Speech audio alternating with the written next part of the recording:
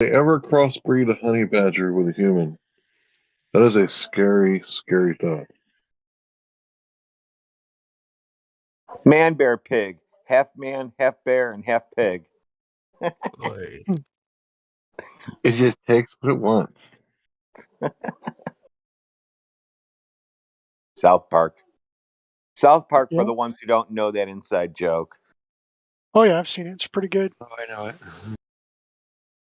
That's probably true, Creation Bear, because but even if it's not, like, I could see them putting that out there, because if people think, well, the majority of the population's already got it, I don't see people, dropping dead, so why not get it? Like, they could be doing that angle. Right. Keep it low on purpose. Yeah. But then again, I mean, it could be true. Who the fuck knows anymore? Pardon my language. You're good. I think the better question is, do we trust them? No, That should be the better question. not at all. Do we trust them? No. So that's probably a better way of, that's more decisive, don't you think? Yeah.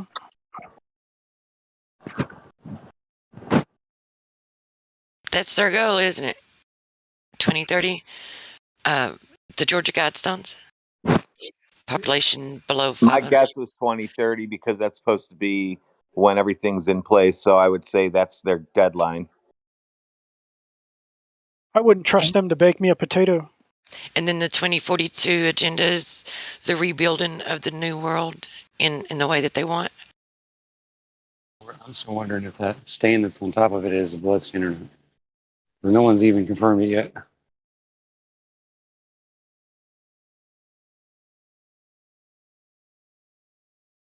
You know about that, right? The Georgia Guidestones. About which one? There's a stain on top of the monument. Oh, if you look at it from overhead, you can see there's a mark. And someone claims that it's blood. And there's like a drain hole there, right? Where it drains down. Yeah, or something weird. Yeah, something creepy about it. Yeah, they probably did the sacrifice when they stood the stones up. Yeah, it's basically those rituals in one of those ceremonies they do. Oh yeah, can't even talk about what those ceremonies are. I saw the new Dune movie, and they have an emperor in that show, and this emperor has these elite soldiers, and before they got sent into battle, the soldiers were all lined up in formation, and they did a human sacrifice ritual to quote unquote bless the soldiers, which I found interesting. Makes me wonder if they've got something like that going on in reality.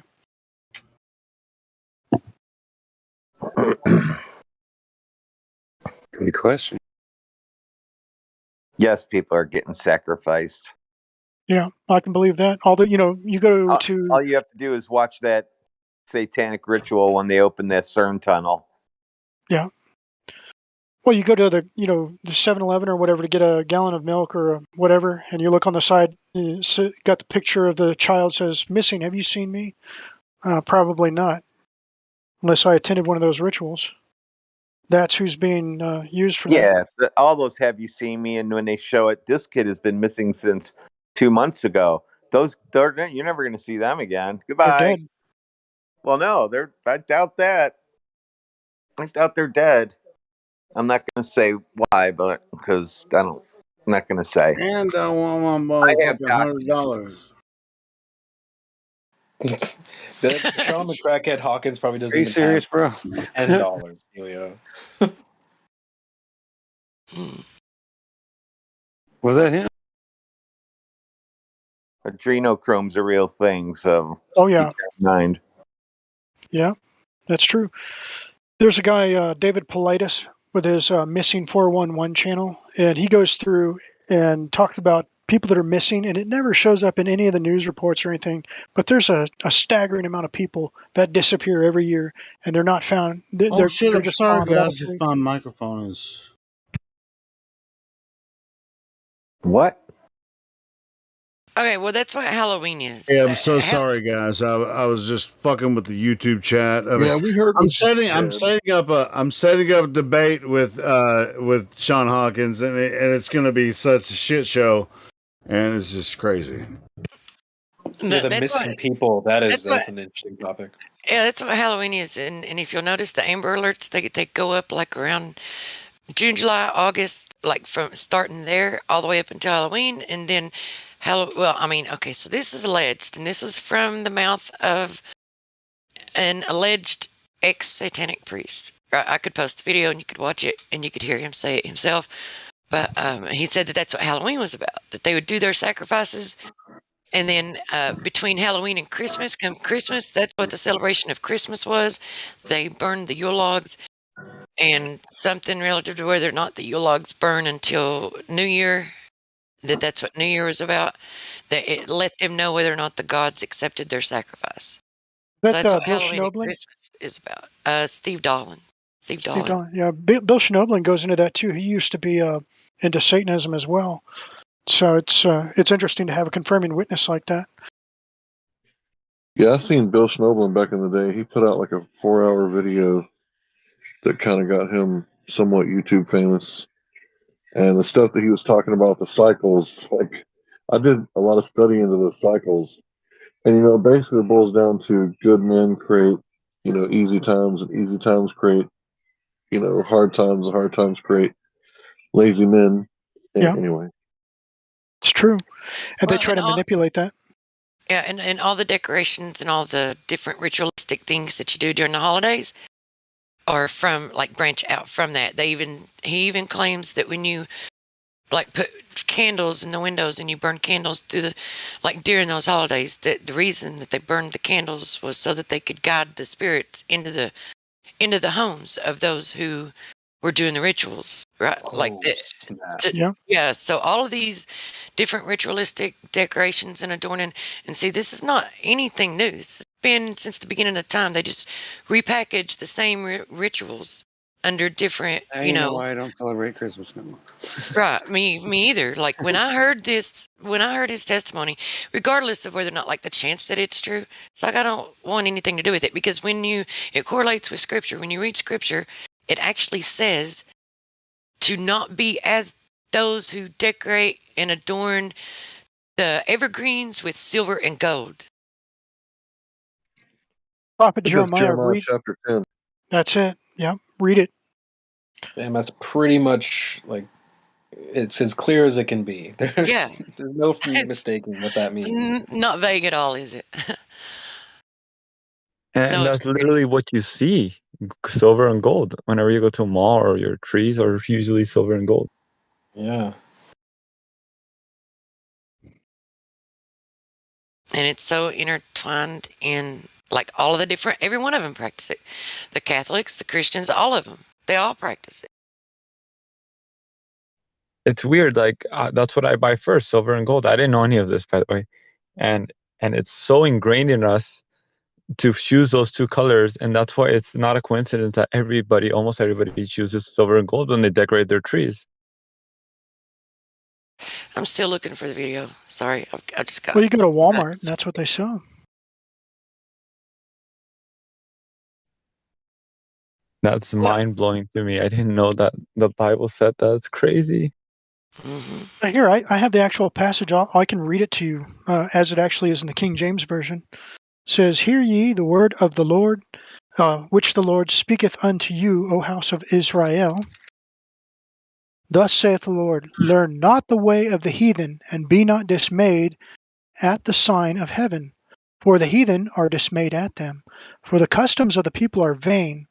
For one cutteth a tree out of the forest, the work of the hands of the workmen, with the axe they deck it with silver and with gold.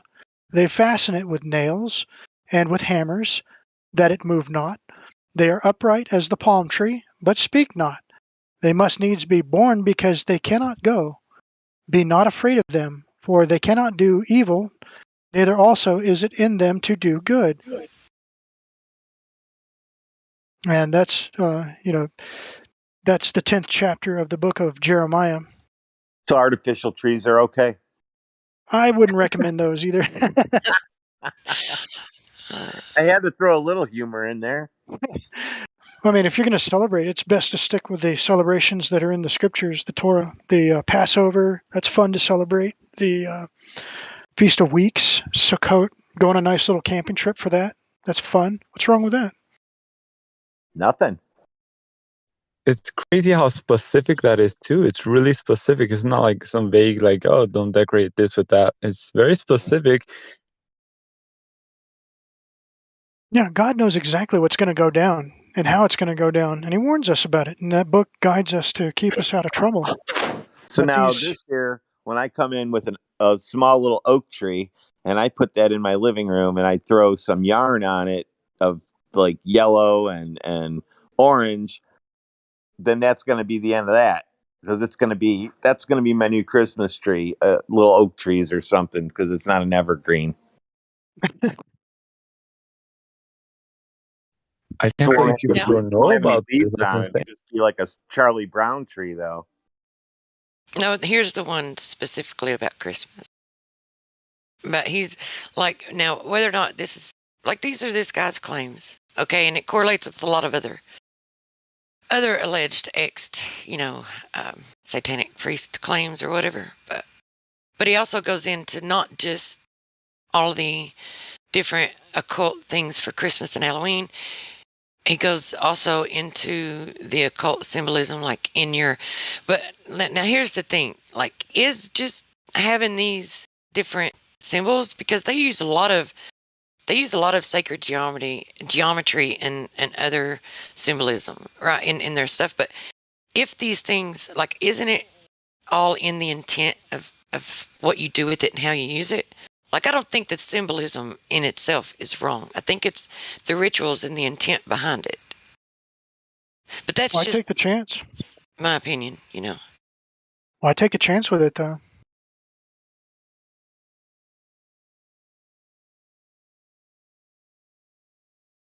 You gotta climb your way out of the illusion. Well, I mean, it could be that there could be some power behind, like some metaphysical, spiritual power behind some of the sacred geometry and symbolism that they use, and it could, like, be helpful if you used it in a good way, like, I don't know, to honor the Creator or to get some, I don't know, divine revelation or some shit like that. But, like, I don't know. I'm still torn about it, because I don't think the symbolism in itself has any inherent evil to it, right? I think it's the intent behind it. But see, that was the downfall of the kingdom of Israel when they were first formed. When they split from the kingdom of Judah, was God told them how to honor Him, but they decided, oh, we want to honor God using the techniques of Baal worship, and that ticked Him off. So God tells us how to honor Him. So if that's what you're interested in doing, the answers there are found in the scriptures, not using the symbols of the Baal worshippers. All right, I have a question. Go ahead. I want to kind of participate in Christmas as well. And how do I normally do it? Like in a Christianic way? You don't celebrate Christmas at all if you're a follower of Yeshua. Because God didn't tell us to follow Christmas. It was the bastardized Roman Empire that, the way they operated was they assimilated the religion of whoever they conquered. They took the deities of the Greeks and renamed them Jupiter and all that rubbish like that. And then after Yeshua was on the earth, they tried to hijack that as well. And they added a bunch of rubbish like the Christmas celebration into it, which we weren't supposed to do originally. It's another form of Baal worship. So if you want to follow, wasn't about getting the doctrine right. How is it Yeshua Baal wasn't worship? even born in December. How is it Baal worship? because it's the pagan religion. That's what they used to practice, and they just changed names around and they inserted things here and there. But it really has nothing to do with Yeshua What or about anything of worshiping God. Baal has to do? Okay, sorry to interrupt you, but what about having a tree in your house has to do with Baal worship? Because it's a symbol, it's an idol. And Sounds pretty dogmatic. Christmas isn't even when Yeshua would have been born. I mean, most likely not even close. Yeah, it's not close. He was not born in December And it's 25th. probably closer to the birthday of Nimrod, who helped build the Tower of Babel. So I don't know. Christmas is a satanic event?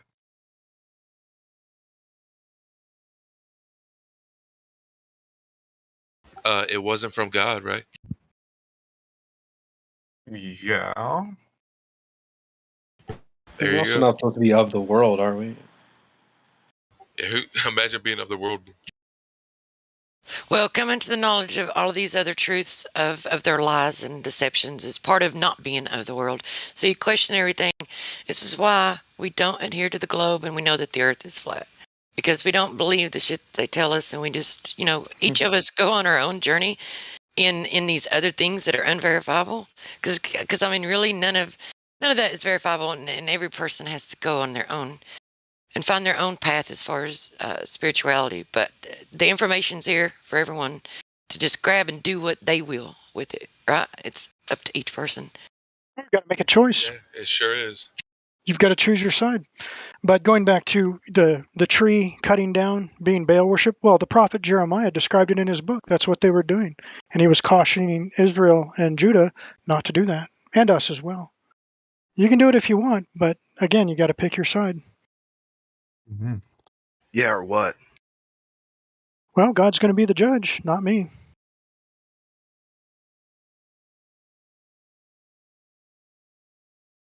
Sounds very silly. In fact, do you know what Baal is in English? What it's been translated to?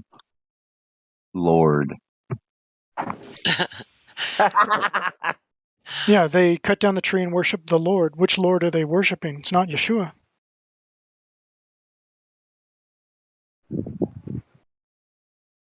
Well, okay, never mind. I'm not going to continue this because I mean I have a lot of things that I'd like to say, but it's pushing it more towards where it's going to become doctrinal, and I kind of want to get it off of it, really. That's why I say each person's just going to have to find their own way, their own path. I'd like to change the subject. So let's say you had a boyfriend, right? He got your name wrong and your birthday wrong. How happy are you going to be? Are you going to be happy, right? Exactly, Hank. Truth. I'm asking you a question about relationships. We're not talking about Christianity, right? Right. Yeah. If you got a boyfriend, he kept calling you by his ex-girlfriend's name, right? And then celebrated your birthday as her birthday. Well, see, I look at it like in the realm of like sound carrying frequency and a certain frequencies, are pleasing or certain and resonate. It's like finding those. That's why the Manly P Hall was very interesting to me. It touches a lot on that, like the 7 sacred vows and how to that it's harmonious. It's like and it's supposed to be praise and worship or whatever. Like in the fundamental conventional how it works, how sound and frequency operates. So if you're saying a word that carries the wrong frequency, like how can it be sufficient? So you've got to know. It's like that's kind of like where I'm at. I'm trying to. Yeah, you're the technology, right? I mean, it essentially that's what it comes down to. Correct.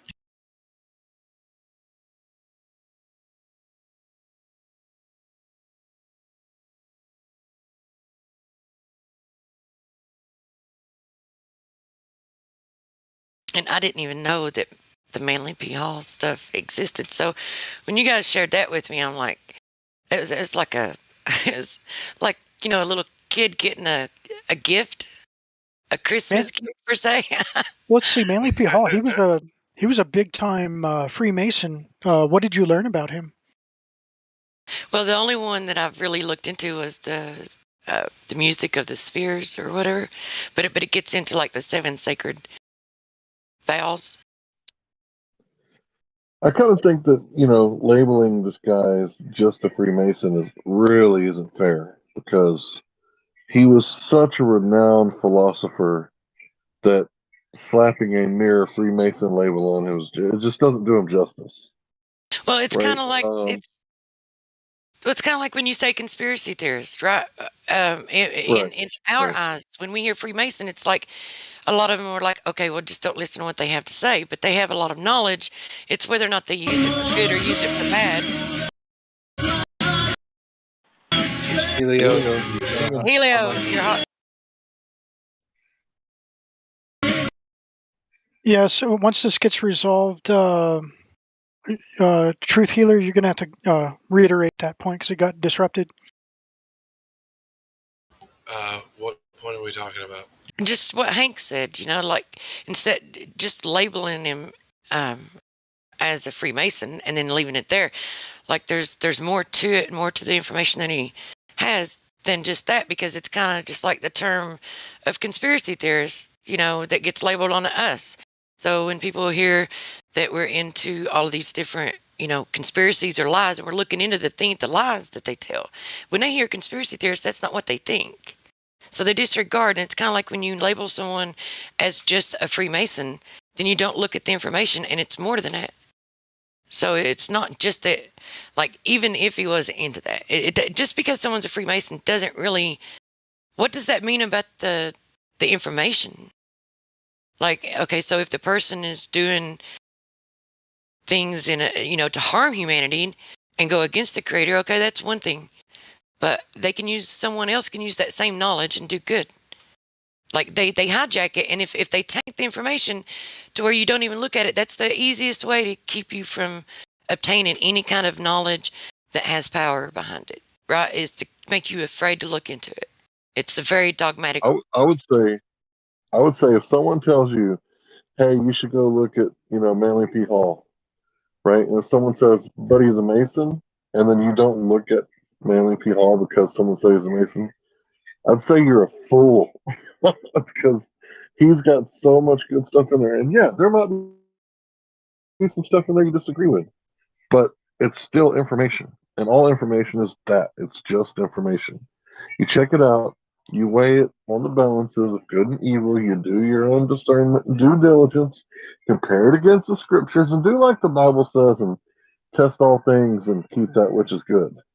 Did it say except Manly P. Hall or except Masons? No. It said to test all things. Right? It did, right? Exactly.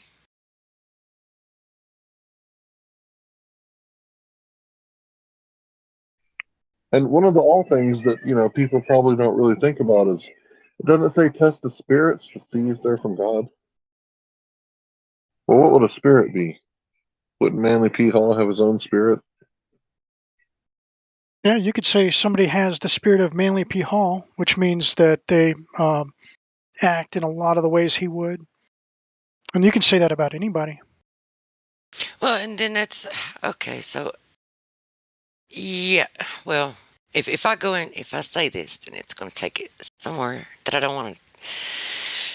Anyway, like all I'm going to say is, didn't all spirits come from the Creator to begin with? And the reason, like, even if a spirit is, like, say, for example, the lion spirit are for those who resonate with it, right? Those who, like, bring it upon themselves to be deceived, right? Because the lion spirit was sent forth from heaven. It said it was created, it said it was all created by him, for him, right? So take that for what it's worth. So you resonate with something, you bring it about on yourself. You draw the spirit. It's all about, how you walk, whether you walk in truth and love, your intent. And just seeking out the truth. You have to seek it. Yeah. And love your neighbor. Yeah, I struggle with that sometimes. I even lie to myself and tell myself that, I still love this person, even though this, but then my actions and words that come out, because I try not to think about a lot of things before and when it comes out, I realize, well, that wasn't very loving, and that came from the heart. So it's like I need to work on myself. Yeah. All part of the process. Just walk the path of life. It's that simple.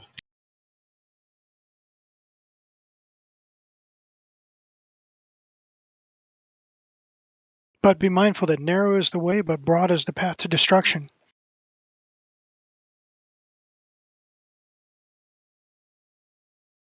Just be a clown on a tightrope tiptoeing around.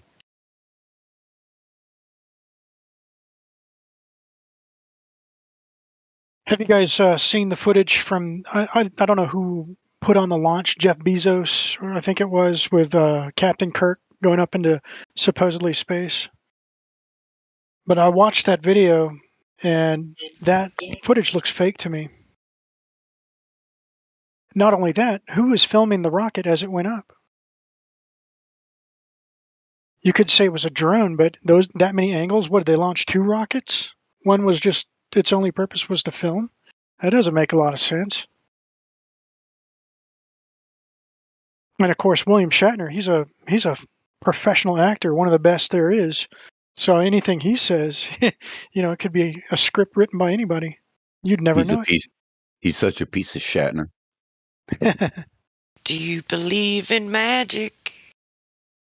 Well, he's an actor. He's a guy that you pay to read a script and make it believable or play a character. He's good at that. He's been doing it since the 60s.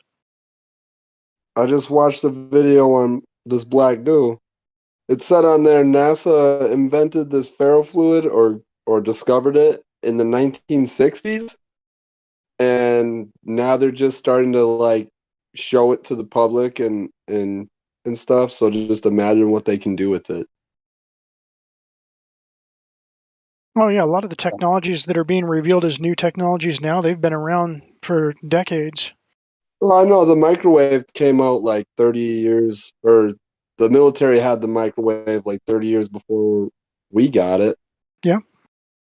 Or something like that. Well, shit, man, just think about it. The cell phone and the communicator that, Captain Kirk used. Wake up, man. You're living in a movie set. Well, there was footage of a woman speaking on a cell phone from, I think it was the 1920s, something like that. And I researched it, and the thing was real. It was they were testing cell phones back in, I don't remember the year, but it was something ridiculous like the 1920s. It was a black and white film. There's no audio on it. It was one of these silent films. Yeah. And the technology used for the cellular phone is the same technology used for torpedo guidance. It's not surprising. And it was drawn up by, I think it was, I know it's not Mae West, but a figure like Mae West or say, one of these Hollywood type actresses with the big gazoogas and all popular with the boys to sell something. To say, hey, look what I came up with. You know what? That's exactly what I was thinking, that we could use something for that. Well, now we have to create something. But yeah, they had car phones, man. Yeah. I don't think this one is. I don't think this video is going to be anything that would be risky or dangerous to share. I mean, it's the Pentagon briefing, which if all of you have seen it, there's no reason to post it. Did you see the gravy? Drop the gravy. Did you? Well, I mean, I want to make sure that I don't post anything that's going to risk the server, right? Because it is in text. But it's been on YouTube Don't for forget many. the mashed potatoes with them gravies. And the biscuits. Well, I mean, if you guys have seen it, there's no reason to post it. Has everyone seen and heard of the God gene? This was released. Oh shit, my Canadian friends, get them freaking French fries and cheese curds ready. It was released.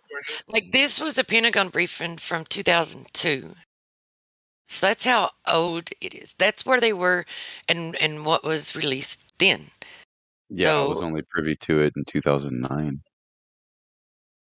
Yeah, and I don't think, and this isn't like a video specifically about the thing that we're not supposed to talk about. So, and the fact that it's been on YouTube all these years and it still is, I mean, I think it might be okay.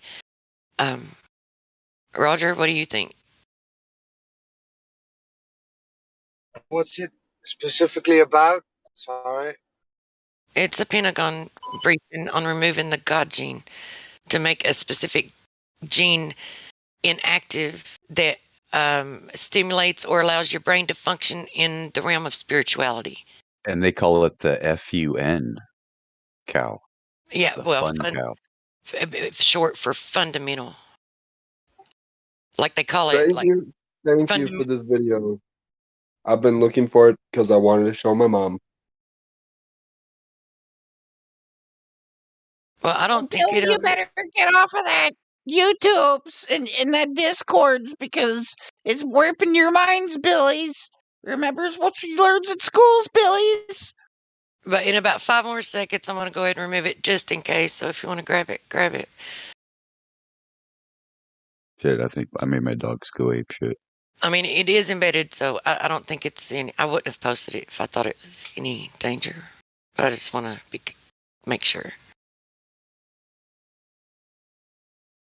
Good looking out, Truth. Thank you. I got the link. I made you a special episode on that, and possibly the link with other things like strep and other things like that. So, and well, that just okay. So, what does this like? This was back in 2002 that was released. But what does this show? This shows their intention, right? What their efforts are going towards, what they're trying to do, essentially what they want to do. So, I mean, and that is a scary thing. Like, if they want to prevent, like, shut the part of your brain down that allows you to have like any kind of spiritual thought, then I mean that's a freaking scary. That's some scary shit.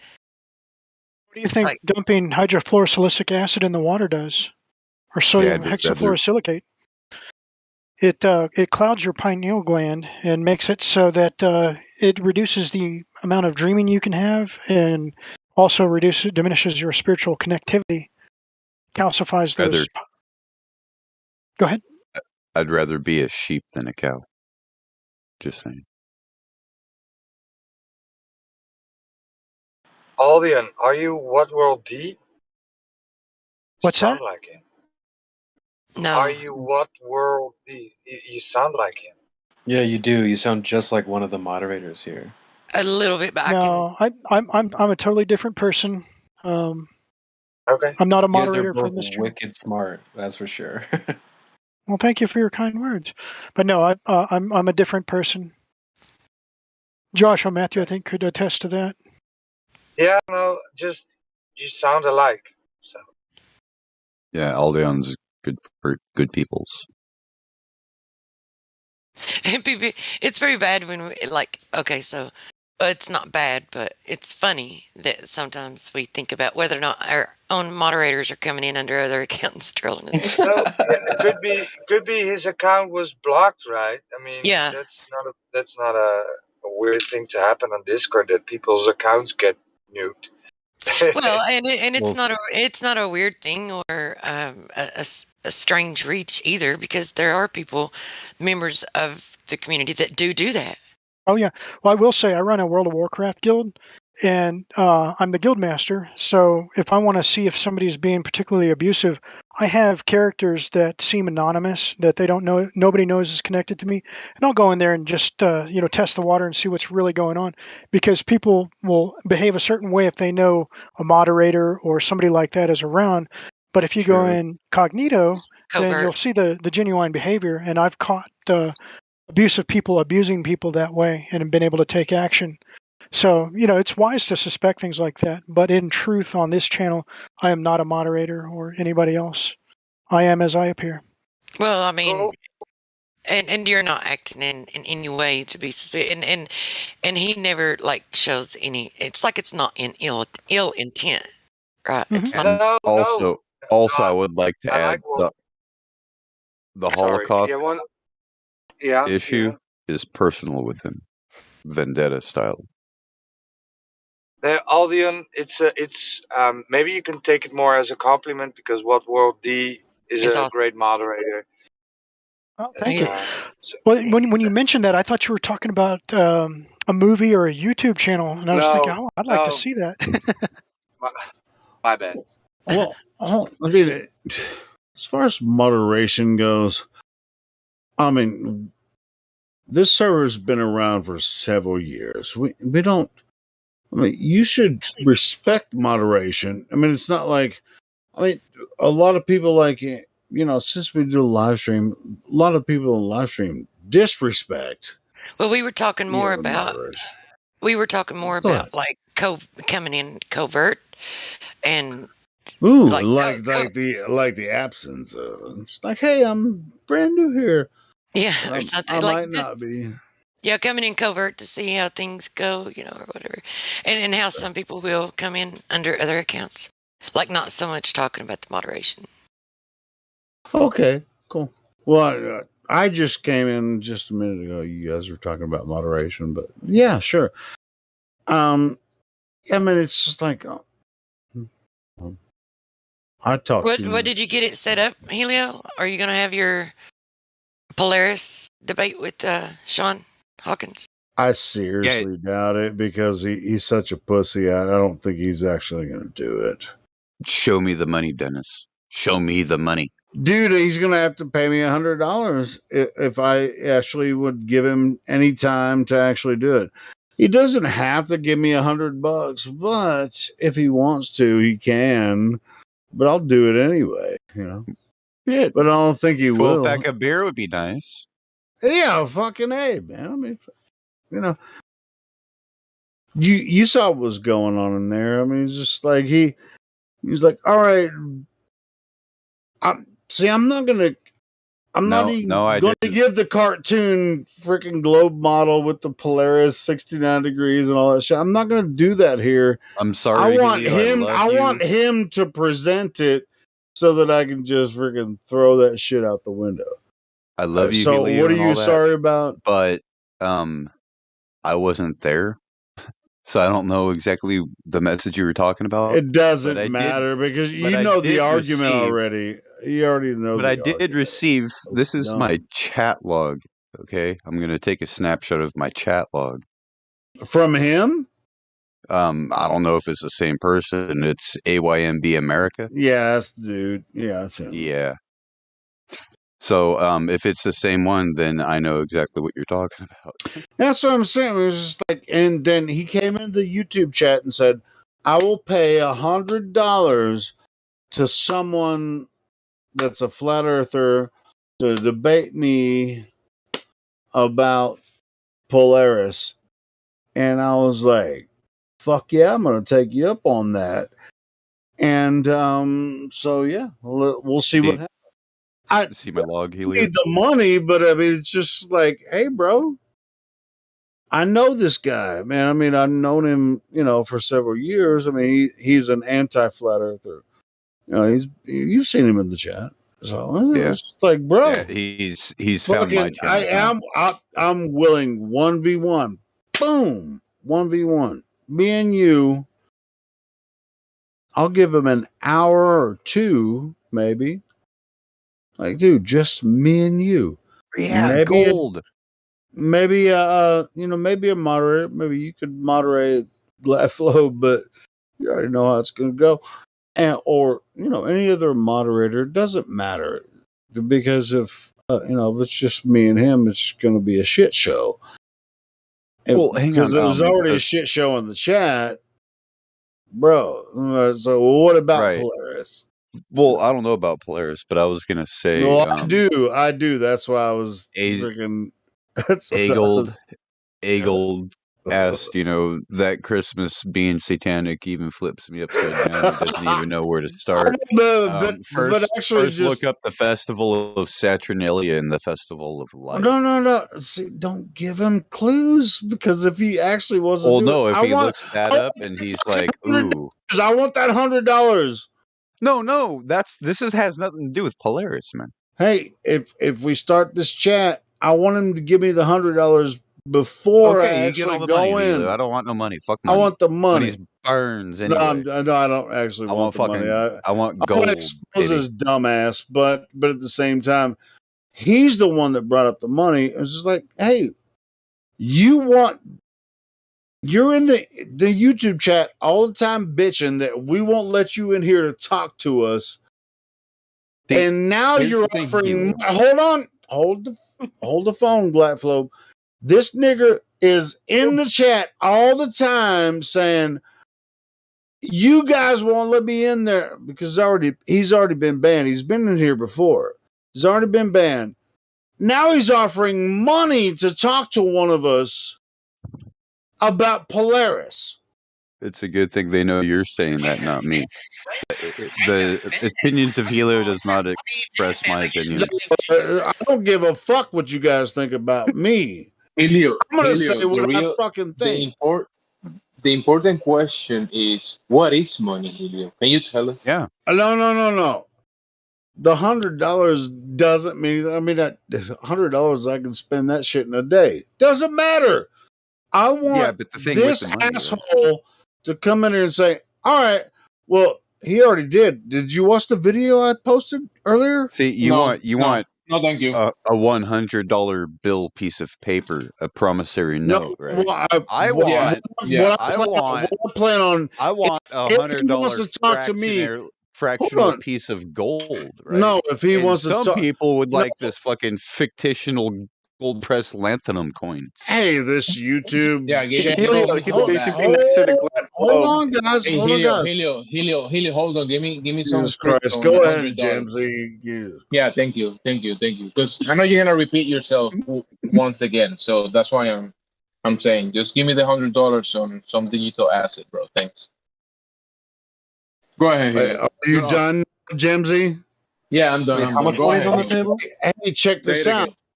Say it again. Here's what my plan is he came into the YouTube chat and said, I'll give a flat earther $100 if it would like the 20 Hold the fucking phone! Why are you guys interrupting me? God damn it! This is like the 100th time you said this, Helio. It's the same words over and over again.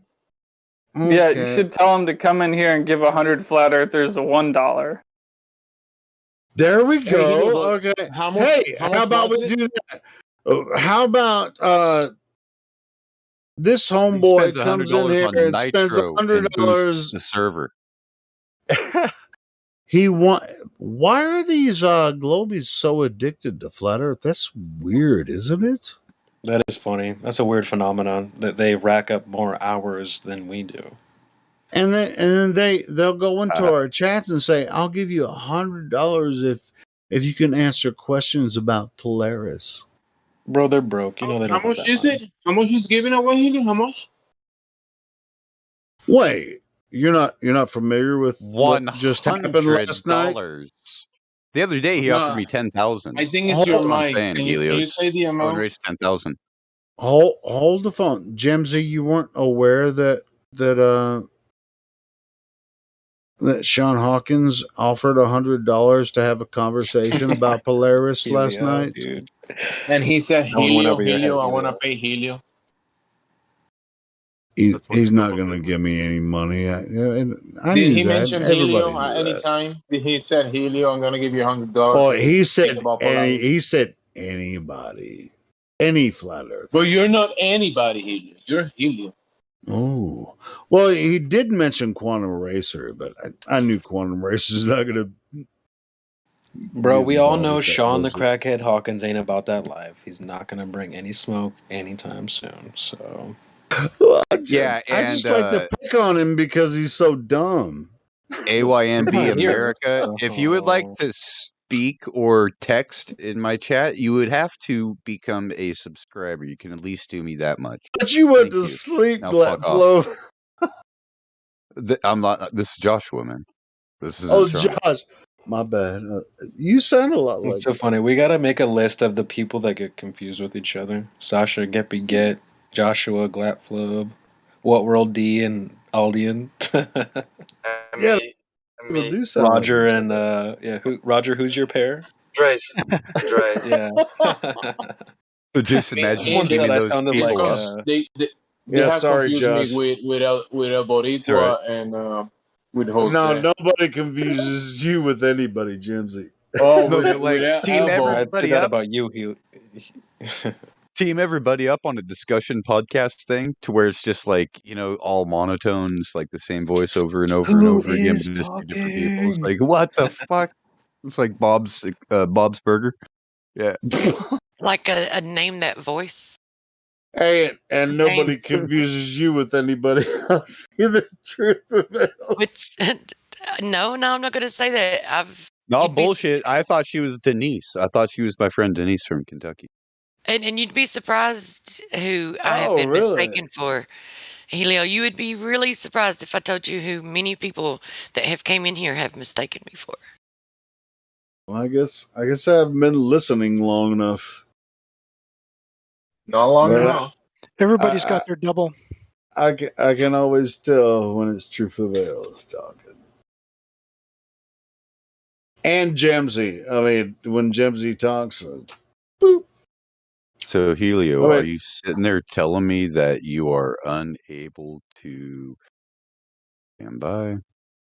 Let me go to my studio. Yeah, go to your studio. and Unable to meditate, do bro. what?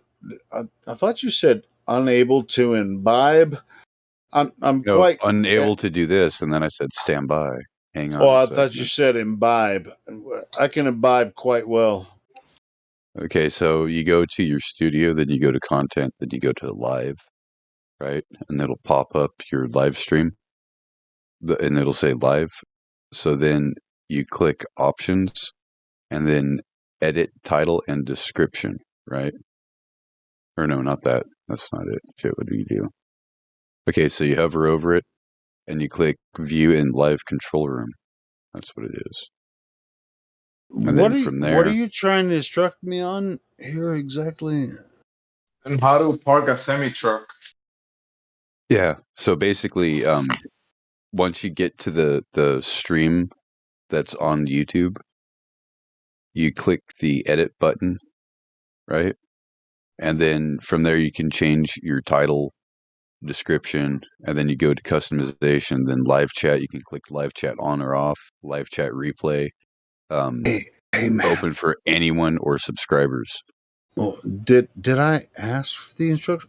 I've been doing this for like Hold on, 3 I'm just years. saying- What the hell are you talking about? I'm just saying, I I'm able to turn know what that. I subscriber know mode how on. to do that. I didn't. Did I ask a question about that? I already know how to do that. No, Helio, but now we know how to do it. So Okay, it was cool. worth I the didn't walk. know that. It was just oh, there he is! There he is! Yeah. I'm sorry. I'm not trying to embarrass you. I'm just like it's just like you're. No, you're saying- embarrassing yourself, Helio. I was gonna say. Well, I don't even care. I'm always embarrass myself. I'm good at that. But I already know how to go into customization. With the YouTube channel. Shit, I don't know how to do that. I mean, I don't know. Yeah. Can you explain Did it I to me? ask Can you a explain it question to me? about that? Explain it to me. How do you do that again? What he said. Jimsy. Explain it to me, Helio. What are you doing? No, I mean this isn't a Can we freaking get back into the YouTube. black goo or something? This isn't a Talking freaking about Sean the YouTube crackhead channel. Hawkins, Freaking YouTube and stuff.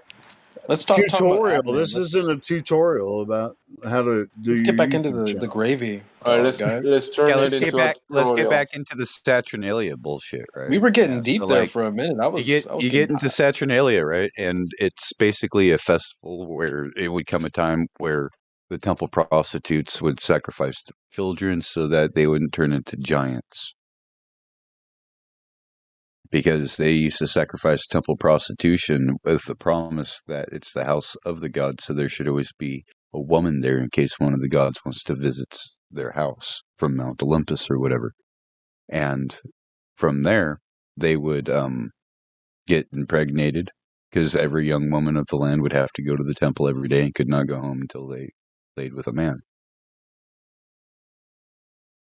So all those babies would be sacrificed during Easter time and Christmas.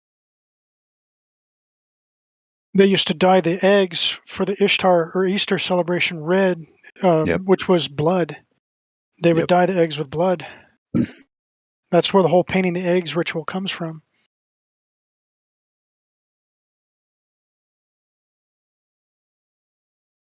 Can someone explain graphene like I'm 5? Yeah. Graphene like a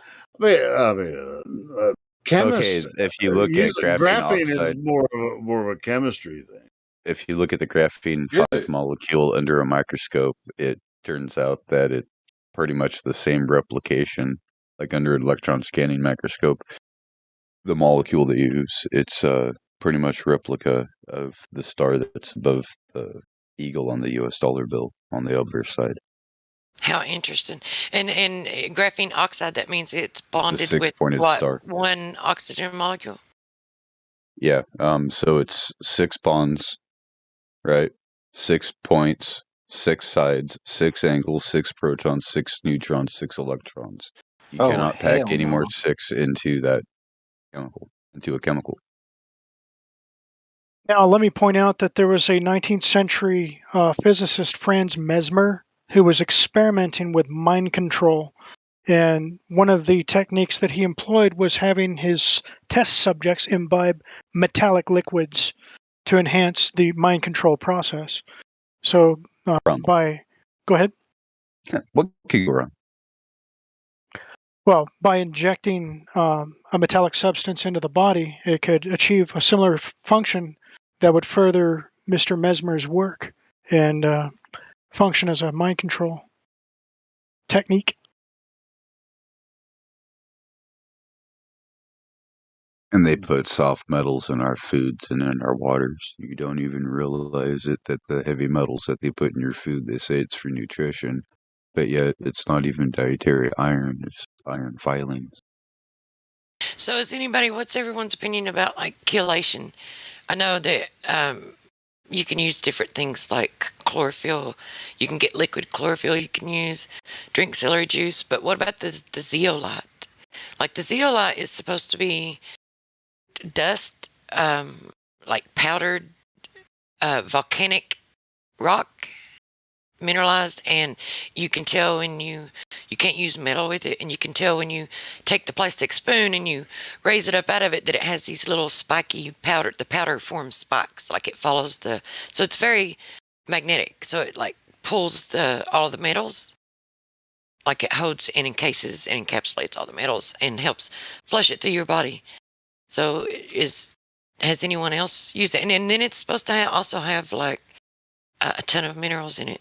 So, and we know that volcanic rock is like, it's pure. It's not, it's. I don't know. All I've heard is that distilled water is the best for detoxification. Yeah, and also you have to be careful with distilled water. And what I was about to say, which I don't practice this. I'm a junk food junkie, whatever, and I'm an alcoholic. Everybody knows this already. But as far as I think if you use distilled water, and you can take the distilled water, add some organic vinegar and stuff into the distilled water, use it, and then with intermittent fasting, you can really have a lot healthier life.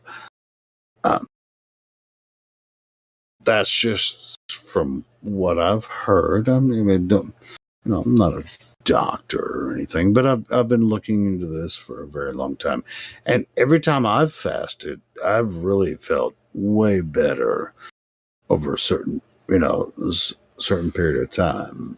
Well, after you use distilled water, though, you've got to replenish all the minerals and nutrients that you're supposed to have, right? Because it kind of strips everything. It's not selective, but it strips. No, but at the same time, while you're drinking the distilled water, if it even does that, in mineral enhanced distilled water, it can still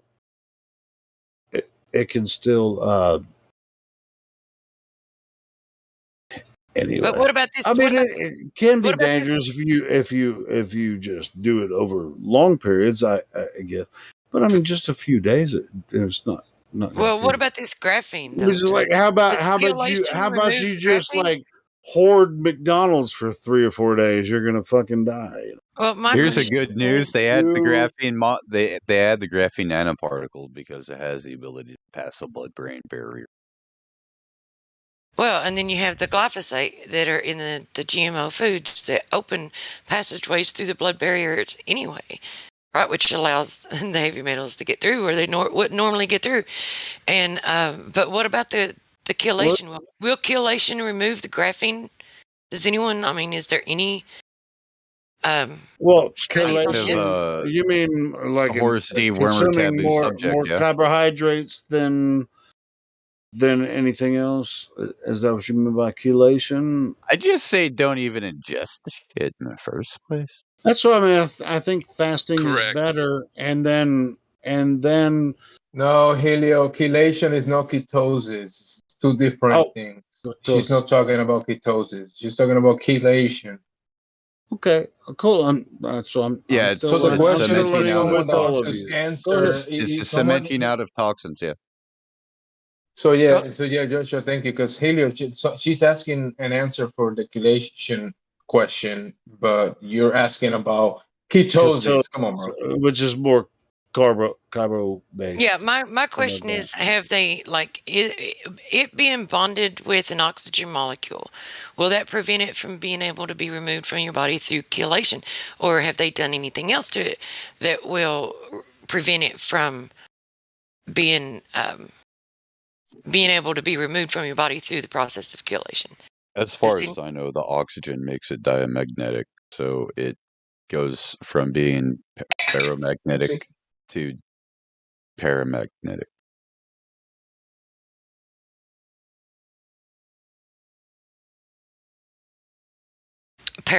Well, what's that mean? Paramagnetic. Like where? So does that mean that chelation won't remove it? It repels magnetism. Instead of diamagnetic or ferromagnetic, ferromagnetic is strongly attracted. Diamagnetic is weakly attracted to a magnet, and paramagnetic is weakly repelled by a magnet. People don't understand that oxygen itself is diamagnetic, and that carbon is a ferromagnetic. Maybe bring molecular hydrogen into the equation, and molecular hydrogen gas. It might make it somewhat inert in a sense. You'd probably have a better process of acetylating it, or that being the case, carboxylating it with acetone. That being the case, Jimsy, how would you introduce the paramagnetic gases into your diet so that you can, know what you're supposed to eat while you're doing the chelation? You eat a lot of beans, Helio. A lot of beans, you get gases. Oh yeah, you would say that because you're Hispanic. I'm just fucking with. So the chlorine. Damn, Helio, with the fucking racist. Whoa, you fucking goddamn. No, he's the one that said it first. I'm just fucking with. I had to fuck with Jimsy. Okay, because he was fucking with me. There's ways. There's actual ways to introduce things like gas hydrogen into the through breeding. I mean, with machinery that produces it. So that's one way. To answer your question.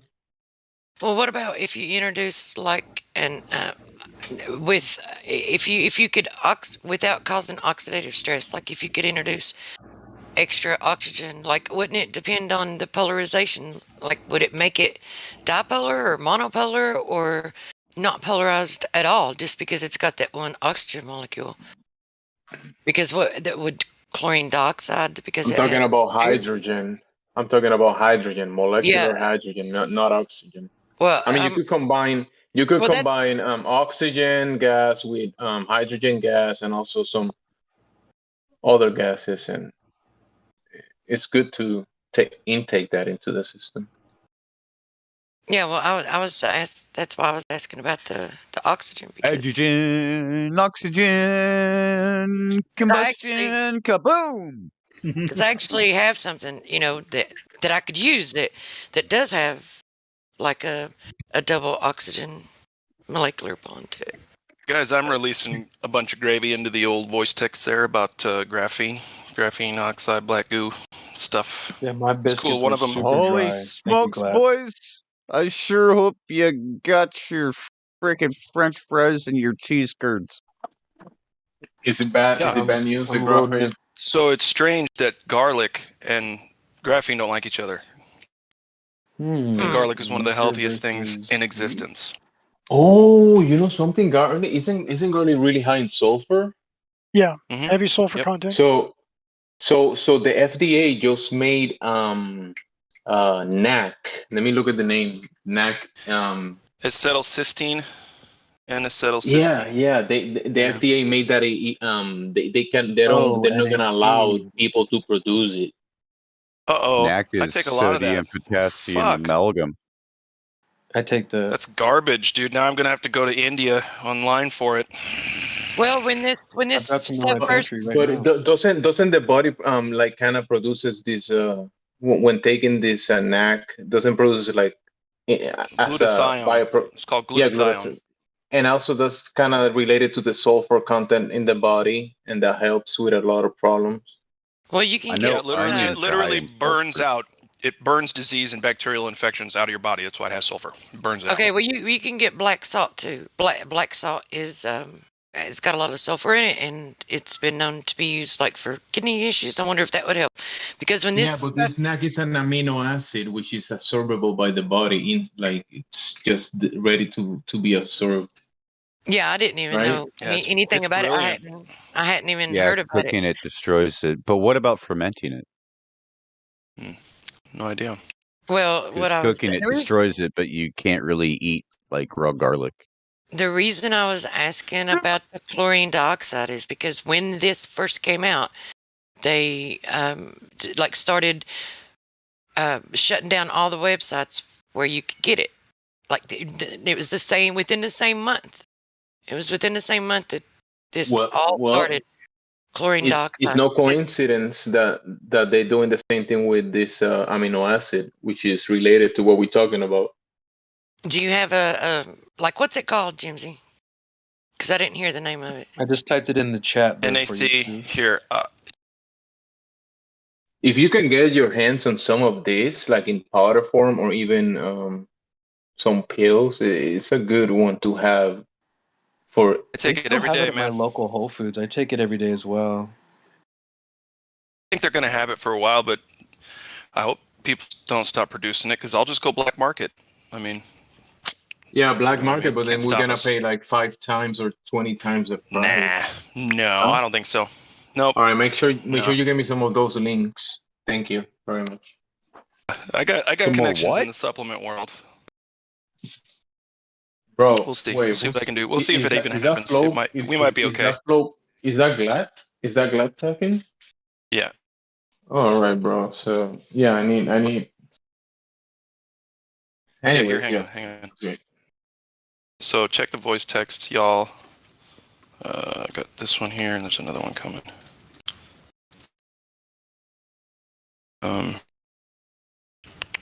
Actually, let me get. Yeah, I don't trust WebMD.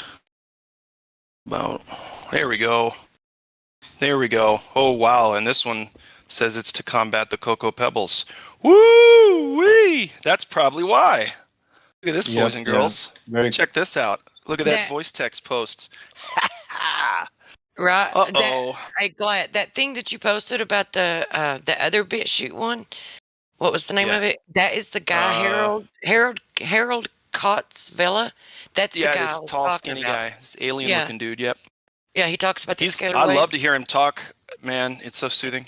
He's very intelligent too. Like you know that he's talking real information. You know he's not just making shit up either. What about the shit that Fauci was just like everybody was made privy to what Fauci had done? Now everybody's hating Fauci. Didn't it just happen? No, it happened a while ago. He's been doing this for a long time.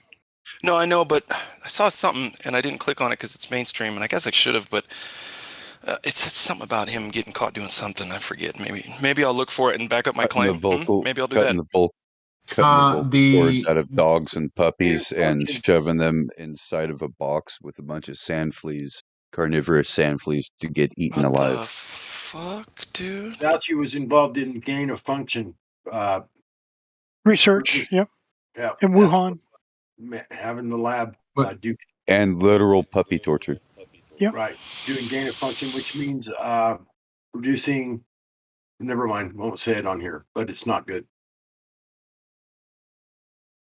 Yeah, he's been caught doing a bunch of ill stuff, but he never gets in trouble. He's like a James Bond villain. He was laughing when somebody they were going over official death numbers. He was laughing. Oh, of course. What? How do you say in Italian sickle? Isn't it Fauci? It's Fauci, yeah.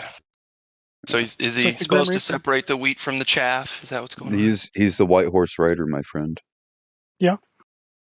He's a big loser is what's going to happen. Tell you what.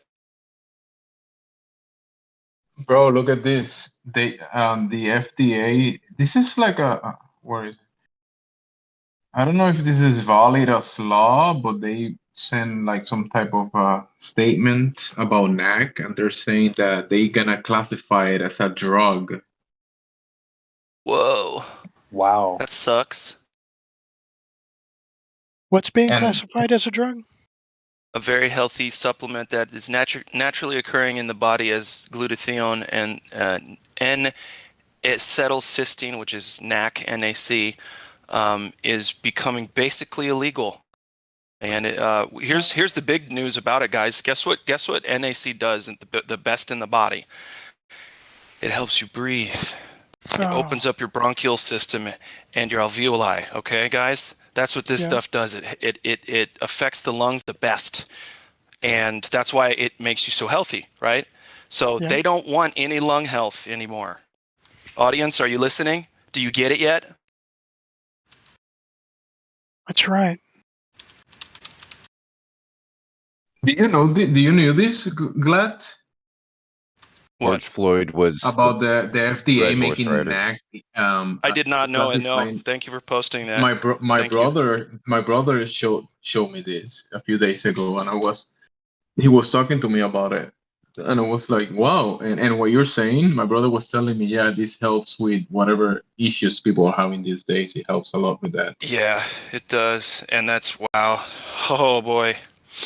I'm going to go see what my nutrition friends have to say about that, guys. I'll get back to you with some news. Don't worry. Bro, I'll see about this, okay? I'll see about this. Before we can't get it anymore. Yeah, like I said, I'll see. My mom's a food and drug lawyer, so I'll get back to you, okay? Yeah, get back at me, bro. This is important, I think. It is very important. Because if we got to start looking elsewhere, I can help.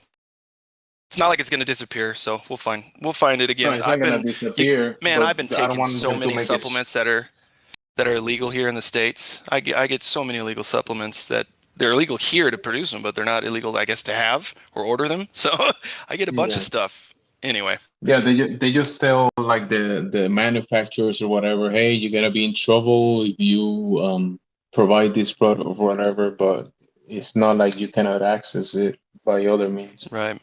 Right. They're going to make it harder. Synthesize it. Exactly. Well, it's already basically synthesized. I take it in a supplement form that goes cysteine, N-acetylcysteine. You know what that sounds like? What? That fucking smart pill from that movie. NZT. Yeah.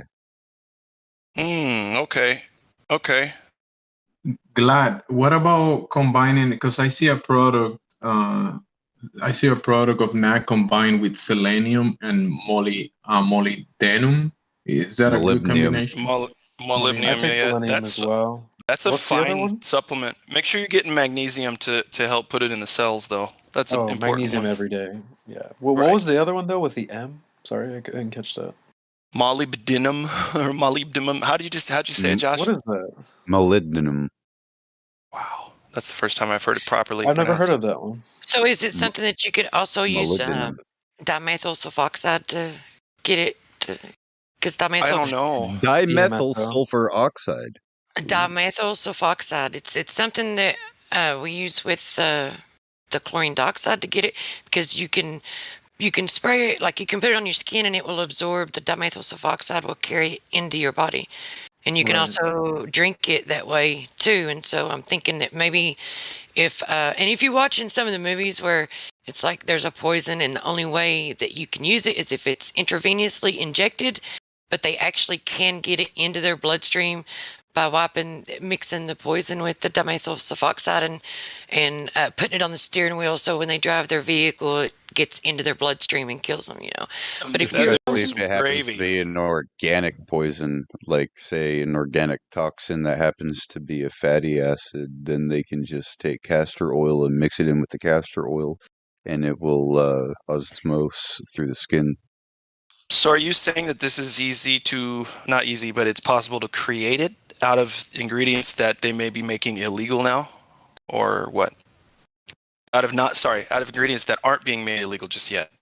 Well, I know you can get dimethyl sulfoxide because I have some.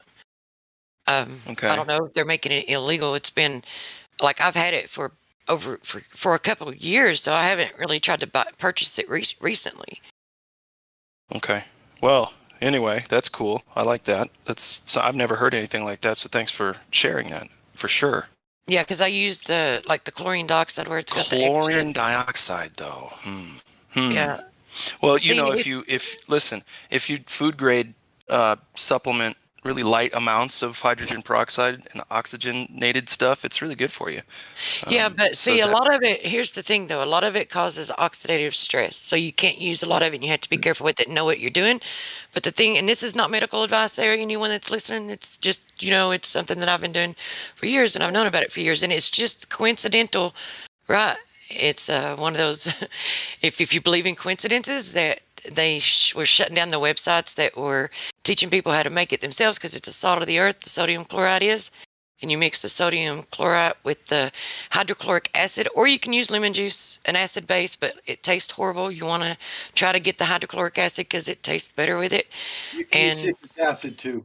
Yeah, but you mix the sodium chloride, which is the salt of the earth, with the hydrochloric acid, and it makes the chlorine dioxide, and then Coincidentally, you can mix the dimethyl sulfoxide with it, and it'll carry it. Like if you've got a tumor or something, I've seen it work like firsthand. I watched a tumor the size of a grapefruit shrink, but it can cause like Hersheimer's syndrome, because with cancer, mainly with cancer, right? Because cancer, when you use it for cancer cells, if you have tumors and you use it for that, then it will essentially cause Hersheimer's syndrome, because you have a lot of cell die-off. But I watched it within 2 weeks, using a very aggressive protocol, shrink a tumor from the size of a grapefruit down to the size of a golf ball. Your tumor or somebody else's? No, it was someone in real life that I was, That's incredible. Teaching how to use the stuff, and because you have to know how to use it right for it to be effective, because it is an oxidative therapy. So it's like you're taking oxygen into through the dimethyl sulfoxide allows it to go through the wall of the tumor. It's a delivery system. That's great. Right, and it causes a lot of cell die-off. And if you use things like antioxidants, I can imagine, yeah, or caffeine, it renders it ineffective. Right, because, caffeine's a son of a bitch for sure for a lot of that stuff. Yeah, and you have to be, like, if you're using it for things like cancer, you have to be careful. Well, I mean, I'm not going to say careful, because it won't really hurt you. It'll just make you feel like shit, because when you do it aggressively and you're having a lot of cell die-off, it will like flood your kidneys and your liver with all these dead cells, which are toxins. So you have to kind of detox and help with like things like milk thistle for your liver and cranberries for your kidneys, and just like, so before you go to bed at night, and you can use moringa leaf powder, because it's got the highest, like right before you go to bed, not within an hour of using it. But this right here when this stuff came out, like the month that it was released in the media that this was a thing that we can't talk about, they were taking down the websites where you could get this. The ones that were teaching it, you can still get the products if you know what to look for, like the specific products that you get to mix, right?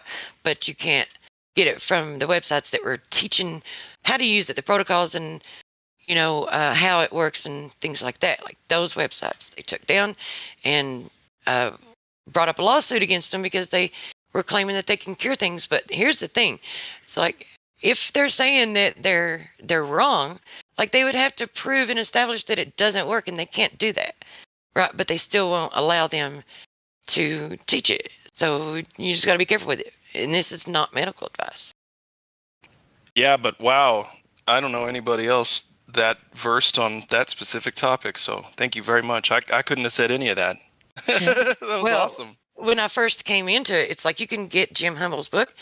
I've actually got a server that's specifically for this and censored health topics. So I just put whatever on there, and there's no censorship at all. So if you see information on there, then you have to grab it and save it offline because it could get deleted any day. Memory But it's only trusted, members that are allowed in there anyway. So, but if I don't know if you want an invite, I can give you an invite.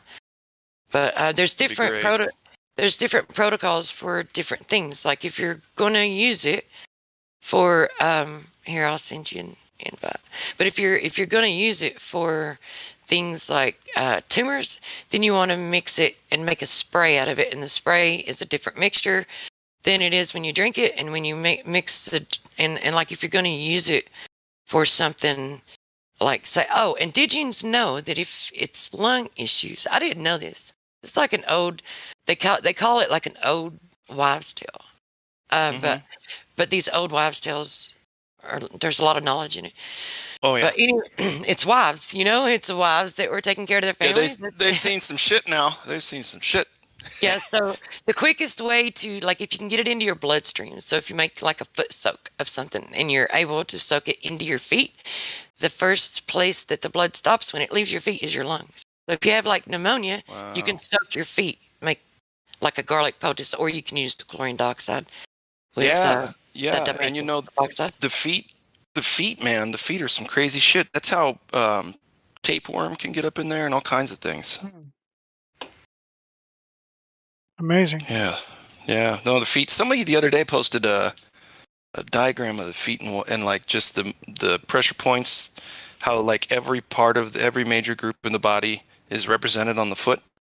You know what I mean? You can like massage a certain area, and all of a sudden, more blood or whatever goes to that area. Kudos to you. It's magic. It's fucking new age magic, guys. I don't know about it. No, I'm just kidding. You're the first person I've ever heard talk about this chlorine dioxide. I've got me too.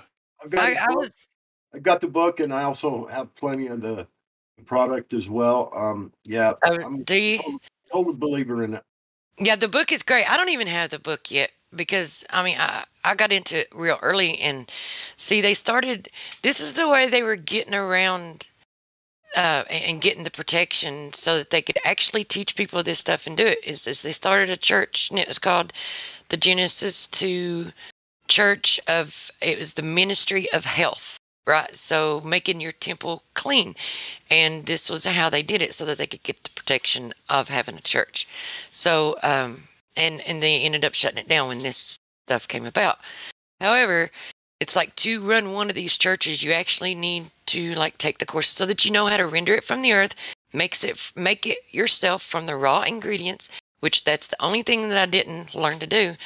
And when I saw the heavy censorship and everything coming up about it, I was like, well, if I become a bishop and start one of these chapters, then that's going to put me on a list, and that's going to make me a target when they start shutting this stuff down. And I saw it coming before it even happened.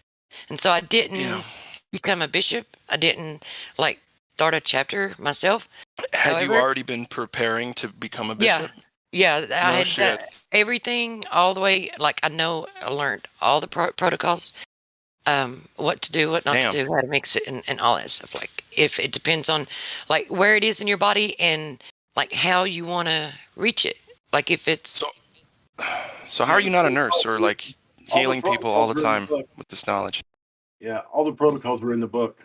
Well, here's the thing. It's like there's so much misinformation about it, and when you're online talking to people, it's like they hear all of these so-called home remedies and natural cures and shit like that that are not. It's like when they hear you talk about it, they just think it's another one of those. Right. But here's the thing. All of these natural remedies and shit, I have tried personally, and I don't talk about anything unless I've tried it. Like, and I've been using this for years. And I actually, like, people in real life, it's like my ex-boyfriend's dad was 70 some years old. He had lymphoma. Well, this has been 5 years ago, so it's even longer than that. But 15 years ago, he had lymphoma, and they did the aggressive chemo and radiation and shit like that on him, and it caused the wall of his heart to become weak, and it ruptured. The doctor didn't know how he lived. He said it was divine because he had to do surgery on his heart, and he ended up living, but he beat the cancer, and it came back, right? It resurfaced, and when it came back more aggressive, and he was getting blood work and everything done because he's one of these, he's a pastor. He's a retired pastor, so it's like, and they're very blue-pilled. But he was waiting, and he had like 4 to 5 weeks still yet before he had his test results. So he's willing to try this. And within 2 weeks, it's like I mixed it, and I would go there, and I would spend the day with him every day for 2 weeks, right? With him and his wife, and they learned how to do it themselves. And he did it for an additional week. And this tumor that was the size of a grapefruit had shrank, and he had some on the back of his neck and under his arm. And using this protocol, his tumor had shrank from the size of a grapefruit down to about the size of a golf ball. And the ones on his neck and the ones under his arm were gone, completely gone. He only had one left that was like a little BB size, right? So, but then when the doctor called him and said, hey, we've got your blood work and this and that and other, so we need you to come in so we can start the therapy. I'm like, well, I don't really know if you even need to mention this with you, doctor, but I wouldn't try to do both at the same time. Like, I wouldn't do the chemo and the radiation and do this. Like, I would say you would probably need to pick one or the other. So yeah, because the doctor will get paid more with chemo than the other one. Oh yeah. Yeah, and you can use it for so many different things. Like anything that is an anaerobic dis-ease of the body, this will work with, right? And not only that, but so it's called an adaptogenic, right? Helps the body adapt to physical and mental stressors. Does that make sense? Well, the way Sorry to interrupt. No. Here, I'll just post it. Go ahead. Keep going. Yeah, it's like I don't really know what you're.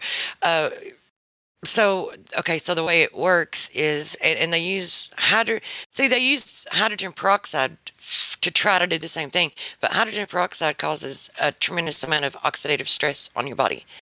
And, yeah, especially the guts, dude. And the thing about this is it begins as a salt rendered from the earth. So once it loses that extra oxygen molecule, you don't have the free radicals through your body causing oxidative stress because it's rendered back as a salt of the earth that it began as. Right. So, and what it does is when it reaches an area that's an anaerobic portion of your body that you have a dis-ease in, it exchanges, and that oxygen molecule, it's like I don't know if it's got anything to do with like the magnetic polarity of it or what, but somehow it makes a hole like in it to where the encasing of it, right? It exchanges the oxygen molecule with it so that the oxygen can get inside of where the anaerobic dis-ease of the body is, right? So dis-ease, yep, the anaerobic, and that's because it's using oxygen. That's what. Aerobic means using oxygen. Anaerobic means not using oxygen. So essentially, so if you're making a drink, you just do like one, depending on the form that you get, like most of it is like 1 drop per 1 drop. You mix the sodium chloride with the hydrochloric acid, and it creates the chlorine dioxide. And you do like, you find your level, so you do like 8 ounces, and you have to use distilled water. And you have to use glass. You can't do it on metal because, of course, it's oxygen, so it will like oxidize against metal. Like, you know how metal rusts. Yep. Well, metal loves to oxidize. Yeah, Love so it. you use glass, and it's like the drops are different. You do like for 8 ounces, you'll do like anywhere from 3 to 5 drops.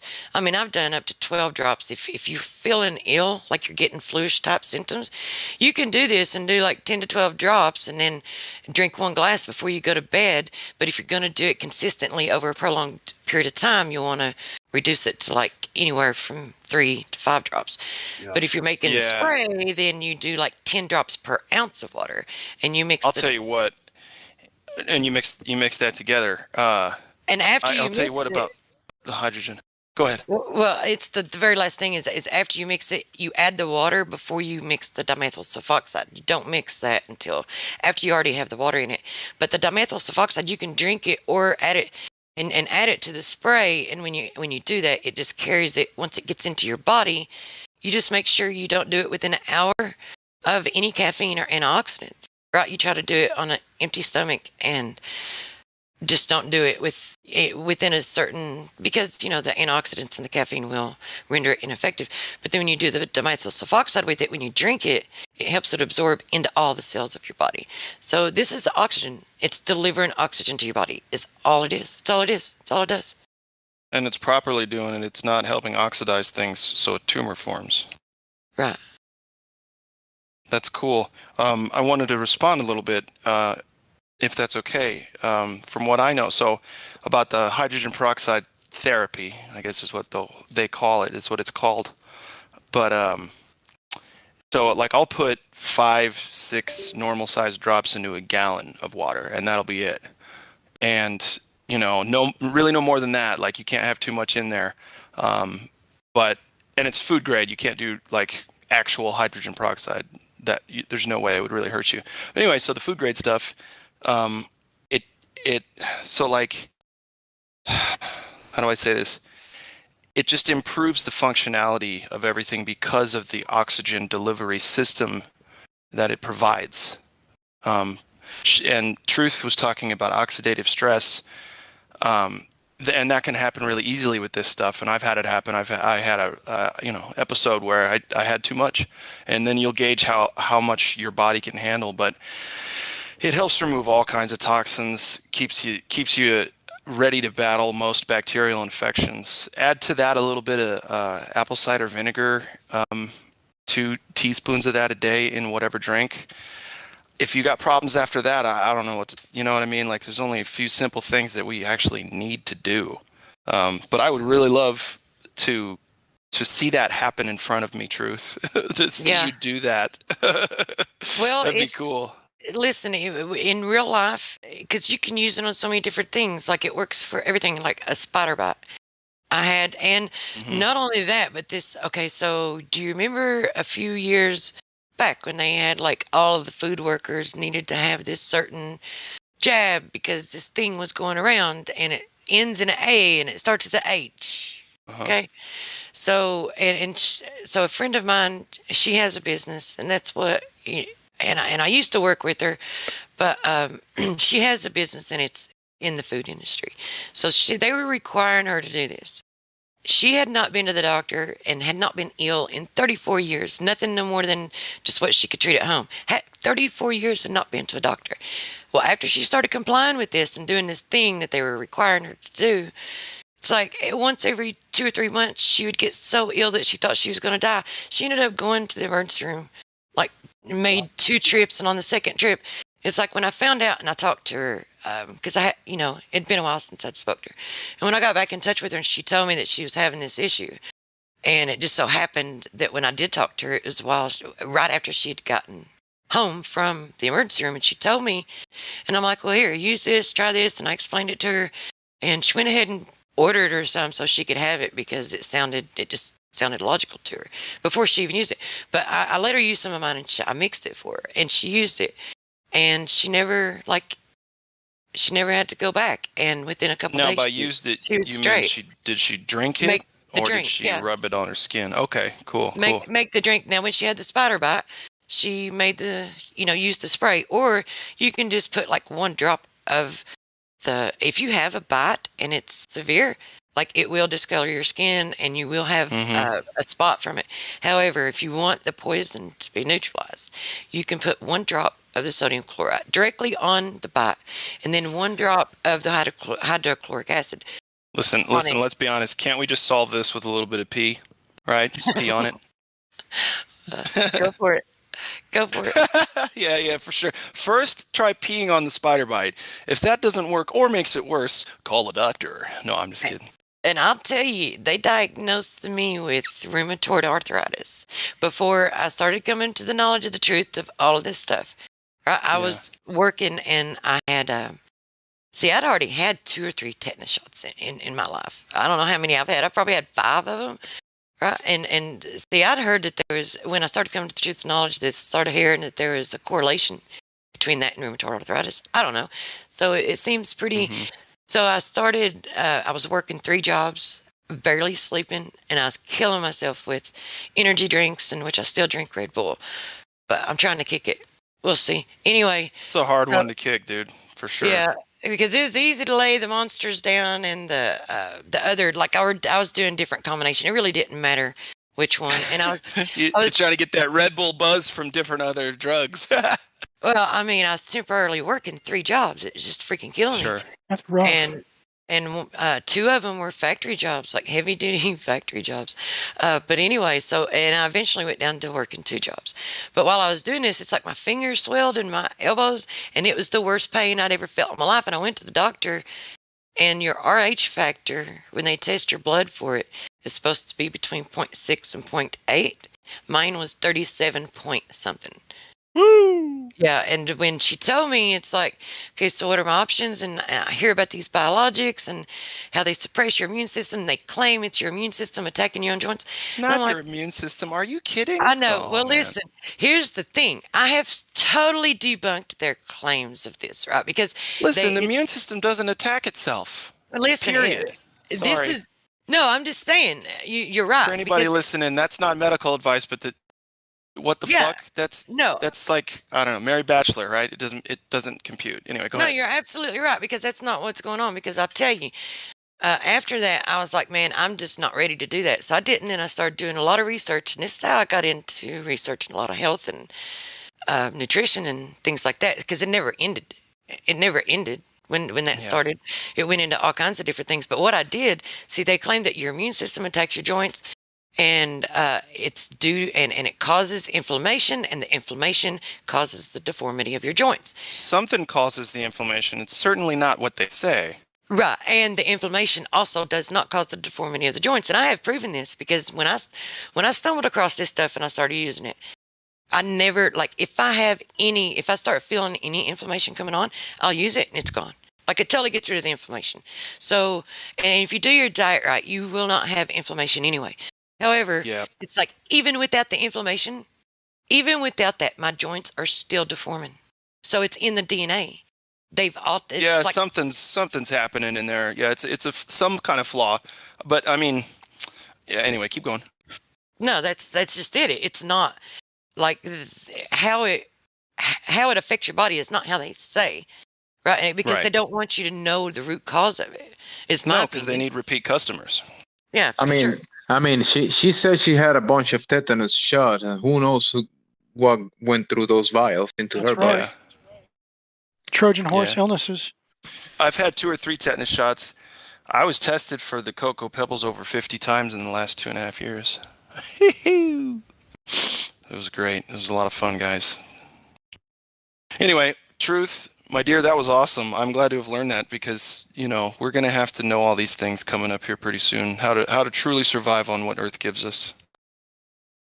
Yeah, it's there. I mean, what does it say? You can ask Truth, and the same thing happened to me. I'll bet it happened to her. I tried to share this with several people, and they just totally ignored me. Acted like I was some kind couldn't care less. Yep. But I'm telling you what, she's absolutely right. This shit works. I'm telling you what. Well, you talk to a doctor or a nurse about supplementation and treatments like this, they'll laugh in your face. Because I've seen it. Right. I've seen a medical doctor do that before. They're a cult.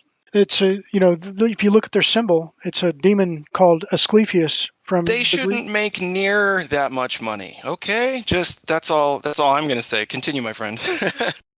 Well, the they are under the banner of Asclepius, which is Apollyon's son in Greek mythology. I've But seen it's firsthand something that they pay some of homage to. I've seen firsthand some of these professionals treating someone for something, but giving them something else that will cause another problem. That's right. And yeah, Yeah, they advertised it on the. It's so funny. It's not really funny, but once you come to the knowledge of the truth and you try to tell people and explain it to them and you show them the evidence, like right there, like look here, you just whatever way you show them, whether it's in firsthand demonstration or like other naturopathic doctors and their research, and you share it with them. Then they just laugh at you. And when they laugh at you and then they mock you, and then you're right there in the vicinity of that same individual, and a commercial comes across the screen, and they're defending Big Pharma, and a commercial comes across the screen of the television, and they're like, here is this, and it treats this, and then the entirety of the commercial is telling you about all the side effects that it can cause. May cause, liver failure, kidney failure, heart attack, like all this stuff. Even sudden death is a side effect of a lot of medication. And good I'm just stuff. Like, it makes me laugh because I'm like, really? So this is what you want? This is what you're defending? Okay. What was that phrase? People don't give a shit, man. If Trojan medicine. Trojan horse medicine.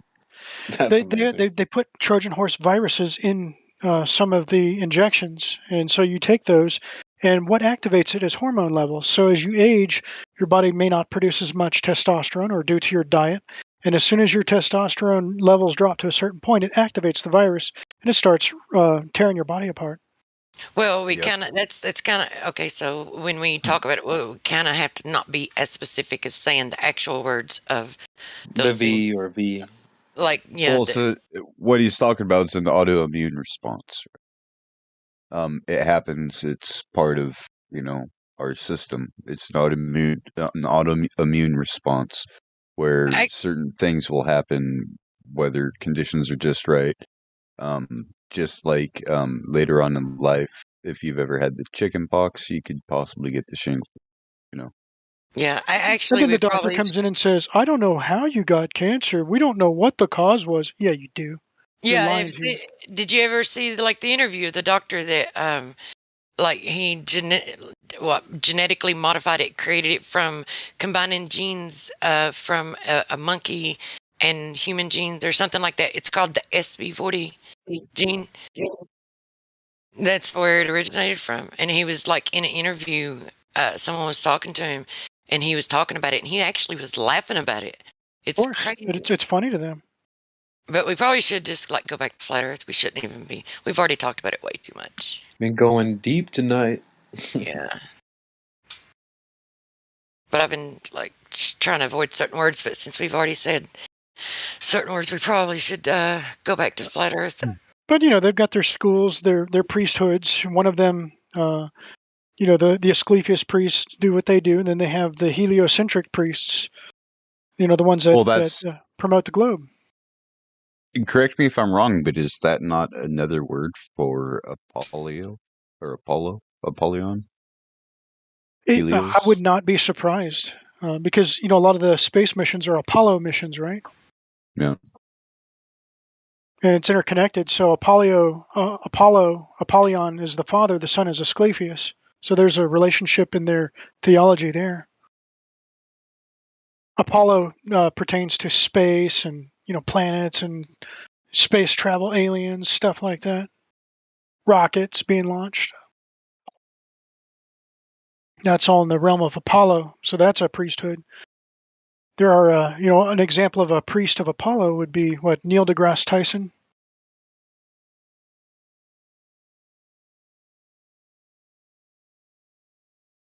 Oh, there's going to be so much more that's going to come. That's going to be so right in your face. More, all of this stuff is pretty much right in your face. But it's going to get worse because they've seen that everyone is so programmed and brainwashed, and it is. It's just that it's separating the wheat from the tares. Yeah.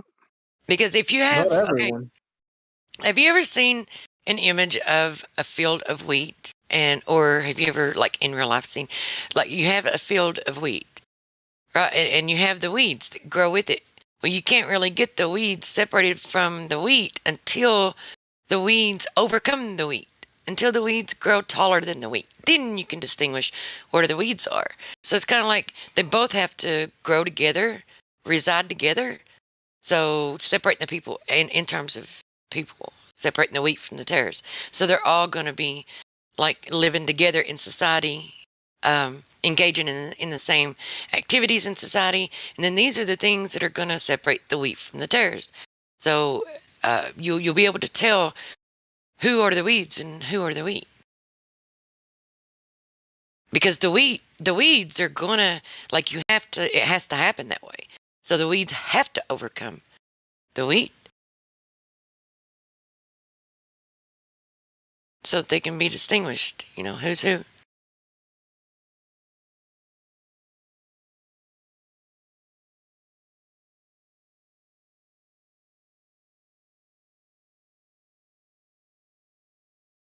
Well, that's why you don't take any sort of violent action, because you'll end up hurting some of the wheat. It's the angel's job to do the separating the wheat from the chaff.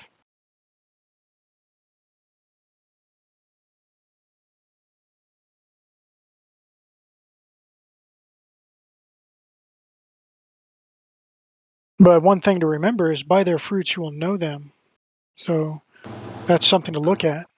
That's a really good point. I mean, yes, by their fruits you will know them.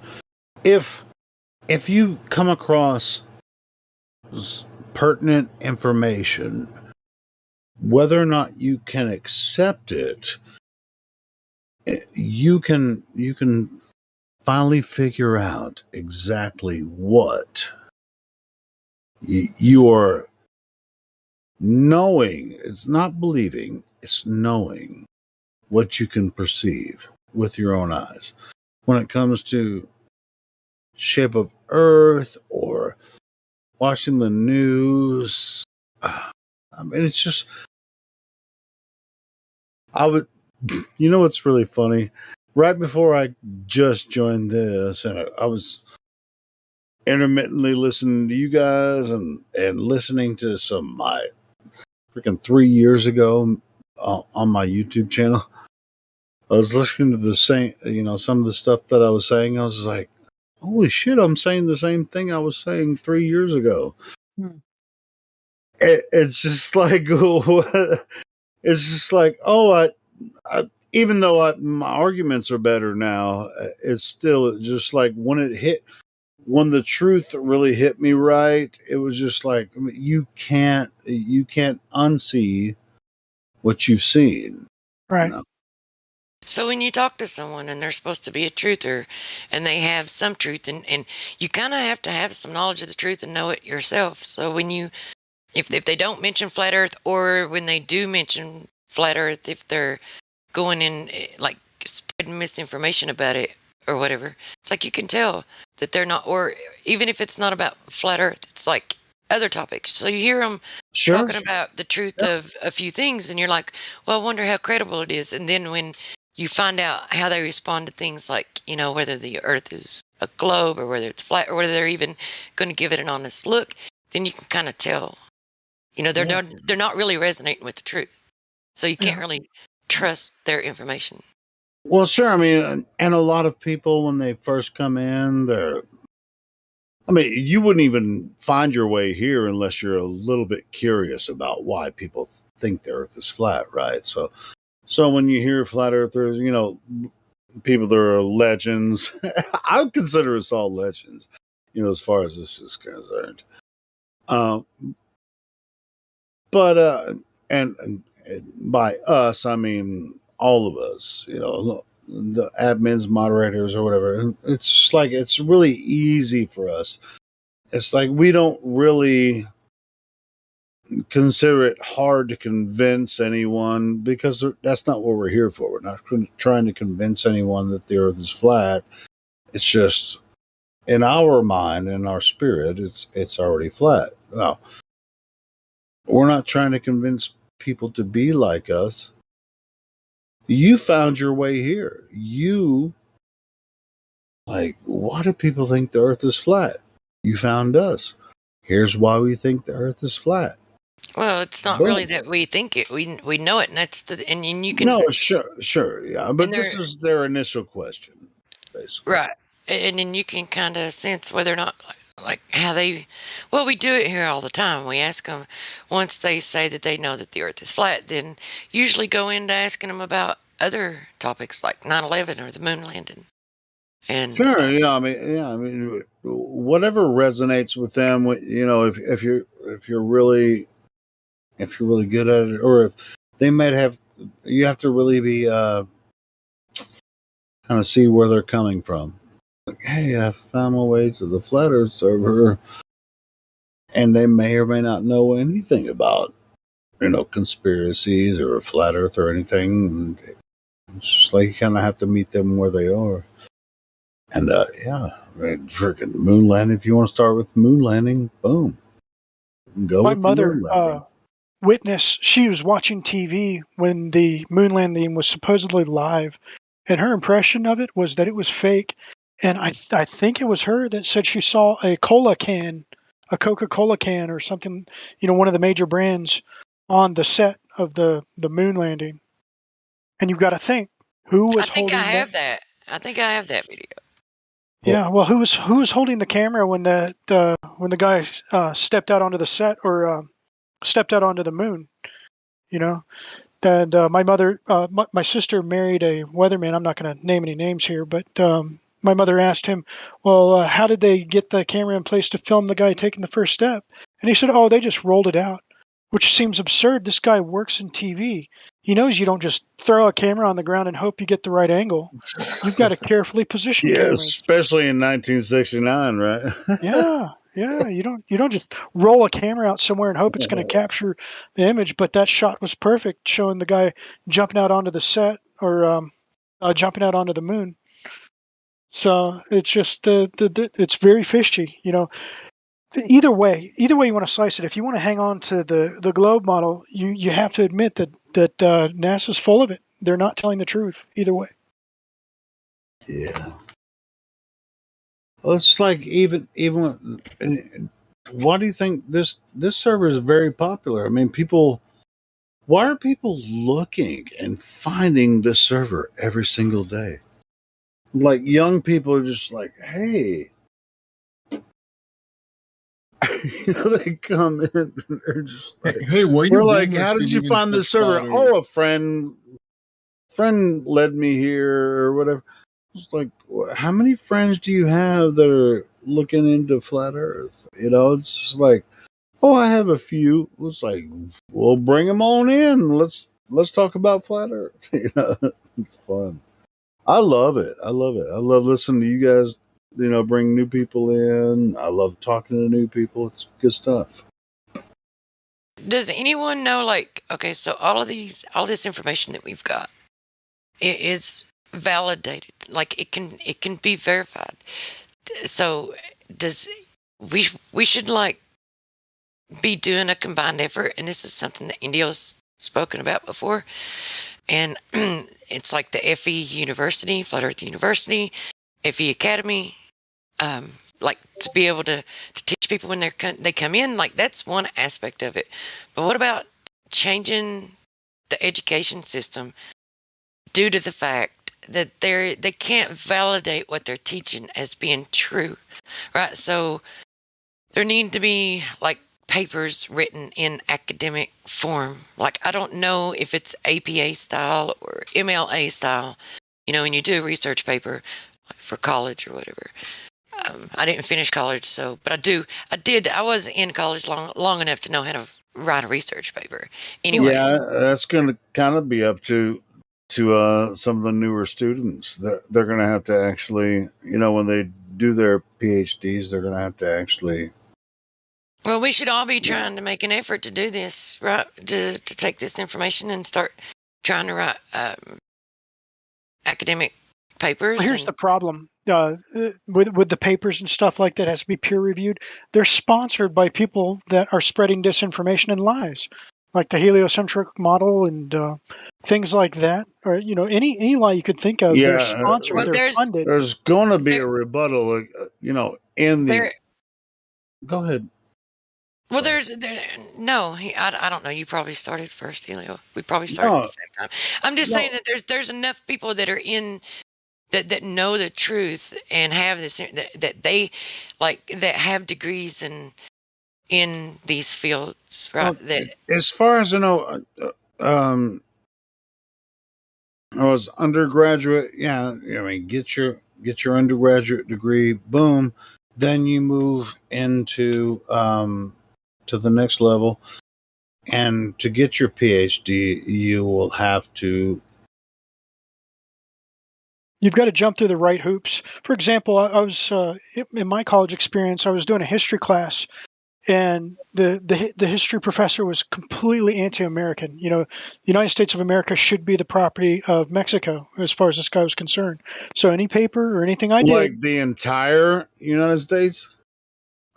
probably. I mean, this guy, you know, At least California and Texas, right? yeah. Well, to start, you know, the United States of America shouldn't even exist as far as this guy was concerned. So the thing is that in order to pass that class, you have to play ball. You can't. I can't. There was a guy in the class that was saying, "No, that's not true," and he was pointing out the lies that the professor was telling, and that guy flunked out. But you know, I just kept my mouth shut. You know, pretended like you know, I wrote in the light of what that professor wanted to hear, and that's how I got a good grade in it. And that's what you've got to do to pass. You can't. okay. You can't buck them outright. You can go through. You can play along and get the degree, and then after you have the degree, you can speak out. But while you're trying to get it, you're not going to get anywhere. They'll shut you down quick. Well, I'm not So do talking you get? about like having it accredited by by that system, right? So Uh-huh. if these papers are written and Well, you what take system? the What system are well, you suggesting to get your I'm getting PhD from? Go I'm ahead. not talking about getting a PhD. I I'm know. talking about when these I papers are know. written and you take and you hold the education system that are teaching the children and stuff in school as truth, hold them accountable with by getting a combined, you know, conglomeration of all of these different papers. So, and taking them to court, and the only way that they can refute it or dispute it is if they prove it to be wrong. They would have to so one thing would be that they would have to show measurement of curvature, and they can't do that. Or show a demonstration of being able to have a 50 torr adjacent to a 10 to the negative 17 torr pressure without a container, or have some demonstration of water curving around the earth, or have some demonstration of gravity when it's not gravity. It's these other specific gravity. It's just weight. It's not this mass attracting mass shit or the bending and warping of space-time. Like if you take them to court and say that you're teaching this shit to the Sister, children. amen. I'm just playing, but yeah, you're exactly right. But they're never gonna touch that shit. Vin Garcia's already done it. He had a contest. He said, "I have a huge cash prize if you can prove that the Earth is round." And this guy took him up on it and said, "Oh, I can prove it." And Zen Garcia said, "No, you didn't prove that the Earth is round." So they took him, and it went to court.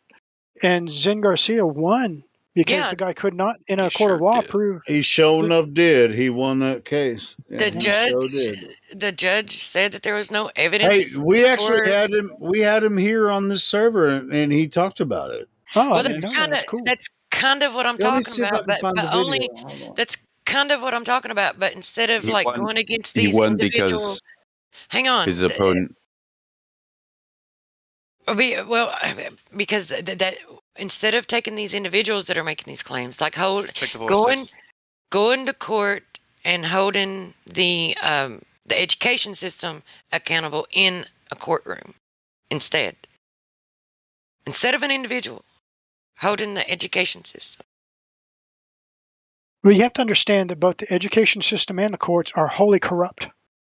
Well, I mean, I know, but still, they would have to, they would have to in a court of law. I'm sorry, guys. In a court of law, they would have to have evidence for it. They would have to, and they have none. So, instead of taking an individual to court, taking the education system to court, and having, these academic papers written and saying, disputing what they're teaching the children in the education system and holding them accountable in a court of law. What would that do? Well, the media certainly wouldn't cover it. I can tell you that much. Don't need the media to cover it. We just need the education system reformed and stop them Well, from I mean, teaching you lies. can't shine a turd. Anybody with any sense or ability would not permit their child to enter into the clutches of these monsters that run the education system. Teach all the lies that they do.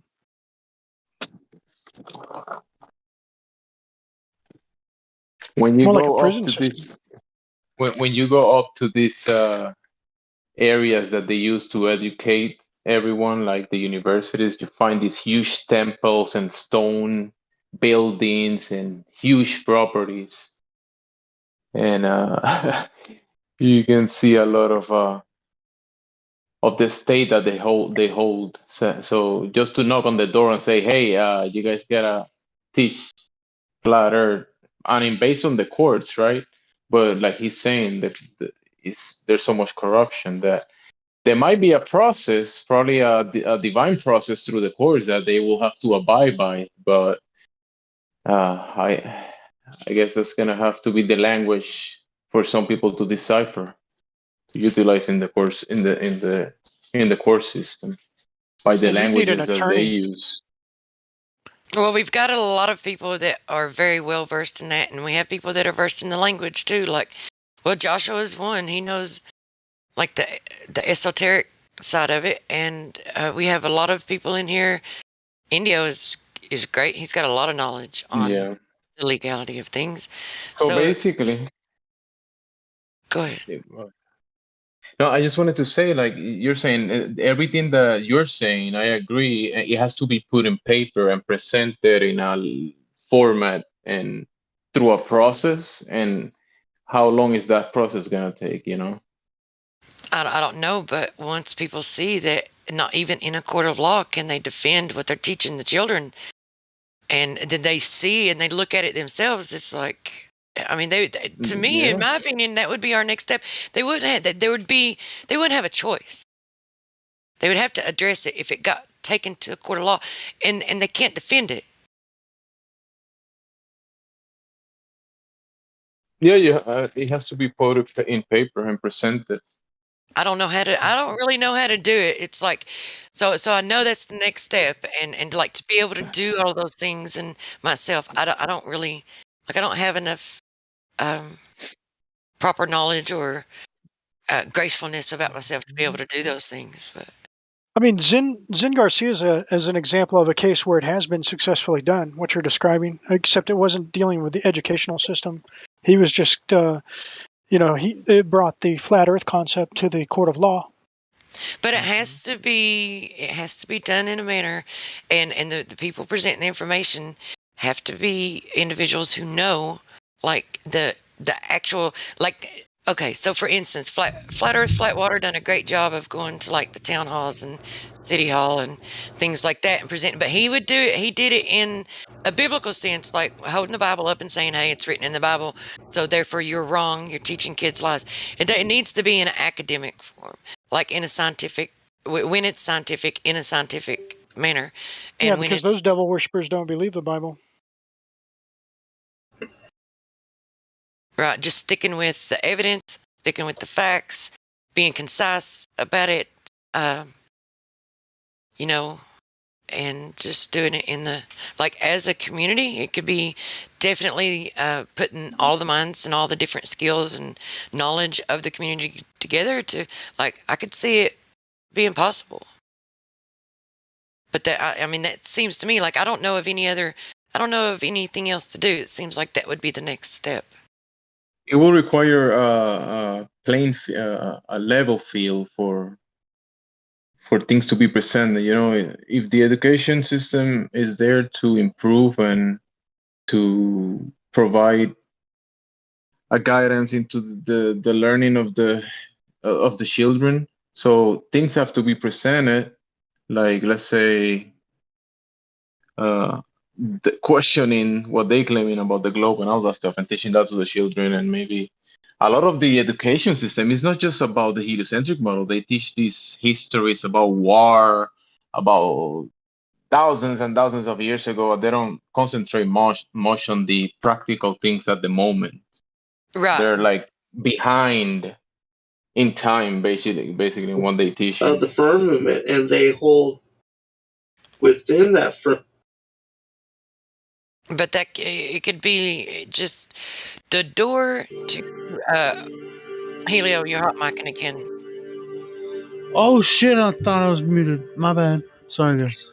But it could be the door to open up the investigation into the education system, and once that begins, then all of those other aspects can be looked into and corrected. Also, you know. You know, the education system that I know is a home with the family and the Yes, community, and that's it. that's where it starts. For at least from my side. That's the wise thing to do. Because the government schools, they're just glorified prisons. That's all they are. And when you go in there and you tell them, "Hey, can you educate my children?" They say, "Sure, we'll do it." And you gotta abide by the rules.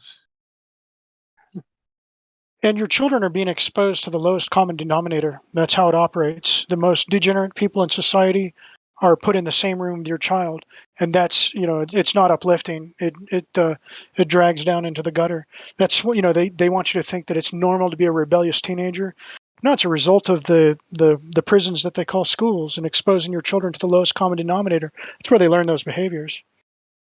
Yeah, and when you look at it, they put in a cage for many hours during the day when people should be outside actually doing things out there. That's right. Or actually reading.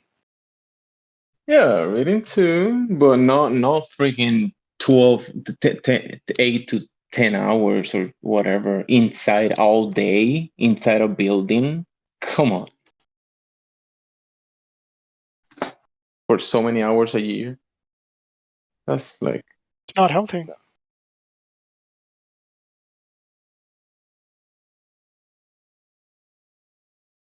But yeah, it could serve a purpose, but I guess when it's left to the politicians and those policies to take over and being put in front of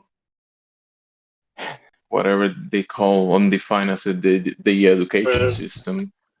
Really family oriented as far as you're hot micing again, Helio. Everybody and it's all good. But yeah, bring it back to fundamentals. The children take care of their education as well, and it's part of what we define as education. There's an academic that should be there to provide the necessary environment for the generations to be able to engage and learn and practice and define and make things happen and figure things out, because we're capable of doing all that. But it should be an environment that it provides that. It's not like all these dreams, ideas being taught in school about dreamlands and dream places and promises. Should be more practical in the day-to-day to provide a better place for everyone. That's not the goal of these education systems. They're there to teach the children compliance. Do Right. what you're told. Taking them to court and holding them accountable would be a way to expose them for teaching lies, because they would have to address it. But we have Jazz in the room. Jazz is new. He doesn't have a role. Jazz, you're unmuted. I gotta keep quiet for now. Yeah, so I think I got a little bit of context on the Jazz character that's here. Someone just started, just a few hours ago, live streaming. They started another live stream. I don't know if you guys saw me and Roger talking about this in the live stream a little bit ago. Yeah, I saw that. That was weird. So, I don't know. Apparently, Jazz and another person named Sir Crozar are working together on this live stream. A little confusing. I'm trying to get them to come and verify their accounts, but I don't know. They seem shy at the moment. But yeah, it's weird because there was a flat Earth right above me. There was a flat Earth, a third live stream, but that's now gone. But the stream is still running, so I'm wondering if that's under Jazz's account now, because no one else is here. What do you mean the stream is still running? Do you have Here, a link? I'll drop a link. Yeah, I'll drop a link right quick. So, Jazz, introduce yourself, man. That account's been in here for like almost all day. Not all day, but quite a while. Has it been streaming all day? What, and just The now? stream just started 2 hours ago, it looks like. But I was talking to Sir Crozar, who's apparently like here. Let me drop the link because it says in the info box if you want to contact this person, it's that Sir Crozar person. But apparently it's on Jazz's computer. It's very confusing. So hold on, let me drop the link for you guys. Jazz, do you want to tell us a little bit about it?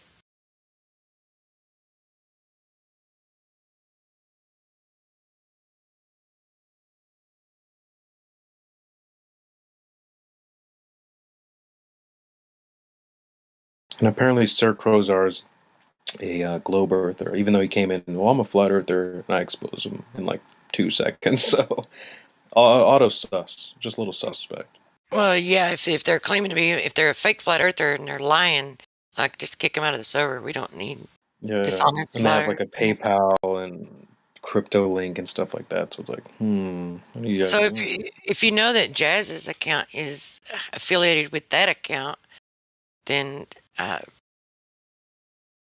they were being dishonest about it, like Jazz, I think you really, if you're going to be in here, it's really time for you to speak up and introduce yourself, man. Or you're just not going to be in here too long.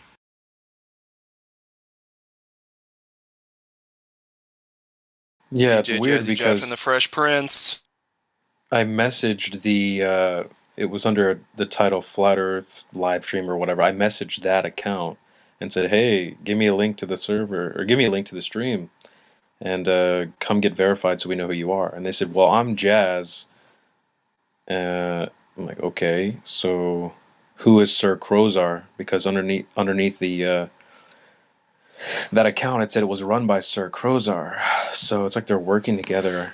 He said they live close by in the lobby. So yeah, and if he's gonna come in and like be a LARPer, fake flat earther, and then it's like, look, we don't care if people come in here and they want to stream, whatever. But there's like, we don't want LARPers, we don't want dishonest people, and it's really shady that you're not speaking up and like letting us get to know you, introducing yourself. Hey, Truth, real quick. Well, this should be able to prove whether or not it is Jazz. Can you deafen him? Real quick, and then we'll be able to see whether it's still playing. Yeah. Okay, Right, he's deafened now. Like letting us get. So how is he? Still. This should be able to prove whether or not it is Jazz. So wait a minute. Which account is he streaming on, man? That's what I was trying to figure out because it was on the look. It just went quiet, so I think this is it. Jazz is. It switched from. It was under some. It was kind of titled like the two up on the top of this. The VC 24/7 live stream. It was kind of titled like that. Yeah, I saw that. Account. Yeah, so I messaged that account and they said they were Jazz, but now the audio feed's playing through Jazz's account. So I think we figured that out. It's not playing through his feed through the YouTube now. You're gunking up the gears there, Jazz. Okay, Jazz, if you're going to want to stream, if you're going to want to sit in here and do this, you're going to have to introduce yourself.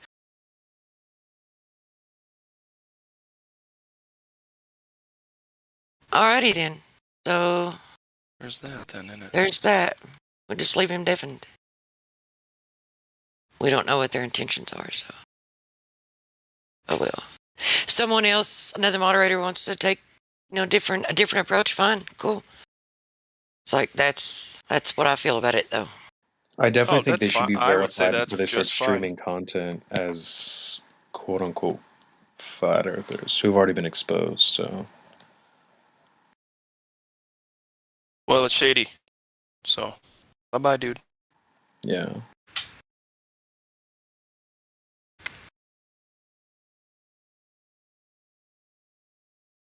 I mean, I don't know. I don't really know what they could like unless they just edit it and like I don't know. I don't know what they I mean, we harm were that they talking about could all their do. black goo and stuff for a while, all that while the stream was still running for them. But it's like, I mean, our Well, streams are running too, but I don't know. I don't know yeah, what their intentions Oh, are. I'm That's not the sure that thing. matters. No, but it's yeah, like, what are their intentions? You know, it's weird. yeah. Well, I mean, if it's just that they won't speak up, and then being with 3 different accounts, and then being trying to LARP and as a flat earther, it's like just all that shit. I don't even know that I even want them in here really, if at all. But I'm not going to kick them out of here. I'll let someone else do that if they want to. But just saying.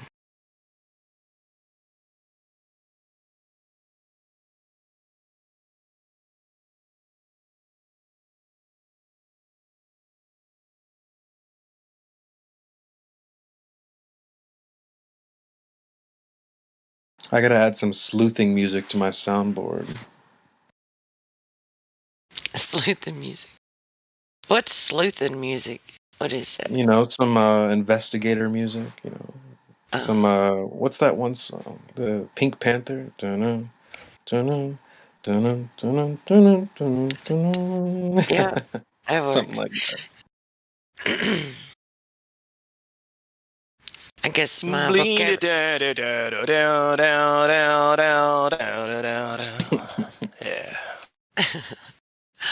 I guess my vocabulary wasn't expanded to sleuthing. So I learned a new word today. Yeah, sleuth is a great word. Okay, listen, but I don't get this at all. A pack of bears, group of bears, is called a sleuth. Sleuth of bears. You already know. Hey, So Creation Bear in the that's house. weird. Right. No, I know. You know creation for sure. But anyway, yeah. So, I don't know what else I was gonna say.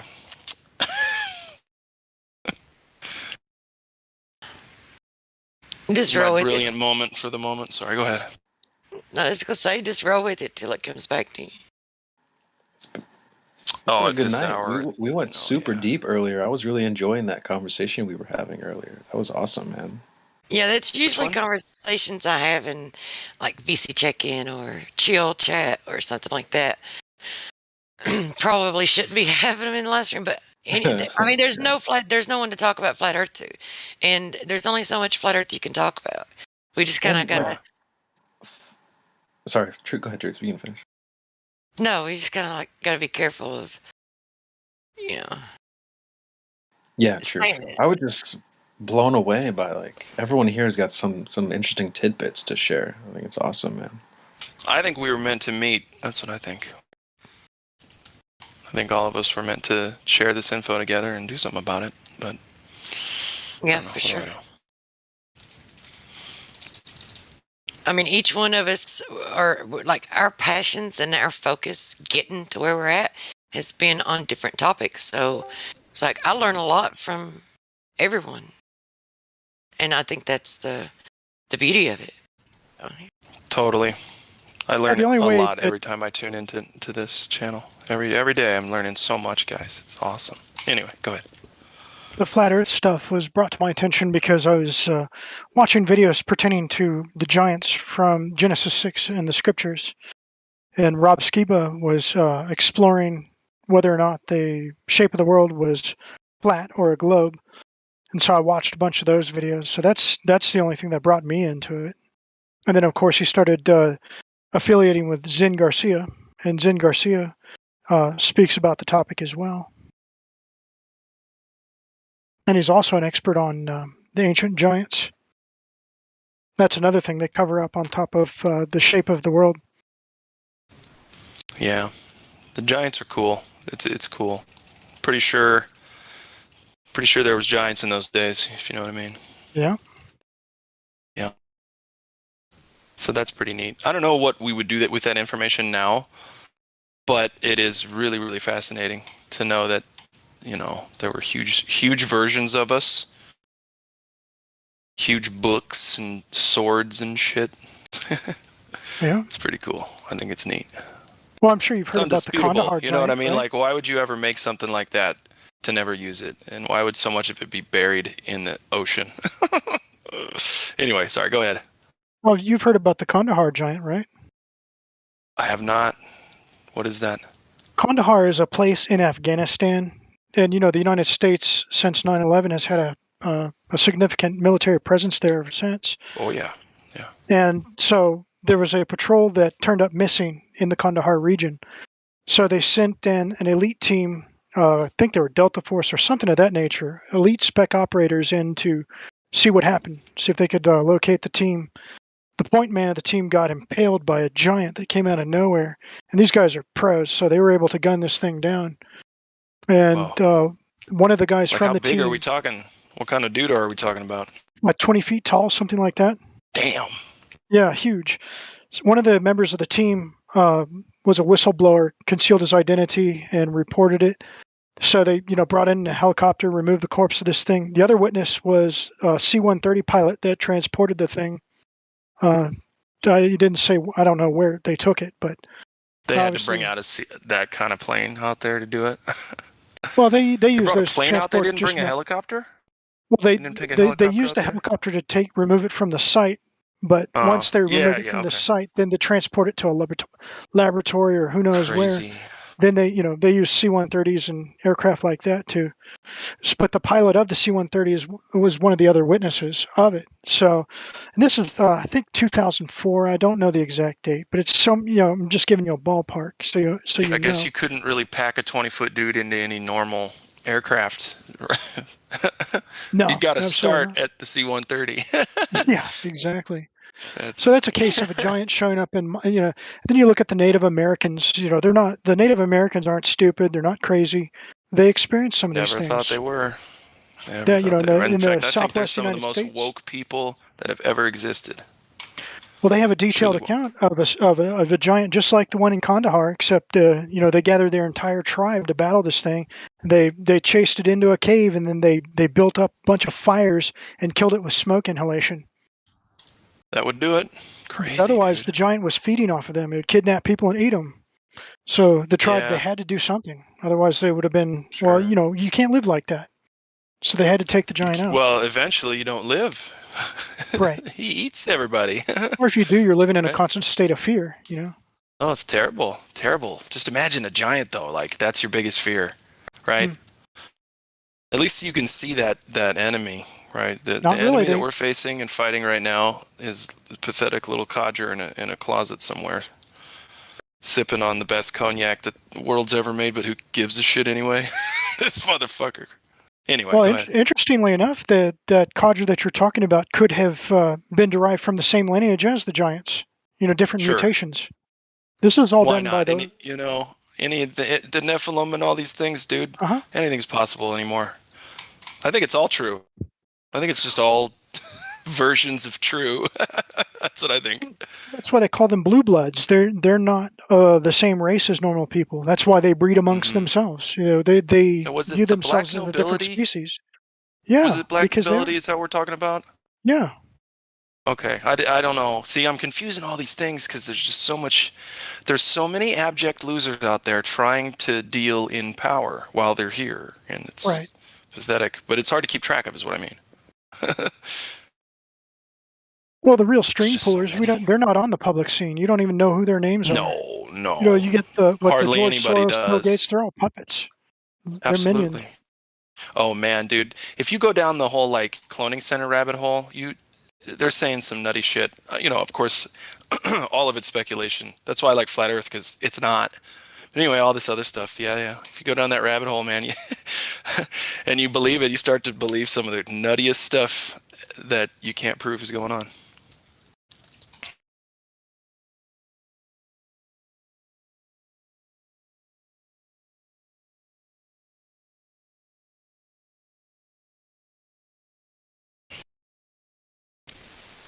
you've got organizations like the Smithsonian, they actively cover up instances of bones, remains of giants. They come and scoop them up. If you Yeah. dig Okay, so I into got a it, you hear. question. Do you think deep underground military bases exist, and if so, how deep? Because if the Kola only goes down not even 8 miles, they got a bunch of these conspiracy heads out there saying that like some dumbs are like 20, 30 miles underground. Yeah. What do we do with any of this? Is any of this true? Yes, What can it we is. do? I used to work in a blueprint factory, and I worked with one of the top architects in the country at the time. And this guy was actually sent out to Washington D.C. to work on one of those deep underground facilities, and he told me details about it. This is a guy who designs the plans for nuclear power plants, for example. Oh, that's the caliber of designer this guy was. And so he was called out to work on one, and yeah, they're real. Wow. Well, I mean, it wouldn't surprise me in the slightest. And, in the research I was doing, we have a military base close to here, but we have no deep underground military bases anywhere near where I'm at. But anyway, this is a very safe place, I guess, is what I'm trying to say. And it's confounding that all the bases, like, I guess there's some owned by white hats and some owned by black hats and this kind of deal. Like, there's good bases and bad bases and, human experiments and all kinds of nutty stuff going on. This is all speculation, by the way. Yeah, I don't know for sure who owns them, but I don't think they're. I'm skeptical about the white hat aspect of it.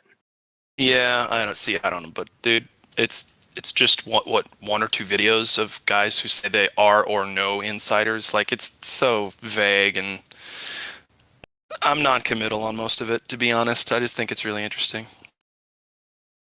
I mean, on that level. So, for example, the architect that I spoke to, I mean, he didn't really even know who he was working for. They'll tell you, "Oh, you're working for the government." Are you really? Well, had you ever heard of the Phil Schneider guy? Oh, yeah, talking about the Phil Dulce, Schneider? New Mexico wars. Yeah, That's right. See, I think he was genuine. I showed a lot of people that He was video, murdered. and they were like, "Oh, for sure he was." They tried to kill him a lot of times, but if you don't trust his story, then I guess it's whatever. But a lot of people that I showed, they were like, "Dude, no way. There's no way any of that's going on. He's just crazy." And he's like, I'm like, really? That's a nutty ass so story. crazy that how does hands get all mangled? What the fuck are you doing? Well, not just that. How they murdered him. They claimed it was a suicide, but the circumstances of it were impossible. You couldn't do that to yourself. Yeah, didn't he like hang himself a certain way or something? Or did he shoot himself in the back of the head twice? I forget what it was. Yeah. I think he shot himself in the back of the head. Yeah. So yeah, I think that's the kind of stuff my we're dealing opinion. with. I think Schneider was legitimate. Yeah, I do too. Now, because you know what? When I first stumbled upon it, I was like, "Whoa, right, real sus." It was sus, because I was like, "Sounds like a fucking, James Carpenter movie." Is it James Carpenter? John Carpenter? John Carpenter, yeah. Who's the other guy? He made Terminator 2. Anyway, doesn't matter. Cameron. There we go, James Cameron. Yeah. So it sounded to me at the time like a James Cameron, thing. But again, who fed James Cameron and these guys those stories, those for ideas? Sure. Absolutely right. Absolutely. So anyway, I do. For whatever reason, I'm just going to tell you, I agree. Phil Schneider stuff is A+ material, and I am surprised it's still allowed, because you can find it on YouTube and all the other platforms, but it's only like 3 videos, and that's it. Yeah, anything else is really hard to find. Yeah.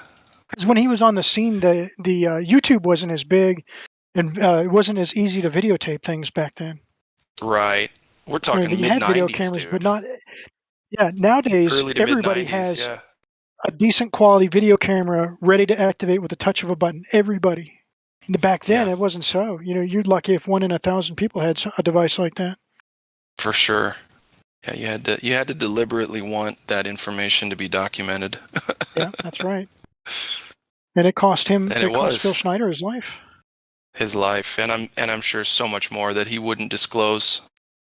Right. He That's just true, didn't want anybody to feel sorry for him. He's one of the true truther kind of guys. He didn't even try to be, he stumbled upon it because a couple jobs at some job sites. Like, you know what I mean? Like that, Yeah. and the way he describes it, it's just like, wow. It was almost like just another day at work for him, because even though it was the craziest shit anybody's ever gone through, basically, or at least talked about, he handled it like a pro. Like, Well, you it gotta was, think I if you just go love through the way he something like talks that, about it. there's Yeah. no background music, there's no cut to this scene or that. You're experiencing it like you would anything else. Yeah. It's not a movie to you. No, not anymore. Not that kind of testimony. And I've seen a lot of bullshit testimony now. Fuck. 9/11 was when I first started researching all of this stinky, smelly, fishy stuff going on. Yeah. So yeah, I've seen a lot of dumb stuff people say, and Schneider still holds up for sure. Yeah.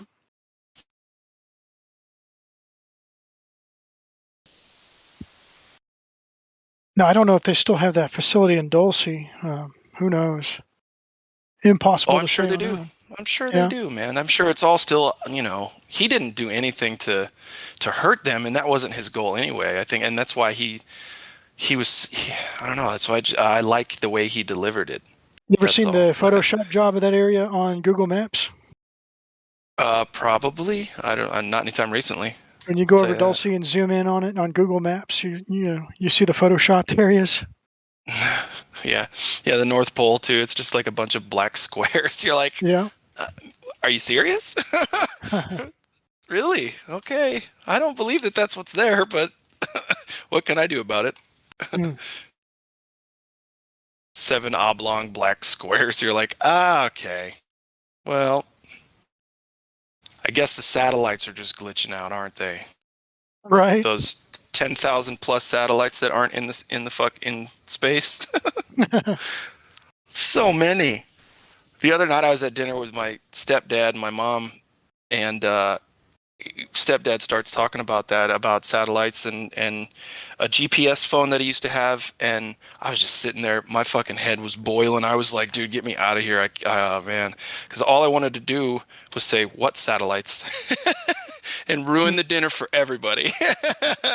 Now, as far as the satellite goes, it could be some advanced balloon technology. They do have. He wouldn't have that at all. He wouldn't have that one bit. No. The official narrative is the story, and there aren't any other stories to this man. Well, you can deploy a balloon that'll stay up there for months. Absolutely. And you can control it, maneuver it around. Yeah. That's how I spy on all the girls I creep on. Fucking satellite technology, bro. Balloons. My balloons are bananas. I can see everything she's doing. No, I'm just kidding. I'm just kidding. I quit that.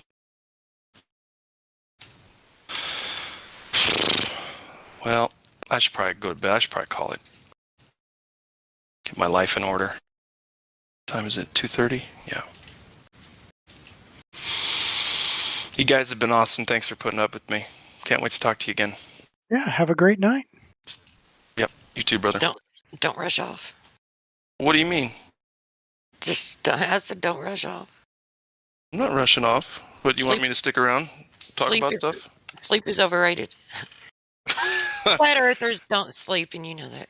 Oh, yeah. Well, yeah, I was going to say something cheesy, like we never stop truthing, even if we're asleep. It's really cheesy. So, anyway. No, I should, man. I need to fix my, what is it, circadian rhythms? That circadian kind of cycle. Mm-hmm. Oh, yeah. I got to match it up with the sun or the moon, one of them, but I think I've got to do it the sun now. You're right, and we all should do that. And I haven't, mine hasn't been in rhythm probably for 5 or 6 years now. Yeah, it's tough to get back to it, especially as we get older. All right, guys. Hey, have a good night. Good night. All right. Take care. Sweet dreams. Don't let the nanobots bite.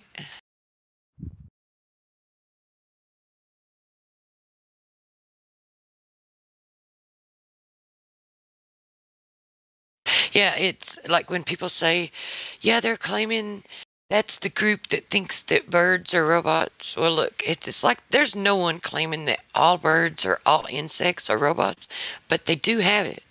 Like there is. How hard would it be to make a real looking bird robotic? I mean, that's not inconceivable. No, I mean they have them. It is a thing. They have mosquitoes. They have little bees. They have birds. They have like all If I had different. enough time and materials, I could probably, if I had a drone, I could probably dress it up so that it would look like a real bird. Yeah. I mean, if you get them small enough, you can make them look like insects. I mean, how hard is that?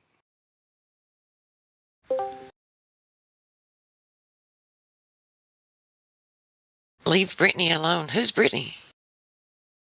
Britney Spears, I guess. The meme. Let me get that. Yeah, 'cause pop I have no singer. idea. No idea what that means. Like, who is Britney? Why do we need to leave her alone?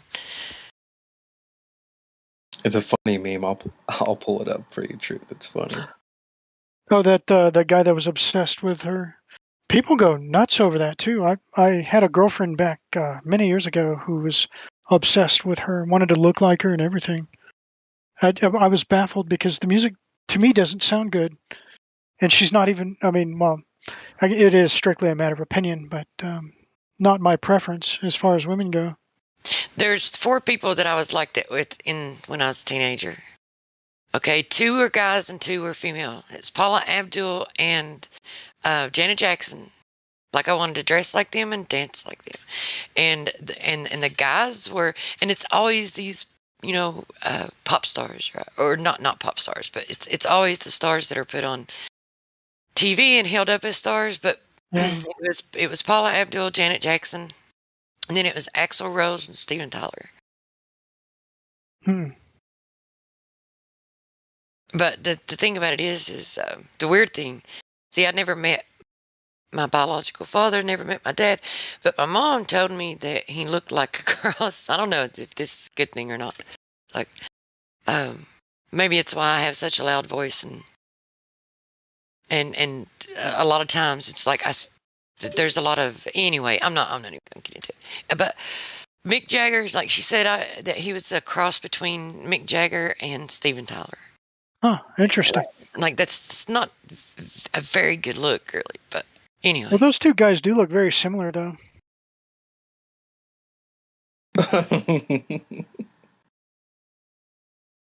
That's if he was my dad. She doesn't know.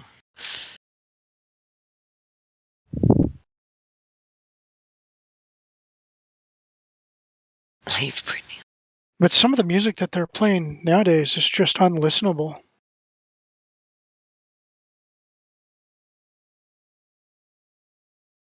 How fucking dare anyone out there make fun of Britney? No way. This is insane.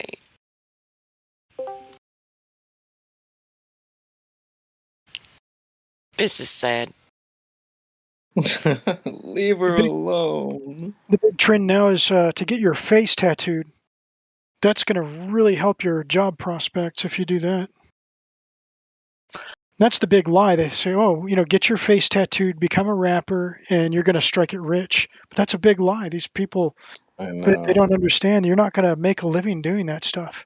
You're going to ruin your life by tattooing your face, and then, good luck trying to get a job after that. It all started with Gucci Mane's ice cream cone on the cheek. I don't even know what that means. When I was in high school, there was this rapper, quote unquote rapper, named Gucci Mane, and he got sent to jail or whatever. But he got a big ice cream cone tattooed on his face. That was before it was really popular to tattoo your face. I never heard of that ice cream cone. Dude, it's hilarious. That just sounds like a really bad idea. It's not like a little. It's not like a teardrop. It's like a huge. I think this is more important. What is Troop the Veil's favorite dance from the 80s? I mean, I think this is very Rhythm Nation. This is pertinent. Rhythm Nation 1814 by Janet Jackson. Or here, I'll post it.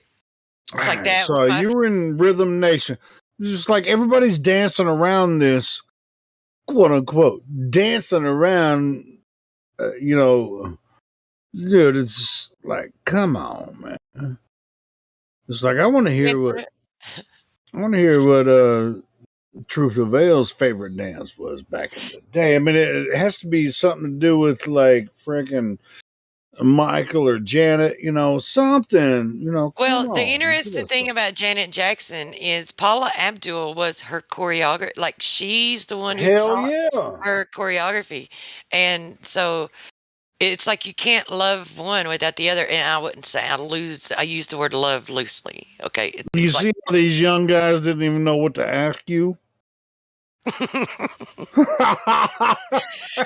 that don't impress me much. It don't impress me. Yeah.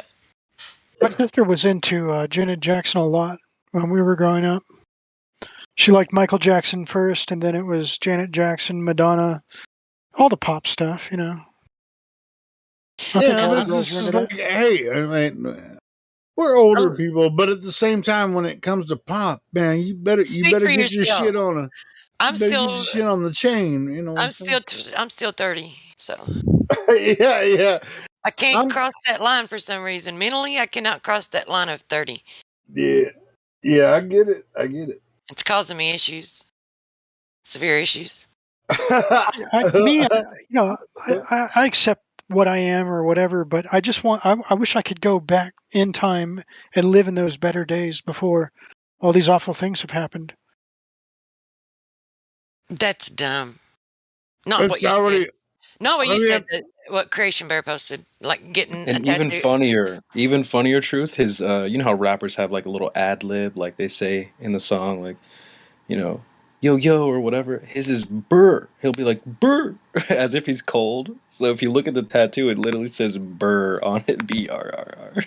It's so stupid. So stupid. I think that's a psychological operation to intentionally dumb people down. Well, if they do that, they are dumb. So it's just tagging them. It's a way to get them to tag themselves like cattle. Like, well, if you're this, It's been branded. You know what? You know what's really funny though? Like I was listening to you guys talk, and I could tell where Truth Prevails was coming from. Like younger guys were trying to talk to her, and I knew what she was saying, but you guys didn't get it. But I mean, I understand that because you weren't. Yeah, that's how we feel in about the you, 80s Helio, about kind of shit. 80% of the time. That's why I said, hey, 80s boom. Don't impress me much. That's good shit. Yeah, see it. Yeah, and that's when, as soon as I said that, then she brought that up. That don't impress me much. Ooh. Right here, man. It's the look of a demon-possessed man. Okay, boomer. Oh, boomer. Well, I mean, I'm not 50 yet. Yeah, it's just like, you guys, well, I mean, as represented just a couple minutes fucking ago, Gen you Xers. guys don't even know where the fuck you are. Okay, boomer. So we know. They think they're living on a spinning globe. Boom is a lifestyle, not an age, dude. Boom is a lifestyle. Well, it's not even about the spinning ball. It's just like when it comes to music, you can't even really. There's no solidity there. It's kind of like, hey, this. It's like even with 80s, 90s, 2000s music. I mean, there are solid platforms. Okay, you had bands like Rat. Yeah, Rat. Well, that's hold on, guys. We're joined by we got some fresh names in the chat. Yeah. 6170. What's up, buddy? Yeah, go for it. Go for it, guys. You a boomer? What are you? JPD? A boomer. You a boomer? I think he's been talking. Are you a ratter? What's got you on the fence? Hey, you know what the fucked up thing is? The boomers are the fucking hippies. Well, they might as well be, as far as that's concerned. But at the same time, you should understand them. I mean, there's no reason to make fun of them and say, "Hey, blah, blah, blah." I mean, I'm both. I'm a fucking boomer and a hippie and a freaking metal man and a rapper. You're a Gen Xer, dude. Yeah, I'm all of that shit. So Hey, that's when the hairstyles started to get cool, and that's when they had the best, the coolest clothes, like the best styles. That's when the best music came out. I mean, come on, you can't beat the music of that time. The thing that you have to understand is our minds have been, let me give you something to give you some clarity. Think about the 1600s, right? That's that century. Did people think in terms of, oh, that's so 1620s, or that's 1640s, or oh no, that's 1680s? They didn't think like that back then. It's only recently that they've divided us up into decades. Oh, that's 70s, that's 80s, because they're trying to divide us by the generation. As far as the younger generation, hold on though. There was pop music back then. as far as the youngest generation goes, there are fantastic musicians and excellent bands that do exist. They just don't get put to the forefront. What gets promoted is the garbage. But the younger generation has fantastic musicians that would blow your mind. But it doesn't get on the radio, it doesn't get promoted, but they're out there. So it's not that this generation was radio. We're all there was human no beings. radio back in the 1600s either. Oh, don't you play guitar? I play bass. Oh, okay. JPD left.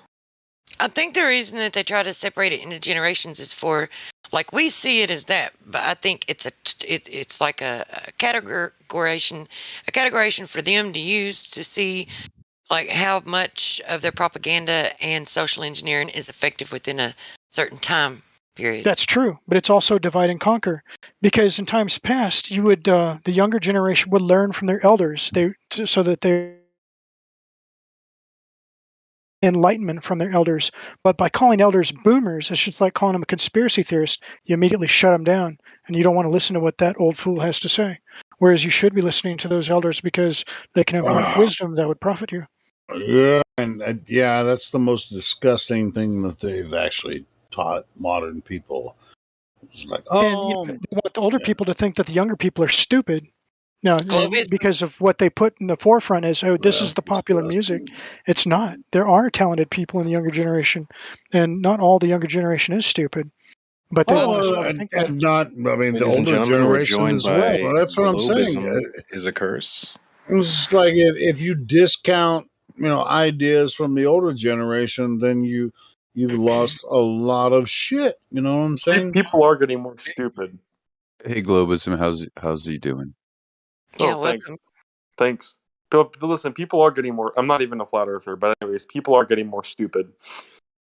So do you think that the Earth is a globe? Of course.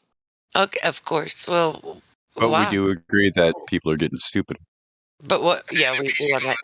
Yes, people are becoming less intelligent because of modern medicine, vaccines, and stuff. It allows you gotta speak in code if you're gonna talk about that. We don't really talk about that, but you gotta use other words. Oh, hold on, guys. It's okay. Speak your mind. Say what you want to say. Helio, he can't be talking about that. Come on, this is your stream. You should know that this. because of modern medicine and civilization, we're allowing more subhumans, undesirables, and degenerates to survive and reproduce, and thus the average IQ of the general population declines over time. The Flynn effect. You're talking about eugenics. The Flynn effect is not real. It's an inverse. It's the opposite. So how do you discern who is?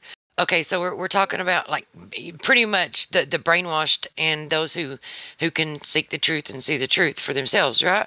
Pretty much. I mean, either you're brainwashed and you just go along with the herd and you just believe what you're told, and you're like zombies who, go along with the consensus of how everyone else, like the herd, of what everyone else is doing. So how do you discern? I was going to say, what the opposite of what? What do you mean by the opposite? The opposite of what? I said the opposite of the Flynn effect is actually what's occurring. People are actually becoming more stupid. Okay, well, how do you discern that? Wouldn't it be like, who can see the truth? Well, I'm curious why he believes the Earth is a globe. No, let's not even start there, because he said that people are becoming more stupid. Well, especially if you look at the younger generation in the USA, it's more non-white, so that's kind of self-explanatory. Oh, yeah, so that's a different You're not in the same platform talking But even about this. worldwide. No. So they'll target certain demographics and they'll initiate different social engineering tactics against them. But that's just their tactics, right? The social engineering. It has nothing, like you can't just, it's not because of, them being non-white. It's because them being targeted by the social engineering. But I just want to know why you think the earth is a globe. So, if you're aware hold on before we go even move forward there. Please, I know Helio. I'm being rude. How did you find your way here before Truth Avails does what she does it and does it really well? How did you find your way here into this flat earth platform? I think someone invited me about a year ago. I've been here. I've been banned a few times, but I'm back now. Go ahead, Truth Avails. Sorry if I messed up your flow. While you were doing it, I just No, you probably pissed took a at look me at. now. No, I'm not mad at you. I'm not mad at you, Leo. No, it's just kind of like he's like. Oh, well, I thought you were care. gonna. I thought you were gonna take it into like I can. A drug out tangent conversation. So I was just gonna wait, but then when you asked him how he found the server, like well, I mean, it's just like he's on. It sounds like he's talking about these fucking. Yeah, I mean, he's talking about all kinds of different other things, but he's acting like he's talking about political platforms, and he's just like in this all. He's right weird here, guys. Can we just talk to him? Yeah. So what makes you? What makes do you you think? What do you think about flat Earth? Helio. What makes you think the Earth is a globe? Like I've asked it 5 or 6 times. So yeah, I mean, it's like nobody here besides you has brought it anywhere outside of flat Earth, so it's only you. Anyway, have you seen curvature? No. Have you felt the Earth spin? No. Have you ever seen anyone demonstrate gas pressure, like a 50 torr pressure adjacent to a 10 to the negative 17 torr pressure without a container? No. Okay, why do you believe it then? I don't know. Have you seen any of the actual measurements of the Earth? I think I've seen some math. Yeah, I've seen some math online. Yeah, I'm not talking about math. I'm talking about actual direct measurements. Do you know what size they claim the Earth is alleged to be? It's like 25. I think the circumference is 25,000 square miles, approximately, or I don't know. And which gives you a radius? Radius of about 12,500. A radius of about 4,000 miles. Quit giving him the answers. His answers were wrong. Stop doing that.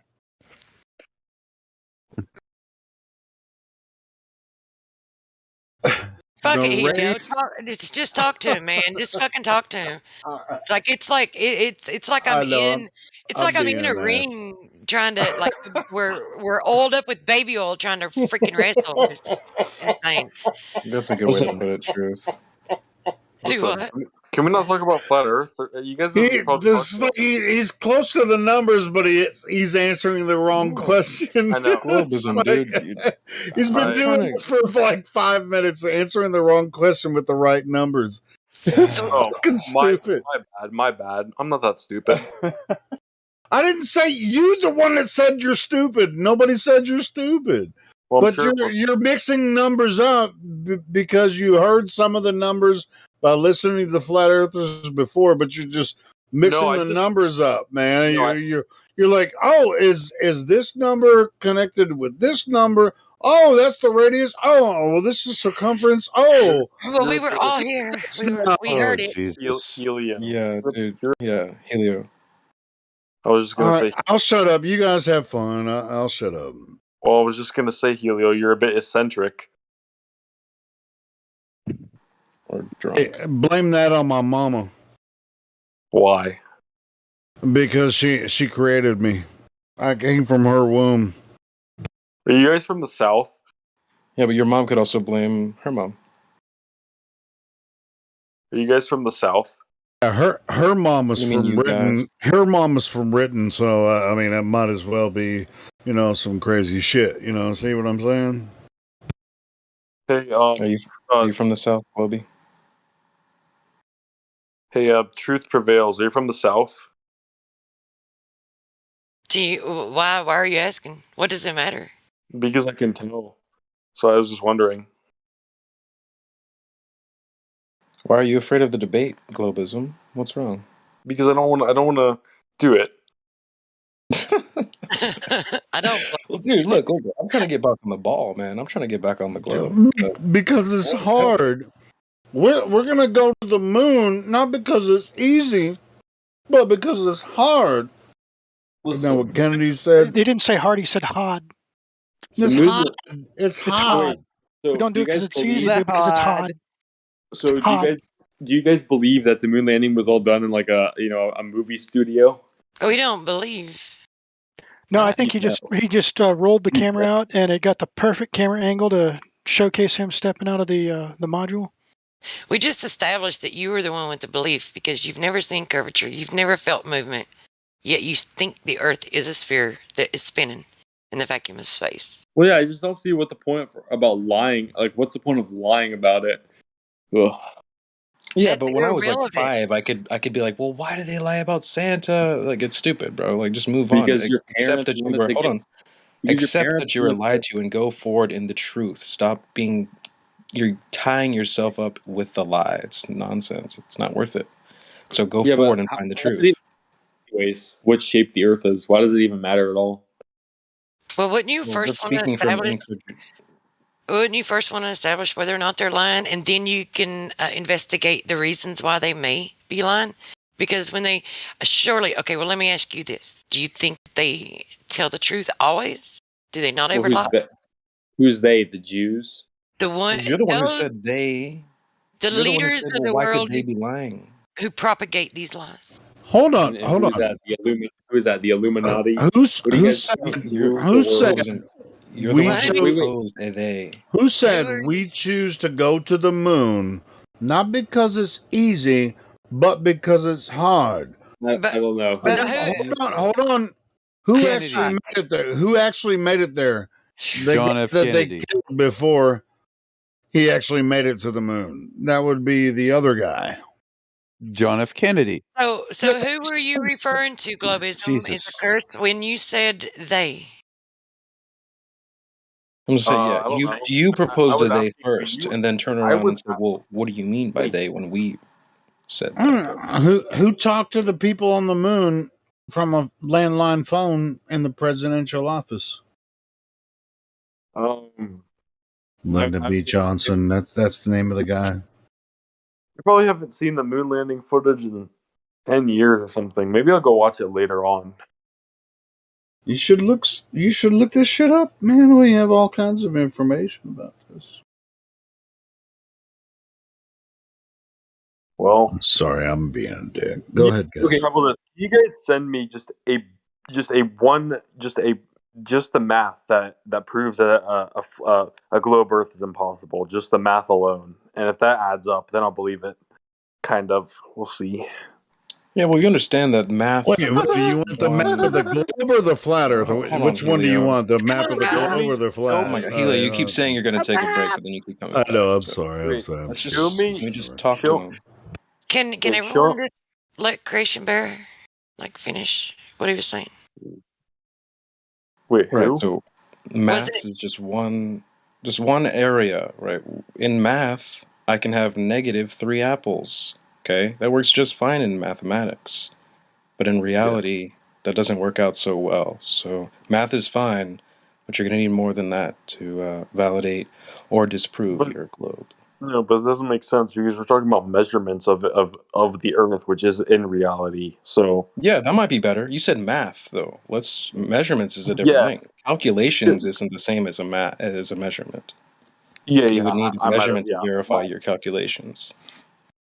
Well, yeah, whatever. Yeah. So let's just see, the actual measurements and I know there's going to be some complex equations, and I just want to see everything laid out very simply for me. I'm very stupid. I need it all laid out very simply. Okay, Is well, it Black Swan time? I just shared with you something that you can save for later. It's a good documentary on the moon because you said you were Oh. going to try to watch some of those. It's a good documentary. Maybe you check that one out. But Wait.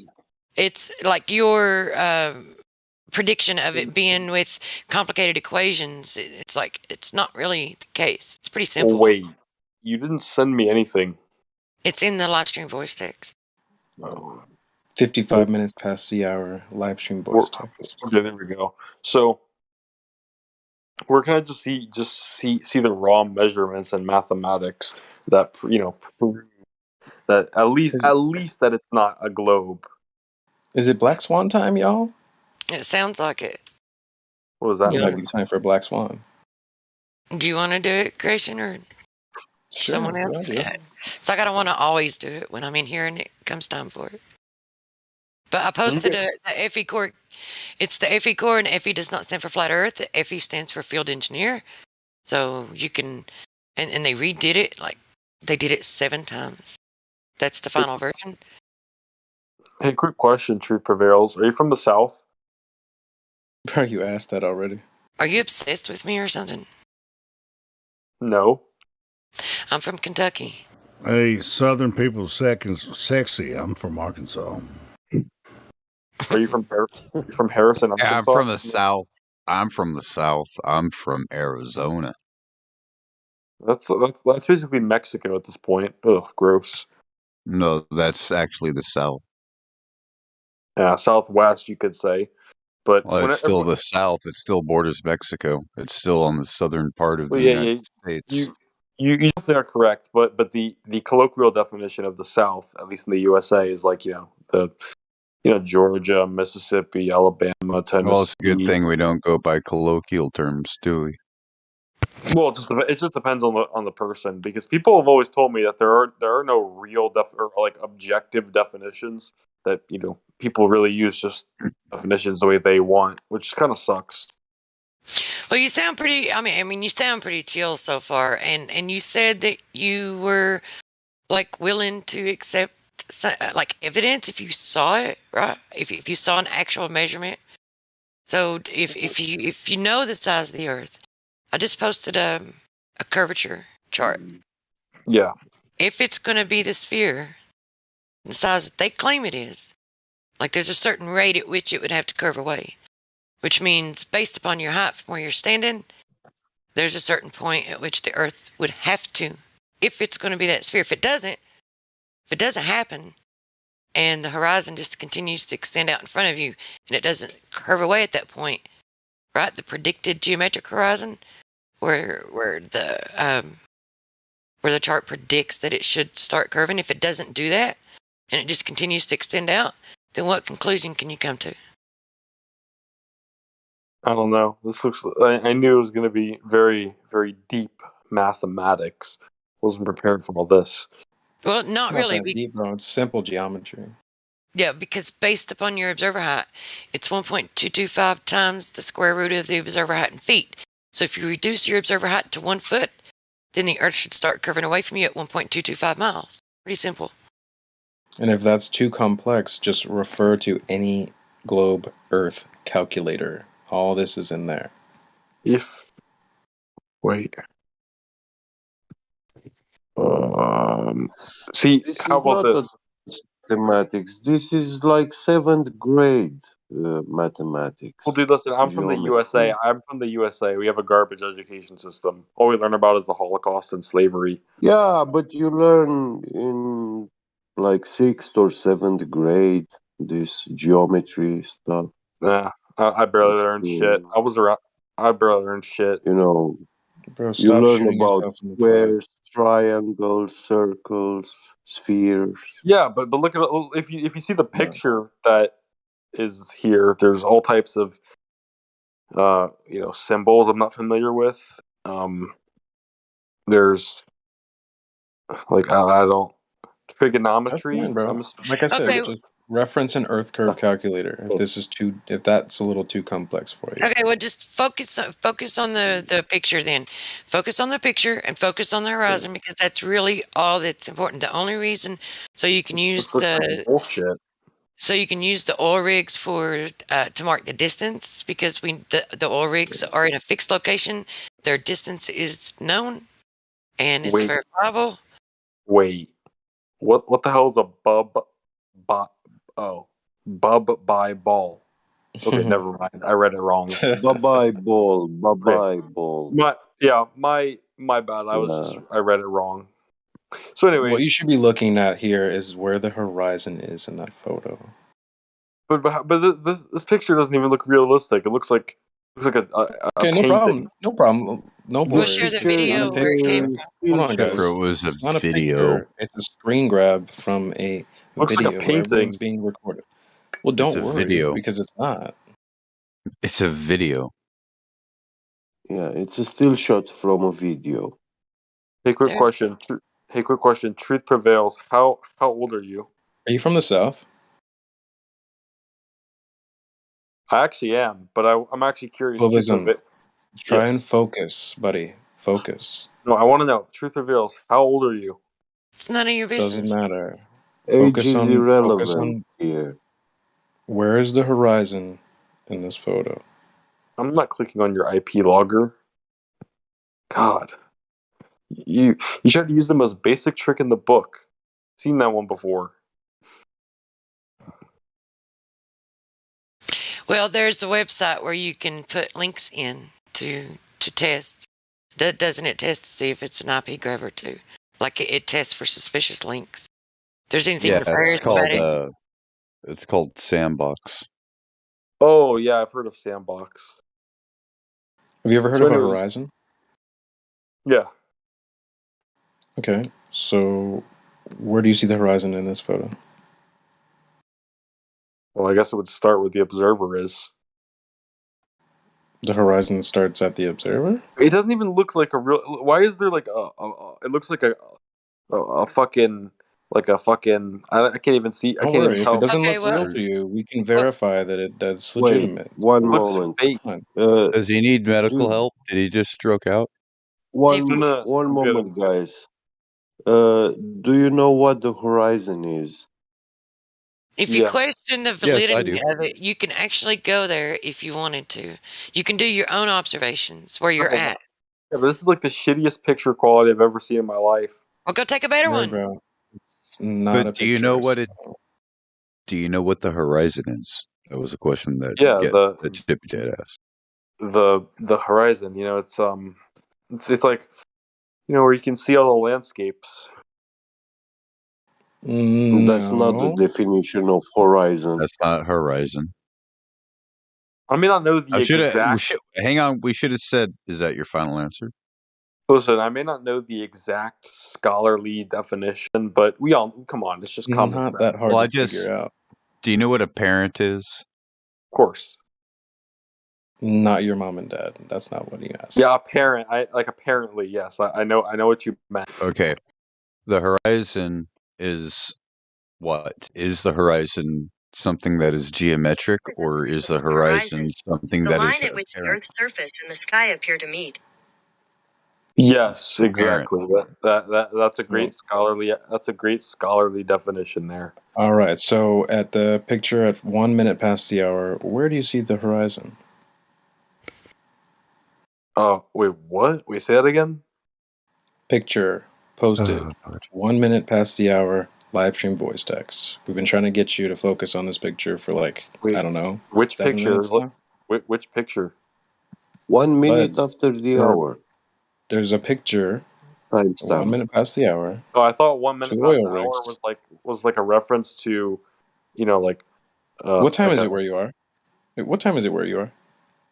I'm not going to dox myself. Okay, so is it about 4 minutes past where you are? Yeah, right now. Yeah, I know. Now I know. Okay, so 3 minutes ago, there's a post. Yeah, I know what you mean. 2 oil rigs. Yeah, I got it. So I see. I love it how it goes. Oh, now I see what you mean. Yeah. I wasn't sure what he was referring to. So now I see. Where's the horizon? You know, You got. where I'll give you multiple choice: before, between, or behind the rigs. it's behind it, behind There them. we go. There we go. Okay. So what All right. what does that prove? Well, that's step one. Okay. So no worry, don't slow down. So you wanted some maths now, right? Yes.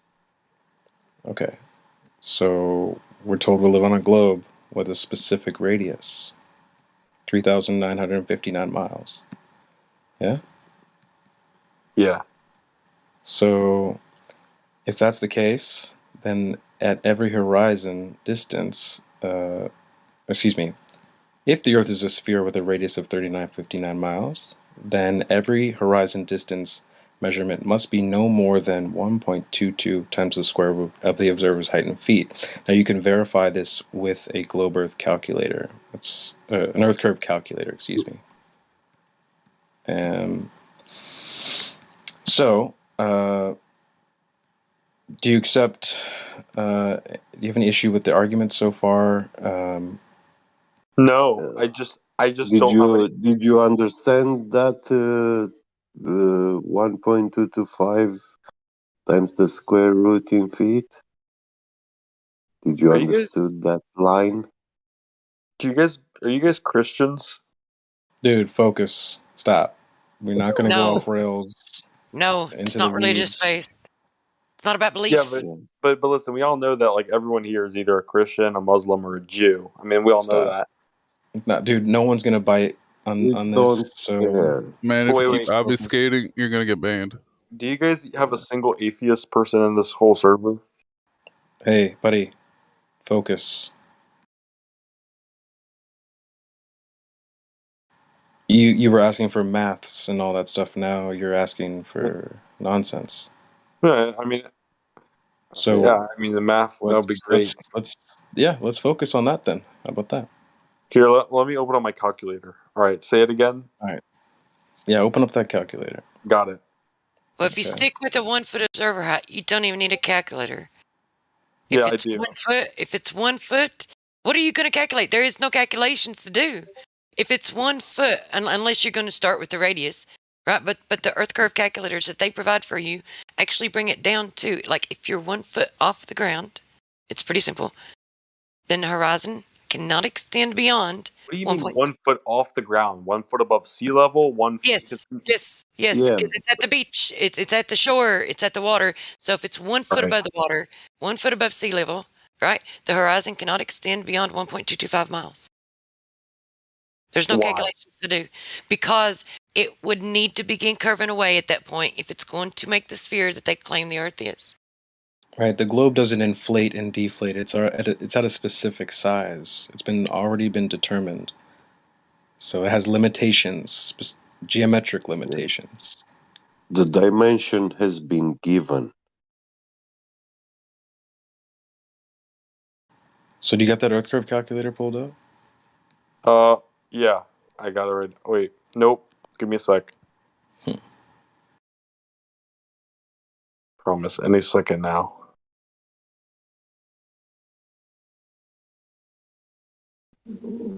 Alright, I think it's loading up here. A little slow internet. Hopefully it's not an IP logger.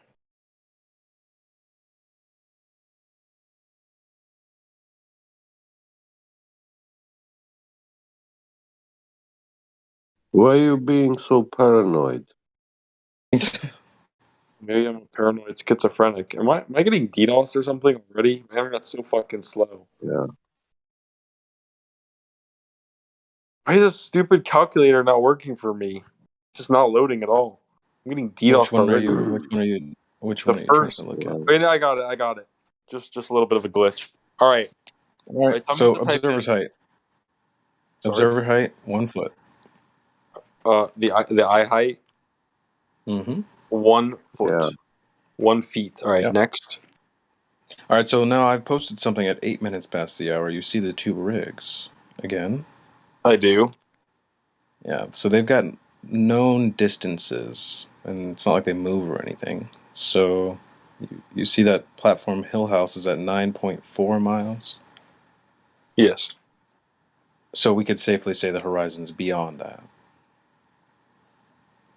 So why don't you pick any number past 9.4 miles and plug that in as your target distance? I'll do 10. 10 miles. Cool. Yeah. Calculate. Now you see D1. Yes. Seeing 1.22. That's where that 1.22 comes from.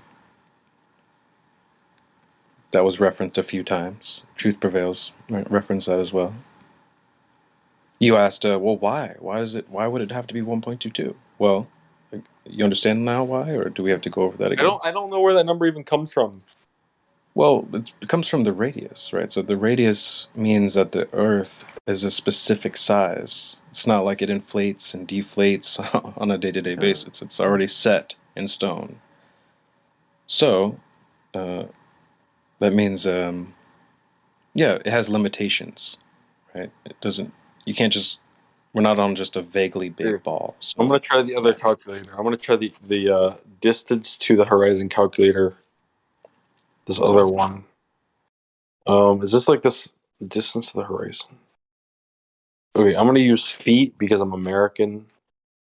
One. Let's just do. This makes no sense.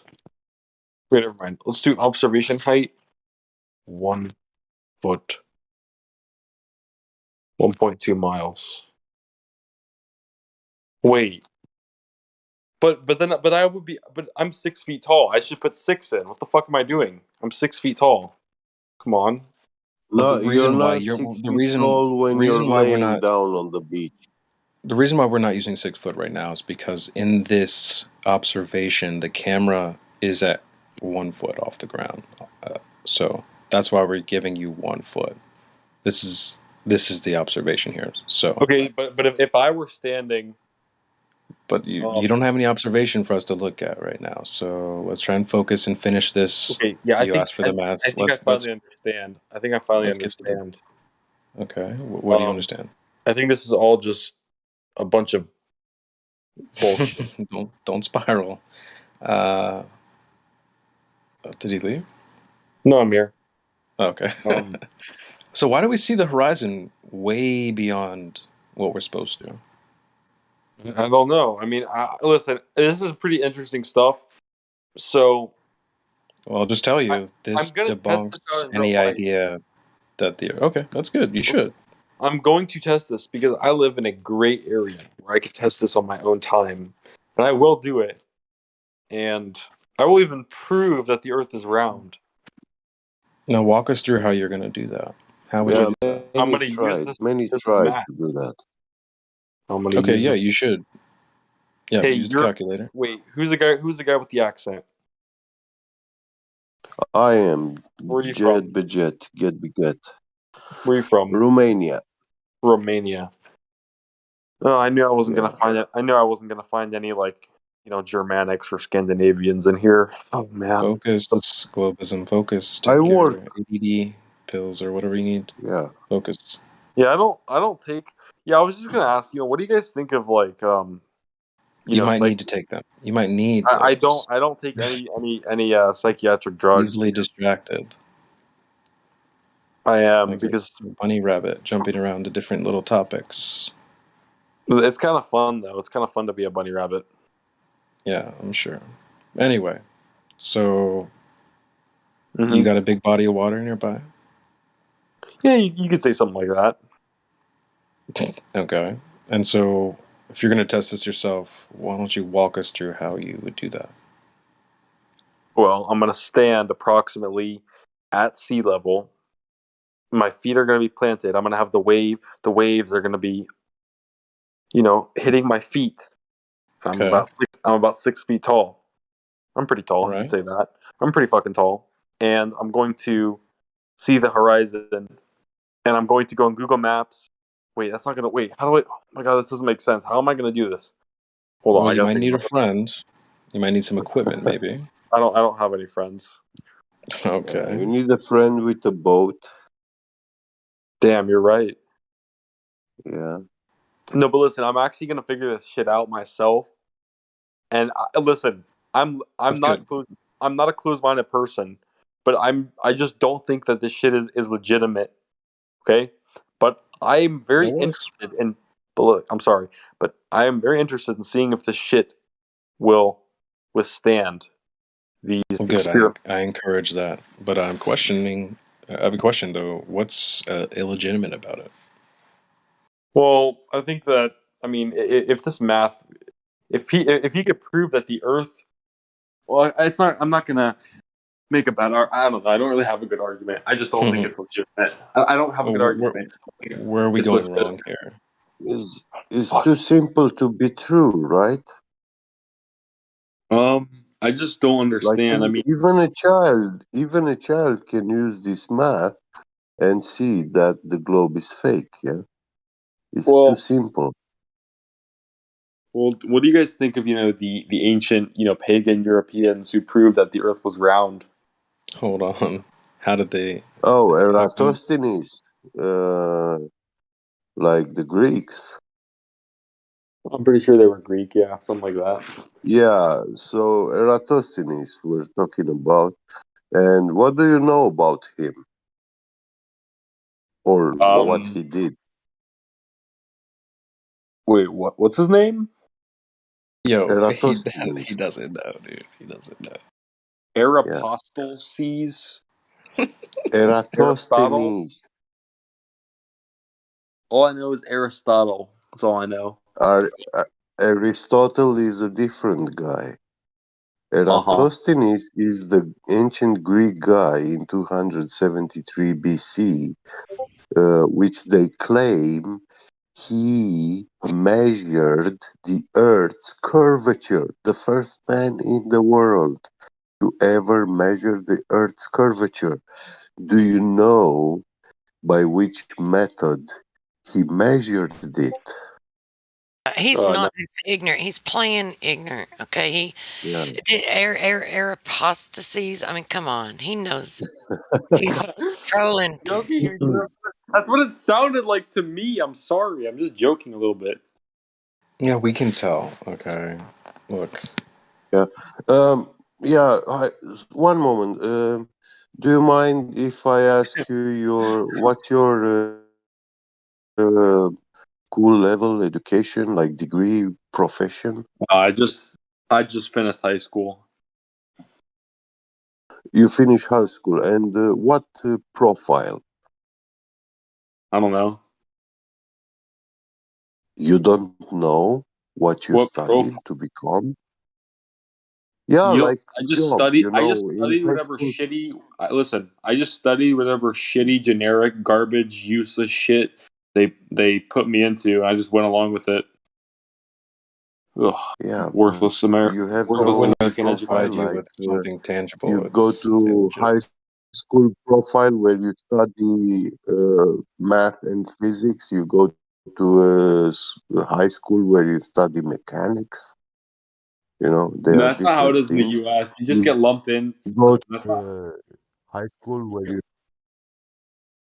not how it is in the U.S. You just get lumped in with a bunch of idiots. They expect you to just. I don't know how it is in Romania, but I mean, you guys have gypsies, but I don't know. Pretty bad in America here as well.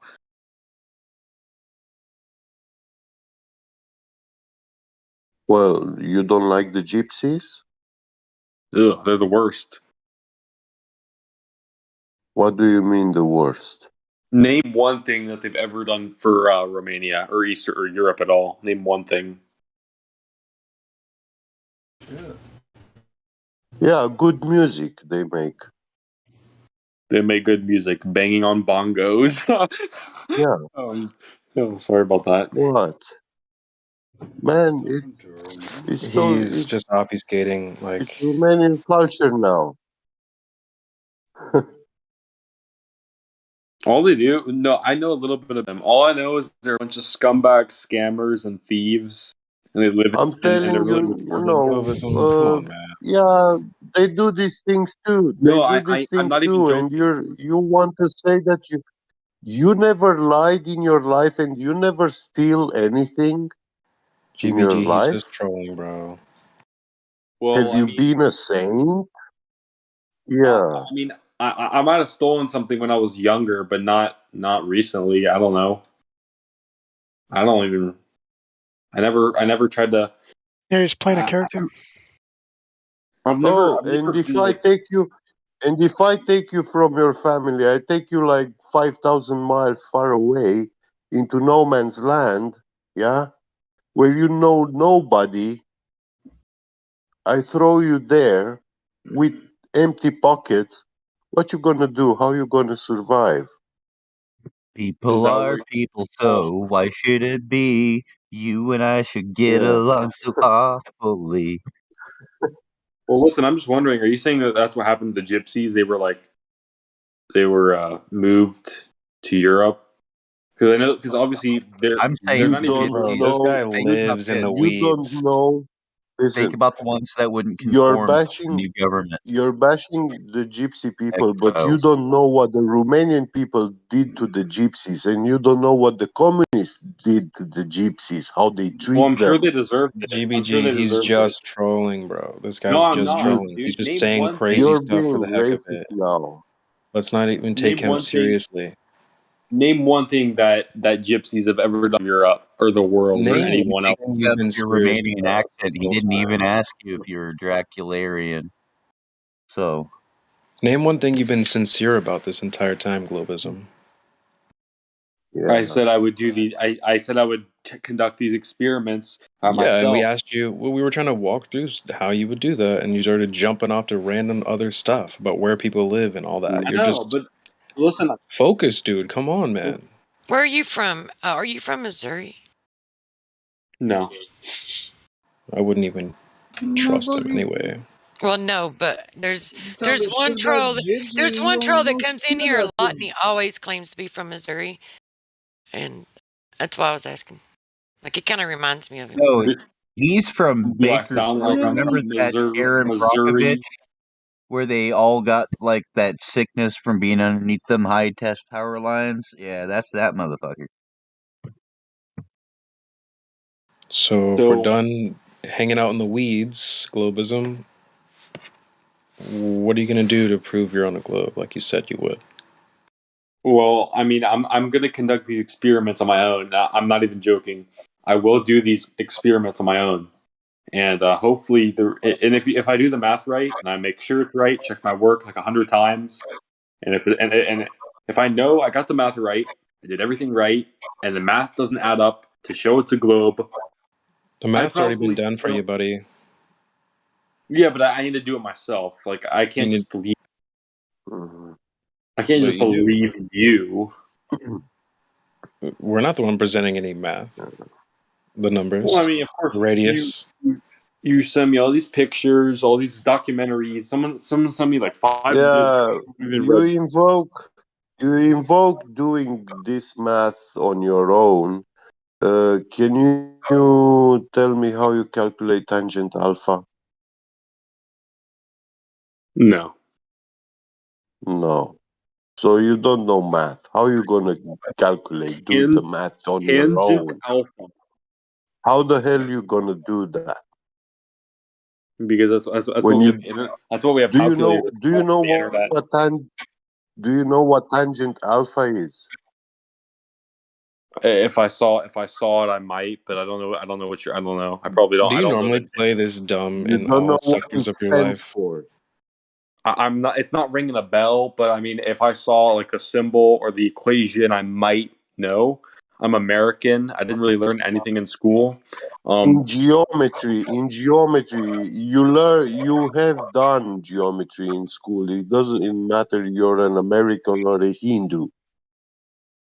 You both Yeah, did geometry in I school. learned geometry. Yeah, and I know Yeah. like basic. So I know in geometry. mathematics, in geometry, what does alpha stands for? I don't know. All he has to know is what a straight line is. And when the Earth No, just extends out in a straight line and it never curves, then it's not spherical. I know basic geometry. I don't know what you're talking about. Yeah. You know what a straight line is? Yeah. Okay, you know what a ball is? A sphere? Well, I was trying to be simple for you. No, I'm not. I know basic geometry. I just don't know what he's talking about. I feel like he's just making something up. So if you know what a straight line is, and you know what a sphere is, and the Earth resembles a straight line and not a sphere, that's all you need to know that it's not a globe. You people. Just wondering, Globism, is there anything that you take sincerely? Is there anything you take seriously in your life? Yes, I'm being serious right now. No, you're not. Yes, I am. I'm being 100% serious with you. Your acting is better than most, but you're still acting. Yeah, I'm always on my good behavior. Okay. So, is there anything that you're, authentic, sincere about in life, or do you always troll everything? Well, I have a lot of sincere things I believe in, but this probably isn't the right server for them. Okay, we're just trying to get you to be sort of sincere, man. You're just, low-level acting. It's just, I don't know. I think you could do better.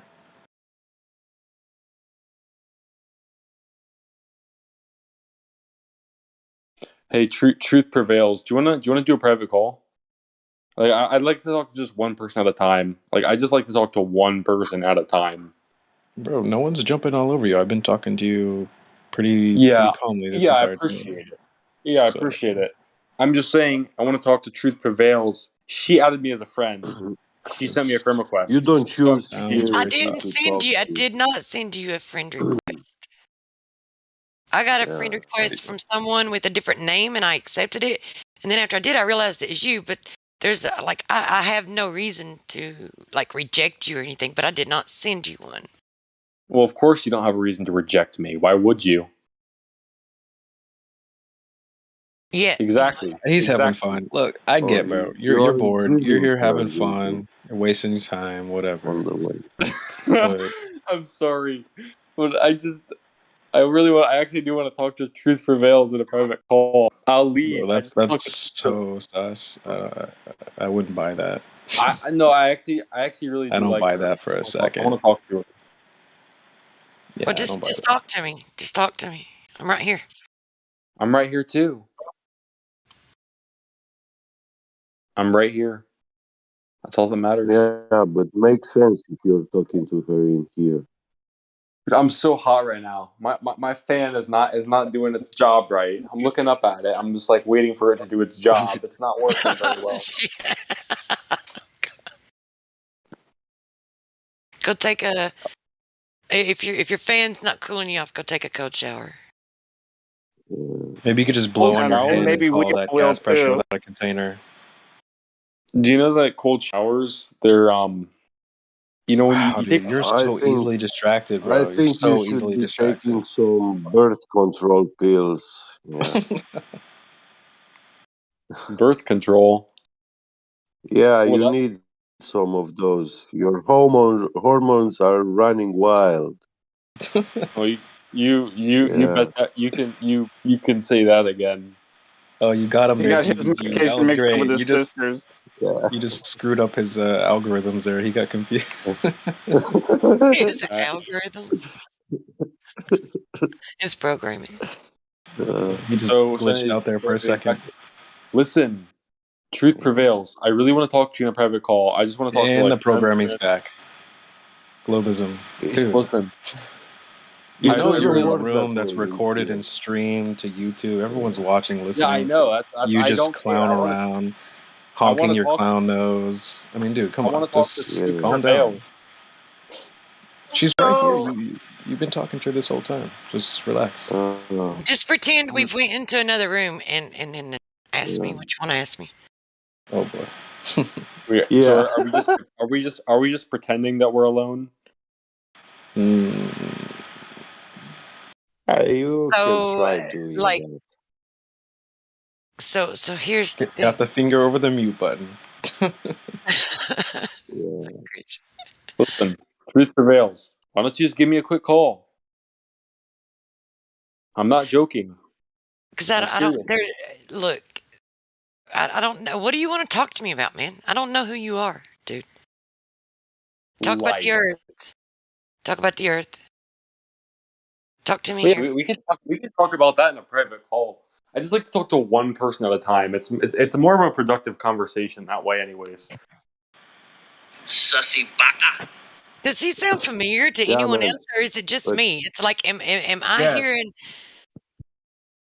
Yeah, well, What he do you- definitely admitted he's been banned several times, so it's like Well, this guy knows. you said I'm weird? He knows the thing. Well, I was banned because I was like pissing off all the Christians or something. I don't remember. You're basically. I mean, I'm not pissed. We're laughing at you, but it's like you're in here trying to piss off everyone. So we get. No, I'm really It's a not. common thing for you. I just like to talk to more. I just like to talk to people. You like to talk? Man. Yeah, we know you like to talk. did it ever happen to you to meet a very intelligent woman and you were not able to rise at her level and she Actually, if anything, it's been the totally opposite. ignored you? Listen, I don't think I've ever met a single person in my whole life that I've actually been able to have a good conversation with. No one really. It doesn't work out. I've never Sounds really like a met you anyone. problem. Well, You it should try doesn't work walking outside. out for you because you're going with this stupid default that you're the most intelligent and everyone else is dumb. Maybe you should And just. you think that all women are attracted to you. But here, vast majority of women are superior in intelligence. Maybe you should take. Superior to vast majority of men that coming Maybe here. maybe you should take more of a more Yeah. honest approach and just be yourself and quit putting on shows, Exactly. pretending. It's not even really that funny Being either. a clown in here is not gonna help you. Wait, are you lagging or am I lagging? Yeah, somebody was like, You're lagging It in a doesn't different way. matter. "Oh, good one. That was a good one." So anyways, truth prevails. I'm gonna just give you a quick ring. All right, just pick up the phone, please. just pick up the phone. I'm not even joking. I'm literally gonna call you right now. Yeah, I'm busy right now.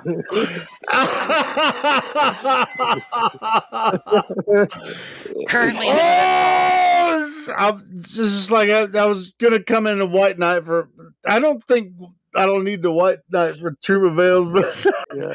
that's just, he was like, dude, right before I came in, he's like, "I'm gonna call you, True Avails. Just pick up the phone." He's just trying. Look, it's just a troll. It is a very weak troll. It's an unwelcome troll. Begging the question. I was No, about I'm to get in the joking. shower, but I heard this I'm shit gonna start. call you. Oh my god, this is hilarious.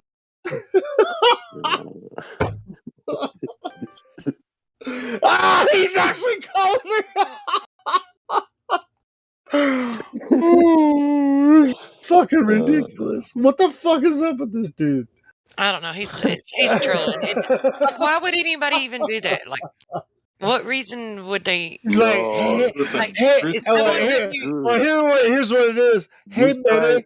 Hey, Benny. Hey, this guy is not trolling. This guy, Hey, Who listen. put you up? Who put you up to this? That's what I want to No know. one. I literally have no friends. I just wanted to hop in here, and I didn't know it would turn out like this. Hey, you have a lot of friends in here. You don't have to call her individually, you know. But Yeah, but I like. No, I I'm like trying not to white that, but I just thought it was hilarious. I just came in because I thought it was funny. I like Truth Prevails. Listen, I'm gonna be honest. I like Truth Prevails more than anyone, more than any of you. Hey, I like Okay, Truth Prevails but too, but I I don't can just like go with come that. random and say, hey.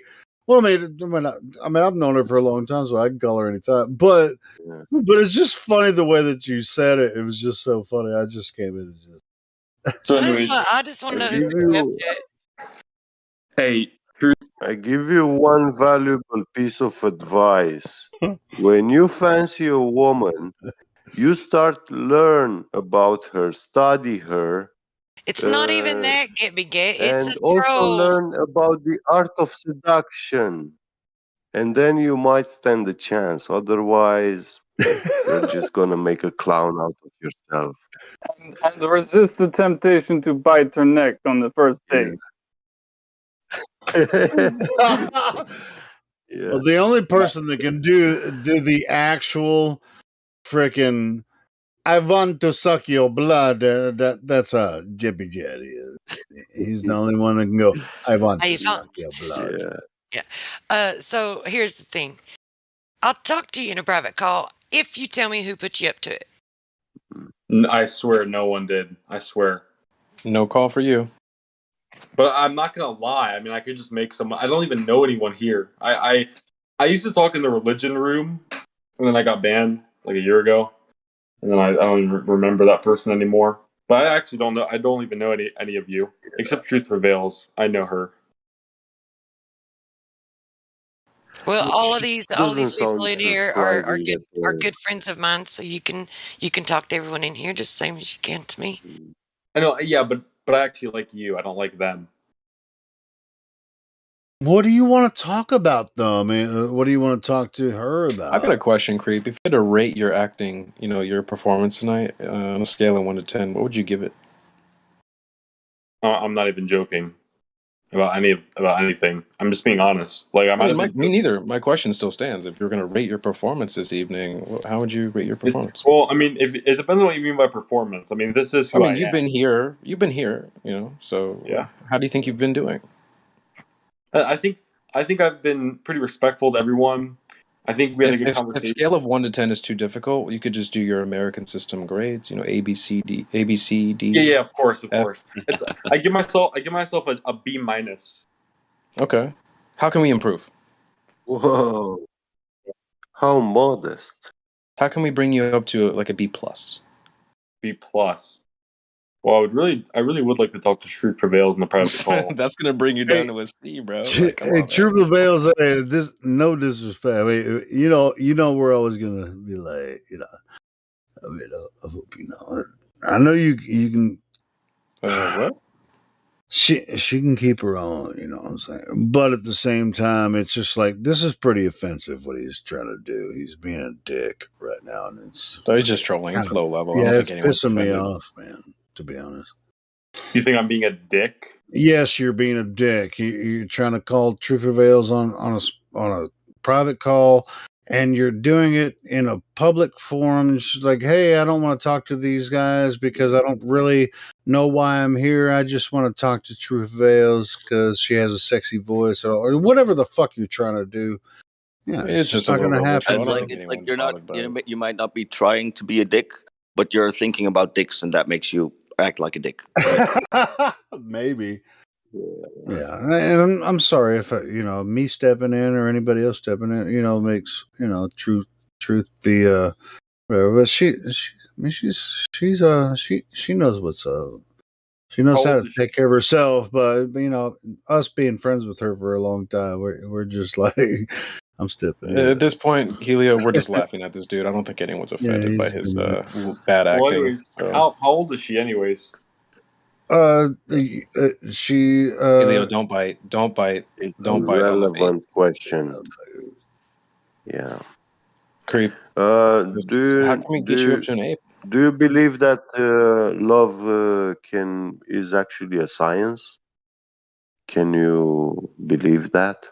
Well, I'm gonna get back to my shower. You guys got this. I love you guys, man. True Prevails. Sorry if I just heard that shit happen, and I just was like, what the fuck is this guy? Yeah, we should all take a cold shower.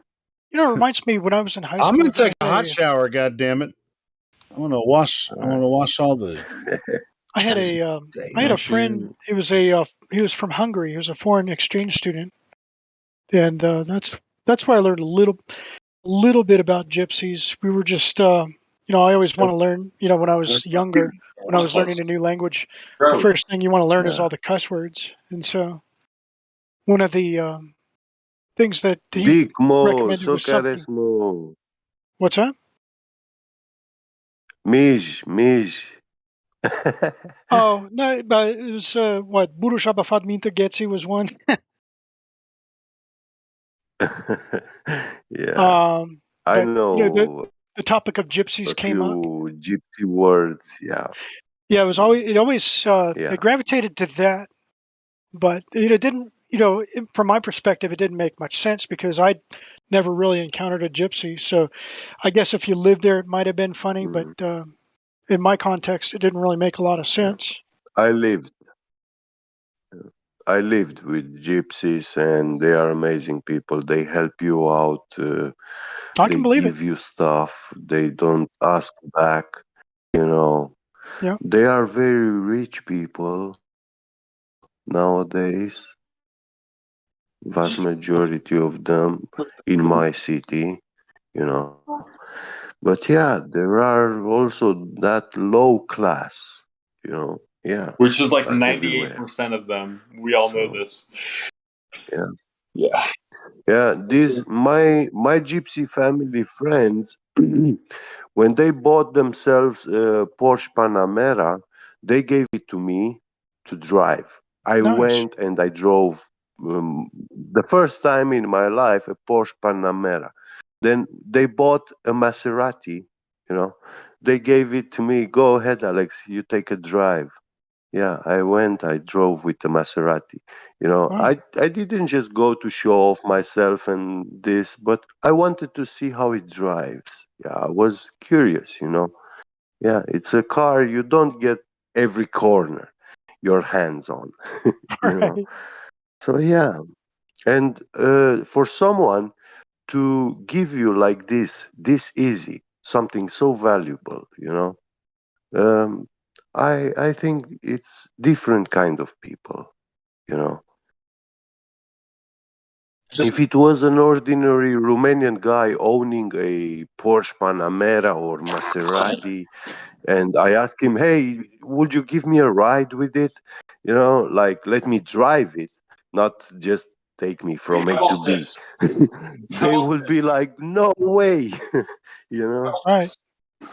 Yeah. Can you name for me one good thing that gypsies have ever done for your country ever? Oh, dude, no, dude, come on, man. Like, What was what I who's what, your what target Music. audience? my Yeah. fondest memory though is They do good music. this guy from Hungary. He'd Yeah. never heard of Iron Maiden before, so I made him a mixed Iron Yeah. Maiden Oh tape. my God. But this guy, check this out. It gets better. This guy makes me a tape of Hungarian heavy metal, and it was awesome. There's a band called Pokogep, Yeah. which Yeah.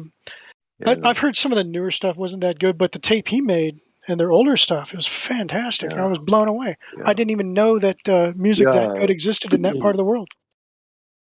I give them that. Yeah, they do make good music, the Hungarians, and Yeah. also these uh, digital like virtual graph. How do I say video clips? You know, Yeah. uh, like animations, virtual reality animations, very Hmm. complex, very nice stuff they make in computer graphics. Yeah, Graphic design. Yeah. yeah, Well, yeah, yeah. anyways, yeah, gypsies are just worthless people. Hungarians. What about them? I said that they make these good um graphics, video clips. Yeah. Go to the bathroom. Who's Paint? They're a OG, they're a Spartan, they're a flat earther, they're valued. It's the first time I've ever seen them. Hello, Paint. Who are you?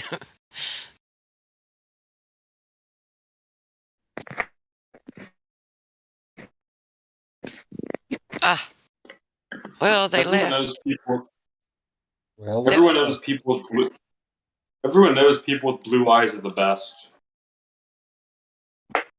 So someone in this group chat not only believes in flat Earth, is also a Nazi. That's great. Yeah, that's so. No, I'm not a flat earther. No. I'm not a flat earther. Don't associate me with those people. Yeah, don't associate him with the real flat Nazis. earthers, buddy. He's not an actual flat earther. Just be careful who you're calling a flat earther in here, eh?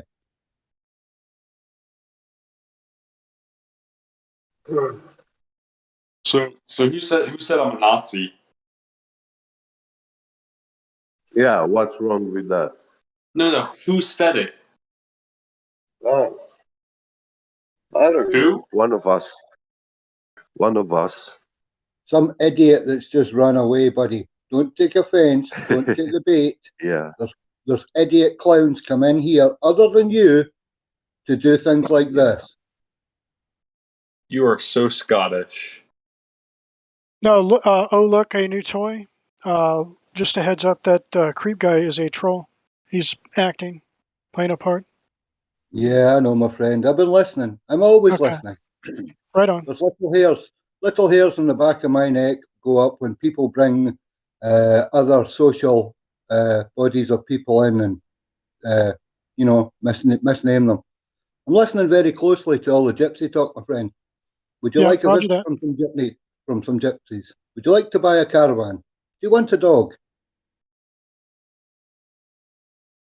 I mean, they really are worthless, though. You can't even name one good thing they've ever done for society. Built roads, infrastructures, helped keep towns safe, moved as a people, worked for the people of the land where they stay, showed freedom. Oh, and don't forget they also pissed you off. The best thing they ever did. I don't think I've even met a real gypsy. I probably have. You just wouldn't even. They just look dirty. So you don't even. You just think they just look dirty, and they are dirty. They're gross. Name one thing they've ever done. Gypsy. Well, they're the descendants of nasty Indians who ended up in Romania and Eastern Europe, and they're called the Romani peoples, and they're very nasty. They're very disgusting. No, You're not surrounded by them right now, are you? I think I'll just put you on mute, bro. You seem to have a bit of a social problem with other races of people. So until you can stick to flat earth, or until you can maybe amend your attitude to not attack other bodies of people, I think we'll just maybe put you on mute. How about that, creep? Fine. Yeah, it's a waste of time. Well, we have Truth LA in here that's VC verified. Fine. Welcome to the room, Truth LA.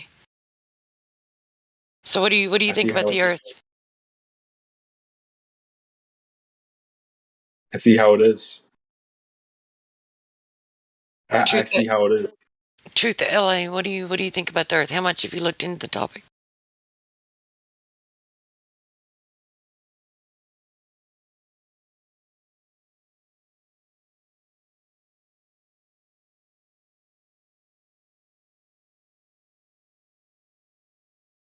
Yeah, and if you can't tell us that, at least tell us if you're smoking and drinking.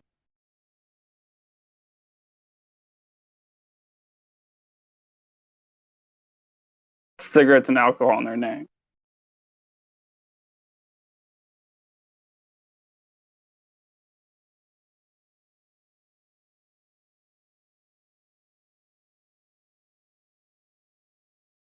Not sure if his name is Arthur. Is it Arthur or Truther? I can't tell.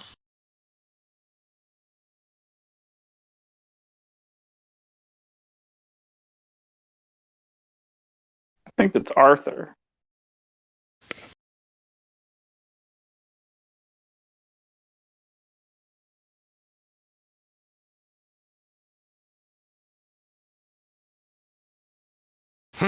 They've almost been in here a year or so. It's a long time to just have VC verified. It's a guy named Arthur. He's sitting in Los Angeles. He's drinking some whiskey and he's smoking a cigarette. Yeah. Hello. Hello. How's it going, Arthur?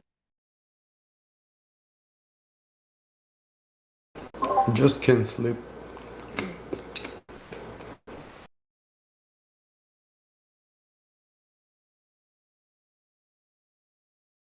Yeah, I kind of feel you. Do you know if the Earth is flat, or do you think it's a ball in space? Of course, Earth is flat. Space not exist.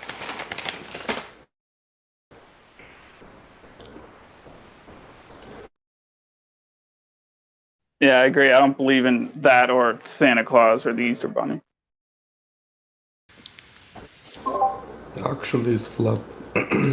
I'm not sure, but official version is bullshit.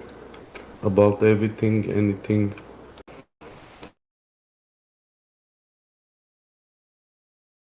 Cool. So, how did you come to the realization that the Earth was flat? Did you always know, or? Yeah, I was born like that. Yeah, weren't we all? Oh, I mean it's cool, but we don't get a lot of people aren't. So it's like It's interesting. It's what? I mean, it's cool if you've always known, but not a lot of people have always known. Right? I was joking. So I am not, but my kids. So second generation, they born like that. So my two boys, they know Earth is flat So how long have you known that the Earth is flat? because they are father like me. No, I mean, how long have you known? Since you said you were joking. I'm not joking. Just my English not very well to start to talk about it. Like I'm trying to be quick.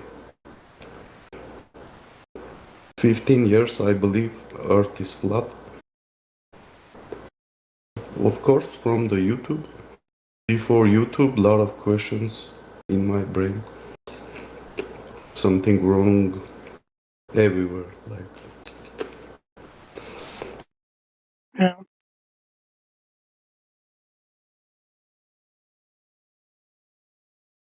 Where are you from? I'm from Armenia, living in Glendale, California.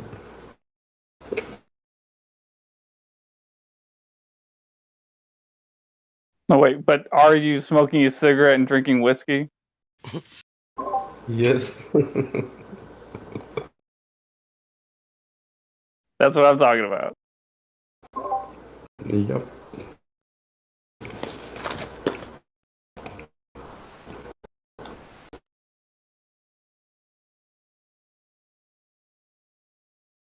Okay, you believe Earth is flat. So, do you believe this COVID-19 is existing? Or no. Well, yeah, we try to we keep off that topic. We don't talk about it. If we do, we don't actually say it. We talk about it, in a roundabout way, but we even try to keep the roundabout conversations off of it. Yeah, the thought police will come after us if you talk about a verboten topic. And also, we don't believe the Earth is flat. Kind of know it is. Yeah, the beliefs are in things that are unverified claims. So it's any claim that someone has that isn't verified. It's a belief.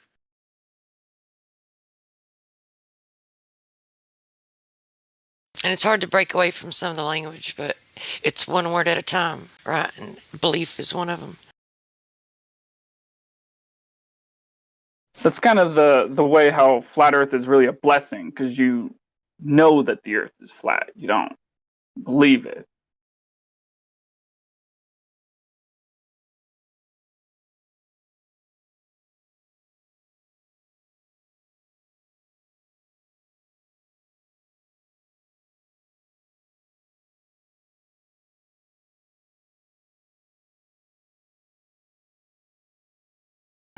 Okay, if topic is about flat Earth, so you don't talk about the different things.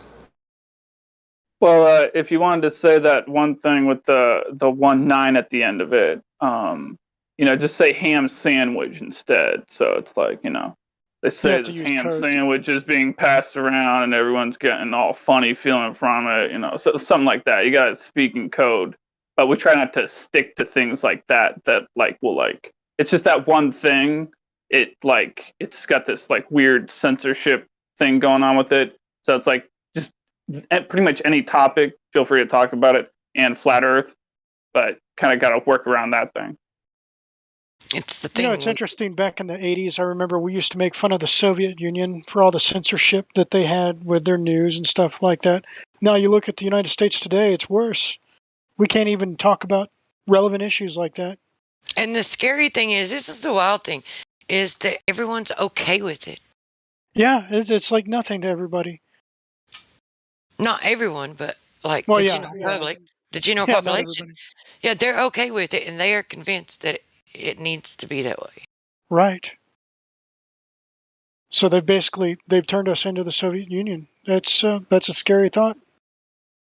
It's like that. Well, until they want to, talk about something that they're not allowed to, and then it becomes relevant to them. But it's double thought.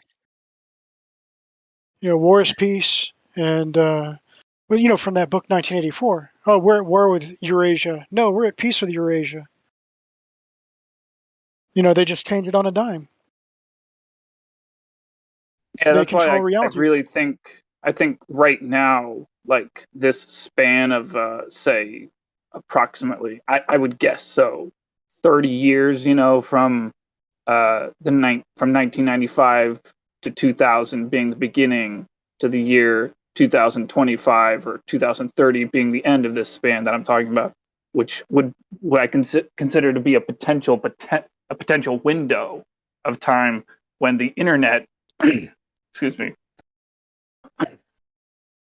when the internet is a free thing that people are allowed to use and it's not controlled in a totalitarian way entirely, and we can, actually maybe not North Korea, maybe not in a lot of other countries, but here in the United States and a lot of other freer countries where we have, at least basic underlying First Amendment rights, we're allowed to, have our own private websites.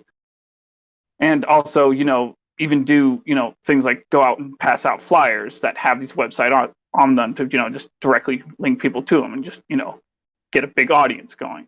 What I'm trying to say is if it breaks down to the point where it's completely censored and it's like, it's just a race to see how many people you can wake up before that point. So I'm saying the beginning point is when the internet begins. And basically the real beginning point is when it's, able to be affordable, by the general populace. So like around the year 2000, and then, by the year 2030, who knows where we're going to be. But that's why I'm always just, trying to wake people up as fast as I can. Cause it's like, that's right. I got a long life to live and I don't feel like waking up like 5 years, 10 years down the line and finding myself in the country that my neighbor ran from because she's an older woman from Russia and she was running from Russia and it was a shithole. Come here. Well, once this place completely degenerates and devolves, where do we run to from here? Well, that's just it. There is no place to run. There is essentially, in a basic sense, essentially no place to run. So my strategy is, have the run for the hills plan, in your back pocket if you need to do it and prepared. But ultimately, my plan is just stay closer to the city and just work as much as I can, showing people the flat Earth and work as much with political change as I can to just fix the system. And it just, I feel like going out to the countryside sometimes, but when I see, what good I could do out there and what good I can do over here, it just seems like, no, dude, no. I can do a lot more good over here in the city. Well, not only that, I mean, how long before, we already can't talk about ham sandwich 19, but how long before you can't talk about flat Earth anymore? Yeah, exactly my point. Like I've already come face to face with people that we're never advocating for exactly that, but I know would be perfectly willing to do exactly that. Yeah. Told to by Oh, one you of their can't talk about flat Earth anymore. That's a $5,000 fine, or we're just going to disappear you, or definitely shut your channel down for it. Was it Discord? You guys remember that thing with GameStop, where they it had something to do with the stock market, and they had some tips, and they formed this Discord page where they were giving people information on there was some sort of investment thing. I'm not clear on all the details of it, but my point is Discord shut that server down because they caused problem for some of the big banksters. So even Discord's not safe already.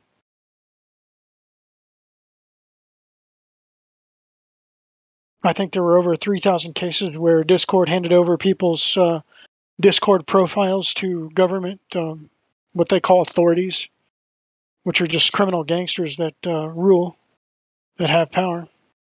Which is why we try to stick to, the reason for the server. That way, if it gets taken down, it'll get taken down for that reason. Right. It would suck if it were taken down for something else. Yeah. That's how they operate. If they want you gone, they will find an excuse to make you gone. And shoot, they might even make up something you didn't even say. They've been known to do stuff like that, especially with modern technology. Yep. Or they send agents in time after time after time, getting up in the ranks and posting things, and then they report that the ice wall went down that way, 6 or 7 servers back to back, and they just kept coming in and tearing us down from the inside. And now the ice wall in in apostrophes is gone. The name, the ice wall, has been torn down, but that's all they tore down. They only tore down the name. But yeah, that's what they do. They work their way in, and they start spreading filth and nastiness, and they get taken down. There's a certain agent working working in Discord at the moment doing. We're aware of him. We've been alerted that his servers are horrendous, and he knows exactly which actions to take to try and take servers down, and it's working. So yeah, this is what they do. Yeah. I know my World of Warcraft guild got infiltrated by Army intelligence. Isn't that crazy? What do you mean? Like, why? Why would they?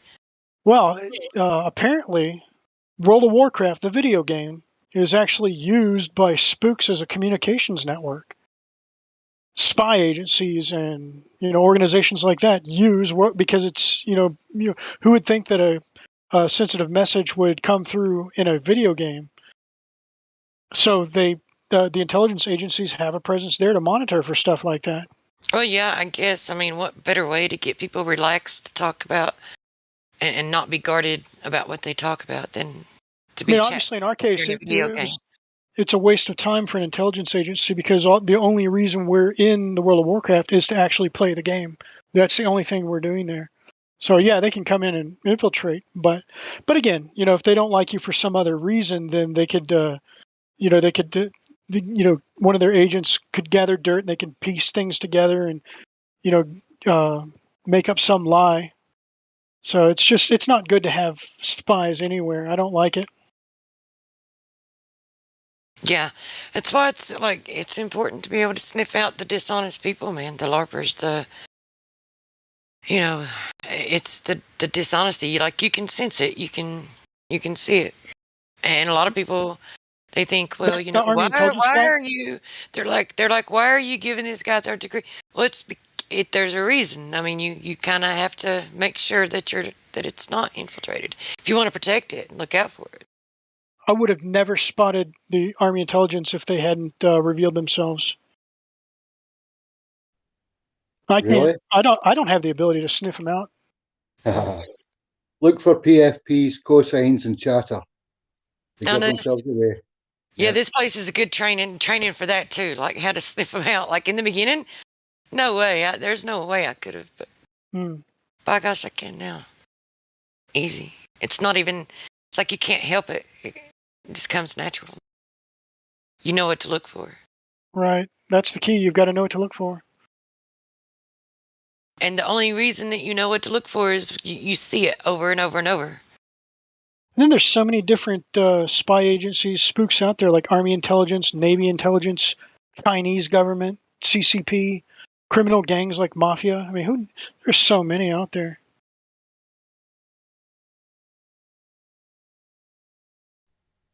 Well, let's Golf, flat you're smack. 50. Let's flat smack the intelligence agencies then. Yeah, We have good idea. been GE Platypus. He's a mole. He's not a platypus. He's a fucking mole.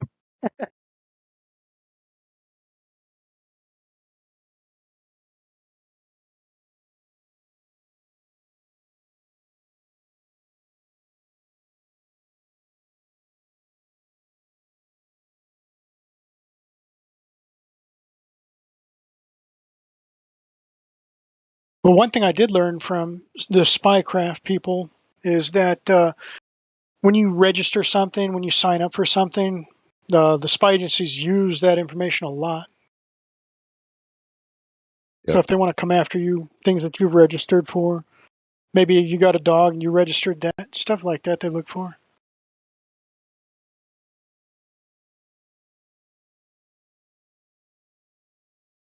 But right now, people like us, it's not really that big of a deal. But if some order goes out like, hey, we need to round up all the people that believe X, Y, or Z, that's when it becomes a real problem. Anything I do online that's important, like I do on a different laptop. Everything I don't do anything that that I wouldn't want the public to see or to know. Which I mean, it's not like I would like any of my personal stuff that I wouldn't want the public to know. All of that, all the social media, getting on here, watching YouTube, searching stuff in the realm of social media, I do on this one. So it's all separated. Like even like I might look at crypto charts or something like that on this one, but there's a lot of the stuff I don't even do on the same system that I do social media on. Oh, they won't find any kind of good things for, like, if they look at my shit, they'll sit there and they'll go, okay, we'll get him with teams of patriotism. Well, shit, he's not patriotic. He don't like a certain kind of animal. Well, it's a conundrum. Like, all he talks about is, like, justice and what's right and God, and. Well, see, what you don't understand, Joshua Matthew, is you don't actually have to do anything or say anything that incriminates you. They'll just make it up, and then the corrupt judge, will just decide that you're guilty.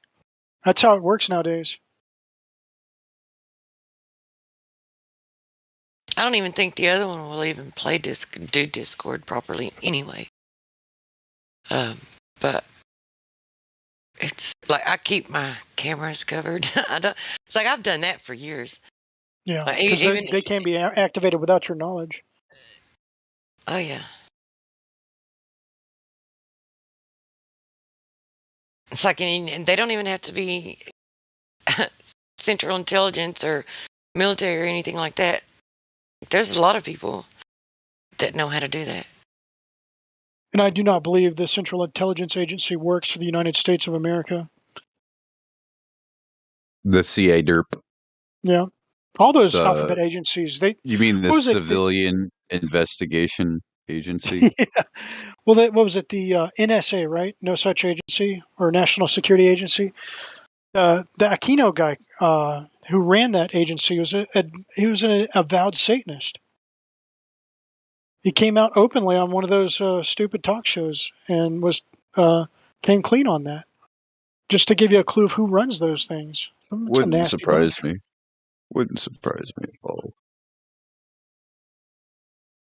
Would it surprise you? When I first found out, yeah.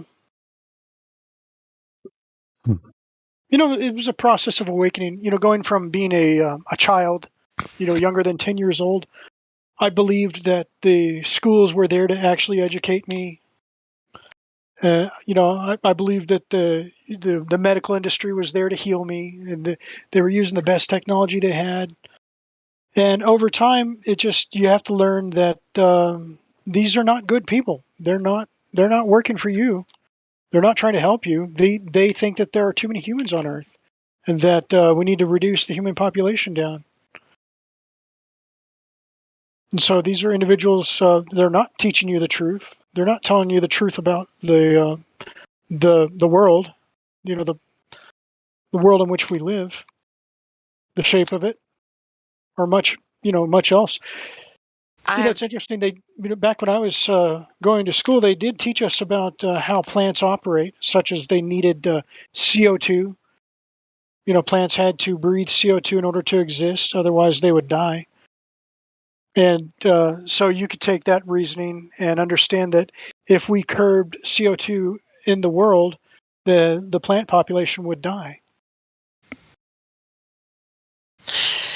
So if they were worried about the plant population dying, they wouldn't be Well, they're not worried about it at all. It's just a lie that they're it's to scare everybody. So I have two speculations as to why they want to keep the population down. It's either one or two things or both. Right? So if they're hiding land and they want to keep us secluded into one area, they have to keep the population, because if the people become too large and too many, then it will be able to overcome and overpower even without weapons. It'll be able to overcome and overpower like their control over us, and then we will win and expand out and discover these things that they're hiding from us. Discover, the lies and the control. There's that aspect of it, and then the other speculation is more on a metaphysical level, like if the collective consciousness has the ability to become too great as a collective, then it becomes too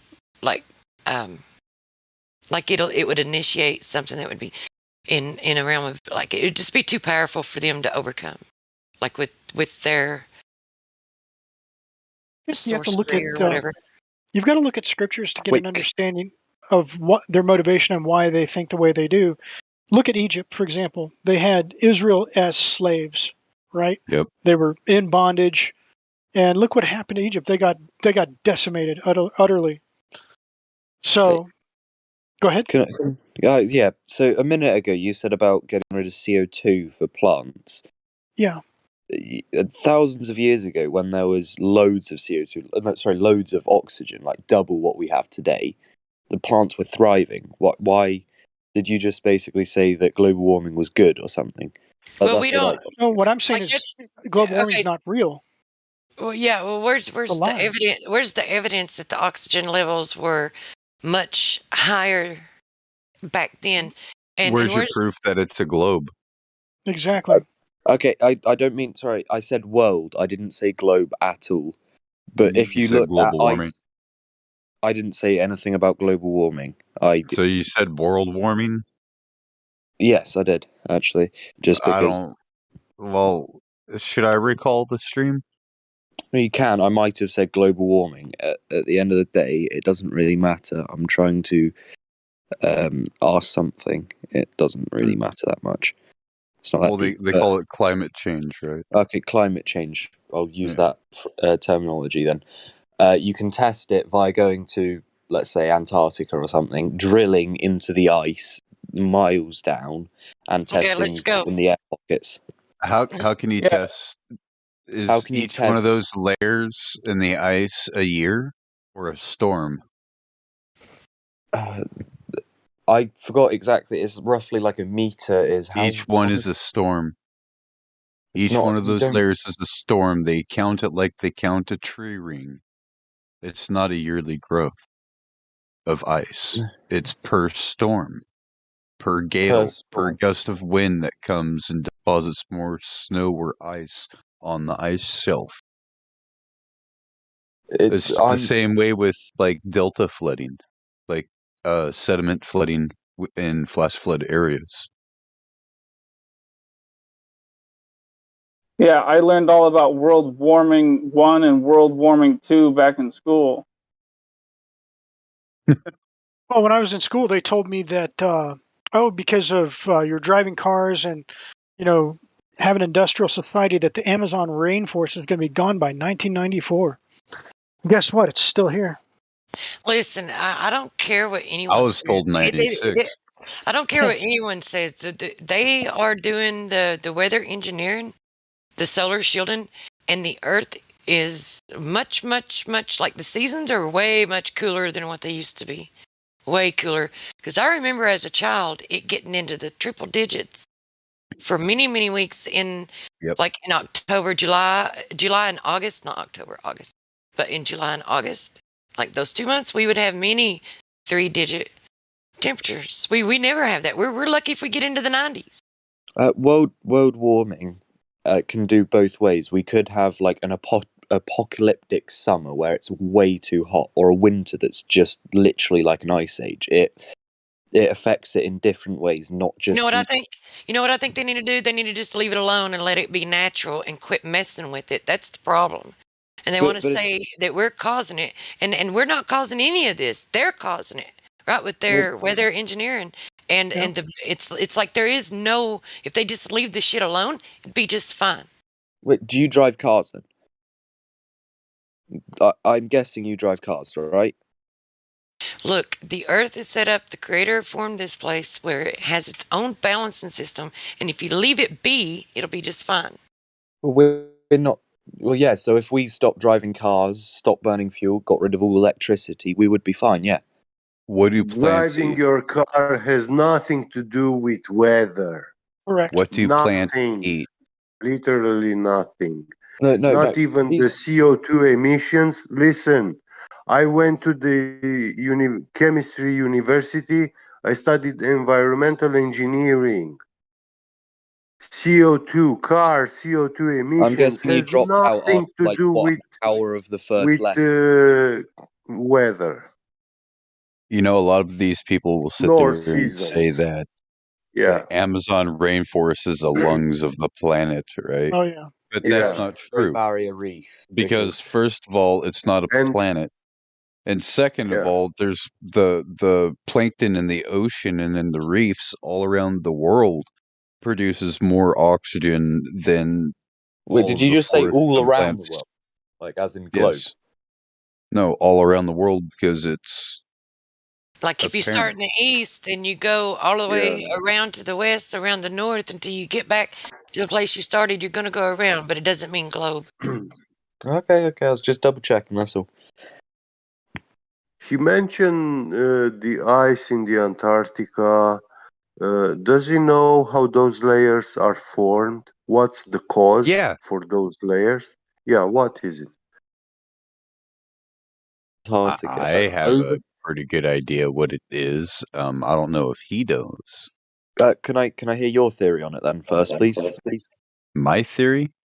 I just dispelled it. Right? It's not a tree ring.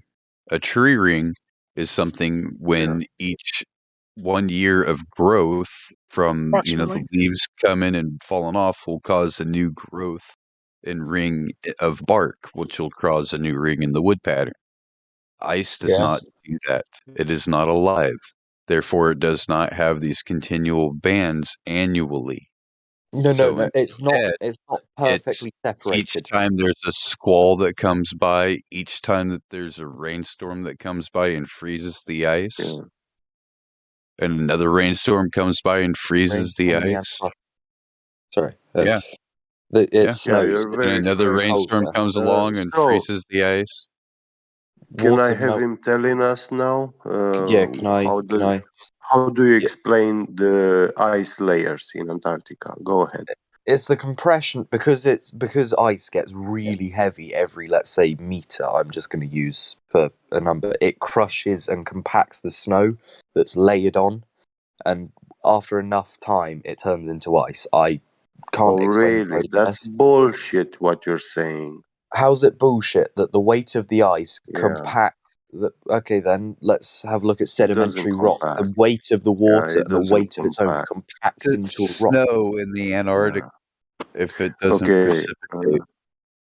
I will tell you how. It doesn't need movement. I will tell you. Listen, you're talking about layers and not compacted ice, compressed ice.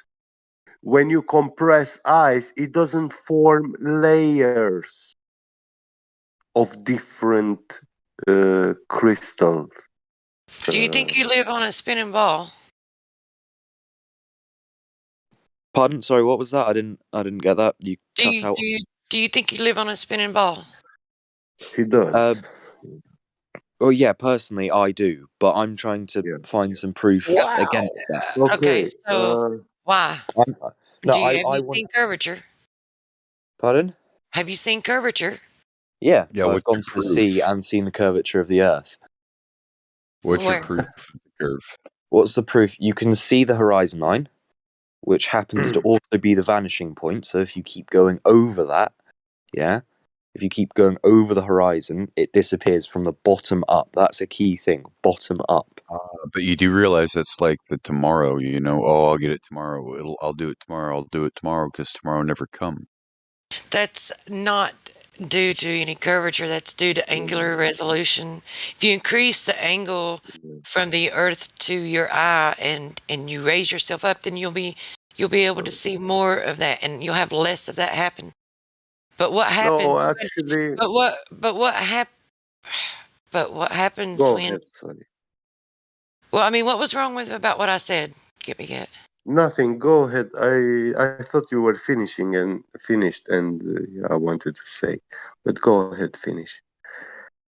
Oh, I I'm thought you were sorry. going to say I said something wrong. Anyway, Could you explain the angular visibility thing to me, please?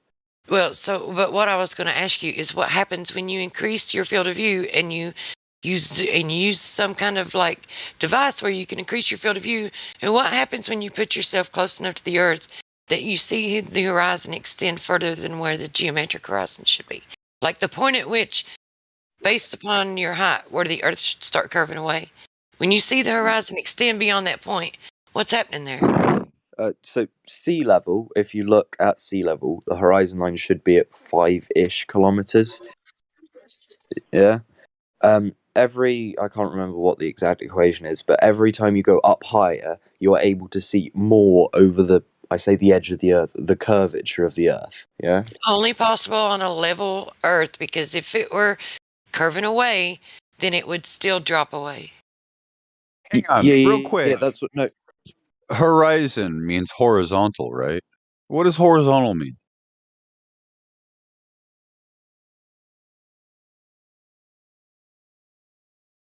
horizon doesn't mean horizontal. It means the point of which the curvature of Yes, the it Earth does. goes beyond. It doesn't mean It horizontal. comes from the root word horizontal. Yeah, it might come Horizontal from the plane. root word. So what How long does ago? horizontal mean? Joshua.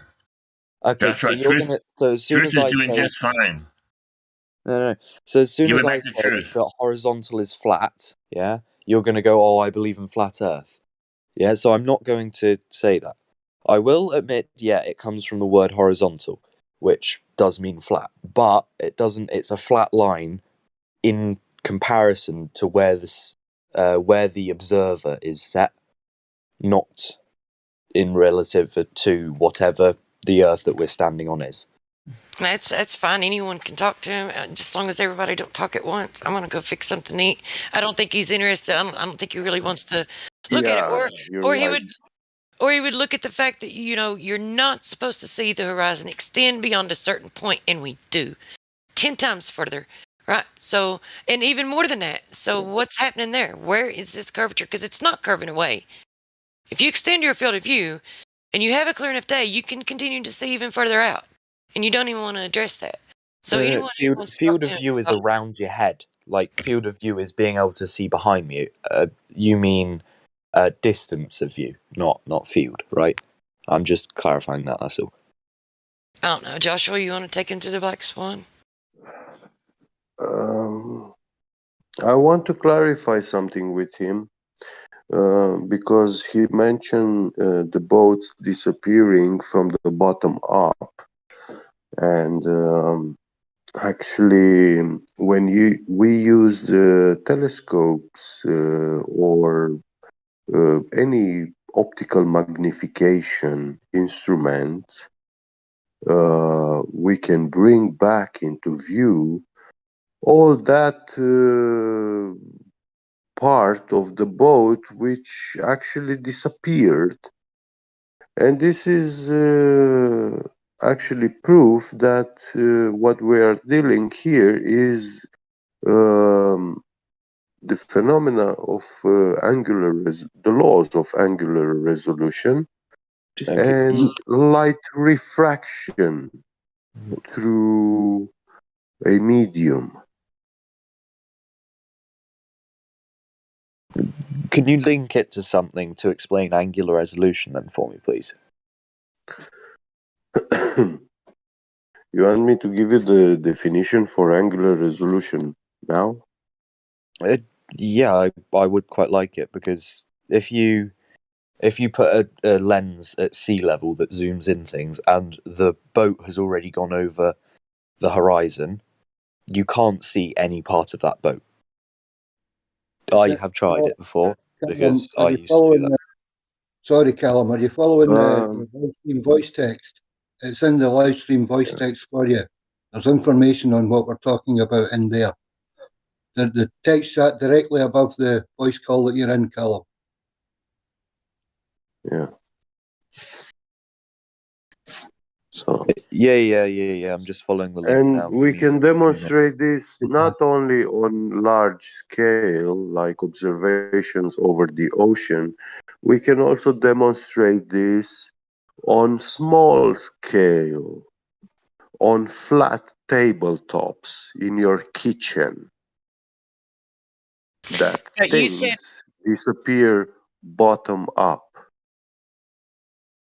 Yeah, but that's from a perspective. On a flat when you surface. zoom, that's on a flat surface.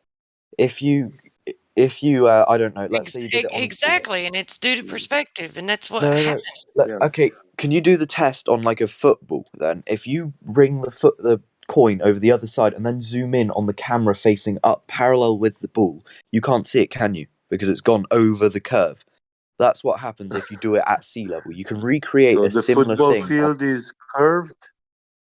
Okay, are you looking in the live stream voice text? Because there's some examples where the boat, like it starts out right. It starts out on a zoomed in point of view, right, and then they zoom back out and they show you how it looks like it's going over a curvature, but it's all due to perspective, because when they zoom in on it, they bring it right back into view. And you're talking about like the coin. We actually have a demonstration of that. Yeah, I have seen the demonstration and things. I looked at that yesterday. But notice how the camera, it's not the highest resolution camera in the world. It doesn't matter. It does, because It's resolution enough where you can see that the boat is disappearing, and it looks like it's disappearing from bottom up, and then it gets to the point of convergence, and then it continues on until you can't see it, and all you see is the water. It doesn't. It just the resolution of the camera just makes me see one pixel. That is the entire boat. Check this out. When you zoom in with a camera, you're increasing. Hold on. You're increasing resolution, but you decrease your field of view. You don't increase when you zoom in with a camera. It's not. You're decreasing your field of view, and you're increasing resolution. Yeah. So you're saying because you're focused, depending on your camera. Yeah, you're focusing, and not the entire field. That's like. That's how I was trying to say it, but I did say it. Yeah, I heard you guys talking about it. I wanted to clarify that, because I was laying down just listening. I was about to go to sleep, but I was listening. But yeah, so when you use a high resolution camera and you zoom in, you're decreasing your field of view and intensifying, your focus on certain pixels. In the first field of view, you're decreasing your field of view and increasing resolution on a certain point. Also, you have digital or optical zoom. Which one? Well, I'm talking. Well, I mean, both Because of them, I guess. I know with optical, it's sort of the same thing, but with digital, you'll have to really go by pixels. It depends on the size of the sensor and how compact it is. Yeah. Right. But it essentially kind of works the same. But the claim that it's going over a curvature is like it's debunked. It's bunk. If you can bring it back into view, it's obviously not going over a curve. That's true. And it's not only that, but you shouldn't be able to, like the distances that you're seeing, you shouldn't be able to see that far. So what happens when you see further than, if you're 1 foot observer height and you're seeing more than 1.225 miles. What's going on there? Where's this curvature? I said 5 kilometers, not 1.225 miles. Well, I said 1.225 miles. If you have a 1 foot observer height and you see more than 1.225 miles, which we're seeing more than 10 times that distance, then what's going on? Where's this curvature? If I was able to stand on the coast with a good enough telescope, I should be able to see Australia. Am I not wrong? Yes, Why? you're wrong. Yeah, Why you're would wrong. So what part about going from a spherical Earth to a No, flat no, no, no, level? no, Well, no, no. let me ask you this. Wait, let me ask you. I want to know this because this is something that's a common occurrence in here. Right? People come in here and they automatically jump to that conclusion. And I want to know why. What part of going from a spherical Earth to a flat level Earth means You all can of a see sudden, everything all of a everywhere sudden all the time, that right? you can see forever, and you don't have any limitation to your vision. You don't have any like atmospheric obstruction. You don't have none of that shit's going on. You don't have any topography. No, I was asking you for your reasoning. I wasn't trying as a dig at you. I was trying to ask for your reasoning behind why, if I use a telescope and zoom in, I can see like 2.2 times, 10 times further than 2 miles. That's what I was asking. Well, a telescope just allows more. Like you either what is it? I don't even have a telescope, so I just know what I've read and what I've heard people that know about telescopes, and from what I understand, it just allows more light in. It's like the aperture. It's not really increases the amount of light to your eye, and it also lowers your field of view, decreases your field of view, allows you to It focus decreases your in a field. smaller area, just like Helio was saying. Yeah. But a camera zoom is a bit different than a telescope zoom. I just wanted to put that out there. I know that a Nikon P900 has an 83 times optical zoom. So when that's like a telescope. Optical zoom is like a telescope. Yes. Digital zoom, yeah. Hey, Digital you know zoom what? is You know different. what? A telescope is like a microscope. Yep. Yes. Yeah. In essence, yeah. Okay, so every time you zoom in, you reduce your field of view until you see something that you couldn't see before. Just like when you use a microscope, you don't see microbes until you see them because you reduce your field of view till you zoom in on the microbe. Yes, yeah, I All agree right, with cool. So what do you do with a telescope? But when you see something, Does it make you see further? Does it make you see further, or does it help you resolve something that's already there? Yep. So when you see something that's 40 miles away, right, and the predicted geometric horizon where the Earth should start curving should be less than 10 miles. No. Where's the curvature? It's obvious that it's not curving away. So I want to know where have you seen this curvature? Yeah, a lot of people think that telescopes can help them see something further away. That's not true. No, They actually help them resolve something that's already there because they've focused in on a certain point, just like they do with a microscope. Yeah, I agree with that. No, truth, I do believe he did say when I asked him about when he saw the curvature and all that, and when did he witness the curvature, and he said the horizon. And then you tried to get me to trolling. admit that it was. He's When you trolling. say posts go over it, but you can bring them back in. No, he doesn't want to talk about the microscope. The horizon. He doesn't want to talk about that because that's the scariest part of the globe is the horizon. But when you bring them back into view, it's obviously not going over a curvature. So I will talk to you about it if you let me talk, and I'll let you talk. I won't just try and talk over you constantly. Okay, because why don't you answer? Why don't you answer with the question? I mean, what is the horizon? What is it? What do you mean by that? That's quite a generic question. It's like asking what Well, it is. certainly is. I mean, look it up in dictionary.com, frickin' Wikipedia. I mean, what's the horizon? The horizon is pretty simply defined. What is it? At sea level, if you stand on the beach at sea level, The horizon is roughly 5 kilometers out, yeah? Which is the point of No, which... that's not the question. The horizon is the same at sea level, or if you're in an airplane looking at It's not. 35,000 feet. Because if I stand on the shore at Dover, I can't see France. But if I stand on the top of Dover, I can We're see talking France. about definition of horizon, bro. Quit But it's not the same obfuscating. point. It's no. It's different. It's different. It gets a different distance with elevation. That's Really? Really? Where does it say that? I'll put definite. Oh shit! He's about to look it up. Finally. No, I'm looking it up. I'm just. Yeah, you're going to look it up and you're going to find out exactly what I'm saying is true. So.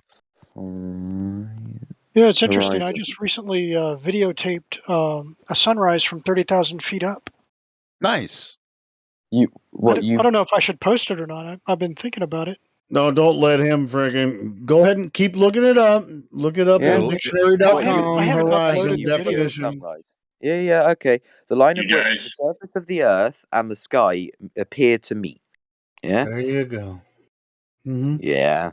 Does it ever change when you rise in altitude? Does the sky ever actually touch the ground? No, it doesn't ever actually touch. Can you let me finish? There's your horizon right there.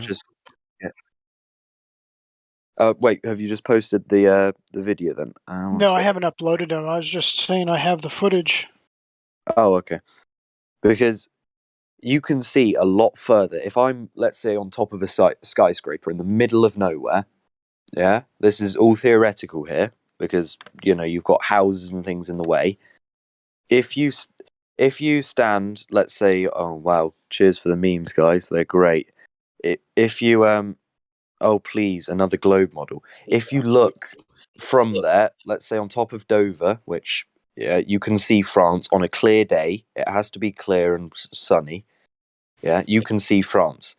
The very top of France, but still France. If you stand on the coast, you cannot, because the horizon line is 5 kilometers. When you stand on top of the cliff, Callum, let me ask you, how long have you been looking into this? What do you mean? How long have I been looking into? How long have you been looking into like flat Earth versus globe Earth and talking to flat Earthers or anything like that? Is this decent time? I can't give you exactly when I started, but a decent time. Like a couple years. Yeah, probably. Your arguments are pretty weak. That's all. What? And yours are strong then? What? Yes, what yes, mine are very strong. I made some very strong arguments just now. Oh, can you give me some maths to back it up? Can you give me a formula that I can test myself? Okay, so what was your observer? A squared plus B squared equals C squared. That's a pretty strong Pythagoras formula. theorem To find the hypotenuse of a triangle. Oh. When you saw 5 kilometers or approximately 3 miles away, what was your observer height? Because we've got observations and demonstrations that you can go and verify where you're 1 foot off of this above sea level, 1 foot observer height, and you can see from more than 10 miles away. So it doesn't mean, listen, here's the thing. You don't have to every single observation be able to see that far. But when you increase, like, and this thing, like, you should watch those shorts about angular resolution, but it doesn't mean that every time you have to be able to see it. But what it does mean is if you ever see it happen once, if you ever see further than where the Earth should start curving away, like there is a limitation to where the horizon can be from where you're standing at in all directions if the Earth is a sphere. And if ever one time at any of these instances do an observation, if you ever see further than that means the Earth isn't curving away. It only takes one. It only takes one because the Earth isn't like morphing into different shapes. It isn't getting larger and then getting smaller. It's not that. No, it's the fact that let's take. I'm going to go 2-dimensional circle. I'm stood on the top of a circle, yeah, and I'm looking around the circle at the horizon line, which is the point where I can no longer see this object. Yeah, I'm looking. It's on a 2-dimensional plane, so I'm not talking globe or anything. That horizon line. I then elevate myself so I can look down the horizon line, down on the horizon line, around the curvature of this circle. I am able to see more because I am elevated. Because you increase your angle of view. But here's the thing. If the Earth were curving away and if it were spherical, there's only a certain degree more that you should be able to see. You still shouldn't be able to just continue to see forever. The horizon would never extend, just continue to extend out for as far as you can see. Like, there's no way that it would appear to be flat and level. Like, if you're seeing further than the predicted geometric horizon, then it's not a geometric horizon. Period. So if you have a 1 foot observer height, it seems like he's under. The horizon should not extend beyond 1.225 miles. Sure. Well, but it seems like what he's saying, and I've heard many, many Globies say this before, that the only reason they can see further when they rise in altitude is because it's a ball. Is that what you're saying? No. I'm trying to say the fact if it was a circle, a sphere. No. Hold on. How about let's pretend it's flat. Okay, let's pretend it's flat then. All right, cool. So when you're close to the ground, you can only see so far. Then when you go higher, you can see further, right? Even if it's flat. No, because you've got. No, you wouldn't be able to see further if it's flat. No, you would be able to see. That's you're saying definitely you would not be able to see further if it's flat if you go higher. Is that what you're claiming? If it's flat, you would be able to see the same distance at any height. Really? So if you're at 1 foot, you can only see so far, and then you go 100 foot, the horizon would actually be in the same place. You wouldn't be looking down at it. You would be looking. What do you mean same distance? Same as what? See, this is the twisted fucking craziness. See, this is what goes over their mind. Go ahead. He's ignoring the light inverse square laws, angular resolution, refraction, Where do you everything. get this from? I mean, he's saying like we were supposed to see Australia from anywhere. No, hang on. He said you should see the same distance. Like the same as what?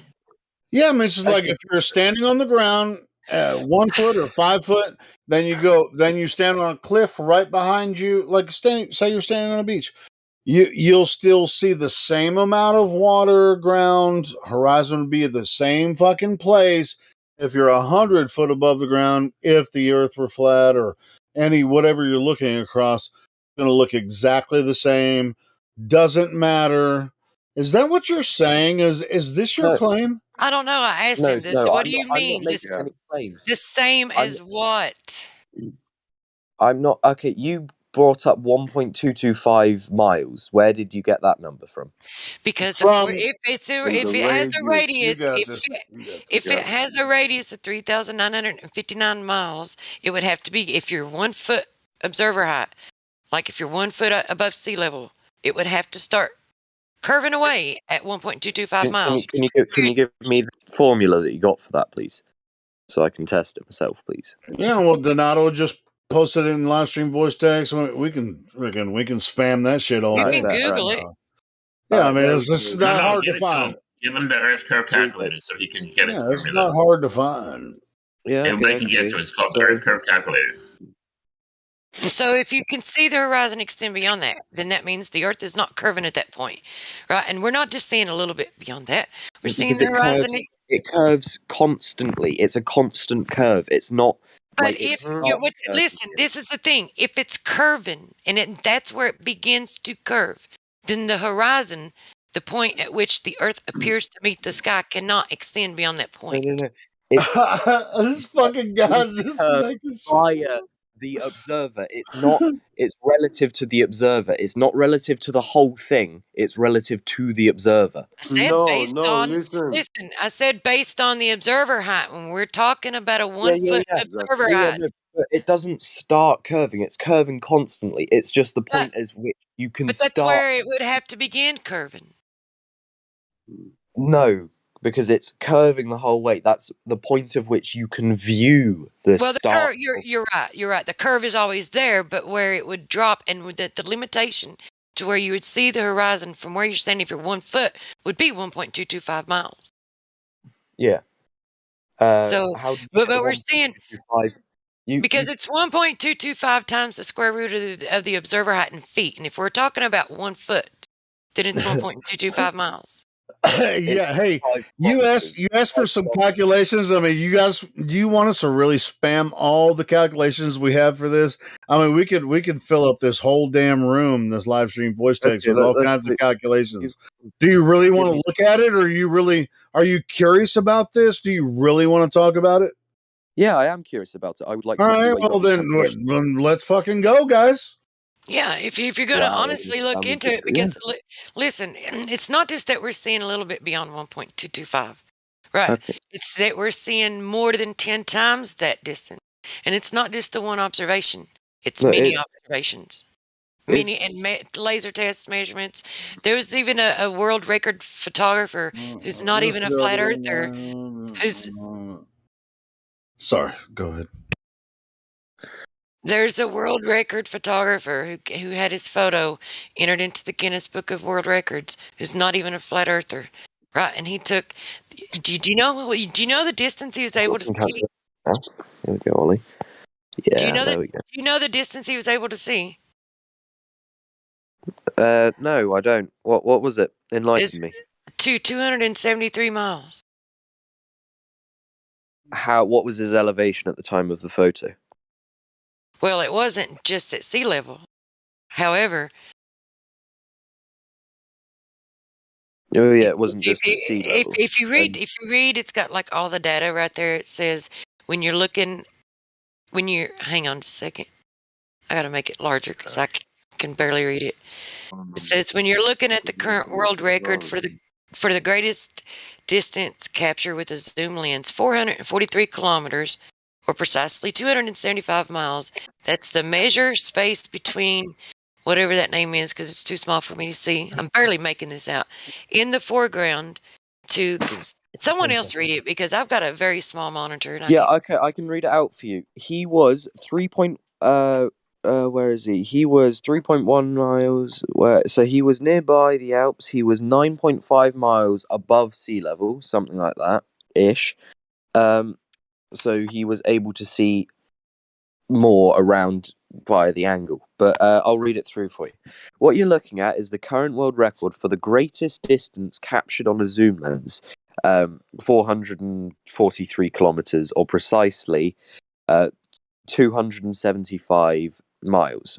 This is the measurement between the. Sorry to interrupt. Are you sure he was 9.5 miles above sea level? Are you sure? I'm just trying to read it. I'm trying to read through. It's not exactly the best. Yeah, but when you was reading, I heard you say he was like 9.5 miles above sea level. That's way more than the Mount Everest, you know. Yeah. Everest is... whatever it was. That it should be 9.5 miles below the horizon, right? It should be 9.5 miles below. At 275 miles, the Alps should be nearly 9.5 miles below the horizon, arched from stage left to right. Because see, that's another thing, right? Is you don't just have it on one axis; you have it on all axes. So it shouldn't just be on the y-axis; it should also be on the x. Unless you live on a toilet paper roll. To be honest, we're not getting anywhere here at all. We're going around in circles on the same thing. Personally, I wouldn't mind moving on to something else. Your choice. Of course. You'd rather move no curvature. Yeah, there's no curvature. We can't find any curvature. I mean, welcome to the club. Welcome to the club. Hey guys, we can't find curvature, but you're good to go. Yeah. Let's do 1-on-1, 1-on-1, not 5-on-1, please. Yeah. No. I can run through some of these calculations. It's gonna take. Yeah, learn to debate. Yeah, great. Yeah, they Look, should as you well. should Maybe when like they're being it's quiet, as when I'm trying to talk. But yeah, I should. I need practice. well, Henderson. I mean, look, it's not even about debating, right? It's just about whether or not you want to. If you want to look into it, just take an honest look at it. Look at Yeah. what they claim the Earth is, where the limitation of how far out your horizon should be. Like, there's a limit to how far your horizon can extend to if the Earth is curving. If you ever see beyond that point, that means it's not curving. That simple. Have you been in a plane at 30,000 feet? Mm-hmm. Yeah, you can see a lot further than when you looking out a window out of the plane than when you are at sea level. Do you know why? Because of the curvature of the Earth, you are able to see. I say over the No. curve. You're able to see down around the No. curve. Well, have you considered this? Check this That's out. what you If say, but that's hold on, no. hold on, guys.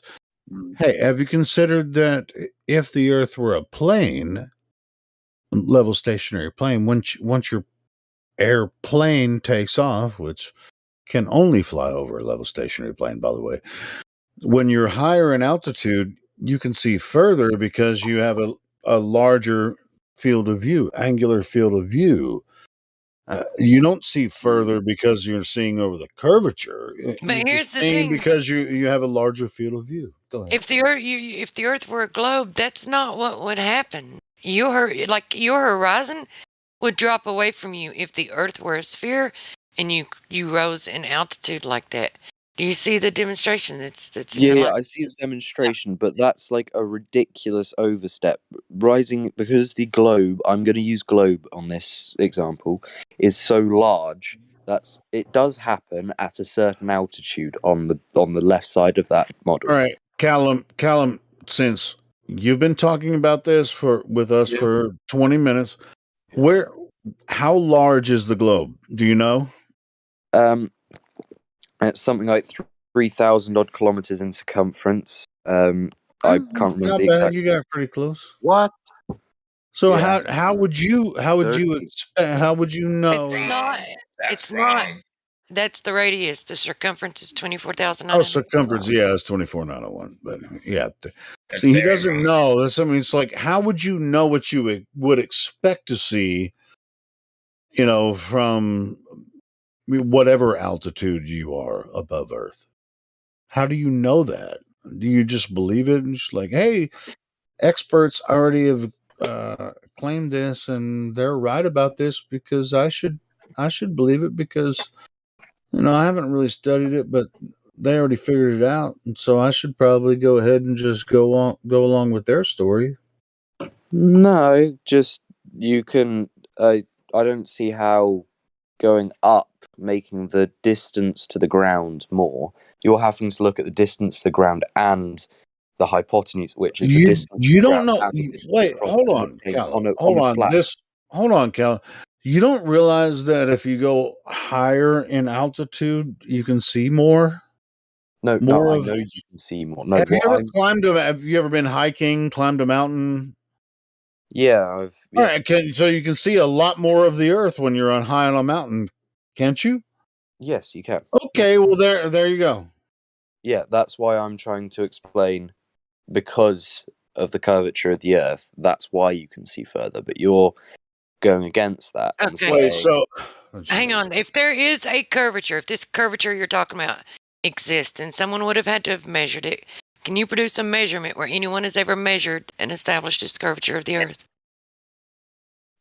Yeah, and while he does that, I want to say that he said that there was curving between him and the mountain. So how much is it curving between you and the mountain? You have to know that. You can't just say it is. You have to give us a measurement. Okay. You can see that it is, but I'll look it up. One sec. Give me a minute. Okay. No, you can't see it. From You're just about saying that.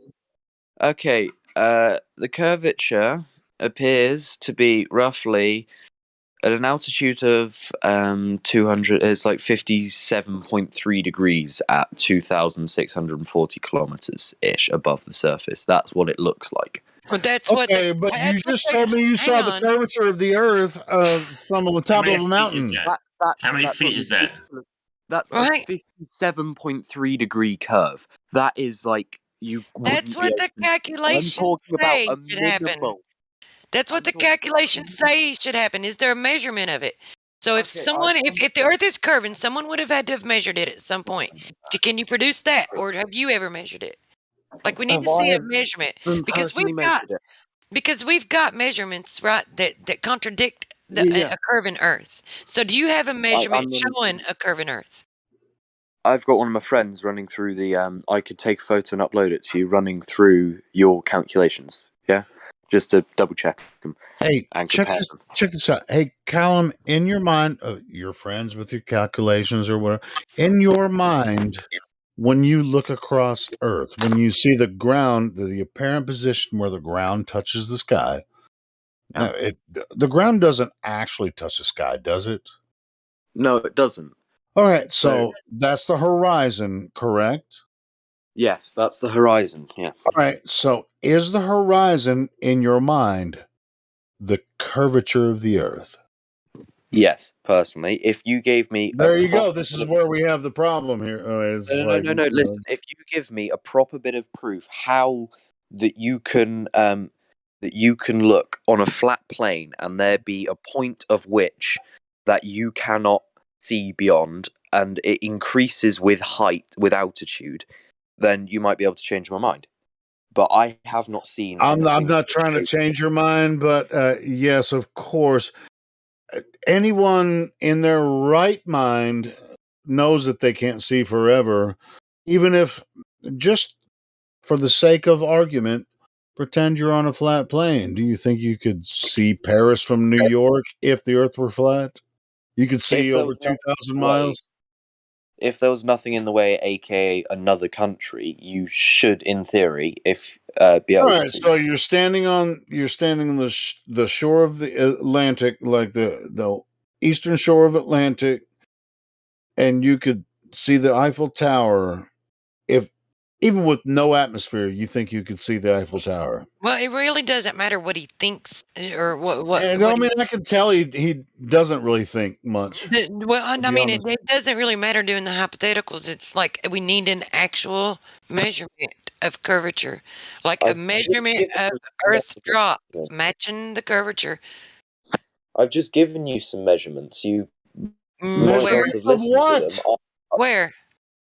I said them out loud instead No, of. you haven't. You gave us degrees. You gave us degrees. That's pointless. Listen. This is the difference between what you presented in a measurement. So what you shared was an observation in which you put your claims into a calculator and they were calculated. What we're saying is an actual measurement, because we have laser measurements, right, of the Earth where where the height above sea level, the altitude is documented, and then they take the lasers and they're able to hit their targets. Right, there is no measurement of curve drop, and if they're claiming that the Earth is curving, then there would have had to have been some sort of measurement to begin with. So either like show an actual measurement of Earth curvature, or show where they have ever measured Earth to curve to begin with. Okay, give me a second. I'm just trying to find where I found this. Dude thinks he can see 2,000 miles across a flat Earth if it was flat. That's fucking retarded.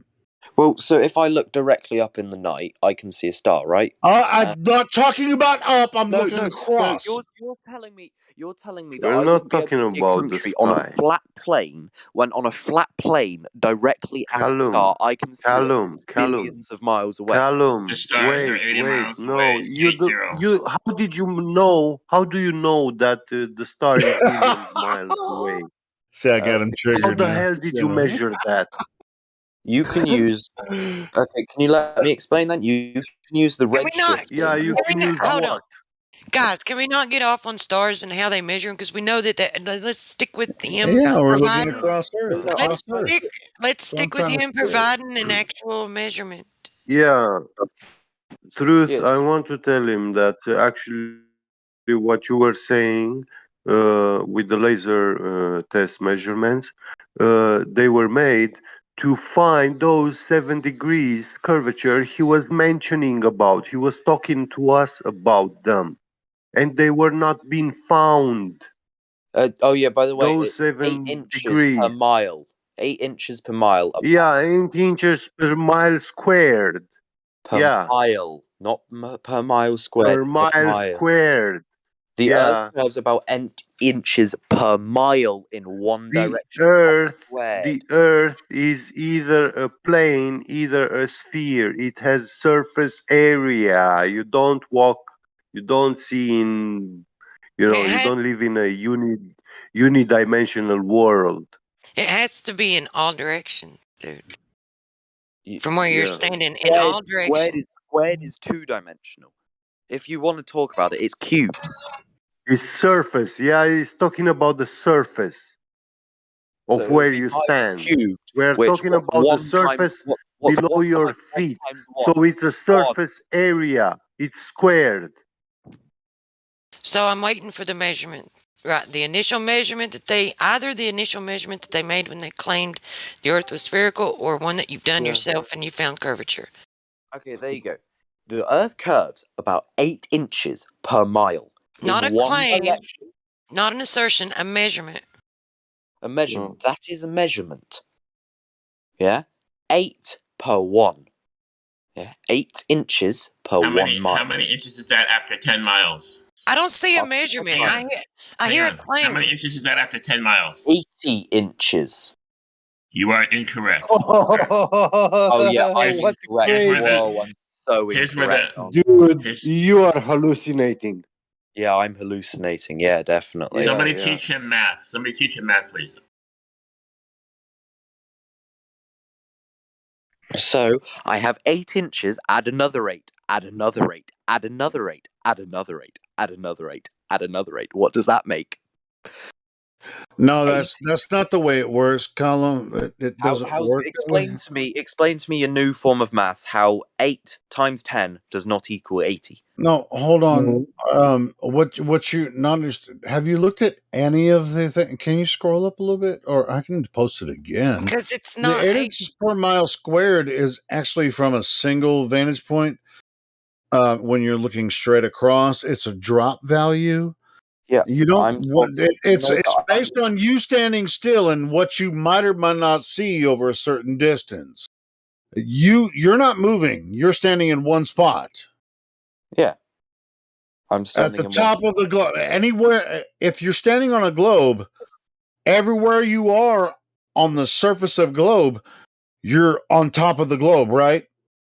Yeah. So the 8 inches per mile squared is based on you looking straight ahead, and the drop value, the 8 inches per mile squared, is based on you not moving.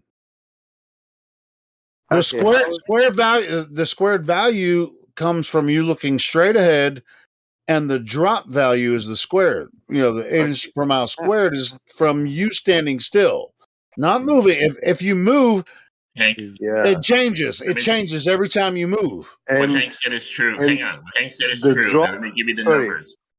Let me do it. At 2 miles is 24 inches.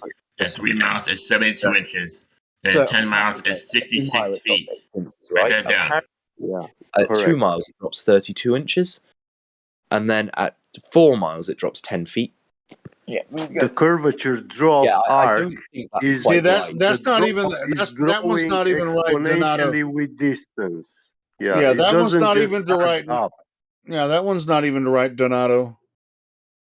I don't think. Yeah, that one's right. That one's right. Some of these measurements. Yeah. Okay, so that miles. Yeah. Yeah, but distance and feet. But nobody lives on a ball. Nobody lives on a ball, bro.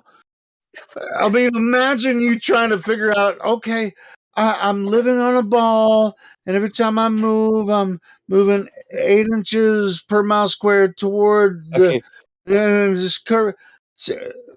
Come on, man. Nobody lives on this ball, man. This is an imagination. I'm waiting for a measurement. I'm still waiting for a measurement because told you the measurement 10 times. No, you told me a claim. I'm saying show me a direct measurement. That is a direct measurement. If you want my formulae, I can give you my formulae. I can't give you a measurement because I have already given you a measurement. A measurement is something per something. You made a claim. You've not backed it up. This is what I'm saying. Did you just say something per something? Show your work is what I'm saying. That was pretty funny. So let me Show get a this straight. You want my demonstration. formula? You want No, my I want you to. If you're claiming you have done a measurement, I want you to show me some documentation of this measurement, right? Okay, I'll give you my formula. One sec. And no, an actual measurement, Wait, not a formula. I don't want a yeah, formula. I don't want a calculation. I want an actual measurement, like from one point to one point measured to have curve like Earth drop. You know, it's Right. funny. Truth avails. We've been giving him formulas all night. You know that show that it can't be flat, and then he's like, "Let me give you my formula." I've been running through your formula. It's like, no, we gave you your formula, and we showed you that it can't possibly be true, and now you just want to show us which formula that proves the globe. I mean, we gave you your, the globe Earth formulas, and we've shown that it cannot possibly be a globe Earth, and now you want to show us a formula that proves that it actually is a globe Earth. And listen, and I'm posting for you some measurements that have been performed to show a lack of curvature where the Earth doesn't curve away, it doesn't drop away where it's supposed to. So if you have any claims of any measurements that you've done, like, you need to produce them. If anyone has ever before you done it, you need to produce that, because there is no measurement of curvature, direct measurement. I'm trying to find those measurements, yes, and those formula to calculate those measurements. Are you going to get them from universities or NASA, or where are you going to get those formulas from, Callum? There's something called actually working through something, you know. He has friends working through. Now listen, America. It needs Scientific American. Listen, it needs to be a measurement that can be verified. So it needs to be something that you provide where we can see the data on, and then we can also go there and test it and measure ourselves, and it needs to show Earth curve. That was pretty funny, though. I like what you said, Callum. You said it's called working through something. Yeah, wow, look, a new, oh, wow. Bring out your abacus. Bring out your abacus. Oh, look, a new toy. Just said, bring out your abacus. Maybe you'll help us out with these formulas that you're going to bring that will prove the globe. Give me a minute. Okay, yeah. By the way, do you have a complicated abacus that can help us out with this? What do you mean? What? Yeah, a complicated abacus. You know what an abacus is? Abacus. Yes, an abacus. Yeah, do you know what an abacus is? I'm just going to go on mute, and I'm going to wait until I get some actual measurement, because that's all I'm waiting. We might as well. Well, you've given me no actual measurements. I've showed you. I've shared it with you.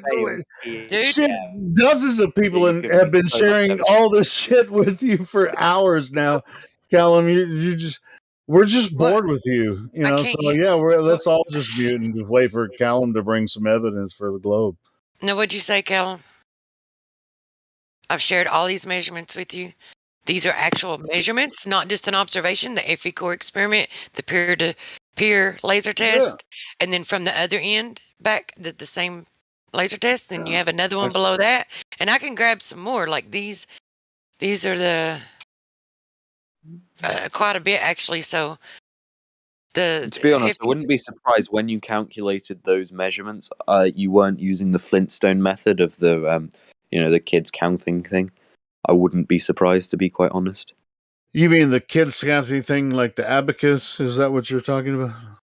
No. You see the Flintstone meme that was directed That's why at me? you can verify them yourself. That's the thing. We can all Callum, you don't even know. You don't know a goddamn thing about this, Callum, and you're projecting, and you're just like, hey, flat earthers are so dumb. I can just pretend that I know something. I'm sorry. No, I mean, it's just like you're talking right over and through everybody. That's all. It's No, you're fine. I am being a dick. I'm sorry. Truth. Yeah, if I'm not trying to say you're stupid or anything. I'm trying to run through some of your numbers here to see if it gives you the correct known by certain things. It's not that we're calculating the drop wrong. There is no drop, zero drop. There isn't any. Period. It's just how do your calculations show this? Because they don't show that there is no drop. high above sea level, and they're hitting their target. Dear, it's not dropping away.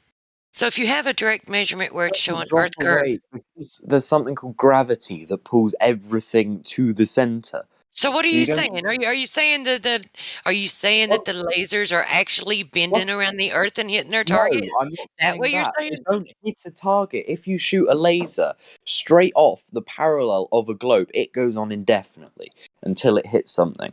Yes? So if you're at point A and someone else is at point B and the Earth is curving in between and there's a hump of Earth, right, and you're at the same altitude above sea level and that sea level is curving around an Earth, and if you shoot a laser, since we know lasers travel in straight lines and don't bend around corners, right, and you're hitting the target, then that means there's no Earth in the way. Okay, what was the distance that this was shot at then? What was the distance? Well, just look at it. Which one are you talking about? There's the FE core laser. There's the peer-to-peer. The peer-to-peer, that last one shows right on the thumbnail, 16.4 miles. 16.4 miles. What, the 1 foot observer height with the oil rigs? No, that's the 1 foot observer height. That observation with the oil rigs, 1 foot observer height. The oil rigs are the second oil rig is 9.41 miles away. The horizon is well beyond it, and on clear days you can even see the land masses behind it, which is 30 to 40 miles away. You can't see any landmass behind it. I said on other days. There's other observations that were made at the same place, and on clearer days where there's less atmospheric obstruction, you can see the land masses behind it, which is 30 to 40 miles away. To be honest, you haven't given any properly convincing arguments to this. Can we move on to something more interesting? No, we're not moving on from it because it's not about being convincing, right? It's about an actual direct measurement. So we've provided direct measurements of a flat level Earth. Do you have a direct measurement of curvature? Yes, my direct measurement is that the Earth curves 8 inches per every mile you look at. That is a claim. That's an assertion. It's not a direct measurement. You can't measure it with a laser because we're not on a flat disc in space. We are on a globe. Calm down. Don't spiral. Yeah, Callum's getting very upset, but the real thing, you said 8 inches per mile. That's not true. It's 8 inches per mile squared. In a disc in space. Yeah. He's gone, Helio. Wow. He just totally lost it. Way up. Yeah, going way up. Was that from the Flintstones? That's where the fun is, way up, way up. Remember that one? It was just like this little trippy thing they do on the Flintstones every once in a while. I'm going way up. That's where the fun is, way up. You guys don't remember that shit? God damn it. Yeah, Helio, I remember. I'm old enough. You remember? Okay, cool. I thought it was out of my mind. I was just like, I thought it was the Flintstones. Yeah. It was just like this little disco thing the Flintstones do every once in a while. Going way out, way up. That's where the fun is, way up. Yeah. Well, I knew Callum was there before. I mean, I'm sorry if I was freaking rumpusing a little bit, but yeah, he was a total dipshit. So. Yeah, you're spot on with the math, Helio. I was saying it in chat as well, and they don't get the squared function. It's an exponential calculation. Well, it's like after all that, just like 30 seconds ago, dude was like 8 inches per mile. It's like, dude, didn't even hear a goddamn word we said. He was just like trying to obfuscate every single thing, whatever, you know. It's just like, we want people to come in here and actually have a real conversation. Fucking A, man, this dude. Yeah, at least, I mean, we got to the point eventually with him when he told us that he thinks that we think we're a disc floating in space. Now we know where he is, so we can approach that from the start next time.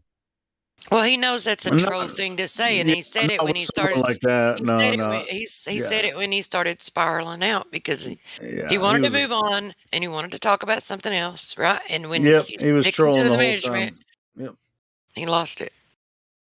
Yeah, you knew that. Truth prevails. You knew he was trolling the whole time. You were playing with him, and I was kind of too, but other people were. It's like how much time are we going to waste on these fucking retards? They're not even talking about the same thing that we're talking about. I mean, how much time can you spend when you're not even talking about the same fucking thing? You know. Well, I mean, it exposes it to the audience too. Yeah, that's cool. That's cool. There's a pattern to how they argue. Just remember this: sin, right? So the first S is shift the topic, change the subject. Second phase, ignore the facts. Then the third phase is name calling. That's how they argue. Yeah, or I mean, it's like how many times did he revert back to the same stupid arguments that we already debunked? Like, several times in that conversation. It was so dumb. It's like, where the hell are you going with this? But I had an epiphany of how we could test a flat model. Something that everybody can agree is a flat model. I could go into World of Warcraft and find an area that is a flat plane. Because see, there's no argument that the design of the game is on a flat plane. And so we could look at go into the game and look at the horizon and then rise up, raise altitude using because I've, you can fly. So you rise up and you can look at the horizon line. Now it is a video game, it's artificial, but it's a model, a simulation in which a flat plane can be tested. And it'll probably match exactly what we see on what people claim is a globe. Sure. Well, I mean, it couldn't be. I mean, nobody can fly over a globe and pretend it's flat.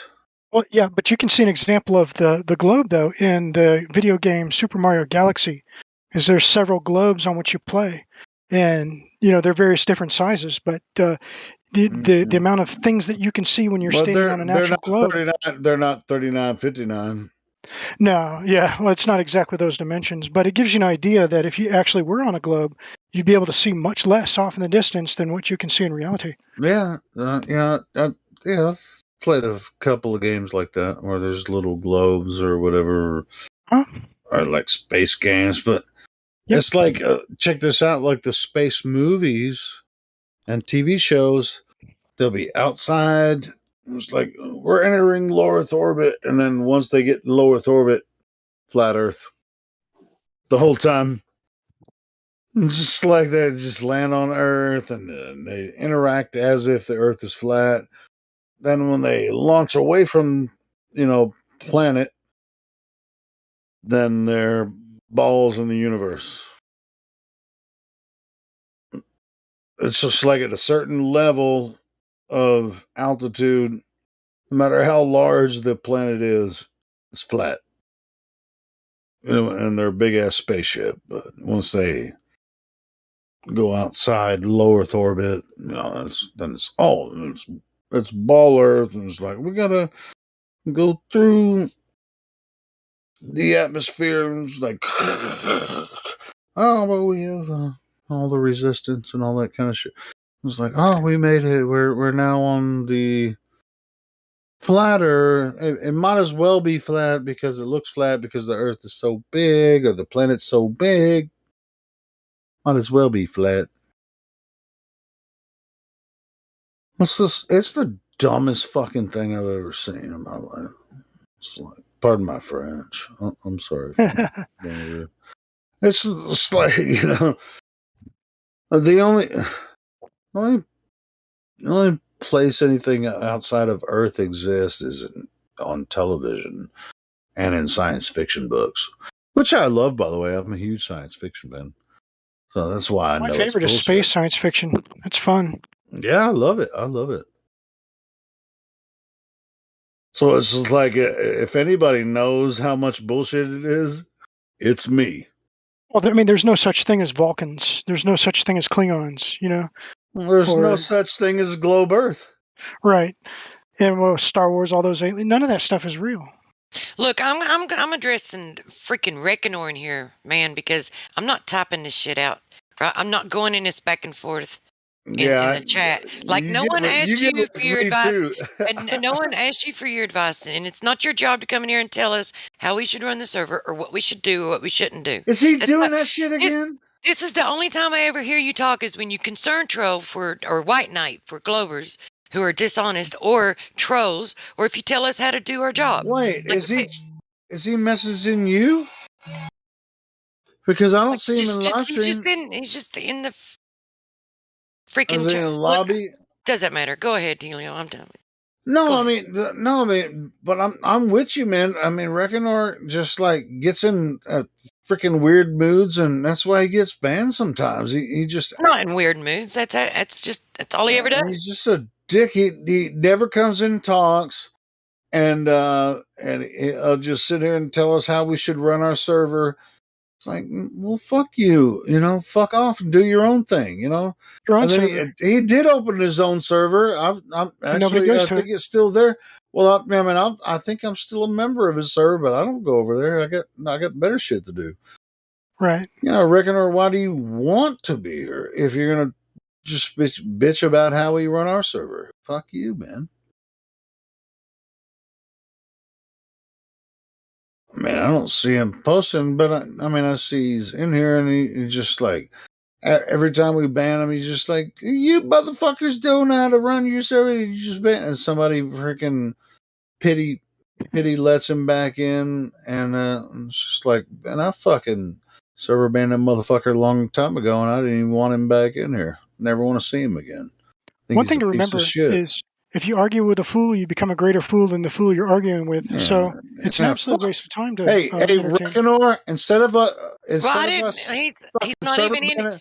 He's not even in here anymore, and I didn't want to talk about it. I just wanted to address what he had said. I'm going to say it publicly right here on the live stream. Sir, Reckonor, fuck off. I don't ever want you to be in this server ever again. I banned your ass a long time ago. Other people let you back in. I never wanted you to be back here. I think you're a piece of shit. So how about that? That's what I just wanted to say that. Sounds about right. It'd be different if he contributed something. He doesn't. He doesn't. He never does. He never does. Contributes grief.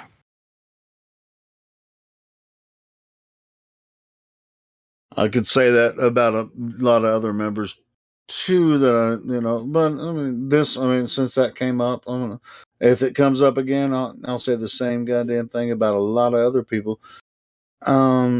But every time I put Reckonor on the permaban list, somebody else fucking lets him back in. I'm just like, well, fuck that fucking piece of shit. Fuck Reckonor. In my opinion, I think he benefits the server at all.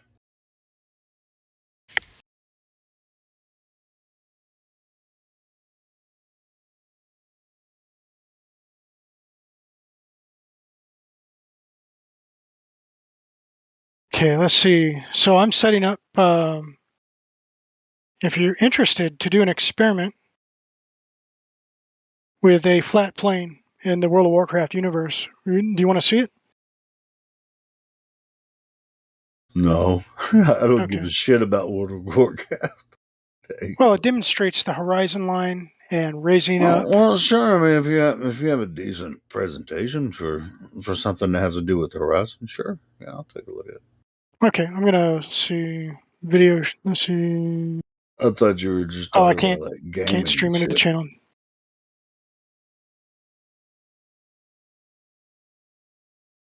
Stream? No, you can't stream on this channel. No. Gotcha. All right. Fair enough. Yeah, well, that's what I was going to do. I was just going to do a simple demonstration where I start from the ground level. You can take some screenshots and post them. Okay. Let's see.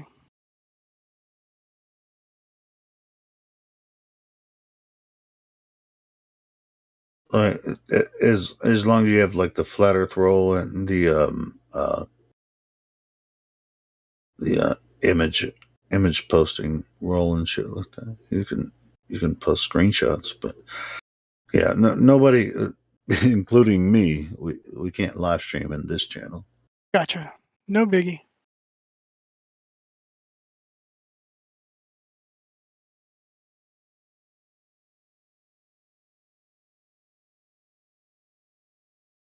Gotta take the images.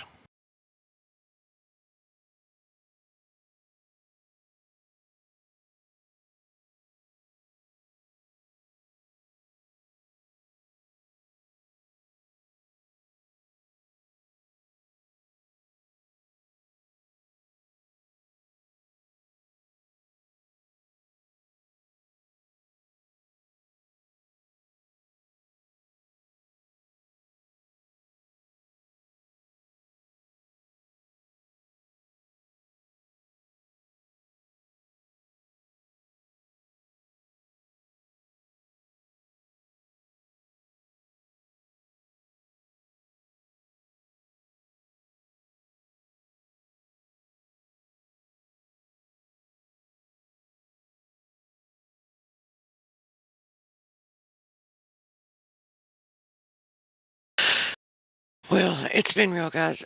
I want to call it a night before the sun comes up. Good night, Chris. Oh, what the Have a good hell? one. The sun's already coming up. What is it, 6:25 in your area?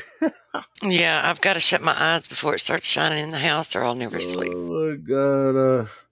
All right, good night. Good night. Good night. It's good talking to you tonight. You kicked ass tonight, Trooper Wells. Good stuff. Roasting globies. It's like roasting marshmallows, right? Sometimes. Start the fire. You can put some hot dogs, some marshmallows. The globies that come on in. What you got?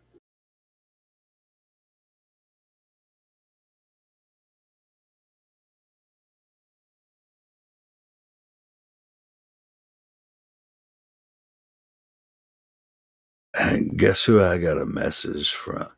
I ain't even looking at it yet. Who did you get a message from? Hold on. It's Reckonor. Oh boy. Because I talk shit about him on a live stream. Because he's obsessed with us. Oh, is he very, very sorry? I don't know. I didn't read the message yet. Oh, maybe he's very, very sorry. And he didn't really mean it. Maybe he won't be as much of a dick anymore. Helio, if the man would talk, I would give him a break. You're gonna give him a break? I think I was one of the first people. If he would come on, Mike, and explain his points like a legible part, someone in the server. You know, I'm gonna read you what he said.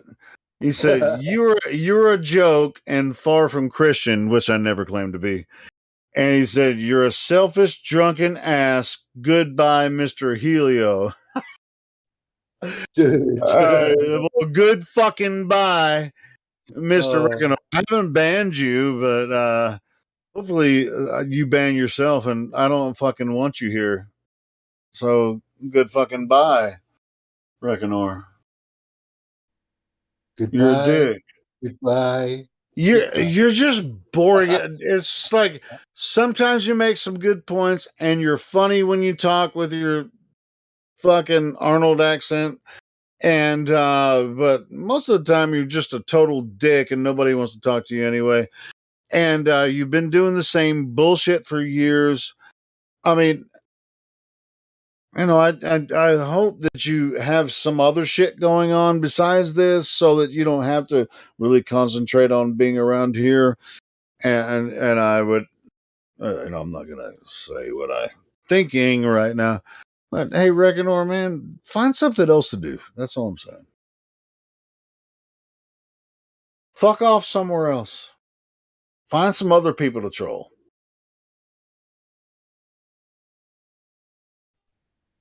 Oh, bro, I've got a tune for you. Hang on till I find it. So I'm going to post 3 images. It's not as impactful just seeing 3 images, but it's better than nothing. I mean, if you could see the video, you could see how the horizon does not move. And as I elevate, you can see more because there are fewer obstructions.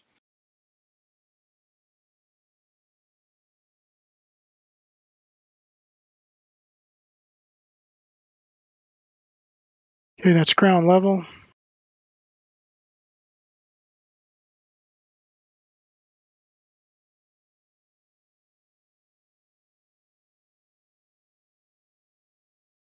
A little higher up.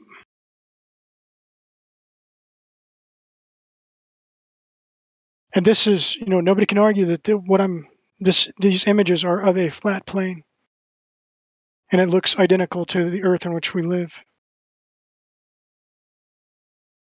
As if you were to fly in an aircraft of any sort.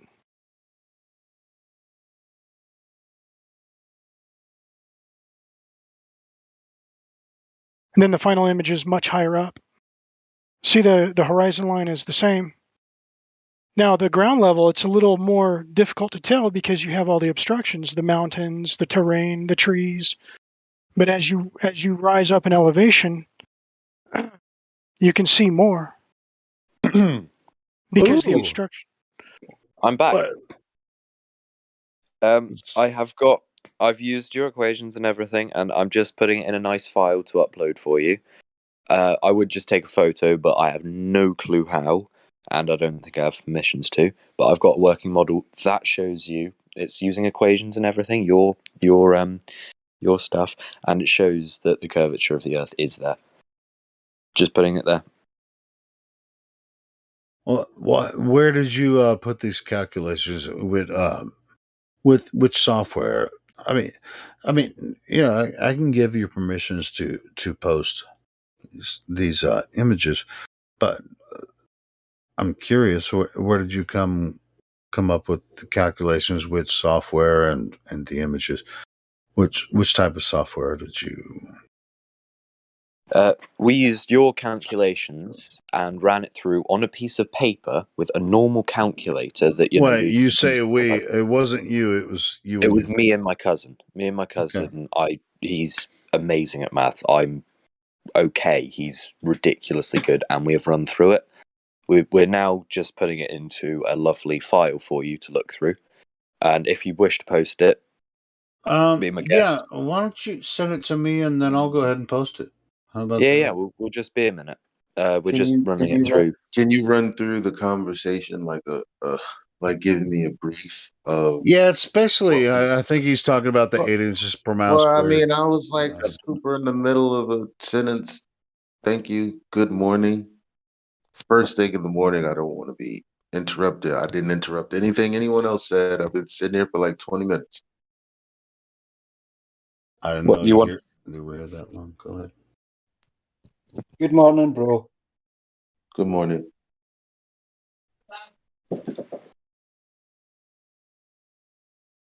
One sec. I'm just proof checking all of it just to double check it's right, and then I'll make it into a file for you and hand it in. Go ahead and send it to Elijah. He's got this from this point on.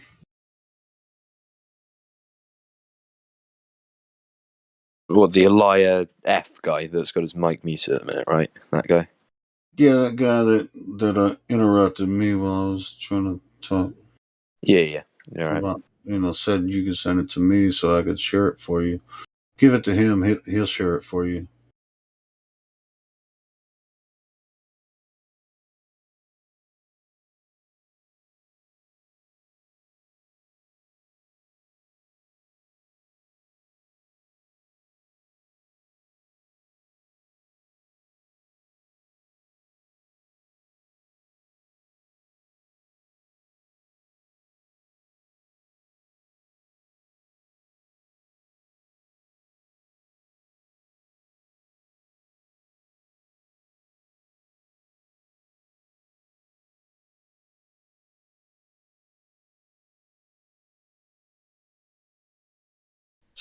So you wrote it down on a piece of paper. You can't take a picture of that paper, is what you say?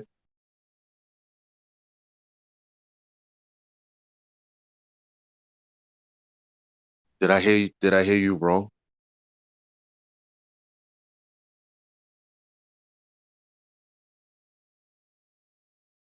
It's not very easy to understand, so we're going to put it in a document so it's easier to read because handwriting is exactly the best. You can. It's numbers, right? You can take a picture and send it.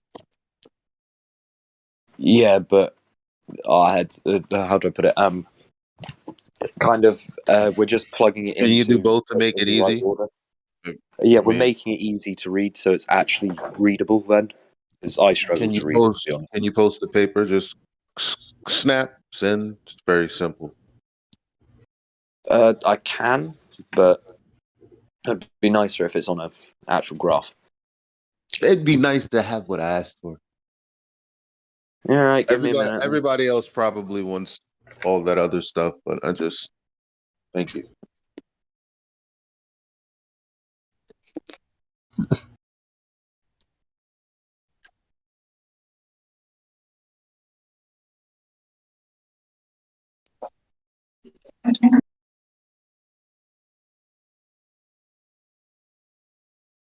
Broken geometry.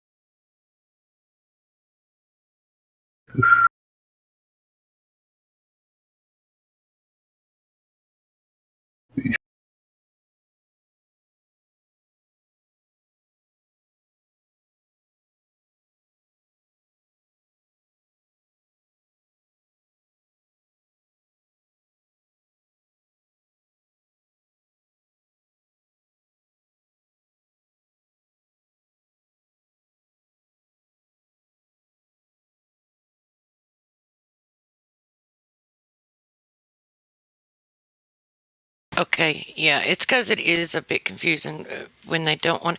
So you wanted context to what he was bringing. This is the context. I showed him direct measurement of the Earth, where it measured flat and level, like all the ones that I had, like the immediate ones, right? The Ificore laser, the observation of the black swan, and then the other laser test, the John D peer-to-peer, and the taboo conspiracy laser test, the 14.7 miles or whatever. And then I asked him if he had any measurement of curvature or if anyone had ever measured a curvature. And he kept trying to avoid it. And then eventually, and then he kind of alluded to the fact, kind of alluded to the calculations being wrong. So I showed him the Earth curve chart, and that was what they claimed the Earth was with, the radius, and showed him the chart that they provide. They provide the curvature calculators which come up with it. And so I don't know if he's trying to say that the calculations are wrong but he was telling me about his observation and said that he saw from one place to another and was telling me how high one place was. And I told him, I said I wasn't asking for an observation. I was asking for a direct measurement that we could verify. And then he spiraled out and said, "Oh, that's because we don't live on a disc," because he wanted to talk about something else other than curvature, and I wouldn't let him get off of curvature and asked him for direct measurement. And he kind of spiraled and left, and then now he's back saying that he's got the direct measurement for curvature. So that's the context.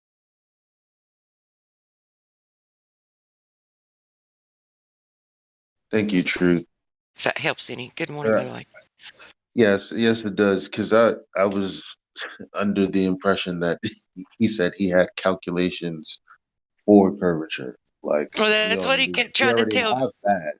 Yeah, that's what he kept trying to tell me. Like, he was telling me and explaining an observation, and then he wanted to give me the calculations for it. And I'm like, no, I'm talking about a direct measurement that we can verify that shows curvature.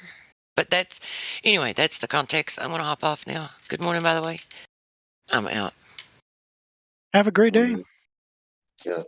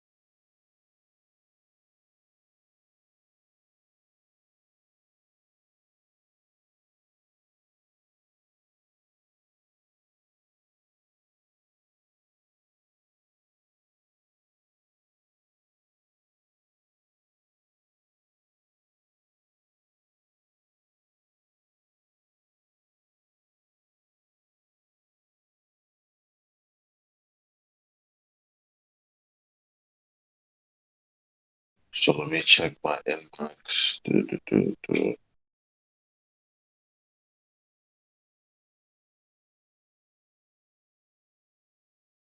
Yeah. Mm.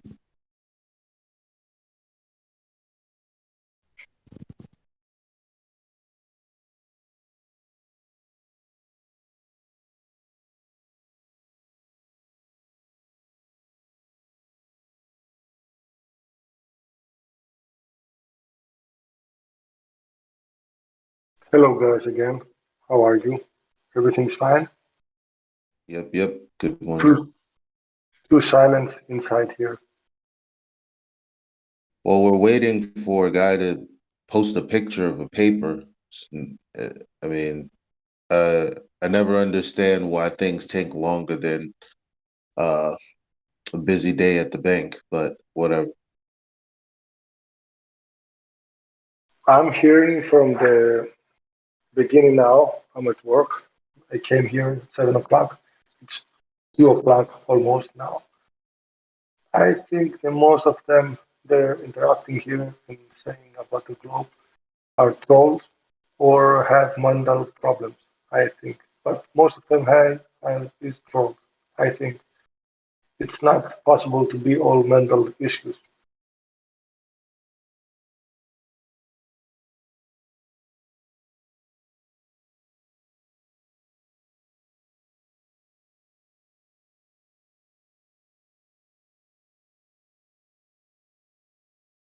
If you want to say something,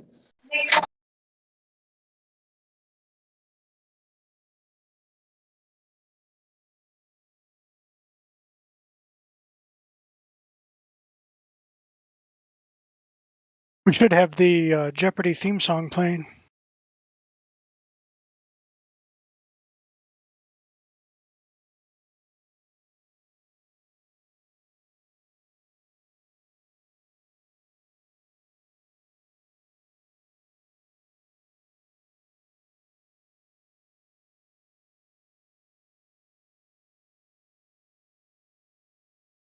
Yeah, it's not going to happen. Even if it does,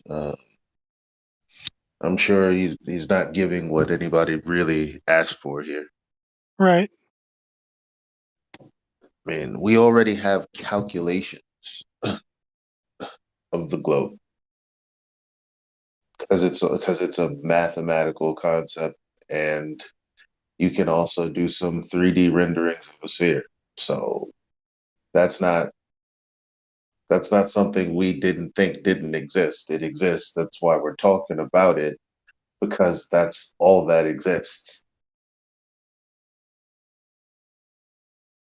Well, most of the deceptions out there are based off of computer models. And just because it's a computer model doesn't make it so.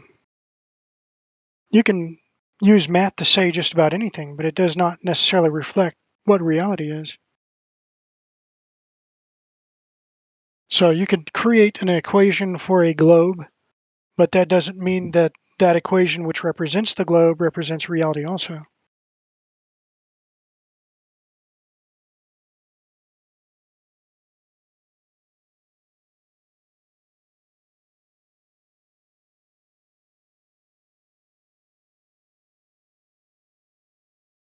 So I suppose what the Globers are trying to do is create an equation that shows how far you should be able to see without objects vanishing from view, which is I don't recall the number, but there's several documented cases of telescopic devices being able to see much farther.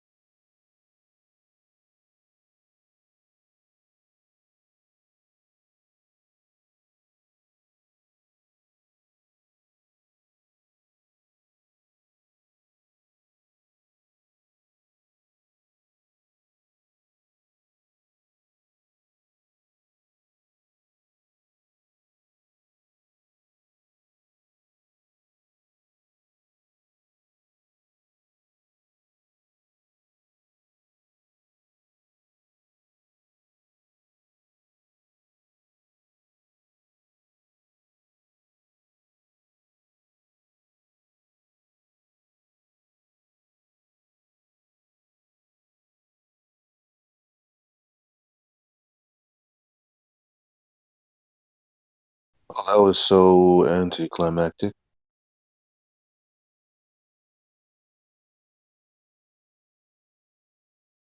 Did he head out?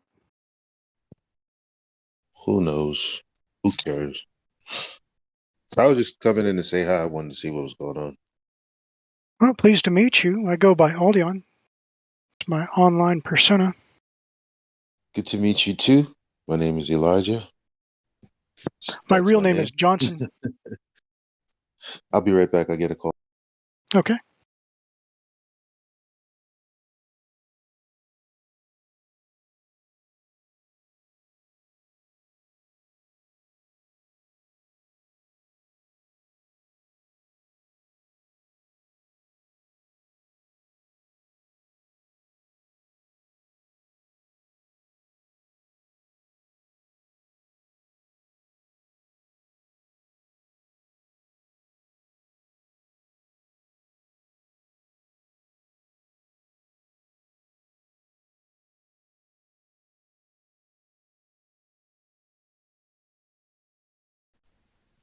Oh, how cute.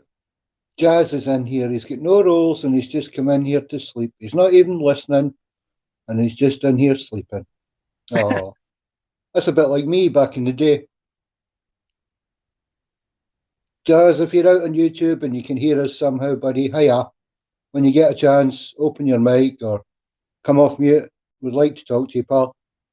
Other than that, sweet dreams.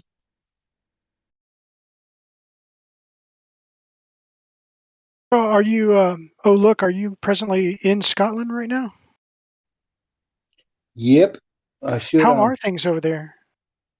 Well, outside my window, there's a lot of greenery and no one else. But in Scotland and in Britain in general, yeah, it's loony land. Everyone's conforming to the fear that they're spreading, and but there is a healthy element of we're not doing this. We're going to power through. We're British. We'll overcome this. Right. We fight the common cold. We fight, hunger. We fight, when the electricity goes off.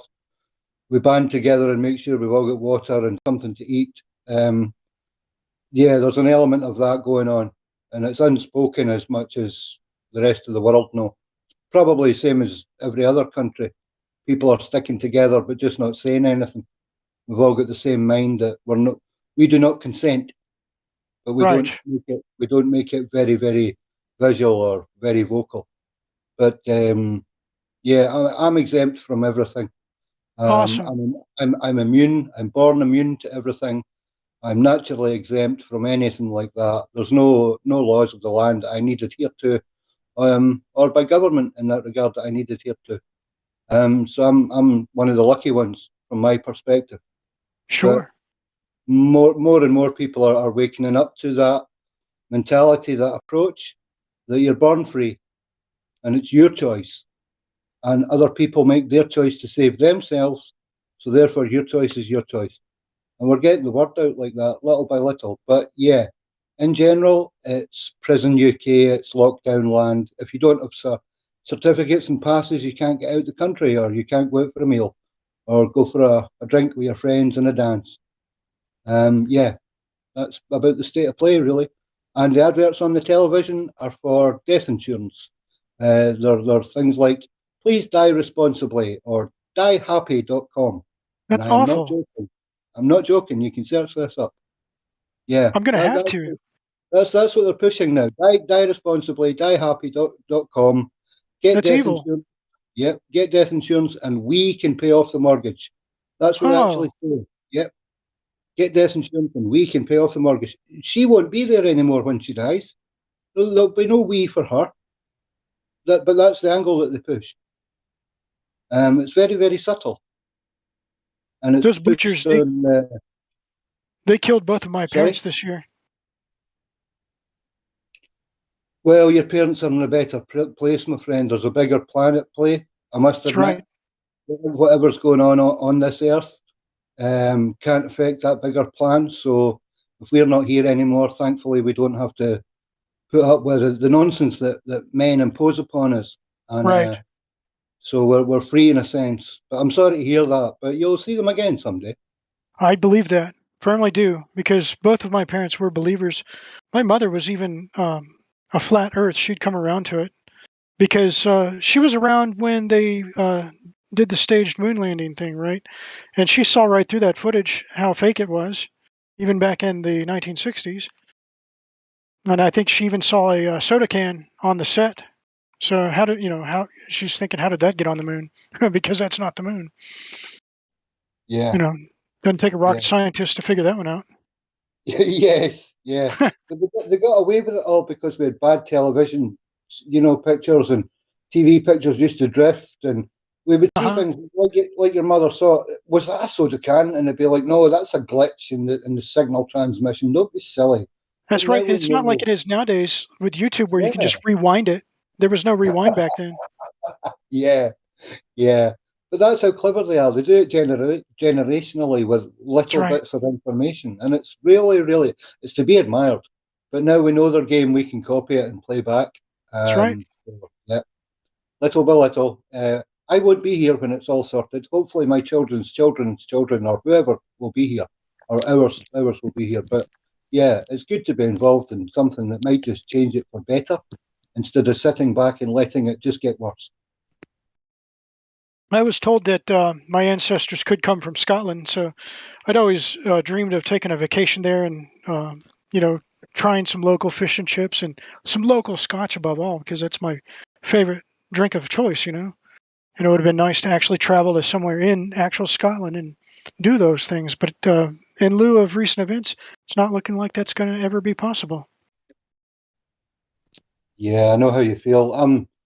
Much and all is I don't have heritage from the States. When I was young, there was a young Native American boy stayed with us, and I've followed the trail of America and how it came about. And I grew up through the 60s and the 70s. Everything to me was Route 66 or, Burt Reynolds or the cowboy lifestyle. And I would very much love to jump on a plane and come across there. And I've got, hey, all you guys are my friends and my family. I would love to have been there for Oktoberfest. And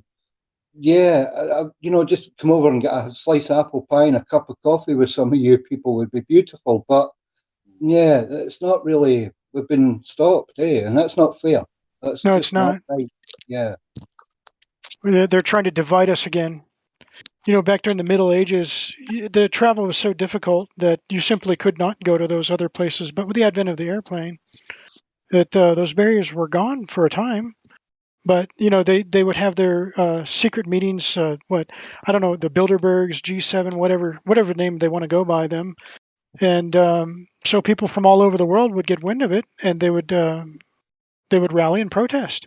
So I guess they figured, well, we can't have that. How do we stop that? We've got to cook something up, and the rest is history. And so here we are, locked down with limitations.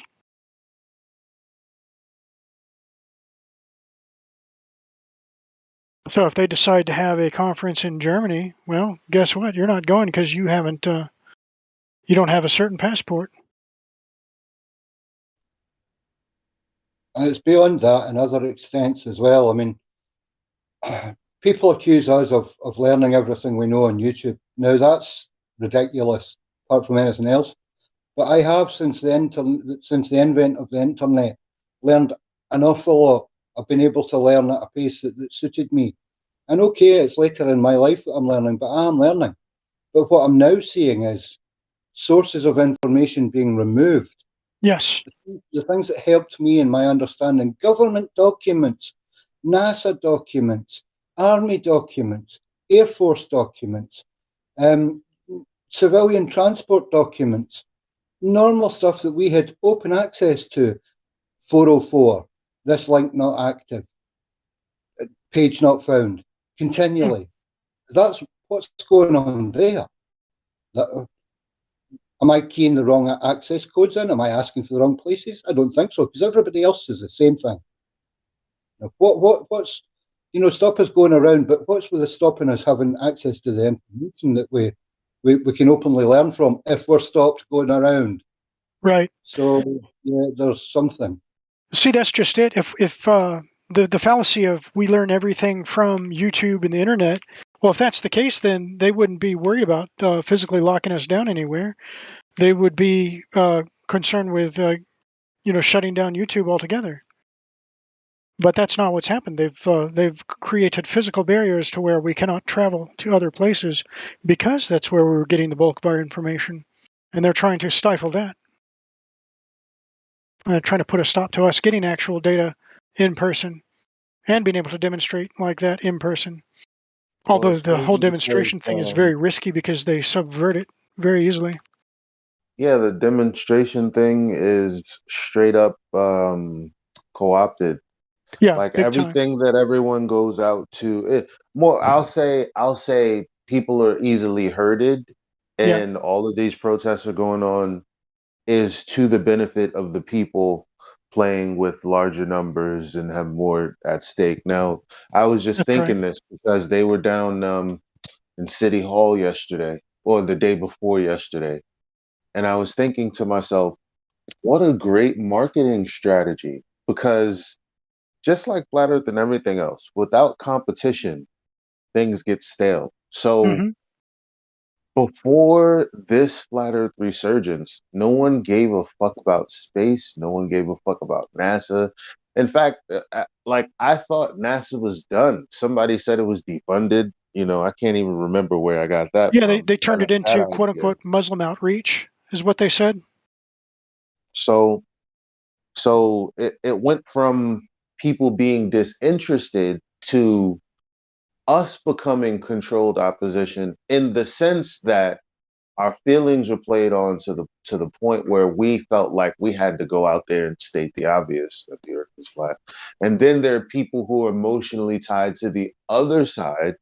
And I can't even say other side because the other side is just they're tied to another idea that's the antithesis of reality, which is what we're trying to get people to see. Right. And so we are going at each other, drumming up this interesting conversation, right?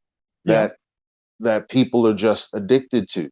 And so now it's the same thing with people going out and marching and doing this and doing that. There's obviously people like us who are like, you know what? No thanks. You can do what you want. I'm good though.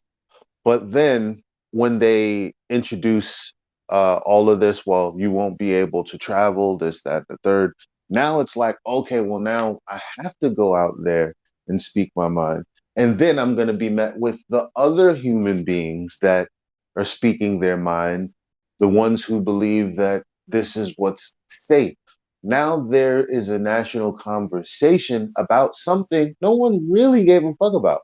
It's like the flu shot.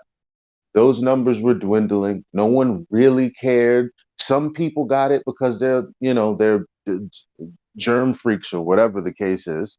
And so they're like, oh, I'm doing everything by the book. I'm getting my shots. I'm updated. I go to my doctor every 6 months or whatever the case. And there are people like that, just not that many. And that doesn't make money. So they had to devise a plan to revitalize their market, and this is what that is, I think.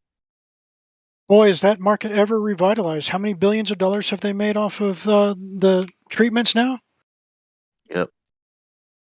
And also, the other aspect of that is the masterminds, they want to cull the human population. They think there are too many people.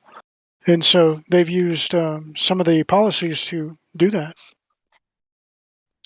It's a shame. And unfortunately, my own parents fell victim to that.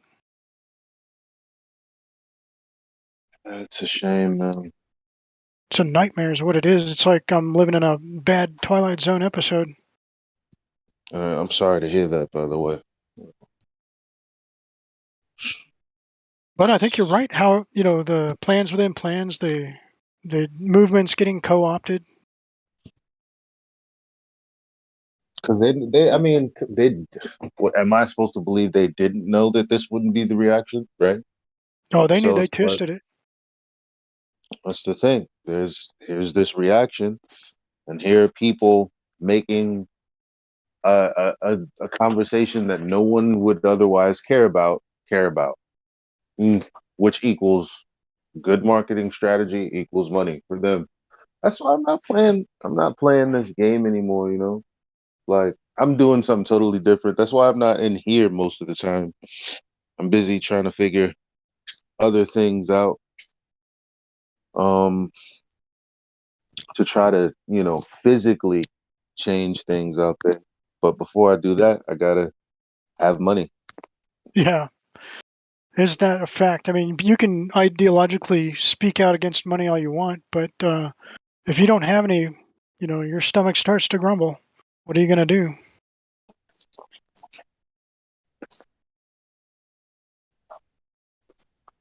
Oh, I found my keys. Yay.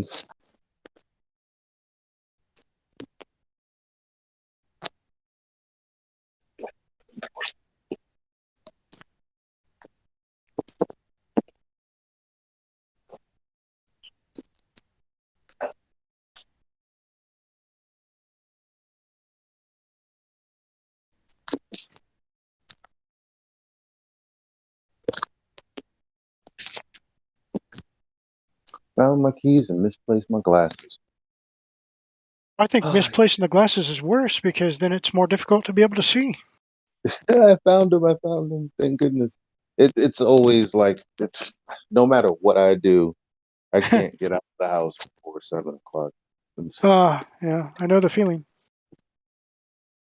I could be up at 4 o'clock and still get out after 7. It's ridiculous.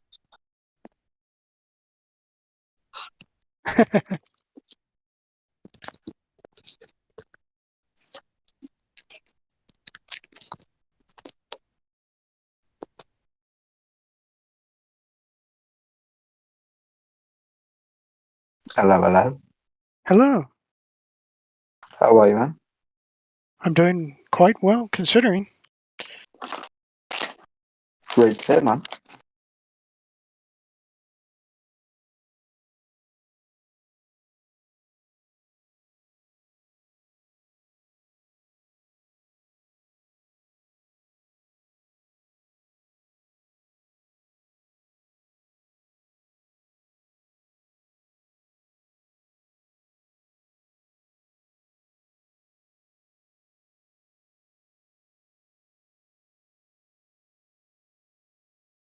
The one thing that seems certain, it looks like they're intent upon collapsing the U.S. dollar. So how does one survive something like that?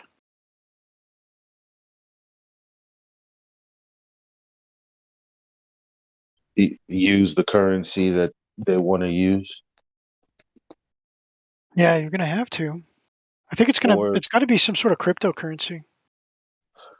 Yeah, or just trade goods for services, like normal. Nothing's gonna change. Nothing. The rules of this place that we live, the rules that we're governed by, that's never gonna change. It doesn't matter how they dress it up, how much they switch it up. None of that ever matters. The people, if they want to eat, they will eat, unless there's some people really somewhere like you can't eat. Like I don't, even all this traveling stuff. Like you know, people think there aren't ways around it, but there are whole communities that, from since forever, since birth, have not even had a thought about any kinds of uh the word. Yeah. They haven't done anything that we think we have to do, but they still travel and get around and make money just fine. In fact, they're super successful. So whatever's going on, I don't believe the hype. I'll do what I see those communities do. They seem fine. They have their nice big cushy houses. And I don't see that changing.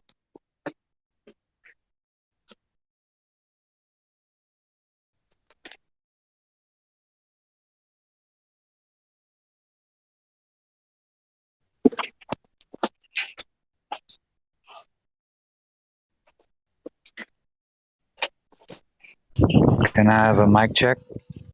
Sounds good. Hey, Roger. Yeah. So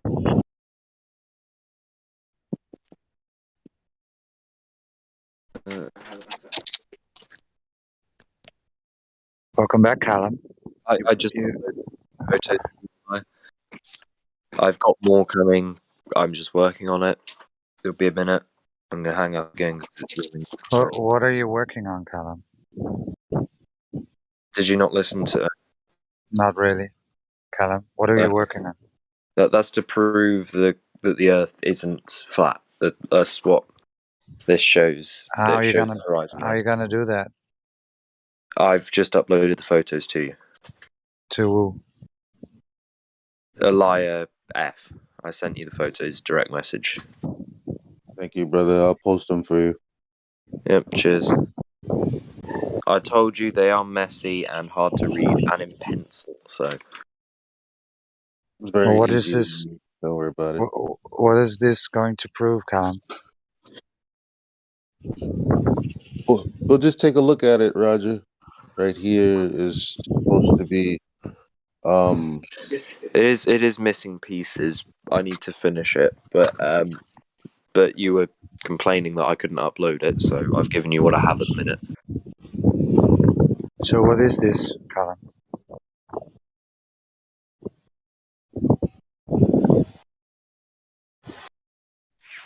well, it's apparently proof that the Earth is. It's the equation to prove that at 2 meters above sea level, you should be able to see. I think it's 60 degrees. Both that's including both directions. So proving that the Earth isn't flat. It's not finished, and I've got another one coming. It'll be a minute. I can't say any more than that. What again? 60 degrees your field of view, or yes, 2 miles? 60 degrees field of view. It also should. And then if you plot it on it. Then what? If you plot then it. What? Then what? So Earth is a ball because you can see 60 degrees. No. Yeah, and it's also relative to the height above. This is to prove that the equator line does move. No, not the equator line. The horizon line does move with altitude. So we worked it at 2 meters above sea level. It also, if you plot it in a graph, no matter how high you go, you'll never see over 90%, 90 degrees. That wasn't in contention though. Like that's basically what. That's what the 1.2 times the square root of the observer's height formula tells us, based on the elevation. We already know that the distance to the horizon is relative to how high you are and how big the Earth is supposed to be. This is proving that it is a sphere, not that. No, that's proving... not. That's just what it's telling us. You understand? Like we get that already. We get that part. No, I'm using what it's telling us. I'm still not finished, like I said, to show that it's a sphere. I've also got a bit more. It's not quite finished yet. It's in the works. This is not taking too long, but it's not going to take too long more. If you're patient, I will get it. I haven't seen any empirical measurements like from reality. Like, what do you mean? When you stand on the shore of a lake, yeah, and on the other side you have a city on the other shore, and yeah, using Google Maps, any Android device, according to your geo-positioning location, you can get a quite accurate distance You from can't that measure the city. curvature of the Earth using lasers and a lake. I'm using a mathematical formula to prove the curvature of the Earth. Just now? Did I mention lasers? You mentioned lake and a city on the other side, trying to measure something that you can't measure without using a mathematical formula, which I have handed to you. Hold on, Gabigat. Yeah. Okay, so you have I can't call it a model, right? But you have calculations, okay? So show us how they work in reality. Give us a real world example to go along with this. Yeah, we're going to do that in a minute. We're just sorting out all the graphs and everything for it so I can show you in a more visual way other than a sheet of paper. Yeah? Okay, no worries. Take your time then. Yeah, cheers. I'll see you in a bit.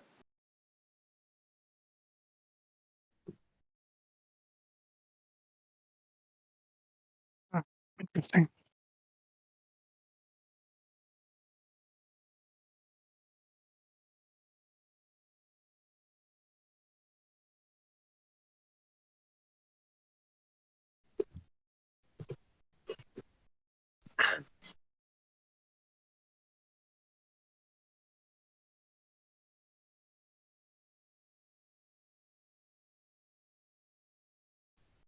He's going I will say in his to defence, say that horizon expands with elevation because it's the curvature.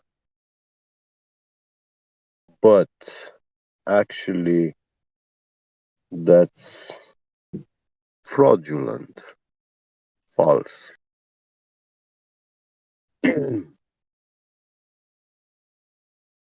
Because when you compare the surface area that you are able to see once you increase your elevation and you punch in those numbers into those formulas which you just presented us, it's not gonna match.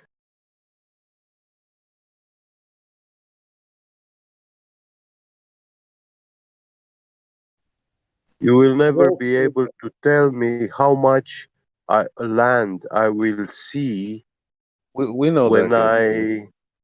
when I go like 10 kilometers altitude. He's not going to be able to tell me how much land I'm going to see.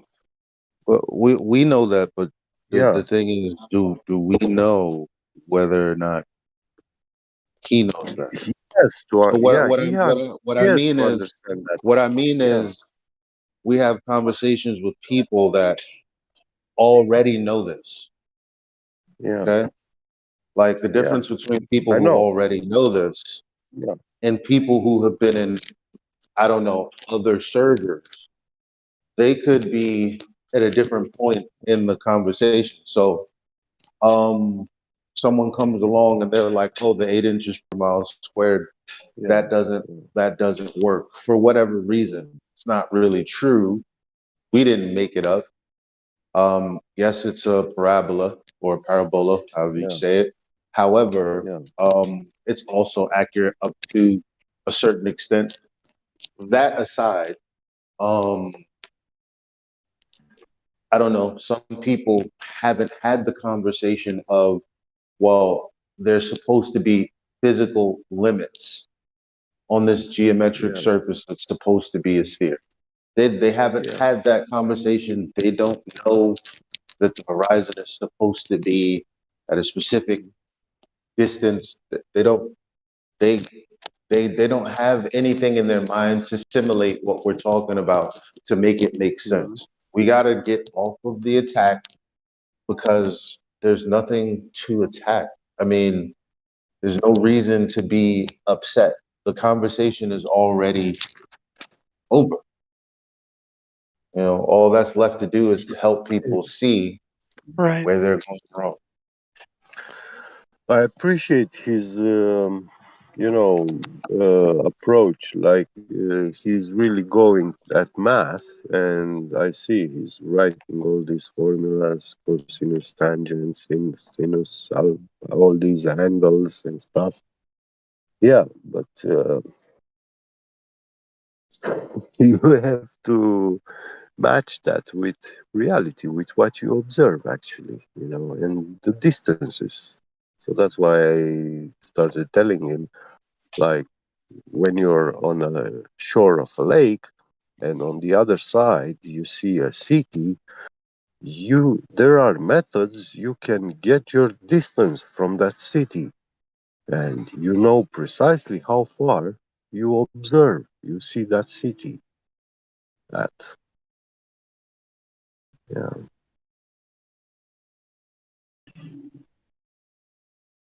Yeah, but the patient attitude is the key, though. That is important.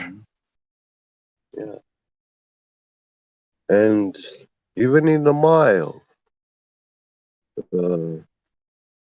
a mile wide lake, yeah, you should be able to measure those 8 inches of curvature, but you can't.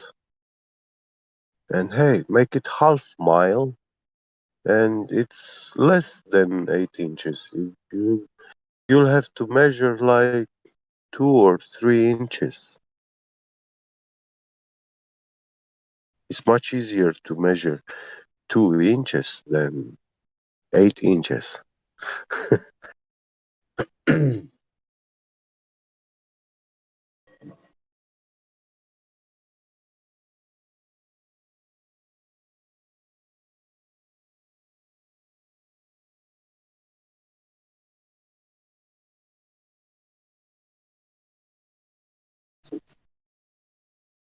When we measure, for example, the water surface on a small swimming pool, we find it's perfectly flat, perfect, level. That's why it even has this name to it.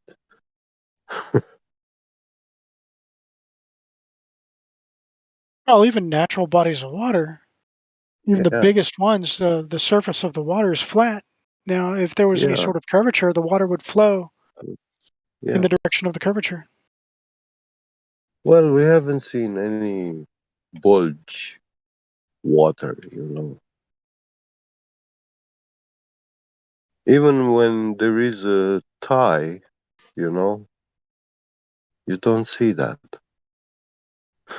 You see the water level rising, but you don't see it's curving. Right.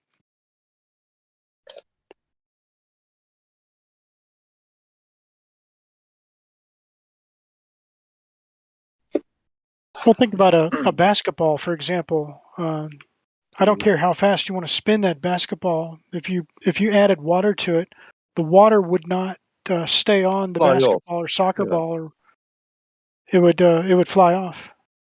yeah, But you can put water on a plate, and it'll stay. correct. Unless you're spinning the plate. Well, I mean, even if you spin, depends on how you spin it. When you spin the plate, it will go outwards. It'll Leak. go flying. Yeah, if you spin it fast enough. Yeah,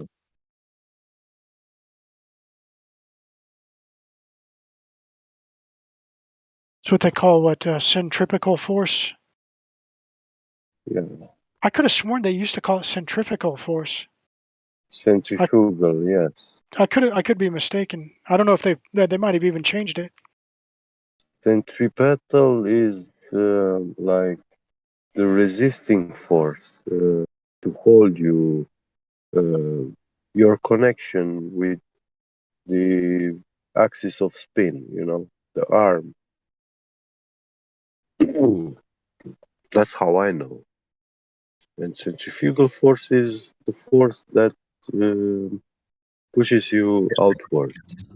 So the centripetal force is an imaginary force created to counterbalance the centrifugal outward force. So there would be a centrifugal outward, then they called it a centripetal or centripetal inward force, which just Yeah, happens to be exactly the same force as the outward centrifugal force, therefore negating them. That's why we feel no spin or no inertial forces here on the Earth. for example, in a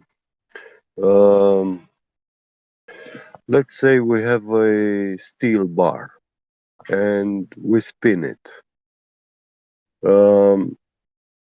holding it from the middle. Um, the metal resistance is actually the centripetal force. If you spin like 10,000 RPM, that arm, and it's very well balanced, yeah, you will see there is no vibrations. It spins like uniform. But if it's off balance from the axis of spin, then it will cause a lot of vibrations, and that's centrifugal force at play, which uh,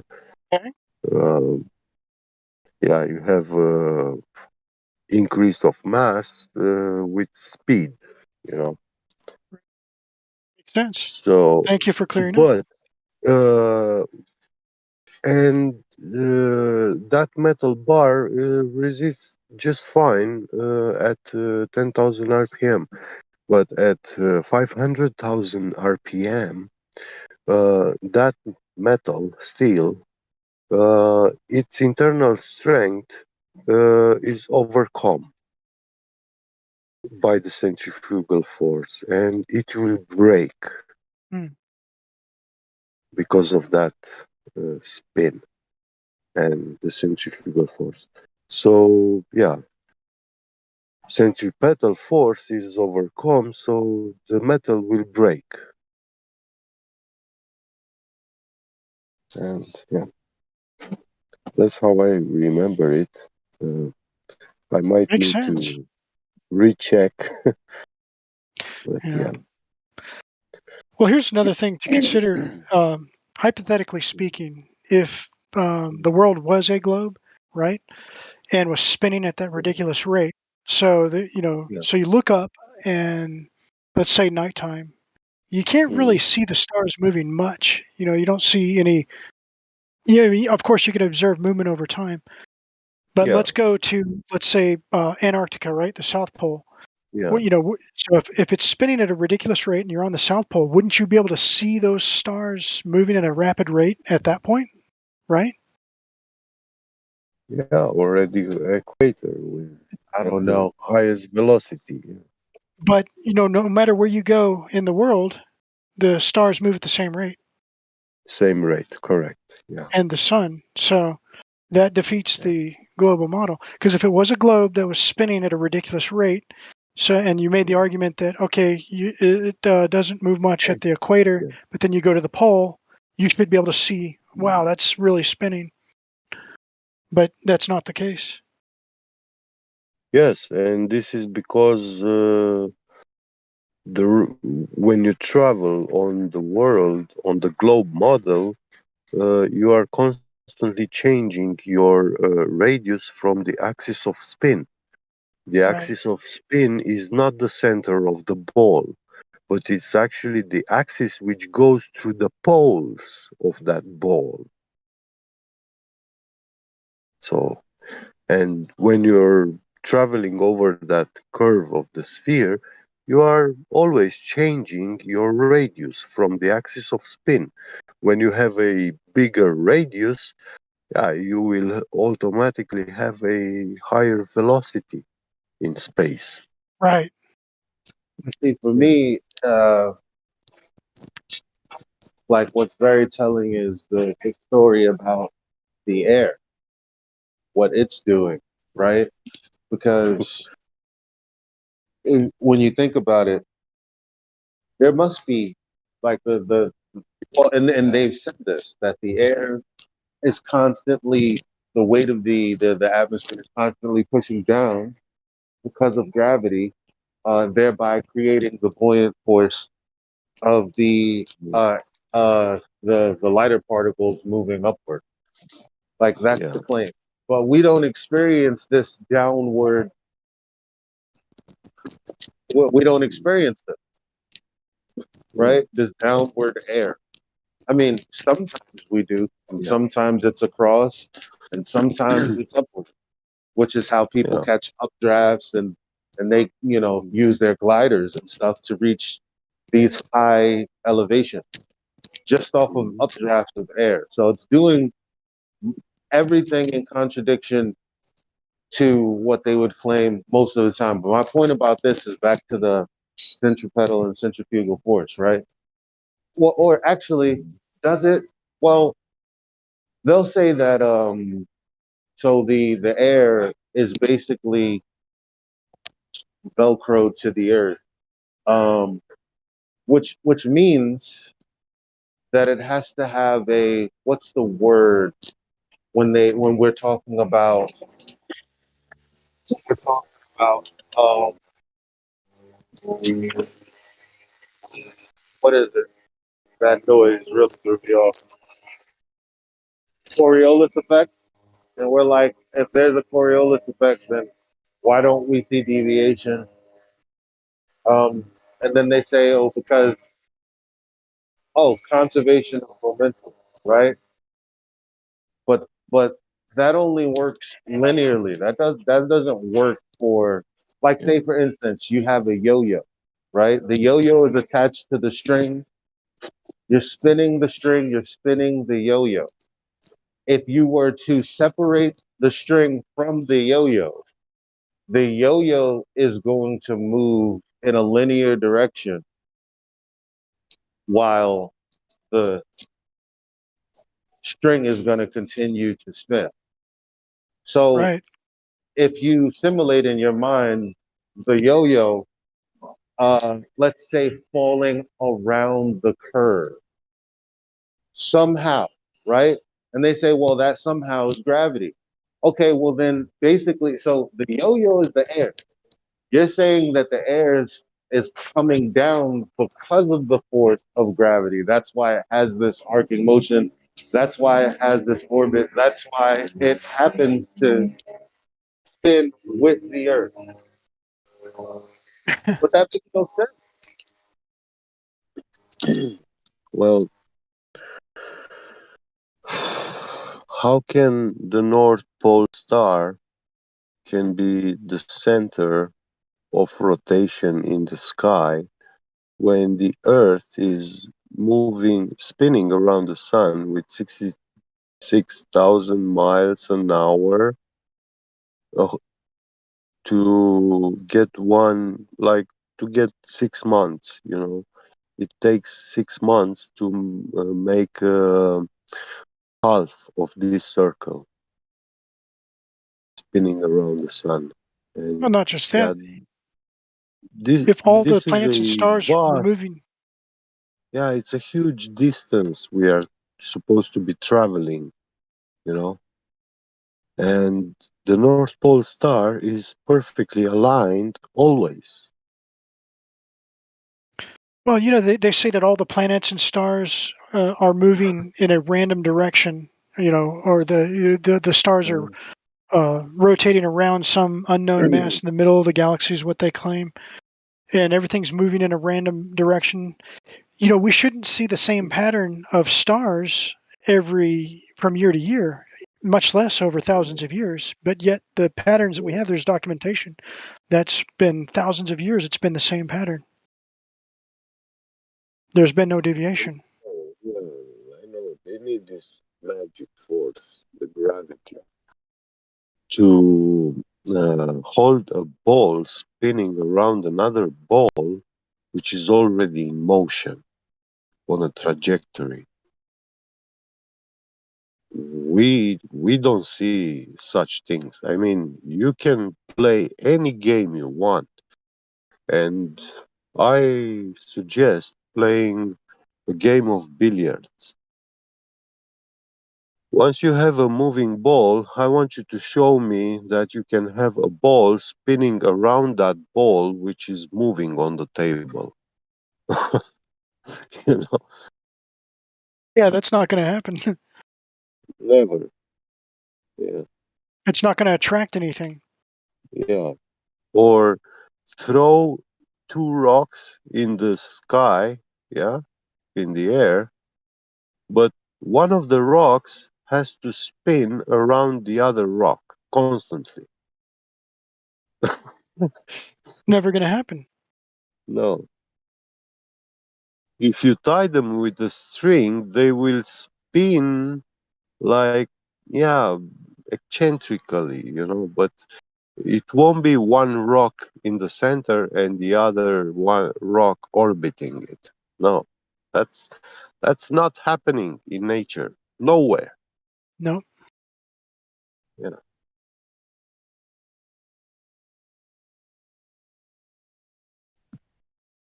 know. It does call into question the nature of the atomic level and how things work there. How faulty is that science too? It is very faulty. Because that would be the another atom. case Yeah. where they have the Even, ball, the small ball spinning around the bigger ball. That's what they claim with the atomic particles, if that's even true. it's theory also. Yeah, total theory.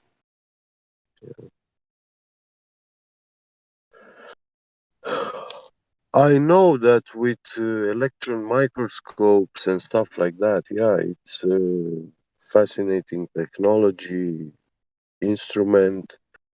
We can see stuff very, very small, but how do we define what we see?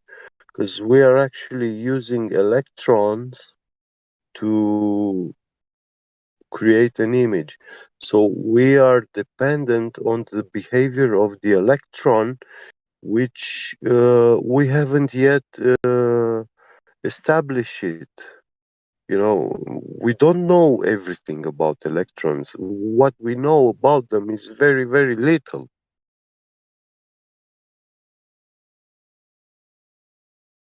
True. Yeah.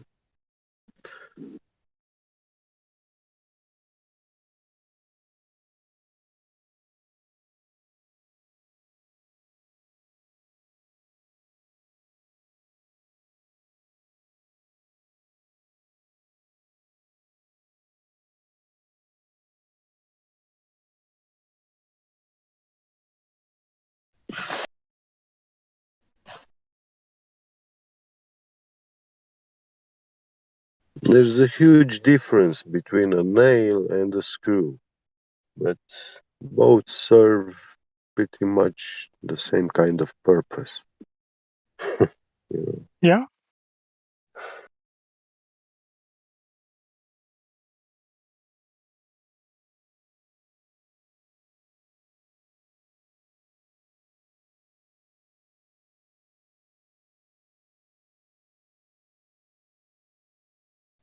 This is what happens when we let clowns to teach us science. What could go wrong? Yeah.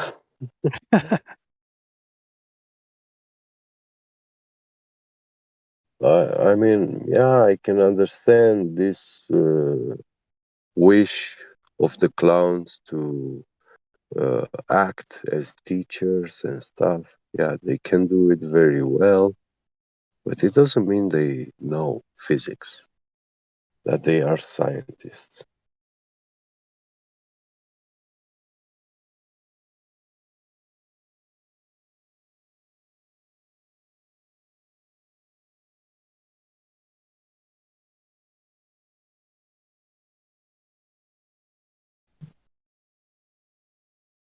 Well, gotta run to work.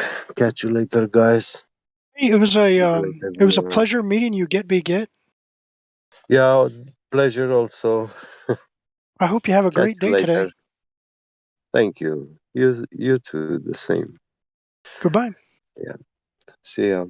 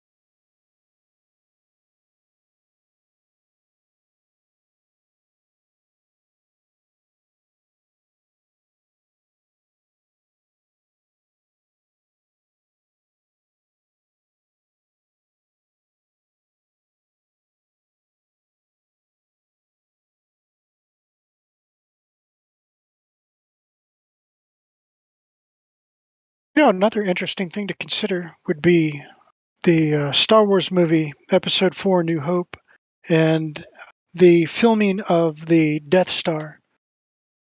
So according to the science fiction show, the Death Star is a globular space station. It's a giant globe that floats through space. But yet, when they filmed a lot of the scenes when the rebels were attacking the Death Star, a lot of the surfaces from which they filmed were flat.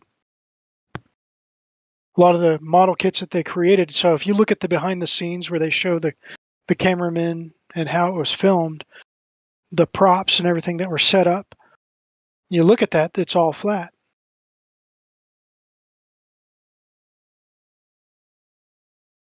They didn't use any sort of curvature for that, which I find interesting.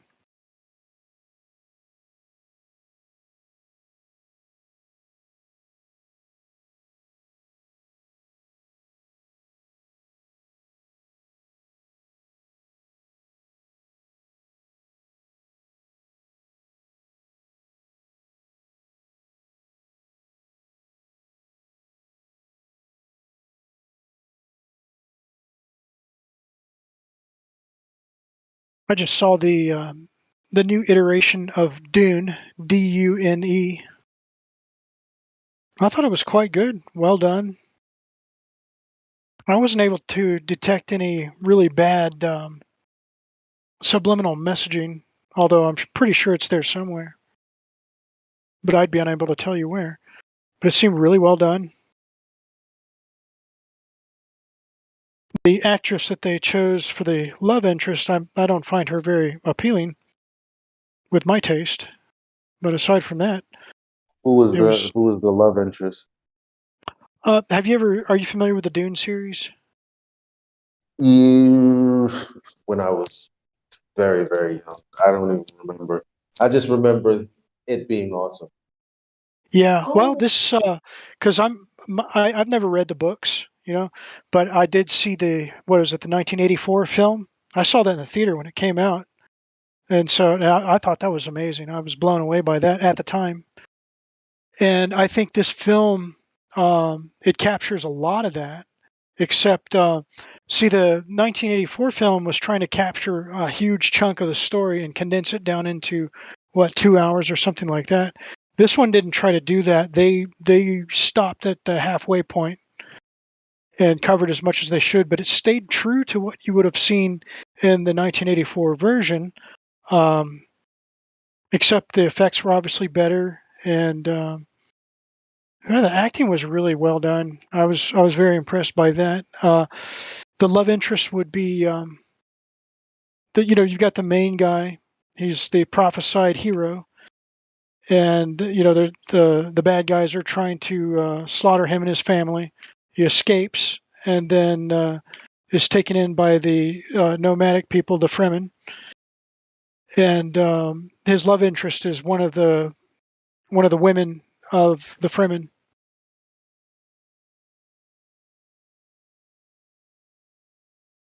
It was the whole thing of, he's got psychic abilities and he can see into the future. And so he's been dreaming about this woman for some time. They stayed true to all that. I just wish they had picked a more attractive woman. Well, at least for my taste. I'm sure other people like her.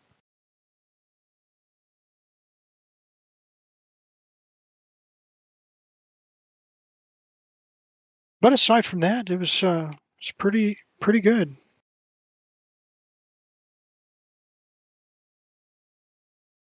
See, I knew you were talking about Zendaya. Yeah, a bit chubbier one. Well, she's a bony thing. Yeah, she's too bony. I like a little more there. You know what I mean? Chubbier. Yeah, definitely. Like a pear shape. Yeah, more like I definitely prefer more of that shape. Not to come at slim women. I love slim women.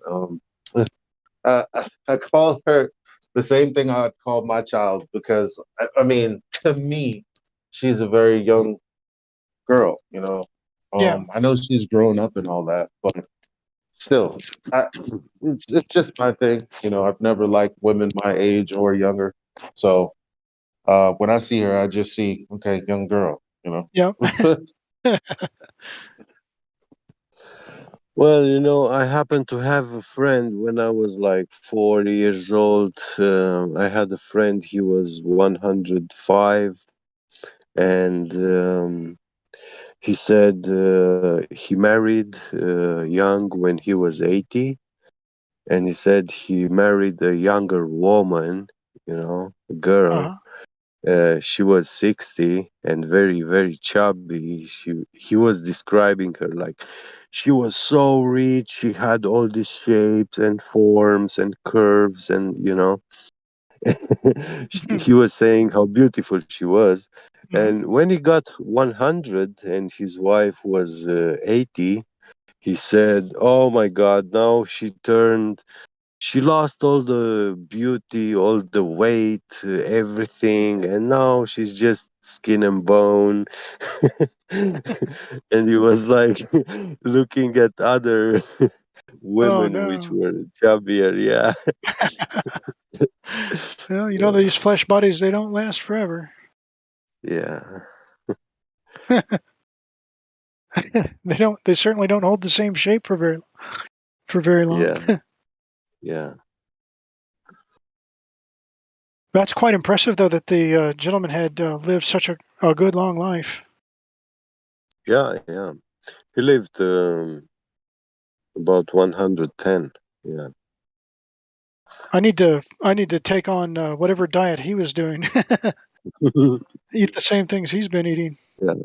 He was a numismat, if it's the right word. He was collecting old coins. You know, Oh, yeah, he was very numismatics. knowledgeable. Yeah, yeah. He was very knowledgeable in history, world's history. You know, yeah, Numismatics is fun. yeah,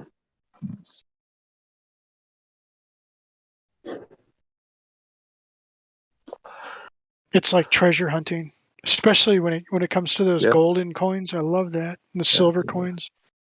It's so fun. My dad,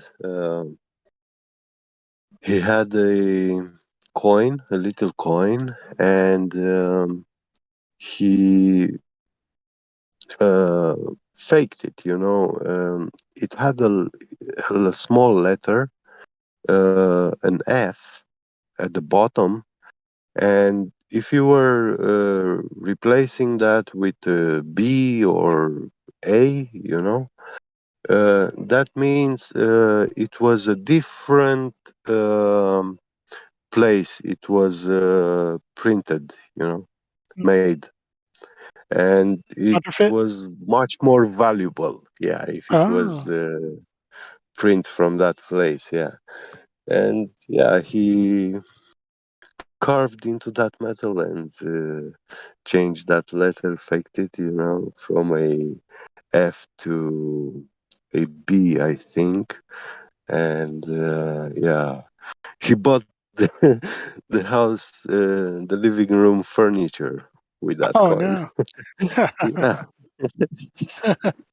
yeah, but he made it a very good fake. So yeah, Right. it worked. Yeah.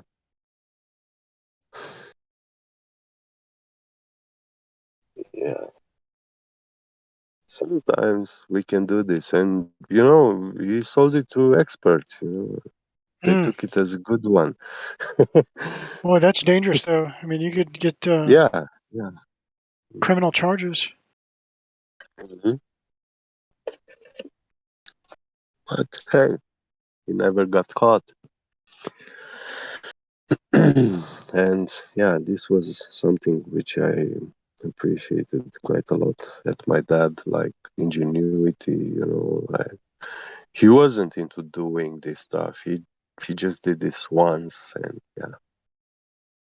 He told me he started him for him as a curiosity, you know. Hmm. And I saw him standing at when I was a child. He was standing at the bureau and at the desk, working there with all sort of magnifying glass and stuff, and yeah, he told me, hey, at that time I faked this coin and I got this money for it. Yeah, once he finished it, he was pleased with his work, and then a friend of his, he presented it to him as a good one, real one.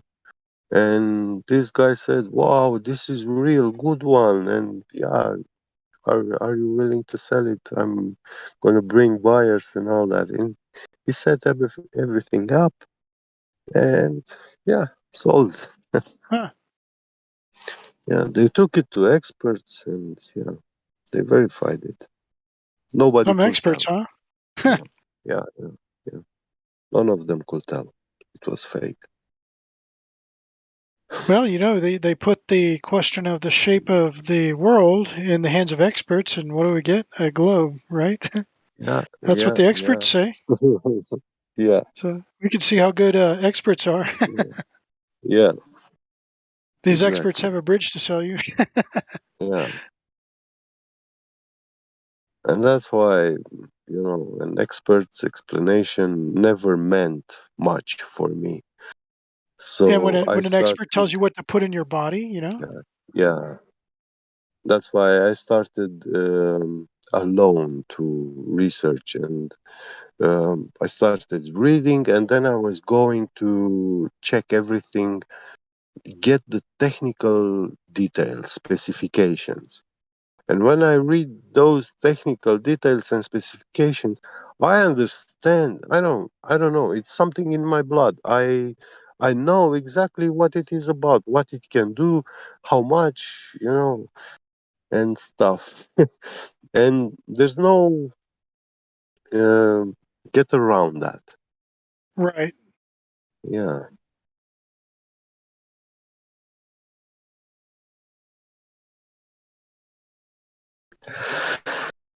Yeah, I arrived at my workplace. I have to go now. Well, have a great day.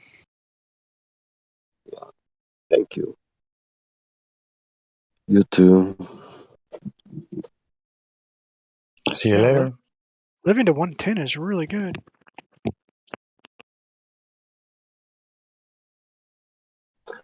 I'll come when I have the break. Yeah, catch you later, guys. All right, take care. My great grandmother lived to 80, so that's the oldest known relative I've got. I don't think my grandfather made it to 50.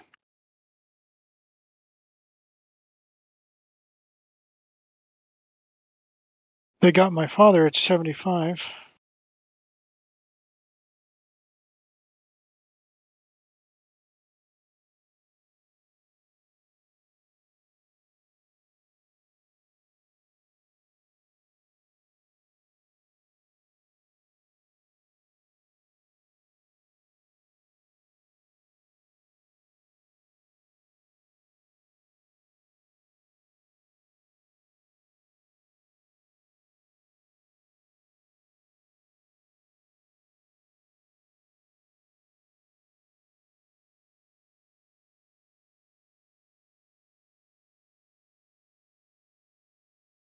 But yep, experts could not spot the flaw in the fraudulent coin,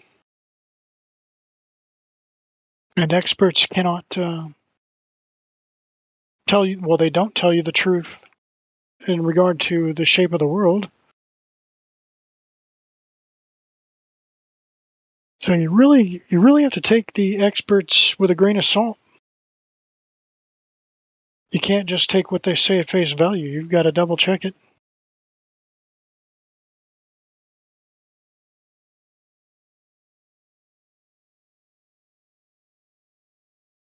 They got what peer reviewed is supposed to make something credible, but those people are all bought and paid for.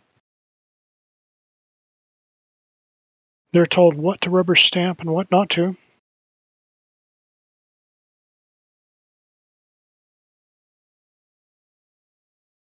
But you can ask, why would they propagate the deception of a globe?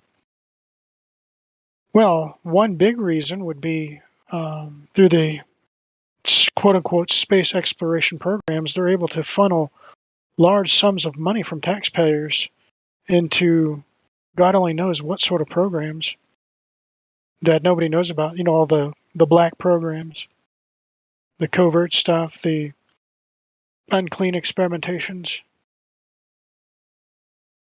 devising weapons against humanity.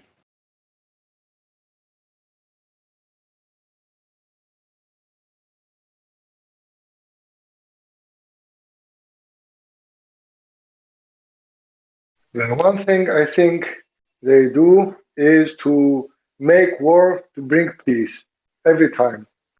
They create a war to bring peace. This is the madness thing and the more illusion thing a man can imagine. They will have to kill someone to bring peace. Madness. No logic. It's everything alive. They are manipulating people, they're lying to the people, and they think that people are ants. Just workers, nothing more. And if you talk, you get smashed. Right. Well, that's, you know, World War One. That was the big thing. That was the headline. You know, the war to end all wars. All we have to do is fight this one horrible war, and there's going to be eternal peace. And we all saw how that worked out. Here in Greece, there's a man. He's involved in very, very bad things. He has channels, Greek channels. He has newspapers. He has everything. But no one touch him because he is the government. Understand? Right. But they're looking for an answer, but the answer is before them. But nobody takes the answer.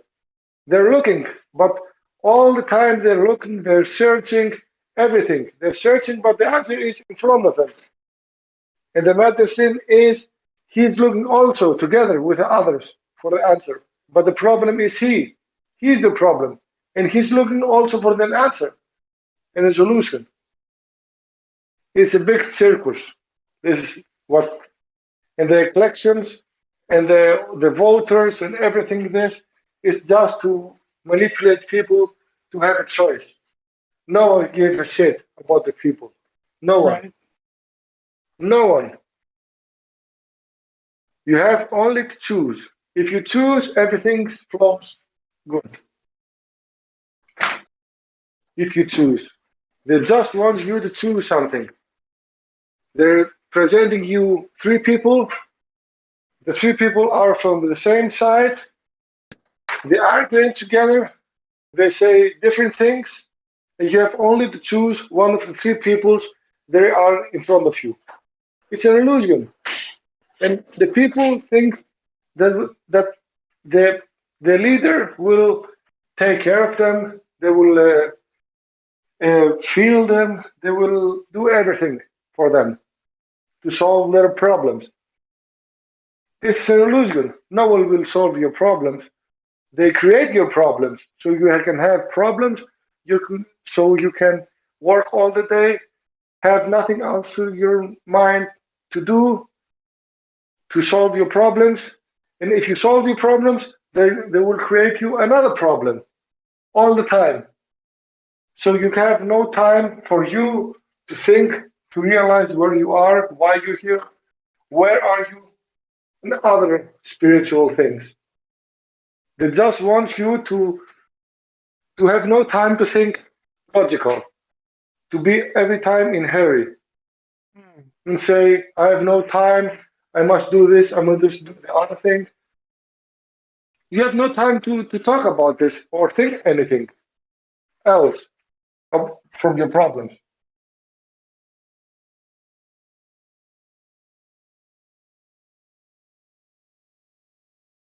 Very true. Those are some fantastic points.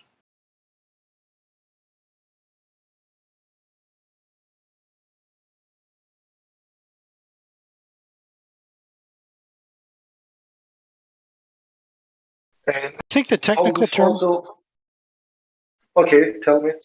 Well, just for what you described, the technical term for that I think is called the Hegelian dialectic.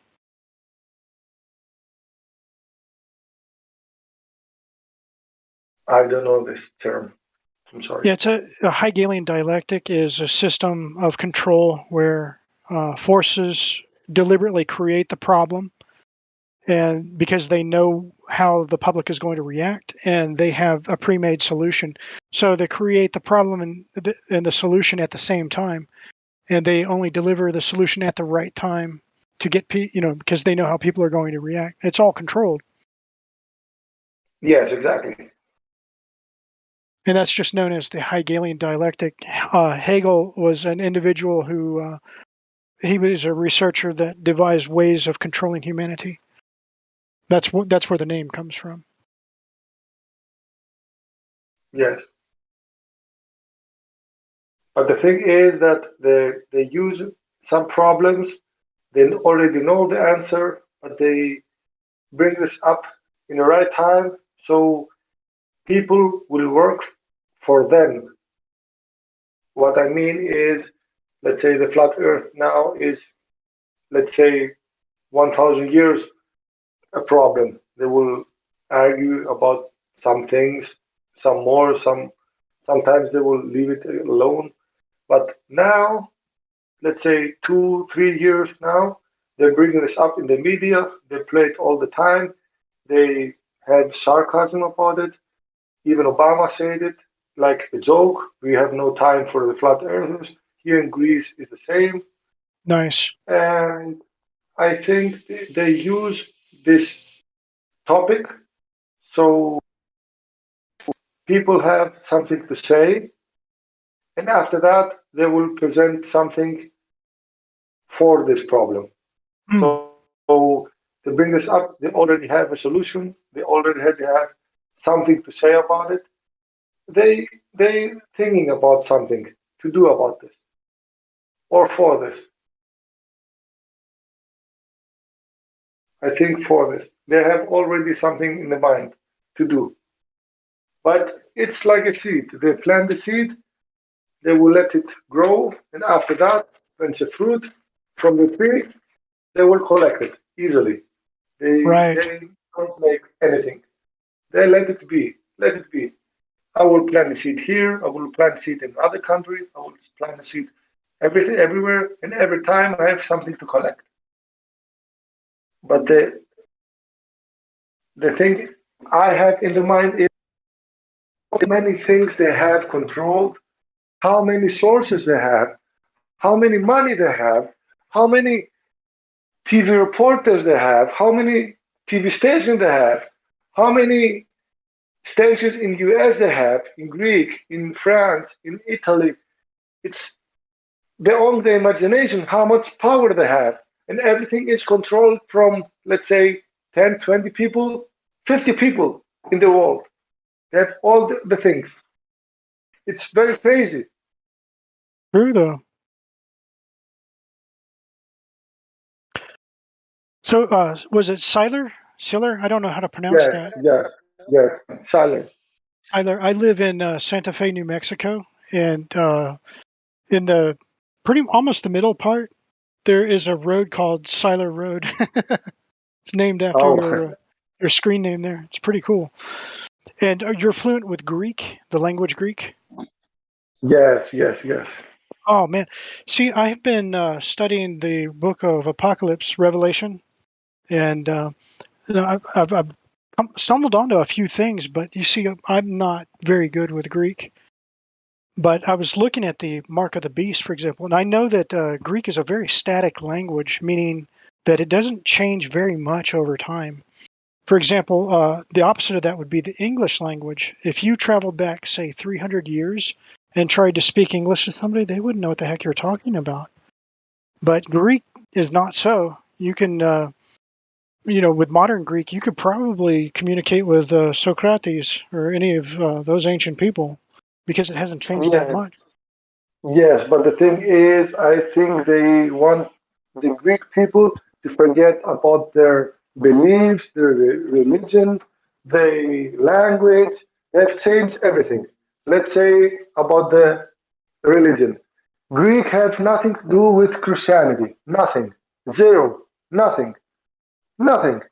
The Greek are 12 goddess, the 12 god of Olympus. We have this mountain here, and this is our original religion. After many years, someone came here in Greek and says, okay, from this on, Theodosius the second, I think 384, 348 or 384 BC, and he says, okay, now, from now on, this is your religion. Whoever disagree, you get killed. They killed all the people.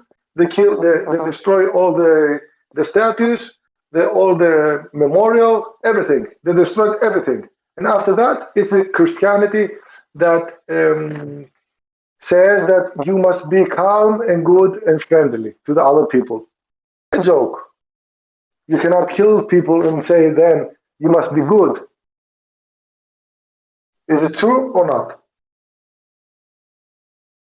I mean, that's a very complex question. I can't answer that simply. Okay, after that, they change the language. From the language we have from Socrates, they change it to New Greek. Was that Coni Delectos? No, they remove some letters from 27. They make it 24. Their writing is different. The letters are different. Everything is different. Okay. Because every letter and every thing in Greek language is a number. Greek have no number. It's the letters. And I think it's the Greek and the Chinese that has also every word is a number. And every letter is a number. And every letter is meaning something. And every word is a specific number that it's an arrow for something other things.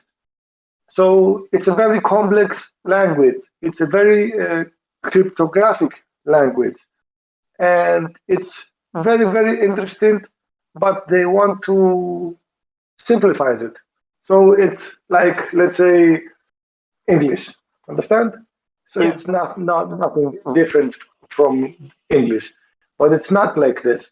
It's very interesting, and you cannot read also Socrates because it's in Greek, Old Greek, and you cannot understand it because it's like say we speak with metaphors, but you cannot translate metaphor to English or from English to Greek. You will lose something. You have to know the culture. You have to know many things. How they live, how they speak, how they think, everything. This is why they remove everything. They put everything on the table. They say from now on, from 10 years from now, 20 years from now, the Greek people will live like this. And they destroyed everything. They make it engineering. Yeah, they make it little from here, little from that. They begin to from the TV, from the social, tattoos, drugs, cigarettes, alcohol, new style, new life, new look, everything to change the old fashion and the old culture. You can don't have an Indian and dress like, let's say, a Muslim. Understand? Yeah. An Indian is an Indian. A Muslim is a Muslim. You cannot mix them up. This is why they do this. They mix up people, so you cannot have an, let's say, identity. You are like all the other things. If you see an American, some Americans are from China, with her parents is from China, from Africa, from Bangladesh, they all together, and you are an American mixed up. I think they call them Latinos or not. No, the Latinos are people that come from Spanish-speaking countries, or even some Brazilians, which are Portuguese, might be considered Latinos. I mean, the people they're not original from a nation. How do you call it? If I have parents, one is from Africa and one is from Greek or from Italy, and I get born, how can I call it me? How can you Mixed call race? me? Yes, mixed race. So they create here in Greece mixed race, a mixed culture, a mixed. They try to twist your mind to make you confused. But the things are very simple, and I think you make some things from your own. You have to decide what you are, where you're going. If you let the media to tell you what to do, you're always on the wrong side. I do every time the opposite media tells me, and Not a I'm bad every idea. time in the correct. I'm correct. Every time they told me don't go out, I go. Every time you tell me go inside, I go out. That's not a bad idea. Yes. Yes. That's pretty good. Because I see many years now, they tell every time the opposite from the truth. Every time they call the opposite, and the most scary thing is that they have also so many people to back this shit up. And you say one time, you say maybe I'm wrong. So many people say the same thing. Is it possible? Yes, it is. Yes, it is. It's possible, and it's going for a very long time. I don't know what experience it is. It was an experience that I think with alliance. It's a test. There was, I think, 4 or 5 people, and the third line, straight line, was the biggest. And they asked the 5 people, which line is the biggest? 1, 2, 3, or 4? 4 or 5. The 3 was the biggest. All 4 said that the third line was the biggest. And the 5th people, he's not on this game, mind game. He told also the first line, but he can see that the third line was the biggest. But he cannot understand. Yes, just to fit in and not to get pointed and says, why? Why must I do the different? This is what happened today in the media and all the things. I don't agree. know. I think you're right. I think you have to pass some things to get some age to understand and to choose what to get into and what to get away from.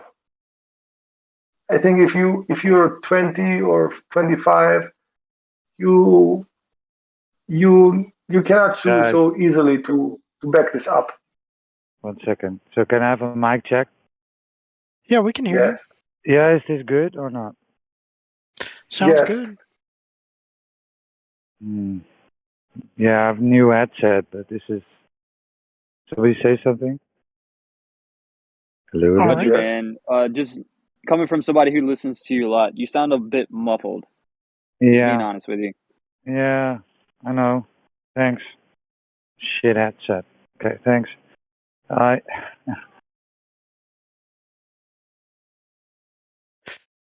Well, Siler.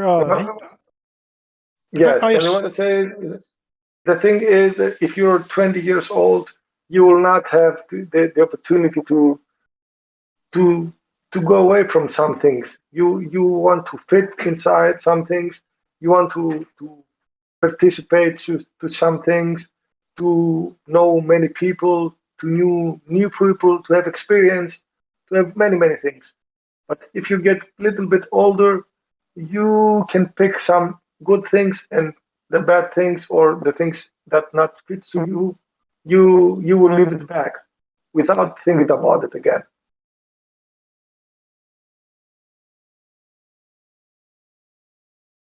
This is my point of view.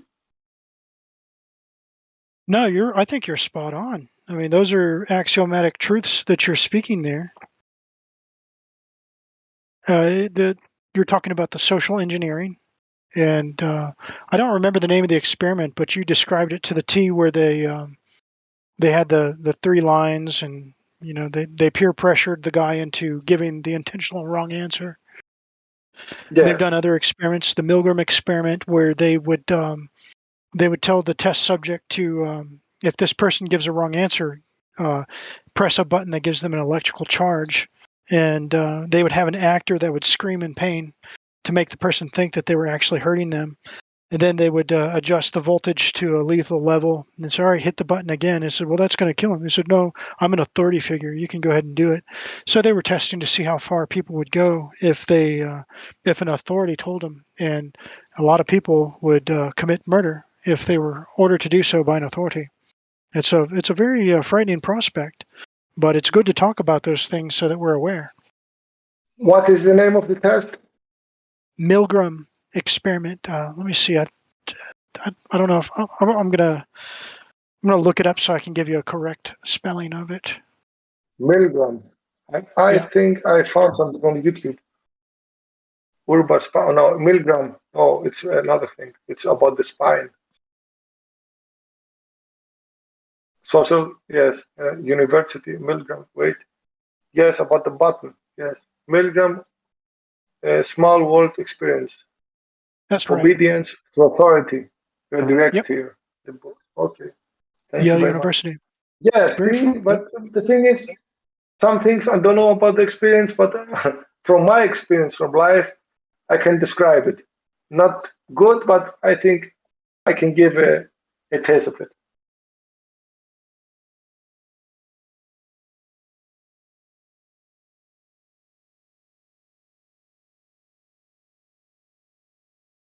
But have you looked at the book of Revelation in Greek at all? Revelation, no. What's about? No. Well, I just I've been looking at, because the book of Revelation talks about people being forced to take a mark in order to be able to buy and sell, right? And a lot of people translate that into English as 666, right? But I have a copy. Yes, tell me. Well, I have a copy of the Textus Receptus, and what's printed there is 3 Greek letters, chi, xi, and it could be either sigma or stigma. Stigma is no longer commonly used, but sigma, on the other hand, is.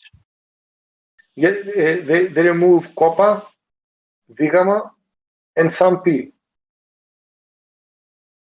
Copa is, yes, Vigama is the F, the English F. Gamma is the ABC, the C on the Greek letter. Alpha, Beta, Gamma. The F is Vigama, is the number 6. The number 6 is because it's 2 C's, 2 Gamma, Vigama, 2 Gamma, Vigama. And this is the way they pronounce it, and they remove it for obvious reasons, like I said, told you. There's I'll try to. My Greek is awful, but says "Turo arithmos gar anthropou esti kea o arithmos aftu," and then chi xi sigma is what I see here. Does that make sense? Yes, I make sense, but the last thing I don't understand. It's kappa, sigma, the last letter that describes the people. The last letter describes the people? No. You told me here, o arithmos ine, the last thing. It says, it says ke o arithmos aftu, and then it has 3 letters printed: chi, xi, sigma. Okay, can you tell me one letter? Chi, S? It looks like the Chi looks like an X, and then Xi, which is see, I can I have an image of the page that I photographed. Yes, and you can. I'll send it to you so you can see What? it. Yes, thank you. Because my pronunciation of Greek is awful. Okay. I will wait. I will send you a hi, so you can find me easily. I sent you. Aldion is your name Yeah, that's here? correct. That's me. Okay. I sent you hi, so you can send me anything you want. Okay. And let's see. All right, I'm there. And let me just I'm pulling up the image. Yes. And I just opened the book. I took my iPod and I photographed the page itself, so you can see. Yeah. I read some books on the how you call it. I forgot about the. It's a laboratory with books. A library. Yes. Okay, so there's that one. Yes. That's the Chi Xi segment. I'm probably butchering the pronunciation. EXS. This is the yes, but see the thing is that I don't know if it's this, but the Greek letters have also. I told you a number. Every number is a letter. They don't have numbers. The letters was the numbers. Okay, and the Romans bring the letters in Greek. Right, with the Roman numerals. Yes, and the X is the X the first letter is the not the last before the last number as a letter on Greek alphabet. Now he psi omega.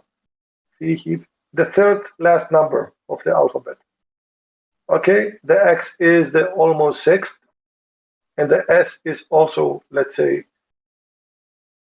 8, 10. Okay, I don't know what the meaning of all this is, but I think that they have something to do about Christianity. But I told you again, Greek has nothing to do with Christianity. Right.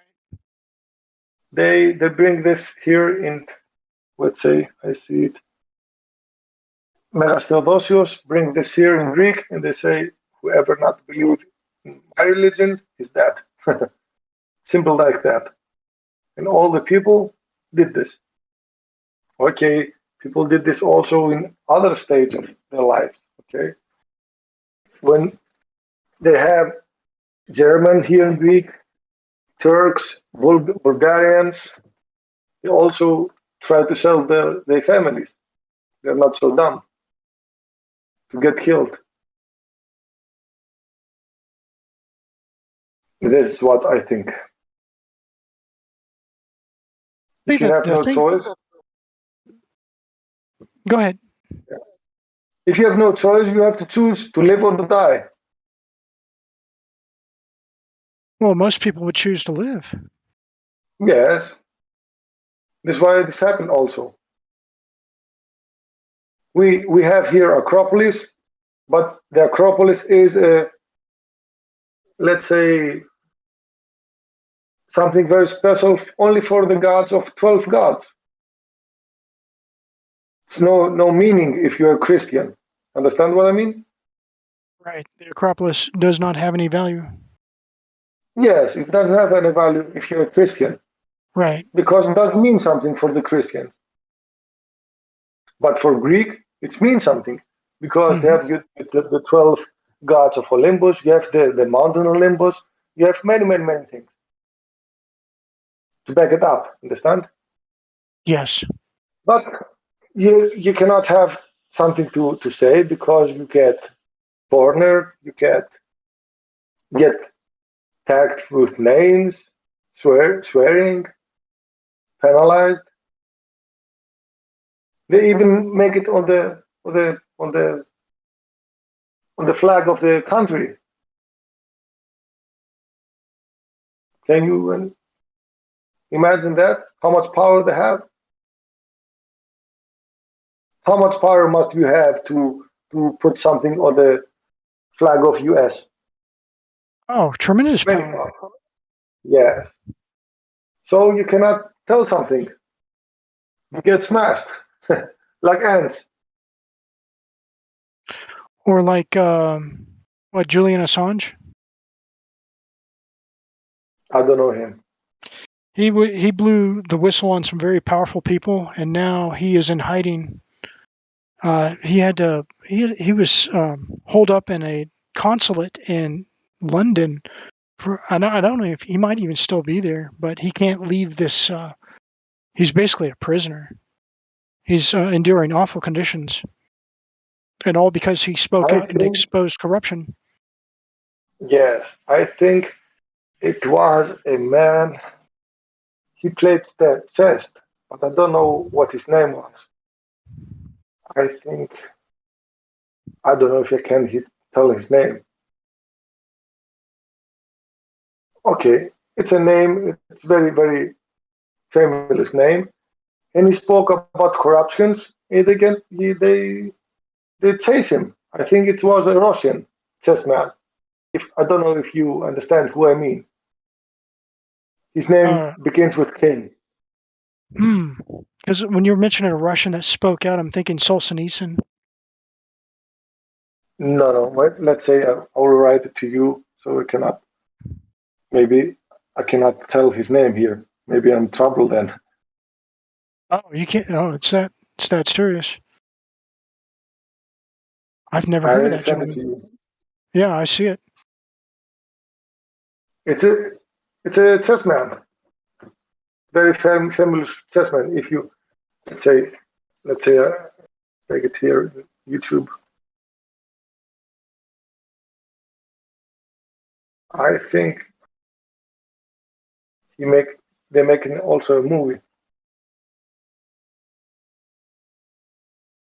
No, it's not right this way. Wait.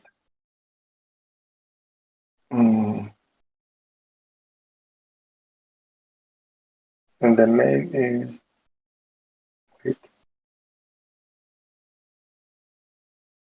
Okay. Yeah, I see it. I pulled up the Wikipedia page on him.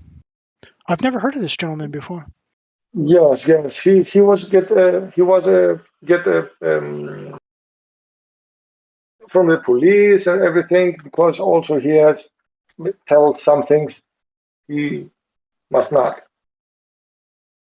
And I think he has also a podcast with Joe Rogan. I don't know if you know him. Joe Rogan Experience. If you put his I've name, heard of him. If you put his name on the Spotify, I think with his name, with the name of the chessman, I think you will see the interview. I think it's an interview also on YouTube. What time is it now? Now you are there. What time? 6 o'clock a.m. How? 6 o'clock a.m. Oh, I was in my job and I talked here, and I listened all the people here to talk, and I think it was midnight. Midnight has a lot of people here in the chat. It's here 3 o'clock afternoon. It's yes. Going back to because there are not very many Greek-speaking people that I can speak to and ask questions, and it's the only hope I have of getting some answers about that book. And it just the key, the number, right? It being given to people. It's not stigma, which stigma would be a tattoo, right? In Greek, if you go to get a tattoo, that would be called a stigma, would it? Yes, you can. Yes. But could you call that a charigma? Does that word make sense? Yeah, the charagma is if I scratch something on your body. but the meaning is also if I scratch something on my table is haraksakati, haraksa. I have something um, like a spray, not graffiti, but I have with a pen, with a knife, I scratch something like this. Okay, haragma is the meaning of the bad people that from the devil. If you have if the devil choose you to do some bad things, and you are the chosen one to do the bad things, and you have placed to yourself in a bad spot, and you have the point of the devil on your body, and some of these things. Understand? This is the meaning of a bad thing. Well, let me But ask I you think this: it's rooted. Yes. could you possibly interpret that as meaning an injection of some sort? An injection of this we're living now, if it's also something they refer of this. Yeah, would the could the word karigma describe that? You can place it anything you want. Maybe you have a tattoo and you'd say it's a karagma. If you have something, you do something, or you are on a group, you have a tattoo, it's again a karagma. Why not? Why must it be in something vaccination? I think it's all this made up. They trick the people to get sided and to get sides and argue each other and all the things we know. It happens years now. They have also stores, cafes.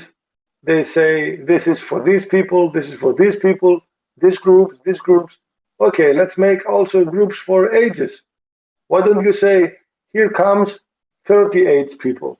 Here comes people that have income $1,000 a week or 1 million a year. This is tagging people. Understand what I mean? Yeah, Why? I think so. We are all the same. The difference on the people is here we call it pedia. It's let's say behavior. If you have behavior, if you know how to behave, everything is fine. If you have manners, understand what I mean? Yes. If you go to a store, you have to have manners. You have to be civilized. You cannot go with your pajamas there, or spitting around, or sitting around, or go on the table and dance. You have to have behavior. If you have a behavior, it's everything good. You fit everywhere. But the creating all the thing, the creating, let's say, they make groups out of the people. This group, this group, this group, this group will dress like this group will dressed like this. You will go this time there. You will not go out this time. You will talk only with these people. You are related economically or socialized. How the same group of people. You have the same money. You know the same people. This is garbage. It's very, very, very bad, and I think it's ridiculous to do so. It's a classic divide and conquer. Yes. Okay. I say again, I cannot do anything about it. I can only realize what happened. I can realize and see what happens, and I can go to my distance or participate also with these things.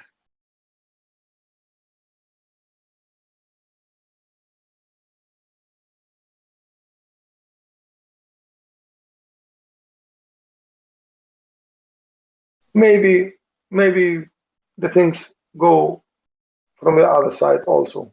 I don't know.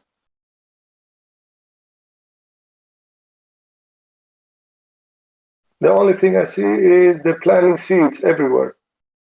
Afghanistan, Iraq, Greek, Italy, France, US. They have all a plan for each one of us. And They're you not cannot plans do for good anything either. about it. I don't know. Only time can tell. Okay, internet is very good. Okay, maybe they use it for also bad people, but this time we're talking. You're in Mexico. I'm from another country. We are talking. It's a good thing. Right. I think the technology is a knife. You can do very good with a knife and very bad things with a knife. You can harm yourself. You can help somebody. You can cut bread with a knife.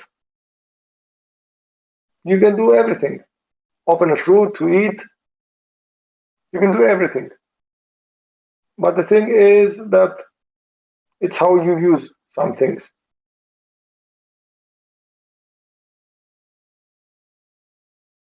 But we're basically discussing the one world system on how people are being manipulated, right? Yes. And the book that I was bringing to your attention, it speaks about that. It's a prophecy of these things, and they're starting to happen. Yes. The thing about it, you know what I mean? I think these books are written from the same people. They plan all this. It's not written from God. It's not written from 5,000 years ago. It's written from the same people that have planned all this we're living now. These are the peoples they write this book. So you can read it and accept it slowly. No one can tell the future, but if you create a scenario, you can do it in the future. These are the people they created this all we live in. Maybe this is a plan to be, let's say, 100 years from now, before all this we're living. I heard that the Nazis bought the technology of the UFO disk, okay, not UFO, from the disk 1940 from the Russians. 1940 was that Germans got the technology from the Russians. Yeah, they were close allies back then. Yes, until now, everybody says this is UFOs. There's no UFOs. It's a technology from 1940. Can you imagine what technology is it now? Oh, yeah. I don't think we can even imagine it. Yes, So exactly. vast. Well, my father was They plan also a drone. A drone is the same technology like a disk. It's the same, but they plan it for the kids like a game, like you know, it's fun, it's good, and after that you will see also the police to have something like that. To have you played the game Detroit? No, I've never played Detroit. Detroit is a game from PS4. If you see, it's police drones, and they see the people how they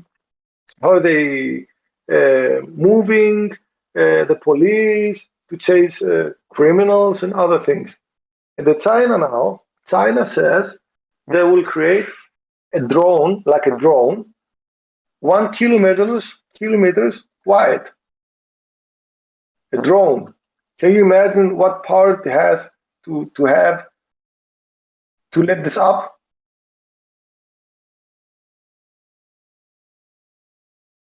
Tremendous power. spaceship. I think they called it a spaceship, but it's like a drone. China, 1 kilometer, announced here, UK. It says that Snow Moon Science announces a plan for 1 kilometer long orbiting spaceship. Latest twist in space race with USA. Wait, I will send it also to you so you can see it. So you can see it. I don't speak out of my mind. Oh no, look. China spaceship. That's not crazy at all. Yes, but you see how the planet at first for the kids, after that for the grown-ups, and now a China great spaceship. They didn't make a spaceship all of a sudden at once. They plant the seed, they play with the kids, it's very fun, it's very good, okay, accept it. Then you can have also a drone for grown-ups, and after that, they create large spaceships. Is it, let's say, coincidence? No, it's planned. What I'm thinking? And after that, they will say we can travel also. So the technology of 1940, they presented to us 2021. So we are, let's say, 80 years back of the technology. If we say that the technology was 1940 and not before. And I heard also that in Vietnam, they had Wi-Fi. When they fought with the Viet Congs in Vietnam, they said that they have already Wi-Fi. Wi-Fi is now, let's say, 20 years, 10 years. How much? I don't know how much, but not back then. The military had it. Oh yeah, you see, my father was a U.S. Navy officer, and he was chatting with other pilots on the internet. You know, like a chat room, back in 1984. I remember. See, so it's not a myth. No, it's not a myth at all. I saw it firsthand. Through the internet. Yes. Yeah, via the internet. The other pilot, the gentleman with which he was speaking, were in another state, which most people didn't have access to that kind of technology in 1984. That didn't really start happening until 1994, 10 years later. After that. When was the internet introduced to the world? Early 1990s. Yes. But by then, it just wasn't new to me because I'd seen it. Yes.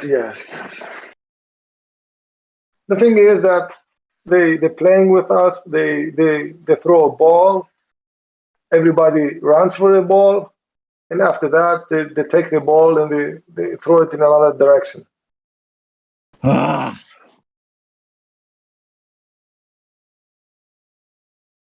But what can you do? You cannot do anything. Very true. Like I say, it's a movie. You can see the movie. You can close your eyes. You can go also play with the movie, but you cannot stop the movie. And after that, they choose another actor and they take your place and the movie moves on. If you see the speed that Charlie Chaplin make, I think the last dictator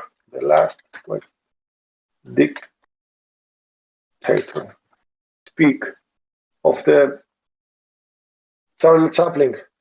I think the movie was 1940.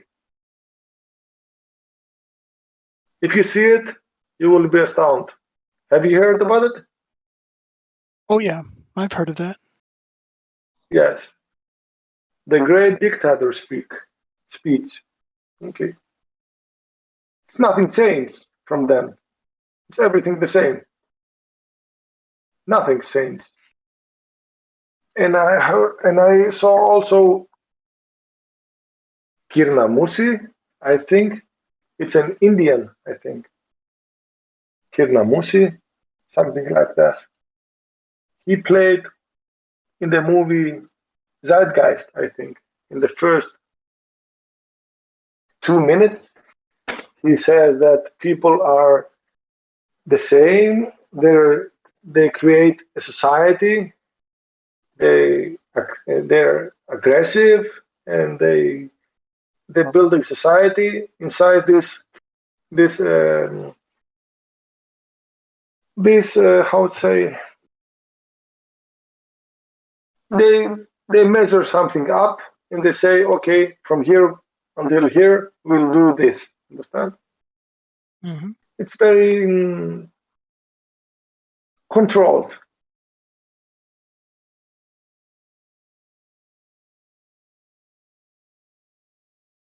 I don't know. Wait, I will see. I'll find it.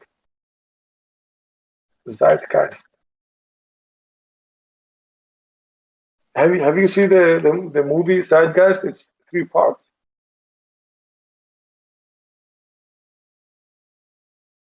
Which guy was it?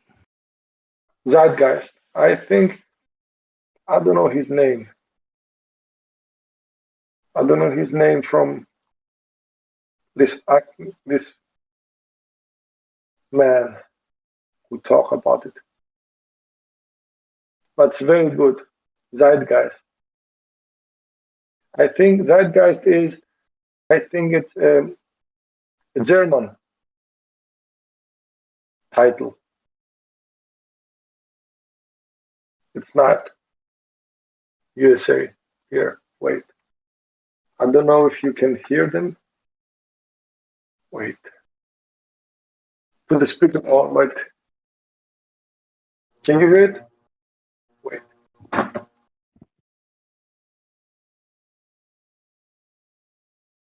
Wait. We were saying Yes. how very important it is to bring about in the human life the radical against the crisis is the crisis in countries, a crisis that cannot anymore accept the old norm, the old, the ancient tradition. And considering what the world is now, with all the misery, conflict, destructive brutality, oppression, and so on, man is still as he was. He's still brutal, vile, aggressive, acquisitive, competitive, and he's built a society along this line. Understand what I mean? He built the society in these lines. I will find his name, but it's the same. No one has changed. People are the same, aggressive, and they've created a society within this line. He speaks very simple.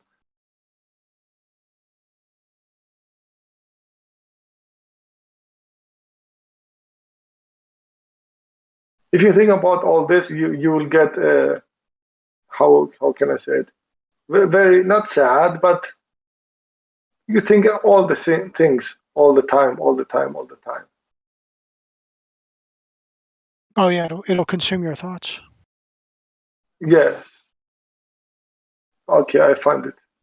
Judu Krishnamurti, I think. Wait, I will text it to you. Judu Krishnamurti. I've never heard of that. Yes, if you see it from Wikipedia, he's a good-looking guy. I think he died 1986, 90 years old, from India. He has many books, and I think it's worth to read about it.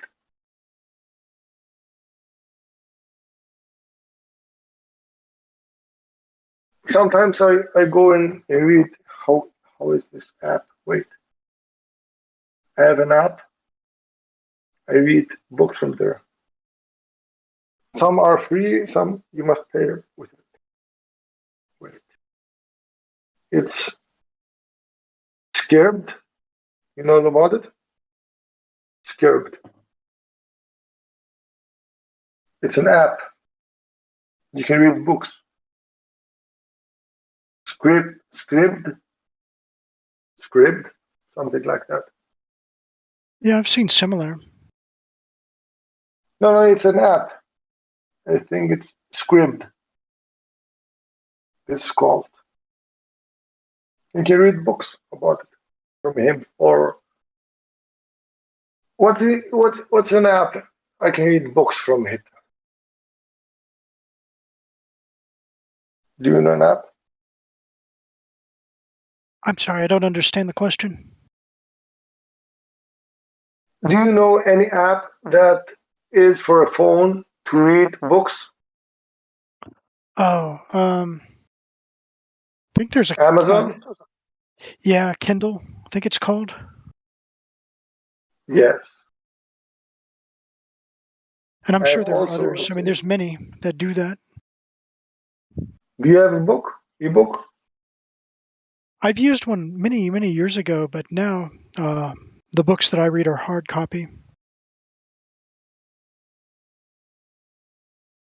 Yes. I bought a book reader. I think it cost in US dollars, let's say $150. Mm-hmm. But it's worth it because I can upload many, many books. Sure. You can carry them. Okay, it's 6 inch. It's not big, but you can increase the letters. You can increase some things, and you can have it for a very long time. If you read every day, it will last, I think, with one charge, almost 3 weeks. Yeah, that's really good. Yes, it's for 6 or 7,000 turns, page turns. Yeah, the device, it's called a Kindle. That's what it's known as here. And I'm sure there are many different brands. A lot of people, you can get one for your phone that'll read books. I have, but the Kindle kind of the book I have is totally different. It's if you go outside, it's not like the phone. Mm. You can read books on the sun. Oh, In nice. the beach. Yes. That's if better. you have a phone, it's very it glance. It's Yeah, you can't see it in the sunlight. It's like a mirror. Yes, it's like a mirror. You cannot read inside there. But this book is made for to read outside. It's like paper if you go outside. And it has also light for the night if you have. But it costs $150. Okay. You get what you pay for. Yes. If you buy one thing like this, you can upload also will download some books and upload it there. It's like you buy at once 5 books, let's say.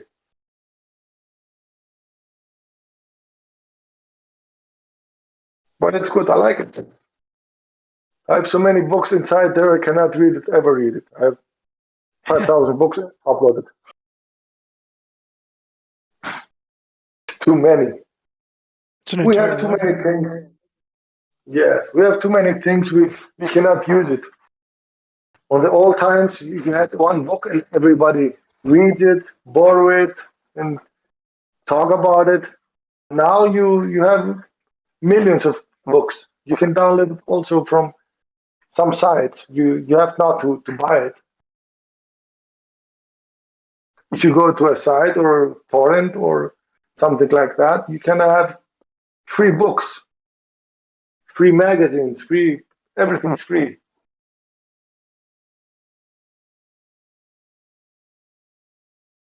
It's very weird times. You have everything and you get bored also.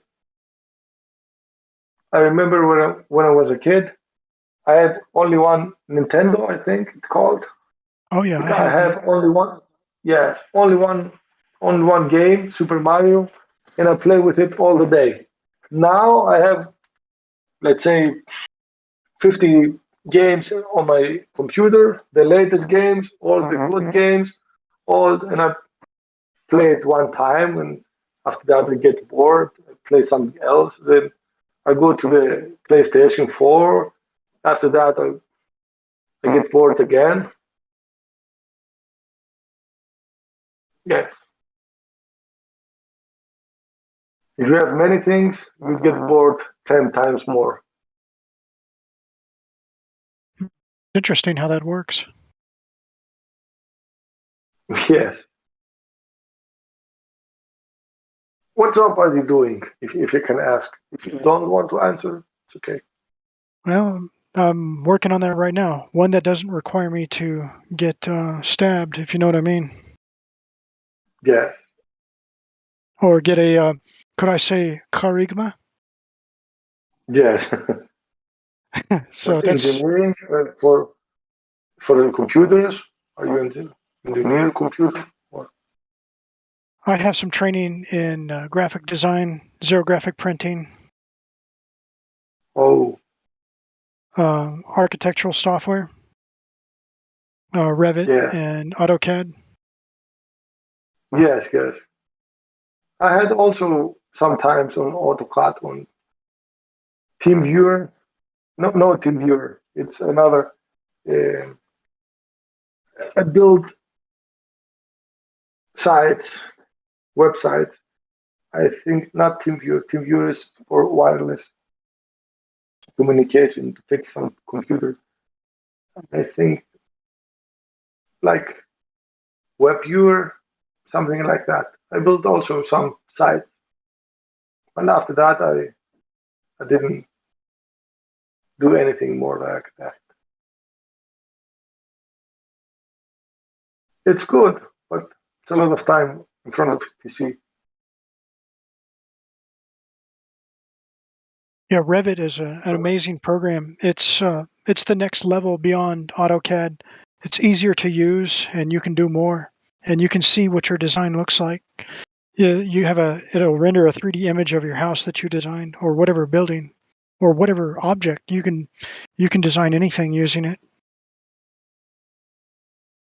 Yes, I understand. You can design even a washing machine, Building, or are you building the design for homes or? right, anything. I don't care what it is, as long as there's a paycheck and no charigma, then I'm all for it. Yes, yes. If you can have a living off of that, everything good. Exactly. If you can pay your rent to buy a car or to have in, let's say, good life, everything good. Otherwise, I have a tent and a Oh, backpack. very nice.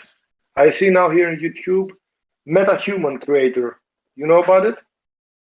So she was talking. It's an app. I think you pay for it. I think you have it for free from some days. And after that, you can create a person. You can add it to your game, to your software. You have many reactions of the metahuman. It's a people like Sims, but it's very realistic. You change the Interesting. teeth, you change the hair color, you change the attitude, everything. Wait, I will send it to you. Wait, I will send you the link. It's unrealengine.com. Metahuman creator. Wait, I will send it to you. You will see like real. This is why I'm scared. This technology is beyond the imagination you can have. Oh, yeah. There's no limit. You can see it and says, you say, is it real? It is fake. You cannot decide if it's real or fake. So real.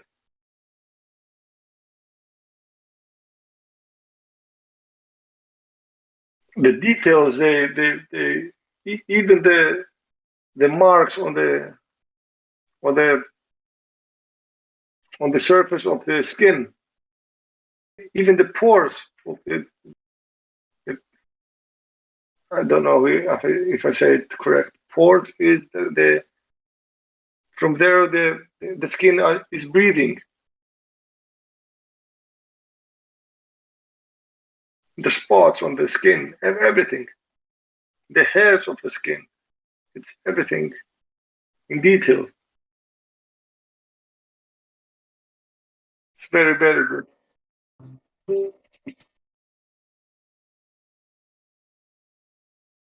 Are we alone here in this room? No, there are other people, but nobody is conversing. Some people are responding via the voice text. Oh, I didn't have. Yes, I figured this room out. I think 3 days now. It's very cool. It's not only about flat Earth. It's about almost anything.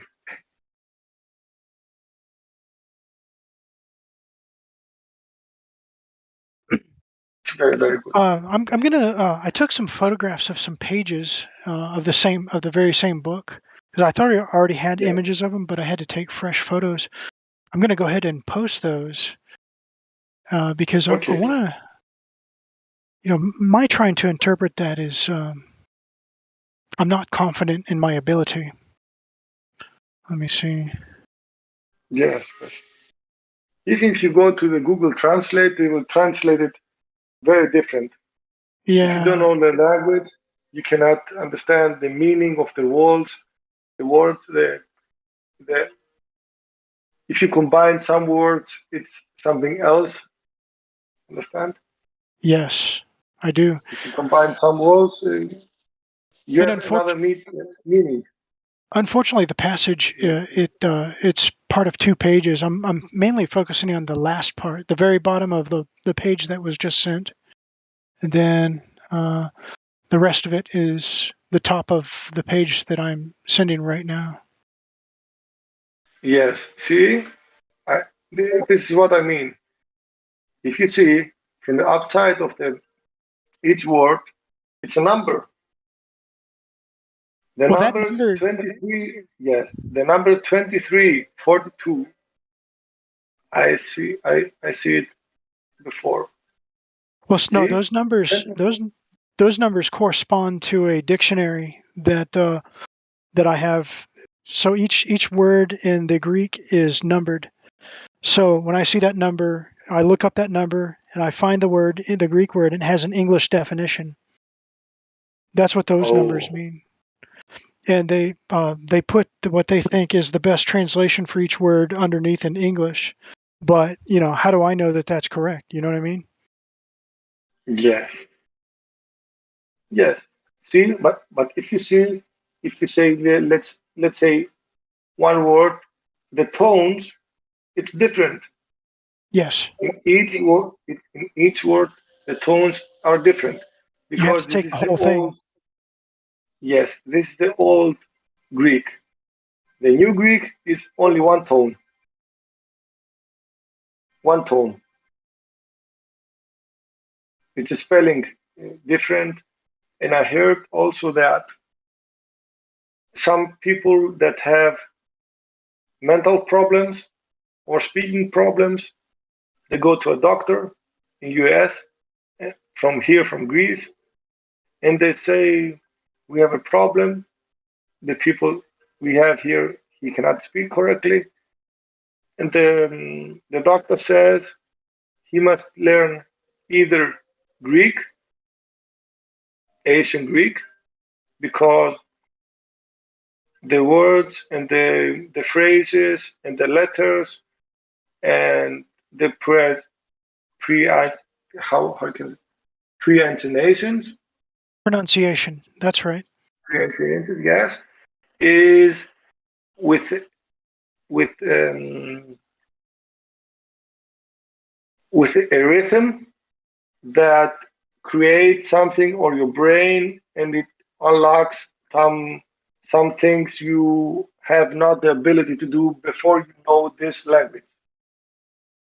So he says either Chinese or Greek. And he said we came from Greek here in the US to tell us that we must know Greek. And he says this is the solution. Because on the ancient Greek, each sentence is, I think, 25 or 24 letters. All the letters are not are caps. There are no small letters. Right. Everything was capitalized. Yes. Because I've seen old Greek texts; it's all capitals. Yes. And if you count the letters, each row has the exact same letters, number of letters. Let's say 25 or 26 or 50. I don't know how much it was. But everything is with meaning. Now here in Greek, they say, do you know Greeklish? Do you know other things? Understand? Yeah. We have the best language on the world after the Chinese. I think Chinese is also a very, very good language, but after the Greek. The second good language, because they have also 7,000 symbols that mean something. Oh, yeah. Yes, it's very rich, but I think the Greek is the richest language of all. And we speak in, let's say, in Facebook, in Greeklish. It's to laugh. The English language has incorporated several parts of Greek. For example, when I say the word cardio, does that make sense to you? Cardio is cardia is the heart. Yeah, it means the same in English, and it's part of our language as well. So there are parts of the Greek language that's incorporated into ours. Yes, I think the Indians was also spoken Greek. Greek The ancient? is, I think, yes. Indians has also Greek language, but the thing is that they want to eliminate this language, simplify it, and also to make it Greeklish, to write with English letters, Greek language. Yeah, so we don't need that. We need to preserve the Greek language because it gives us a tie back to the ancient books and the old knowledge. Yes, but the most of the ancient books are burned. Or sitting locked up in the Vatican. Most of them are burned from the Great Alexander Library. That was in Egypt, was it not? Burned it. Christians burned it all. The pastors and everybody. They destroy everything. Some they got also in Vatican saved on a papyrus. Let's say papyrus. Let's say it's leaves from trees, and they write with ink there. Oh, papyrus. Papyrus, yes. Yeah. This is the ancient writing medium book. Yes. Well, the thing is that most of knowledge is lost for the people. Maybe they have get saved. Maybe they have also an ebook and they have millions of people's books inside. Maybe before they burn it, they have also a scanner and scannerize everything. Maybe for the people, it's lost.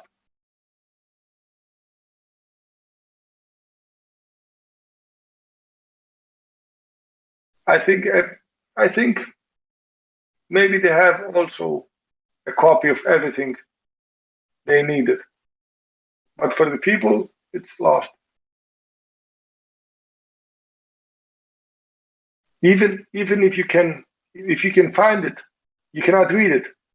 This is the point they bring the Greek people. Even if you find an ancient book, you cannot read it. You don't have the knowledge. So it's nothing to you. It doesn't mean something for you.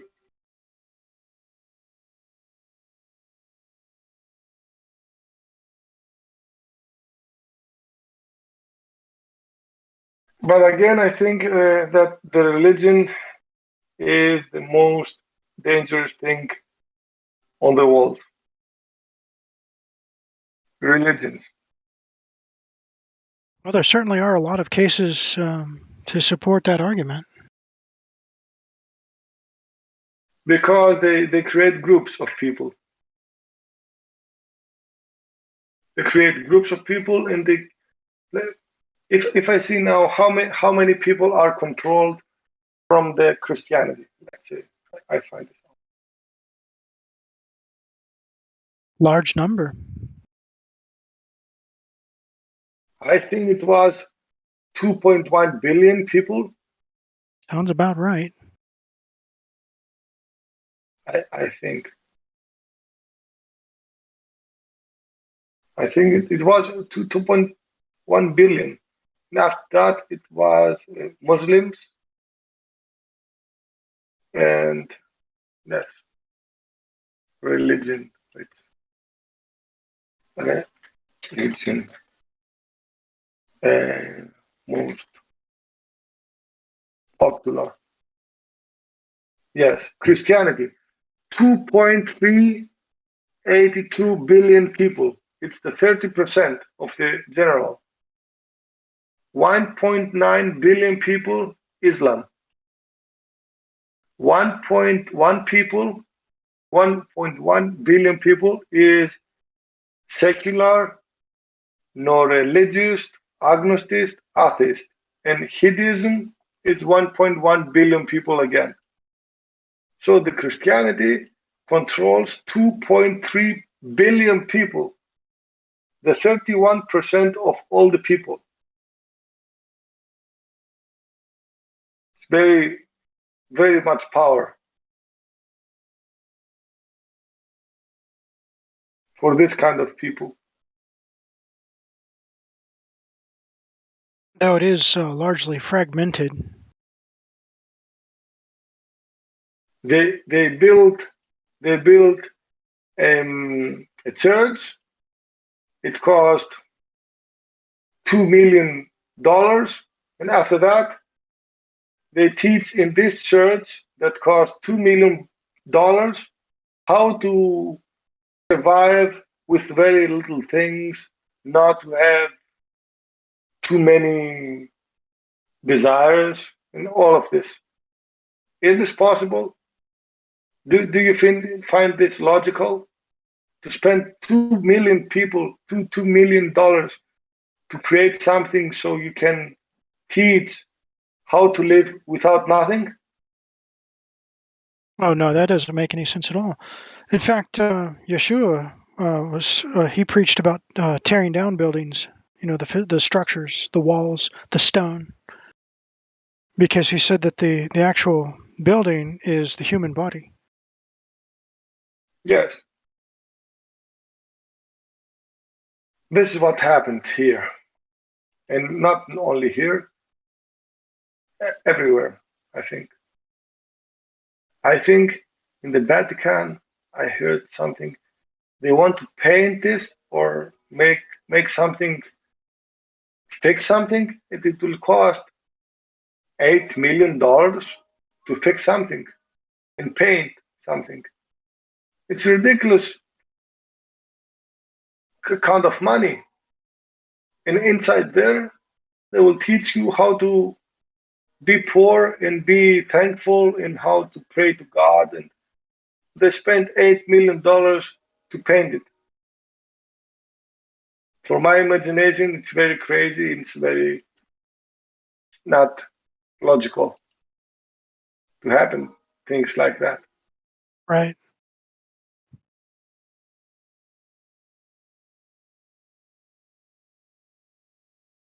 Well, it's But I filled think with in corruption. US, yes.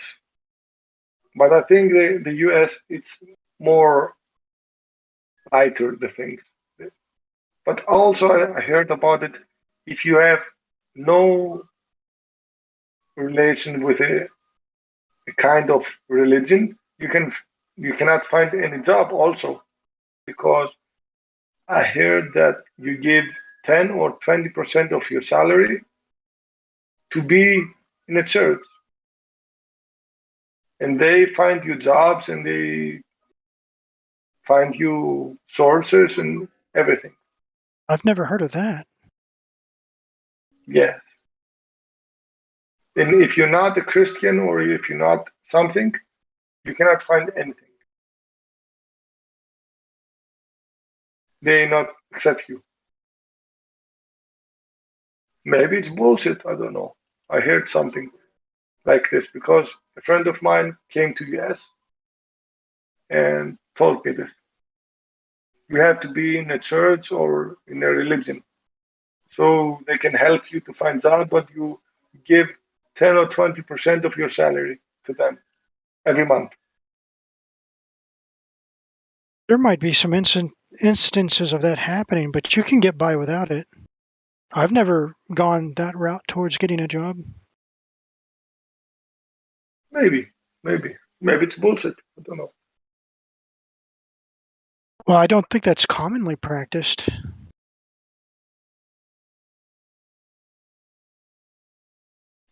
Did you come ever in Greek here? Did you came? Oh, what's that? Did you came in Greek? What about Greek? In Greece, did you ever came summer Uh-huh. for vacation? Oh no, I've never been to Greece.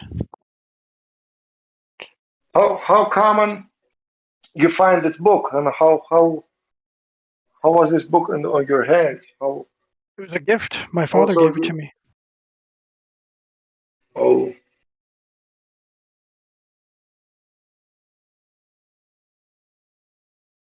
But I'm yeah. interested in mainly I'm trying to understand the context of charigma as it is written in that text. Never mind the The English context translation. is the context is that it will be a time that the devil will come in earth, and he will have, and he will let's say stigmatize all the people that he will have like soldiers to conquer the world. Understand? Yeah, I do. Yes.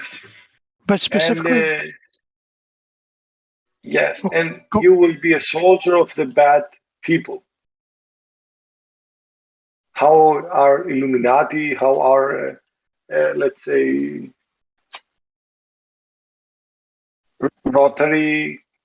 Rotarians and other bullshit? I don't believe any of this. All this is like ghost. Nothing's real. It's only in your mind. Only your mind. You can imagine you have ghosts in your room. You have black magic, white magic, sacrifice chicken, all the nonsense. I don't think that's anything real. Do you think it's anything real of this? Have you seen any ghost in your life? I have, yes. Where? I used to work in a building downtown Orlando, Florida, that was quite haunted, and I saw a full Yeah. apparition in the building. What did you see? I saw the figure of a man walk into a room and disappear. Day on or night? It was nighttime.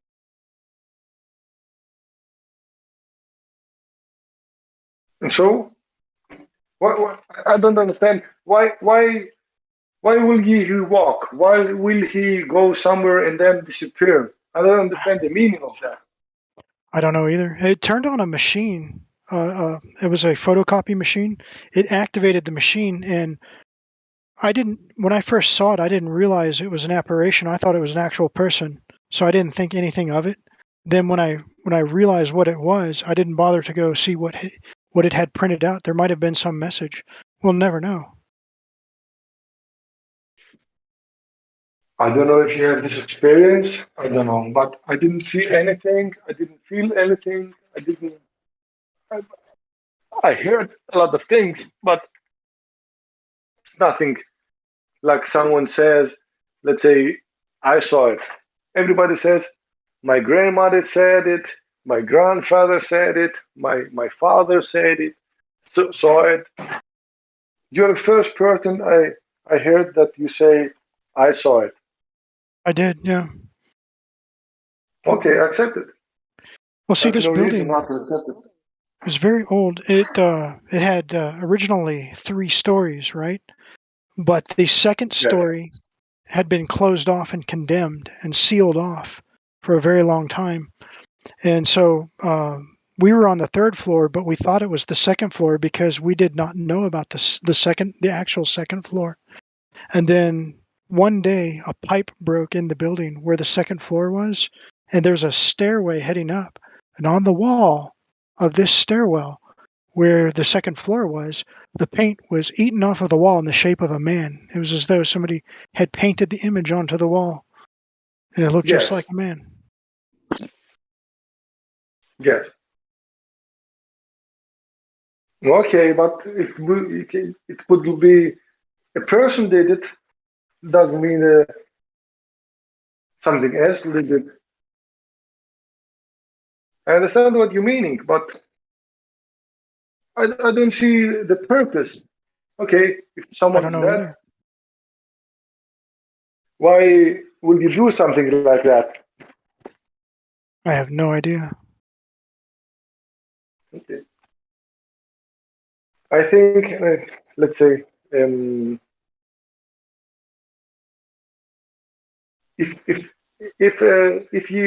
if you can remember, the Eagles wrote a song about "Welcome to the Hotel California."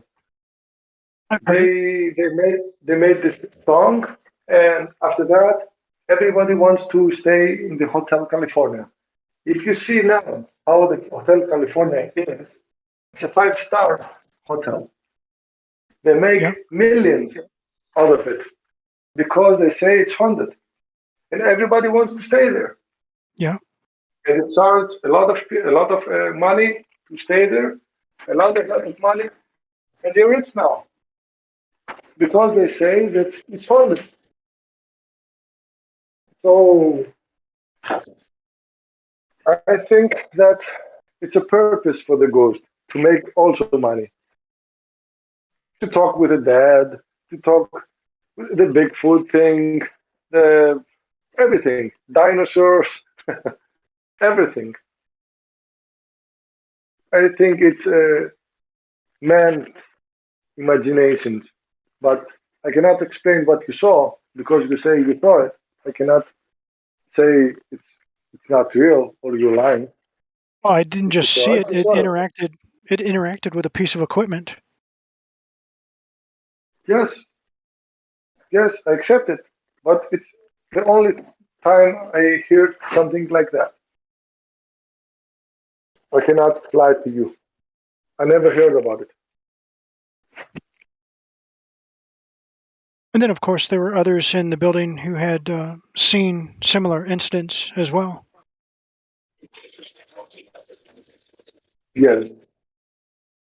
I don't know. Maybe someday I'll see also something. Well, you never know. I was just there to do a job. I wasn't there looking for that sort of thing,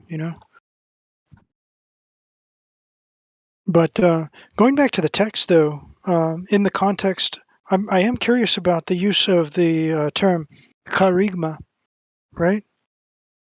Yes.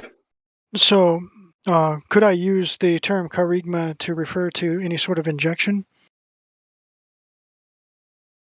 Or is that not correct?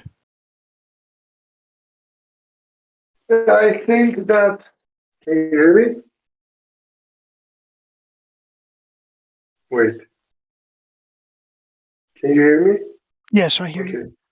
Okay. I think that the meaning of charigma is scratch something on your skin. Understand? It's not like you do something on yourself, like a vaccine or something like that. Because if So you do it it's not like that. I don't think so. It's like this because if you do it like this, if you the meaning is like this, then all the people are vaccinated. All the people from the child, you can be vaccinated. Before you go to the school, you cannot go to school. If you go to the army, understand what I mean? Yeah. Everybody is then the word you say. If you before you go to the army, you get vaccinated. You don't know what's inside there. Do you know? Did you go to the army? Right. Did you go to the army? Oh, no, not me. No, I never went. Okay. I go to the army 3 years. I never know what the vaccine were. No, nobody asked me, you want to do it? Have you do it? They tell you What to will do you it. do? No. They tell me nothing. The doctor came, he vaccinated me, and he tells me, okay, go further to take your clothes. They never ask you. They do what you have to do, and it's all this. It's simply like that. But the thing is that this word you say, it's mostly for religious people to say that um, you will get tagged. Understand? You'll get tagged. Tagged from the devil, let's say. Okay. This is the meaning, karagma. Like you get tagged from the bad people. You one of us. Let's say you go to the prison. You have to make it a two to fit to one group of people. Okay. Some have a star. Some have a cross. Some have an arrow. If you don't have anything of that, everybody will attack you because you will not fit to anyone. Okay, yeah, it's like something like this. So it is a tattoo. It is a tattoo, yes, it is.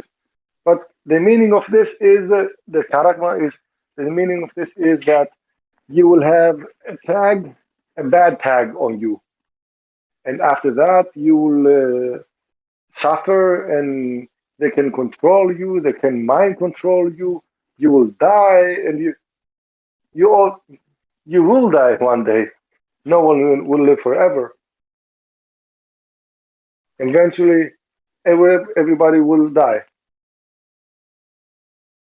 So, Yeah, what's the unfortunately, meaning? in this, What's the meaning of all this?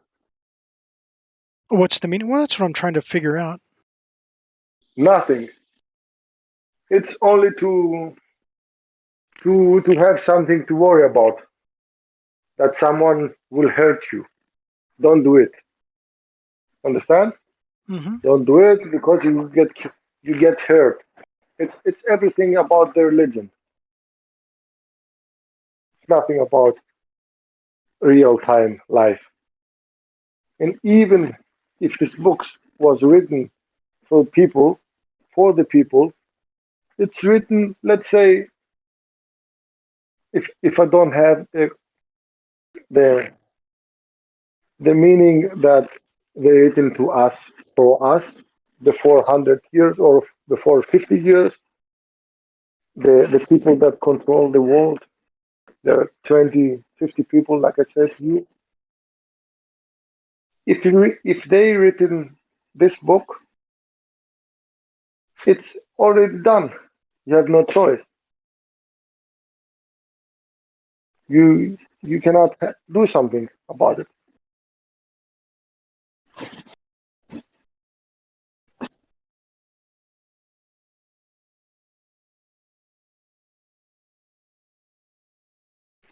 They poison us all the day Well, with that's the true. cars, with the cars, with what we eat, with what we drink, what we think, what we see, what we listen, the music we're listening, all the movies from Hollywood is.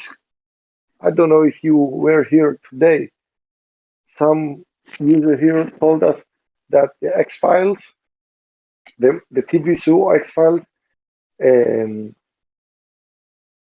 starring of the TV, the movie, this movie X Files, told that the FBI give them script to create a movie, and after that, if something happens, they can tell you you will see a lot of movies like X Files, nothing surreal. Oh yeah, that's true. That was me that was explaining that. Yes, okay. In the morning, I heard it. Yeah, that was me. They give a script to from the FBI and say, play the script. See, you told us. And they do that. It's a fact. Yes, I believe it. But I mention it because I heard it and I thought that it's very correct. That's why I told you this. I was listening from a long, long time now, from let's say 8, 10 hours now. I'm listening only this, only the chat. I'm addicted to it now. Yeah, I know the feeling. Yes, it's also for company. Okay, you heard something, you know some people, you talk about some things. It's cool. It's fine.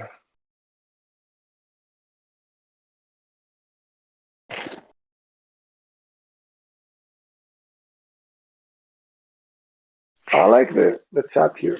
It's good. Maybe someday I can increase my knowledge of the Greek language to where I can interpret these things for myself. That's the goal. Yes, but I will ask you a question. Why are you searching this kind of book? Why? What is the purpose? To gain insight. About what? What's going on these days? Even if you know what's going on the book, it's nothing have to do with these days.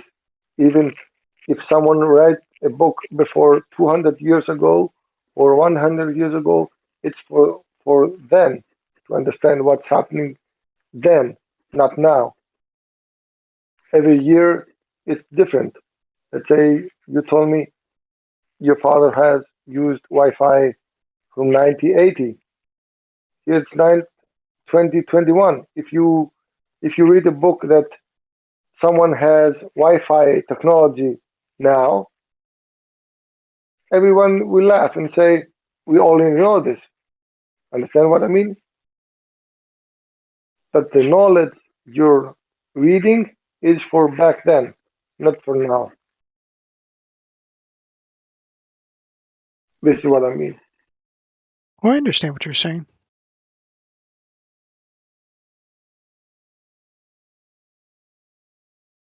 and before they cannot explain some things.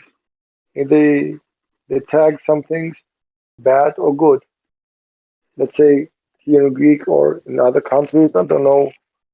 In Sparty, I think it was. If if you make a baby that has blue eyes, they will throw it away. In the Kaava, it's like a river. Um, let's say they will throw it away. If you were blonde, again, if you're paralyzed, if you are uh, people with you cannot walk very good, you cannot speak very good. Maybe you have some problems. You cannot walk, think, speak. They'll throw it away. Understand?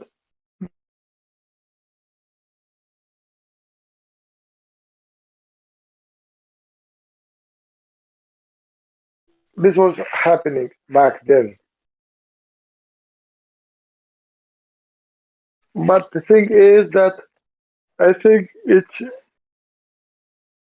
they will try again to compare or have similarities the Greek with the Christians. This is not possible. We have nothing to do with this religion. And I think it was also the propaganda, the movie, the exorcism, how Oh yeah, The with a Exorcist. doll. Yes, the exorcist. It's also propaganda because the doll with the girl was speaking Greek. I thought she was speaking Latin, so she was actually speaking Greek. In one phrase, yes, he I said, did not know that. You're not this." Yes, Hmm. Yorgo. It was very very funny. They will they try to connect Greek with this religion. You cannot do this. Even if you give billions of dollars like they give, it's nothing have to do with Greeks. But again, I told you this this religion has so much power that they have the symbol on the flag of the Greek Greece. They have too much power. Too much power. But again, you cannot do anything about it.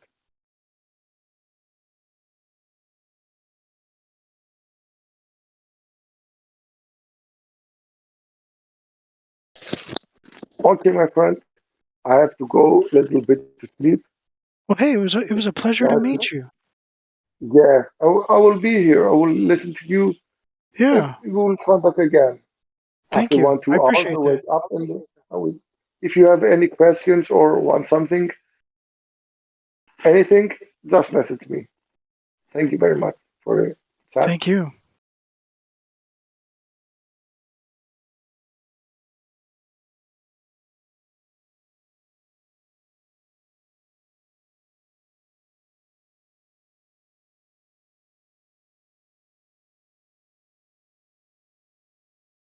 Well, I'm going to be heading off as well. Take care, everybody. Have a great day.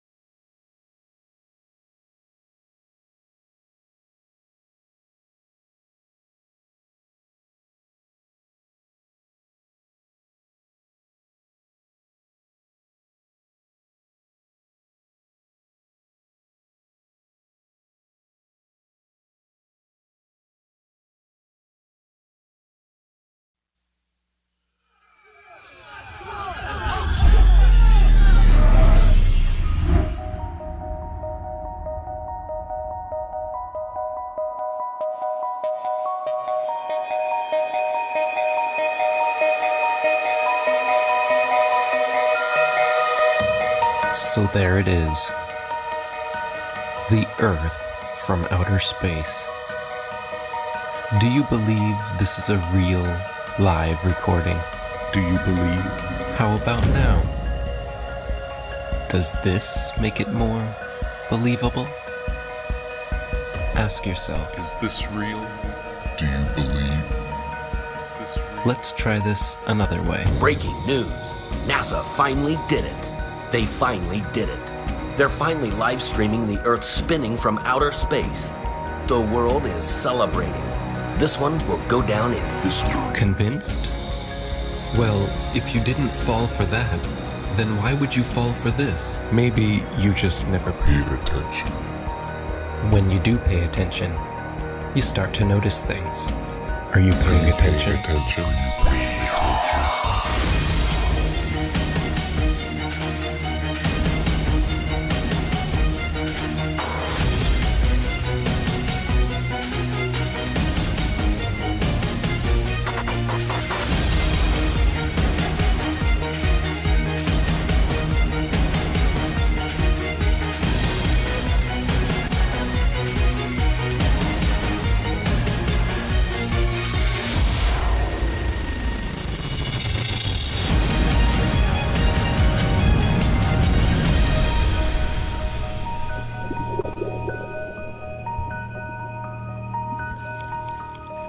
Did you know that starting at the end of 2015 through 2017, Flat Earth was one of the top searched terms in the USA, let alone the world?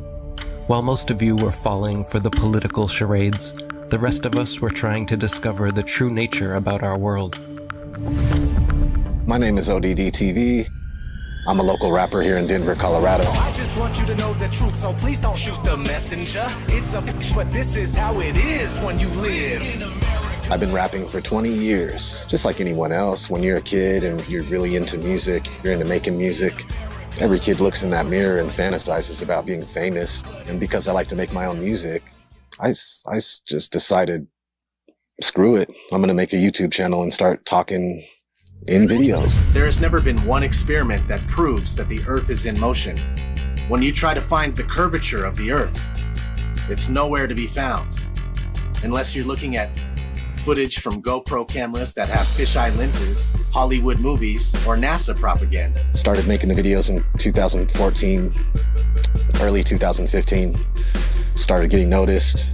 You're living in a world where there's fake people faking events on TV in order to move agendas forward. With the Earth being flat, I couldn't just sit around and do nothing. There was videos everywhere. There was videos of people doing science, putting balloons up with a camera that doesn't have a fisheye lens on it, like a GoPro lens, a wide angle lens. And they were using these cameras that didn't have those.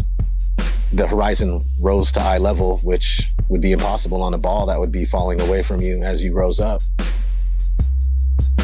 There's people putting out top 10 NASA hoax videos, debunking the moon landing, picking apart NASA just left and right. It was awesome. Awesome time for YouTube between 2015 and 17. Even Google mentioned it during their commercial. Do you remember this? Why would Google be promoting this? As a joke? As a joke? No. We know why. They were panicking. Panicking because the platform they purchased 10 years ago was collapsing with truth. The powers that be would not allow that. As we want to provide users with authoritative, trustworthy information. I'm sorry to cut you off. I only have a minute and a half, and I don't really need to hear what you're trying to provide. I want to know how you're dealing with all these conspiracy theorists on your platform. So the first way is by demoting low-quality content and promoting more authoritative content, and the second is by providing more transparency for users. So we're introducing boxes that provide factual information at the top of results that have shown themselves to turn up a lot of information that is counterfactual, such as searching for the Earth is flat on YouTube, where you see a lot of... Your response is to put a box saying, nope, the Earth is not flat. Correct. Okay. So instead of deleting all of the millions of videos we have made, They simply decided to bring in their puppets to reiterate the agenda at stake. We are already sufficiently motivated to invest the necessary resources and people in addressing this threat. You can tell it's real because it looks so fake, honestly. The Earth being flat is getting out of control. Can you please help? When you stand on the shoulders of those who came before, you might just see far enough to realize the Earth isn't flat. 1 + 1 is? 2. What color is the sky? Blue. And the Earth is? Round. Second is here. This float celebrates flat Earth theory that is spreading ironically around the World and its possible roundness. Spinning. Now they are talking about it. They want you to search for it, because they already changed their algorithm to be set up in their favor.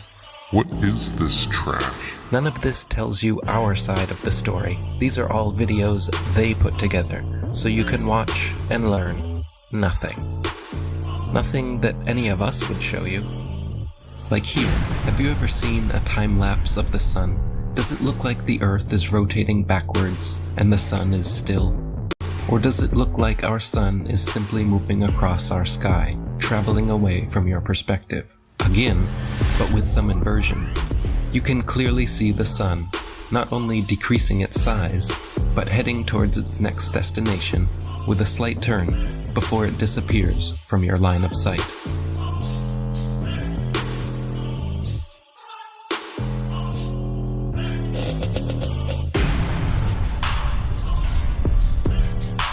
While Google would make sure when you type in flat Earth that nothing like this would ever pop up, many agree the science regarding our sun is far from settled. We're told that the sun is a massive ball of burning gas 93 million miles away. But if that were true, then all the light that arrives here would be parallel because it's so far away. And it has to be parallel because one of the most often cited supposed globe proofs is Eratosthenes' experiment between Alexandria and Syene, by which he calculated the size of the Earth. For that calculation to be accurate, the light must come down parallel. The only problem is that that's not what we see. If you go out on a sunny day with broken cloud, what you'll see is that light comes down at angles, diverging angles. And that means that we can follow those light rays back to the source and triangulate the sun's height above the Earth, proving that the sun isn't millions of miles away.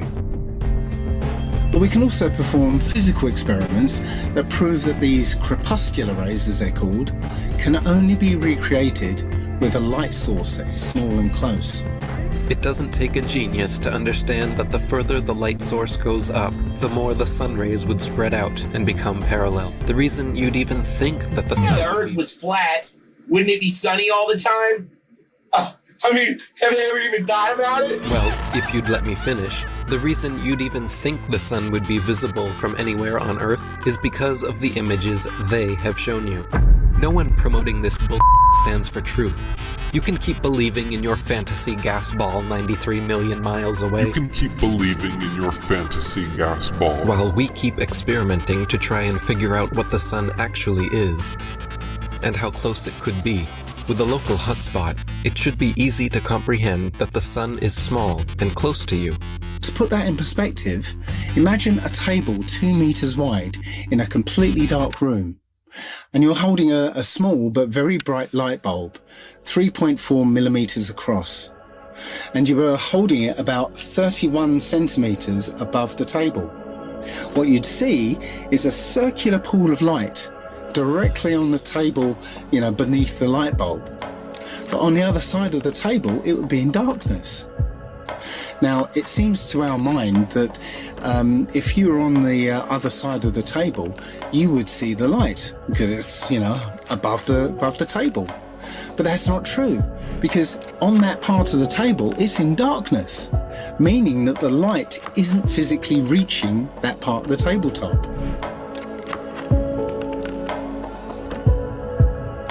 Your senses are correct. We're also told that the sun sets because as the Earth rotates us away from the sun, it's actually obscured by the physical curvature of the Earth. That's not what we see. What we see is a local sun that is taking its local light with it. What happened to the horizon glowing across half of the world? Most sunsets are already fading through pollution, dander, chemtrails, and fog. Plus, refraction will always make the sun seem like it's going down, as well as your perspective. It would appear to sink down in your field of view. That's perspective. The further away you get from it, the lower it will appear.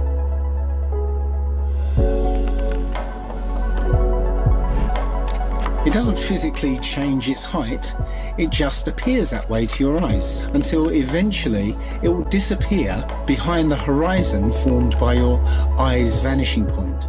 Your eye has an angular resolution of 0.2 degrees, and anything at that height will disappear beyond the limit of your sight.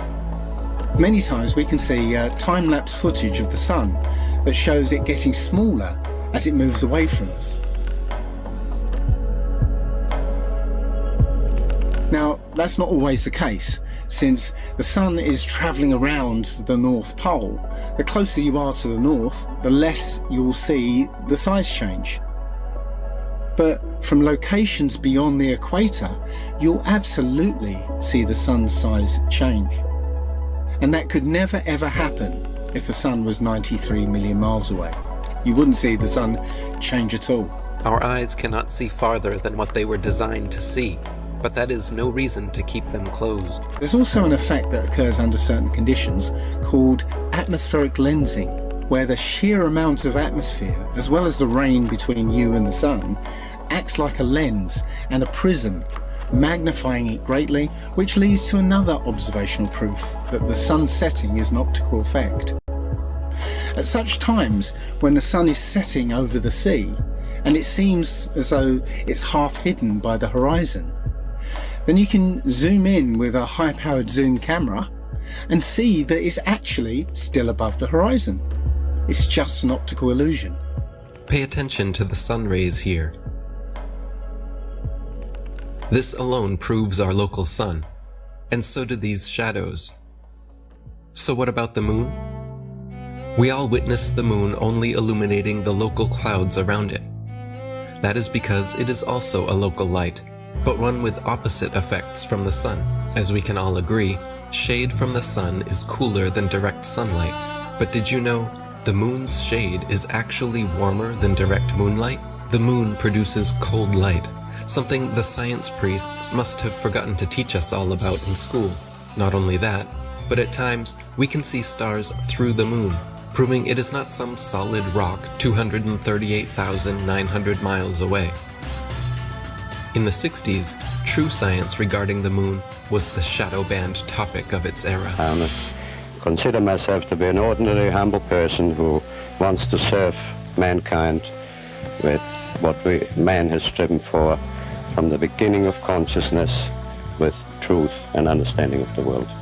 Well, now, one thing, you have a theory about the moon, and we expect to be able to get observable facts about the moon fairly soon. What is your theory? Well, it is by now rather more than a theory. 10 or 11 years ago, I stated to various scientists that the moon is not a piece of rock, but it is plasma, cosmic plasma. Gravitational theories are out, and the new concept of the cosmos and of its laws has to be evolved. This fact will eventually be confirmed. I made certain predictions which were already confirmed in 1958, and the situation now is coming close to a complete confirmation. What will be the result if you're proved to be correct in your theories? The result will be profound and decisive. Because if the moon is a plasma, no man will ever land on it. And the Americans and Russians are thinking of landing men on it. Well, that will never happen. People actually believe they walked on the moon, talked with Nixon, played golf, drove a car, and planted a flag. If you really believe that Neil Armstrong took the first step, then why do you give any credit to the cameraman already there waiting for him? These guys were all US military men coerced into acting. They wanted the money and power that came with the deal, of course. The problem was, they were terrible actors. They couldn't even pretend to be excited, knowing they were lying to the world. But the show had to go on. Michael Collins and Neil Armstrong rarely spoke in public about it, but there was one man not shy about lying to your face. The spokesperson for the Apollo deception. It's my pleasure to present Colonel Edwin Aldrin. No handshake, hug, smile. Their facial expressions are similar to those experiencing constipation, not celebrating an accomplishment. Distinguished ladies and gentlemen, it is with a great sense of pride as an American and with humility as a human being that I say to you today what no men have been privileged to say before. We walked on the moon. I mean, they couldn't pay them enough to look up and smile? Society has always debated these planned Apollo events since day one, never imagining then that almost 50 years later, they haven't had the balls to fake another. As a tattooer, I talk to hundreds of people a month, and people are actually really starting to wake up with everything that's going on right now. I mean, people are sick of the lies. This is the biggest deception ever. The globe, the spinning ball globe, is the biggest deception. If NASA was legit, literally all they would have to do is one thing. Take one of their satellites, zoom in on someone in Australia, upside down, driving a car. Or in the ocean, swimming, upside down. That's all they would have to do, just zoom in. But they won't do it. They'll never do it. We have the footage of them in the space capsule, still in Earth orbit, covering up a small section of the window so you can see through the circle and making that look like that was the Earth. And this is a joke. I mean, how do people think this is real? I think it's hilarious that NASA will straight up tell you we destroyed the technology to go to the moon. I'd go to the moon in a nanosecond. The problem is we don't have the technology to do that anymore. We used to, but we destroyed that technology, and it's a painful process to build it back again. But they destroyed the technology and they can't go back. It's ridiculous. There's an interview with Buzz Aldrin, actually, where he's being interviewed by a little girl. Her question was, why has nobody been to the moon in such a long time? That's not an 8-year-old's question. That's my question. I want to know, but I think I know. Because we didn't go there, and that's the way it happened. After 50 years of lying to humanity and perpetrating this giant fraud, he's sick of the lie, and his conscience, he had a moment of humility, and his conscience wouldn't let him lie to this little 8-year-old girl. This silly globe model with water magically attached to it, spinning at 1,000 miles an hour, shooting around the sun at 66,000 miles an hour, and rocketing through the universe at 500,000 miles an hour is just the goofiest, silly thing that I've ever heard in my life. They want you to think you're a monkey man, a purposeless accident created by nothing, that exploded from a big bang that was created not by scientists, by a priest, mind you, while they steal $58 million a day in taxpayers' money to show you cartoons. CGI. They just have to show you enough of Hollywood and magic tricks and for you to believe the nonsense. It shocks me how many people actually believe they're floating above our heads. It's all filmed here on Earth. Outer space is a fantasy. The Earth is a stationary plane Google bubbles in space, you can literally see bubbles coming up from these astronauts' helmets. It's ridiculous. When I saw it, I was like, this is a joke. So many times during spacewalks outside the International Space Station, we can see air bubbles rising up. Can you touch on how there are air bubbles in space? Can you be more specific? Air bubbles? So yeah, like a lot of times during the footage, the NASA footage, you can see bubbles coming up out of the helmets or kind of from underneath you. How do you explain bubbles in space? Yeah, often on the outside of the space station, you'll liberate little pieces of, it's a really harsh environment out there, and the outside of the space station gets beat up pretty good. And sometimes, you'll see just little flecks of paint or something that you might have disrupted floating away from the suit. And, that's generally what that is. I've never seen any kind of air bubble anywhere. Could it be that you're filming in an underwater pool and you're not really out there? All right, well, I just encourage everyone to look up Bubbles in Space, hashtag Bubbles in Space. Thank you very much. How's Bubbles in Space doing? How's what? Bubbles in Space? Bubbles in Space? Yeah. I don't know what that is. No? You Mr. Kelly? Yeah. Oh, yeah? You don't remember the question from Tampa about the bubbles in space coming up from the helmets? Yeah, you guys are in an underwater pool, remember? We know. Just remember. What's up, man? Can you sideline as hashtag Bubbles in Space? Hashtag Bubbles in Space? Bubbles in Space, brother. What's your word on it? What is that? Yeah, you were asked that 2 times in the past couple months, actually, about bubbles coming out in the spacewalks. Oh, you're that guy. I'm not that guy. I'm one of those guys. Yeah, I'm not gonna write that. And then, thank you so much. There you go. Astronauts on harnesses as well. Anything to say about that? Do I have anything to say about it? Yeah. I have anything you want me to say about it. What do you want me to say? Whatever your thoughts are. I just want your honest opinion. About what? There's video evidence of guys hanging from harnesses in the International Space Station. Sir, we need to keep going. There's a very long line. Thank you so much. Can you please step forward? Thank you so much. How about please step forward, selling a book of pictures with taxpayer money? How about that? Thank you so much. Taxpayer money? These were all on taxpayer dime, wasn't it? Not this one, but the picture book. Come back over here. You know what you can do? You can sell the same pictures yourself because they are public domain. Absolutely. They should be free to the taxpayers. They are free.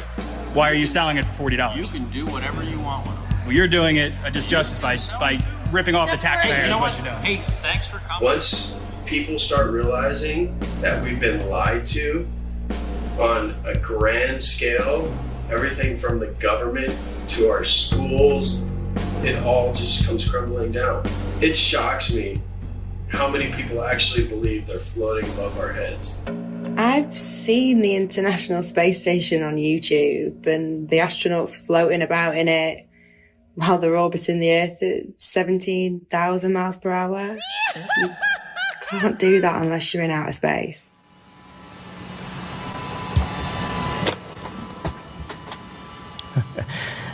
Practice makes perfect.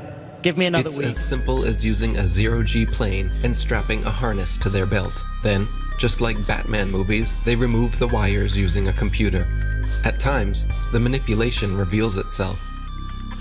Green screen and blue screen technology cannot always be flawless. How can you keep denying this trickery? Here we see Europe's space agency at NASA's studios using a blue screen with grids. This technology has been used for decades. It works best for 3D and live manipulation. It's funny. Once NASA was caught red-handed, they produced a couple of senseless videos 8 months later, trying to pretend like they always use them for science experiments, knowing damn well it was too late. Why do clowns defend them? There is no chance you could remove the background. These people lie to your face in the hope that you will not do your own research. NASA knows that most are too lazy to dig through its massive rabbit hole. Yet, in the meantime, they just love to rub it in your face. Take a journey with me deep inside the rabbit hole. Wake up, my friends, there's some things that you have to know. Everything you ever thought you knew, it has to go. The world's a stage and they're putting on a magic show. Take a journey with me deep inside the rabbit hole. Wake up, my friends, there's some things that you have to know. Everything you ever thought you knew, it has to go. The world's a stage and they're putting on a magic They steal $52 million per day from American taxpayers just to create a fantasy display of men orbiting their spinning pear-shaped space testicle Earth. Their green screens are awful. When they are live and something glitches, their reactions are always priceless. I'm not sure why you globeheads keep defending all of this. Are you waiting on NASA to finally come forward?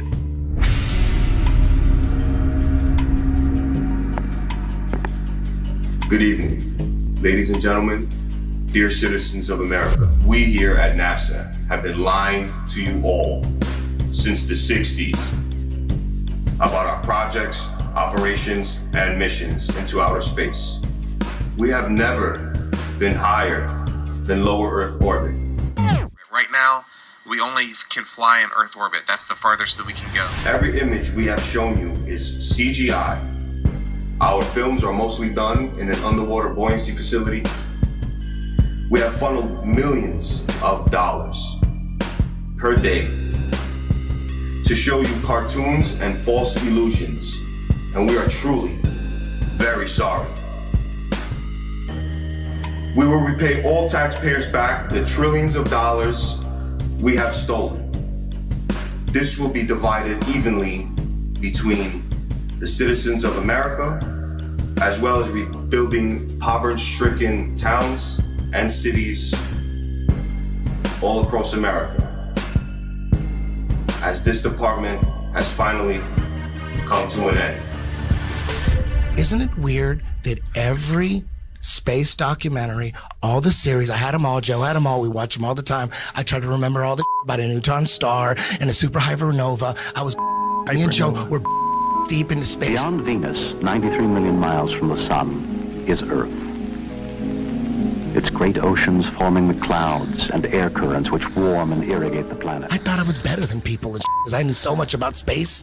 And every now and then I'd watch all that and wonder, what? This is all cartoons. And every now and then I think to myself, it's weird that we're not watching any actual footage of space. It's all CGI. All DVDs on space are all CGI. There's nothing real. And everyone watches that. They believe it. The narration is all programming. What's above us and what we're on, we're being lied to. Don't we have Hubble? Why don't you point it at the Earth and get some awesome shots of where we live? All the pictures and images from space are CGI. None of them are real. We haven't gone past that. What, are you telling me that that's okay? We could just gloss over that? And they admit that they're all CGI, except for one in 1972, which is fake. They have one picture. They say one is real, 1972. All the rest is CGI. Like, where are the pictures of Earth from space? I want to see a picture. I want to see tens of thousands of them. I want to see the sun over here and the moon over there. People should have posters and all over the world. People should have these epic pictures of the Earth from space with the moon over here and the sun over there and the planets. There's none. Literally zero. They do sometimes exaggerate, like claiming they used a NASA camera 1.6 million miles away to take this alleged video of the dark side of the moon. It doesn't take a genius to see how undeniably computer-generated this image is. And yet, you think we are the moronic ones? I would rather be thought as a moron for not trusting criminals than a sellout and a traitor for defending them. The reality is... The things that come out of your mouth, are you saying something that a defense attorney would say, or are you saying something that a prosecuting attorney would say?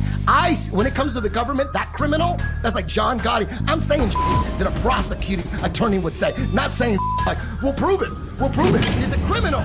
Without a doubt, whatever's coming from the government, I need the kind of evidence that would shut down a case. If I don't see the evidence, why would I believe it? What is gravity? You have no idea. Okay, next question. So you're telling me gravity is strong enough to hold oceans onto it, battling inertia from the spin. So gravity's holding oceans, inertia's trying to pull it out and make it fling. Skyscrapers would fling off the Earth, but this gravity's holding these. It's so strong, it's holding the ocean, but it can't hold a helium balloon. Things that are less dense go up, things that are more dense go down. Has nothing to do with gravity. Where's gravity at with butterflies? You would think that if gravity's so strong it's holding skyscrapers down to it, we would be flat on the ground. There is gravity all the way out to the moon and beyond. Long before the theory of gravity was a glimmer in Newton's imagination, the natural physics of density and buoyancy already perfectly explained why apples fall down. Objects fall or rise based on their relative density to the medium surrounding them. Apples fall because they are denser than the air, while helium balloons rise because they are lighter. No gravity necessary. This is why raindrops fall down through the air and air bubbles rise up through water. Everything seeks its relative density and rises or falls until settling accordingly. This is why a tiny pebble sinks to the bottom of the ocean, but gigantic cruise ships and aircraft carriers stay afloat on the surface, because even though a pebble is so small, its mass, relative to its volume, its density, is more than water, so it sinks. And even though a cruise ship is so large, its mass, relative to its volume, is less than water, so it floats. If Newton's apple had landed in a puddle, he would have seen the apple only fell through the air because it was denser than the air, but then floated on top of the water because it was less dense than water. The natural physics of density and buoyancy was understood and agreed upon for centuries before they changed our textbooks and started NASA. All our space information is coming from NASA. Werner von Braun was the director of all 6 moon missions, and he's a Is that not a comic book? That's a comic book.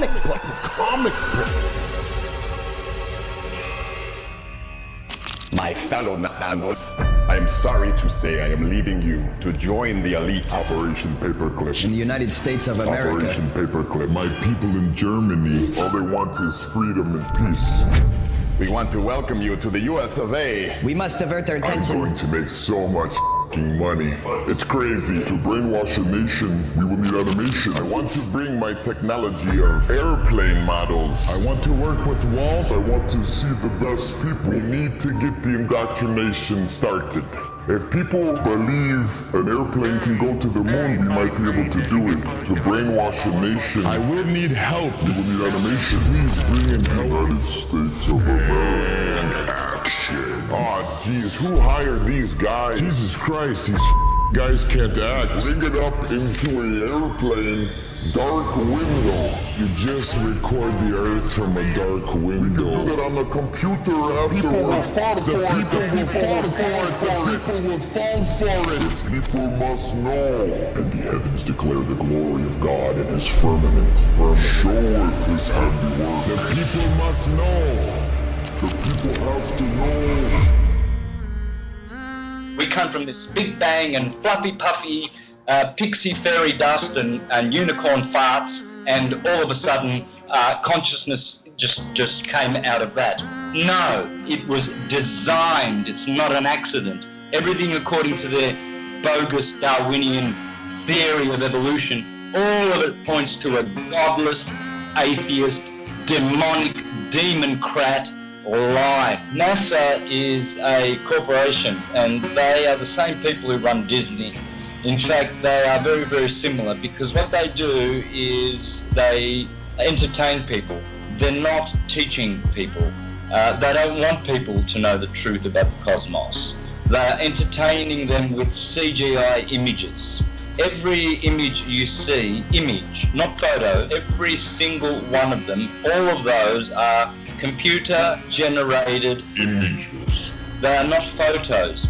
Everyone you see on Google is a CGI image. It is not a photo. And you can't tell that they are CGI. Either there's 2 things wrong with you. You are either or you are mentally deranged.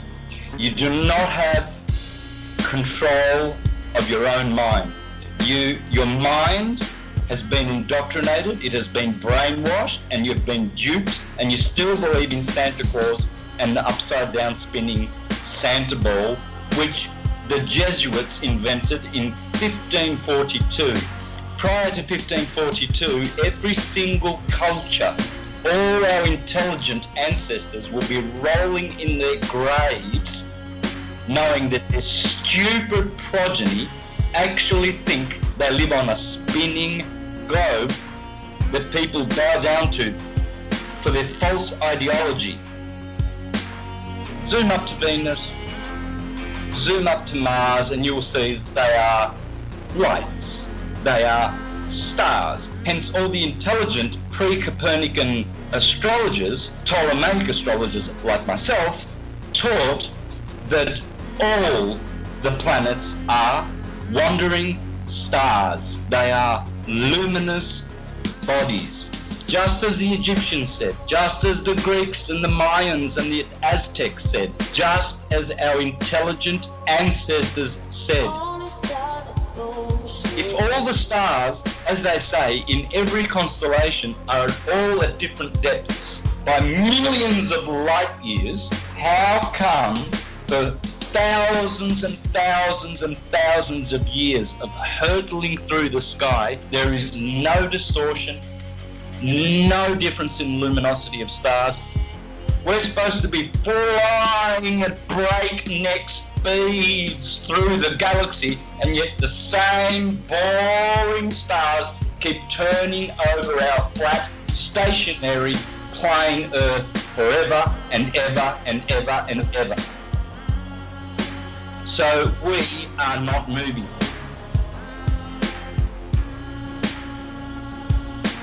We're supposed to be traveling at, get this number in your head, 66,600 mile an hour, 666. That's how fast the Earth is orbiting. If you are globe, that's what you are. You are stupid. Stupid beyond your wildest imagination. That's why we have a horizon, because it's horizontal. That's why we have sea level, because the sea is level. It's not curving. You cannot call it sea level. You will call it sea curve. That's why we have tectonic plates and not tectonic bowls, because those tectonic plates are just that, flat plates. Check out the Suez Canal, 120 miles, no curvature. It never overflows, it never drains. And to all those astrologers out there who think they are astrologers, teaching heliocentrism, like Laura Eisenhower, the granddaughter of her grandfather, the president of the US, calling herself a heliocentric astrologer. No such thing exists. From a very young age, wondering why the heck did I land in the Eisenhower family. I was faced with the opportunity to go to Mars. Some people wonder, why the heck didn't you go to Mars? But my intuition told me, from really recalling a youth filled with a lot of insight about what I was here to do, was to not go anywhere. That is, Laura, you are a false prophet. The line going from the AC to the DC is called the line of the Earth, and it never moves. AC to DC, ascendant to descendant, that's called the line of the Earth, according to the astrologers of ancient, and that never moves, proving that there is no movement of the Earth calculated in any astrological chart reading that you do. You never account the movement or the position of the Earth in relation to any of these planets, because it's that line of the Earth which we call the horizon. Speaking of horizons, some guy, he filmed a mountain. He was flying over Texas, and he used his camera to film a mountain. This mountain was supposed to be hidden by 35 miles of curvature with the current circumference of the Earth that we're given. I don't, just sitting straight up, he's just right there. It's not hidden by 35 miles of curvature. It's crazy.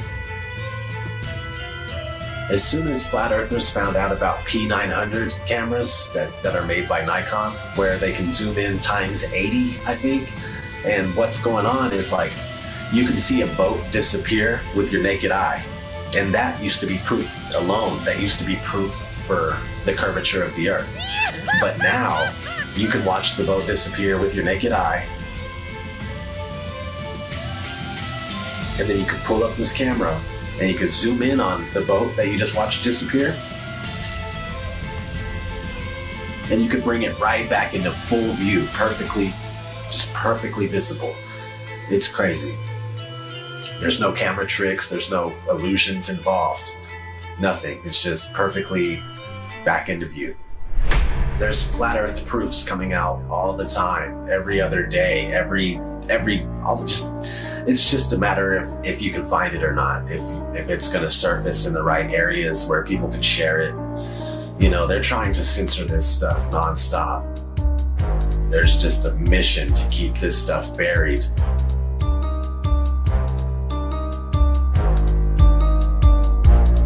I got mad love for all the flat earthers, man. Since day one, everybody's been doing their part, putting in work, and just picking up where they're finding slack, they'll pick it up. You know what I mean? Like, there's no spot in flat earth that is not covered. They're covering their zone, their quadrant, and they're just taking care of business, man. And if it wasn't for you, if it wasn't for all of us, we wouldn't be where we're at with this flat earth thing, man. They wouldn't be so scared. They wouldn't be trying to cover it up at every turn and stop it everywhere we look. Each and every single flat earther out there has played their part. And we wouldn't be where we're at if it wasn't for you. We wouldn't be heavily censored. They wouldn't be scared to debate us. They wouldn't be trying to censor us at every turn if it wasn't for you guys and you wonderful women exposing flat earth with all your might, all your power. All the glory to God. What a wonderful world we live on. So beautiful. There's pilots coming out all the time too, and they're attesting to the fact that you can't find any curvature. Ask any airline pilot what the shape of the Earth is. When they're done laughing at you, they'll tell you it's a sphere. That's not, and that, yeah, no, the ground looks to us like it's standing still. Did you notice any curvature while we were up there? No. No? What'd you see while we were up there? Just the blue sky, white clouds. Yeah, is it flat or? Pretty flat. Pretty flat? Yeah. Okay, thank you. I was reading a lot of stuff on the flat earth. Okay, yeah. True. It's true? Yeah. Okay, Yeah. all right, cool. All right. God bless, brother. Did you notice any curvature while we were up there? Curvature? No. No? There's no curvature? It's just all flat. Casey, how are you, mate? Pleased to meet you guys. There's no way there's curvature. We're round and flat, aren't we? Definitely. We are, aren't we? Thank you. Most pilots know their plane is flying over a plane. A stationary plane. Always a smooth and level flight. We never feel the plane dipping its nose down. We only feel the landing. Which flight route matches reality in your mind? If you chose the left, you may need medical attention. Everything beneath you while flying is level and motionless, just as expected, flying over a stationary plane. Sometimes it's hard to see far ahead of you, but other times... You could probably see the Rockies from Kansas. Wow. But here it's a clear day, but if it's smoky or hazy, obviously we can't see much. The world is so generous in its beauty, and you do your best to take pictures of it. It's just flat and gorgeous. Silly actor not, you took the words right out of my mouth. Earth is flat and gorgeous, but they trick you to believe something else. Not every pilot instantly connects the dots and keeps quiet. Sometimes it can hit them 25 years later. Australië. En dan is, want dit ding behoudt zijn stand, dus dit blijft blauw en dit blijft klein. Het is niet zo dat we opeens omklappen de verkeerde kant op. En dit was voor mij dat ik dacht, oh man, waarom heb ik dat nooit eerder gezien na 25 jaar in cockpit? Dus zo geïndoctrineerd zijn we dus allemaal. Ja, het is gewoon heel vervelend. Het is gewoon heel vervelend. Dat je daar al die jaren naar hebt gekeken en dat het kwartje nooit is gevallen. En ook, zeg maar, toen ik eenmaal wist dat de aarde plat is, dat je naar buiten kijkt en dat je denkt, waarom heb ik nooit gezien hoe plat het eigenlijk is? Better late than never. Most pilots may have skipped over their training manuals. In their Flight Dynamics Summary, Section 112 explains all you'll need to know about what you're flying over.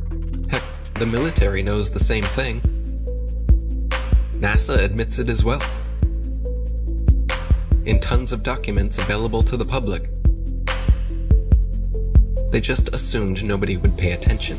This comes from the Army Research Laboratory. This one's from the CIA. There's another one from NASA. This report documents the definitions of linear aircraft model for the rigid aircraft of consistent mass flying over a flat, non-rotating Earth. This comes right from our own government. Now I have available 44 documents. Who do I give them to, sir? You give those to the city clerk, please. Which is this person here. So what I want is a law that's passed that we can't teach anything about the globe, and we have to teach the truth of how things are. From the documents to the imagery, they are not flying around a curve heading to outer space. They are flying over a stationary, flat plane. Stop falling for the illusions.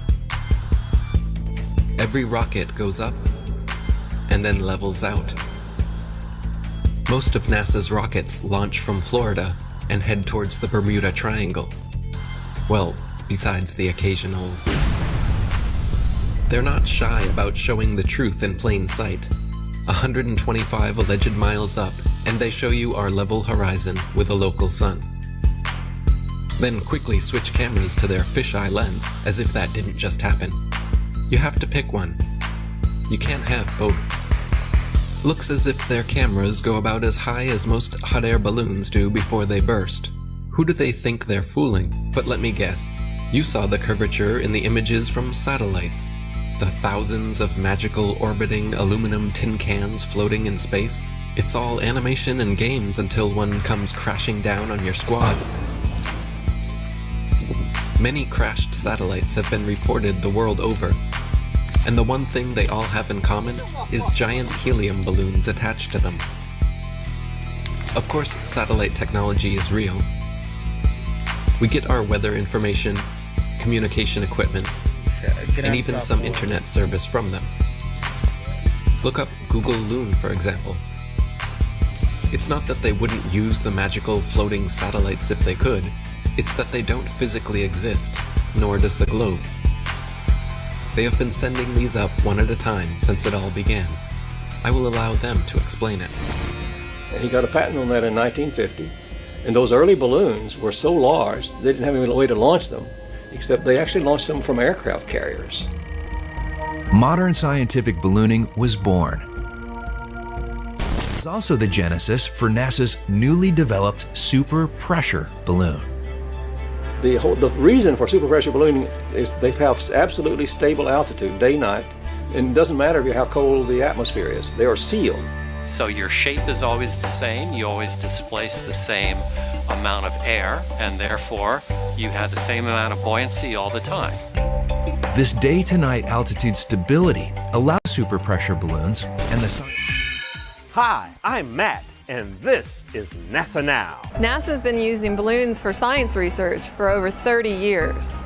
The exploration that can be done on balloons is continuing to grow. The standard balloon that I fly is about 660 feet long when it's made. So when it's inflated, it's over 400 feet tall by 440 feet wide. Think of a dome stadium. That's how big my balloons are. So let me get this straight. It is now public knowledge that they send up satellites on massive helium-filled balloons. As you should know, NASA is the largest consumer of helium in the world, for obvious reasons. But the issue with society is that they never critically think. Just think for a second here. If these are sent up to provide the world with all of the important information we need, and I'm sure the entire process is expensive and difficult to accomplish, then please explain to me what in the flat world do these pathetic animations do for you? Do they make you happy inside? Are they so super duper cool that you cannot see past the obvious CGI? The fact of the matter is everything NASA sends up on a balloon simply hovers above our motionless Earth. That is why they rarely speak about orbiting satellites, and of course, they never show footage. Here is some footage of a random evening with a man, the moon, and his Nikon P900. Notice anything floating up there? Forget it, Bart. It's so bright out you can't see anything in the sky except the Fox satellite. Another remarkable fact about NASA's balloon launches is that many are launched from Antarctica. Is it because we cannot travel past certain parallels to witness their launches with our own eyes? What else are they hiding from us over there? It would be nice if someone was allowed to truly explore Antarctica again. It sure has been a while since the last guy. Greetings to you, my young friend. Our very distinguished guest for this evening is Admiral Richard E. Byrd. I must say that Admiral Byrd, our guest tonight, is not only our greatest living explorer, but he's been an inspiration to countless Americans. Admiral Byrd, is there any unexplored land left on this earth that might appeal to adventurous young Americans? Yes, there is. Strangely enough, there's left in the world today an area as big as the United States that's never been seen by a human being. And I think it's quite astonishing that there should be an area as big as that unexplored. But more important than that, it has to do with the future of the nation, those to come after us, or even during your lifetime. Because it happens to be an untouched reservoir of natural resources.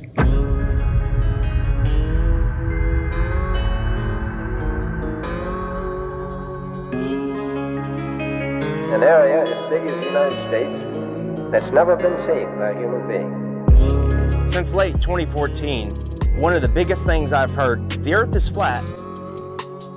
Why don't you find the edge and fall off?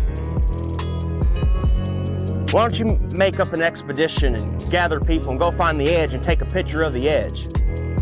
Well, my response is, can you fall off the edge of a lake, a pond, an ocean? Let's see if you have any imagination left in that brain of yours. And pretend this is all the water in the world. This is the 71% covered earth-filled pond. All the water of the world. So let's just say this is trillions upon trillions upon trillions of gallons. You've got the continents, the islands in the middle. In the center where all compasses point, you can circumnavigate, circle the lake or the pond left or right. But as you venture outwards towards the banks, towards outer space, what happens? Once you pass that 60th degree parallel and you hit the ice wall, the ice cliff of Antarctica, what happens? Do you fall off the edge? Is there an edge here? Is there an edge here? Because we know the physics of water is defined and maintained level if you've been paying attention. And also water must be contained. It is contained. We climb up the banks and we keep going outward, southward. What happens to their control when millions of people travel beyond the 60th parallel? They knew this was going to get out. They knew people were going to wake up. What if Star Wars is true? What if this extraterrestrial, these extra terrains, they're telling us the truth, minus the vacuum of space, because they got to put a Hollywood spin on it, don't they? Star Wars, Star Trek. What if you Globers can have your Star Wars and your Star Trek at the same time?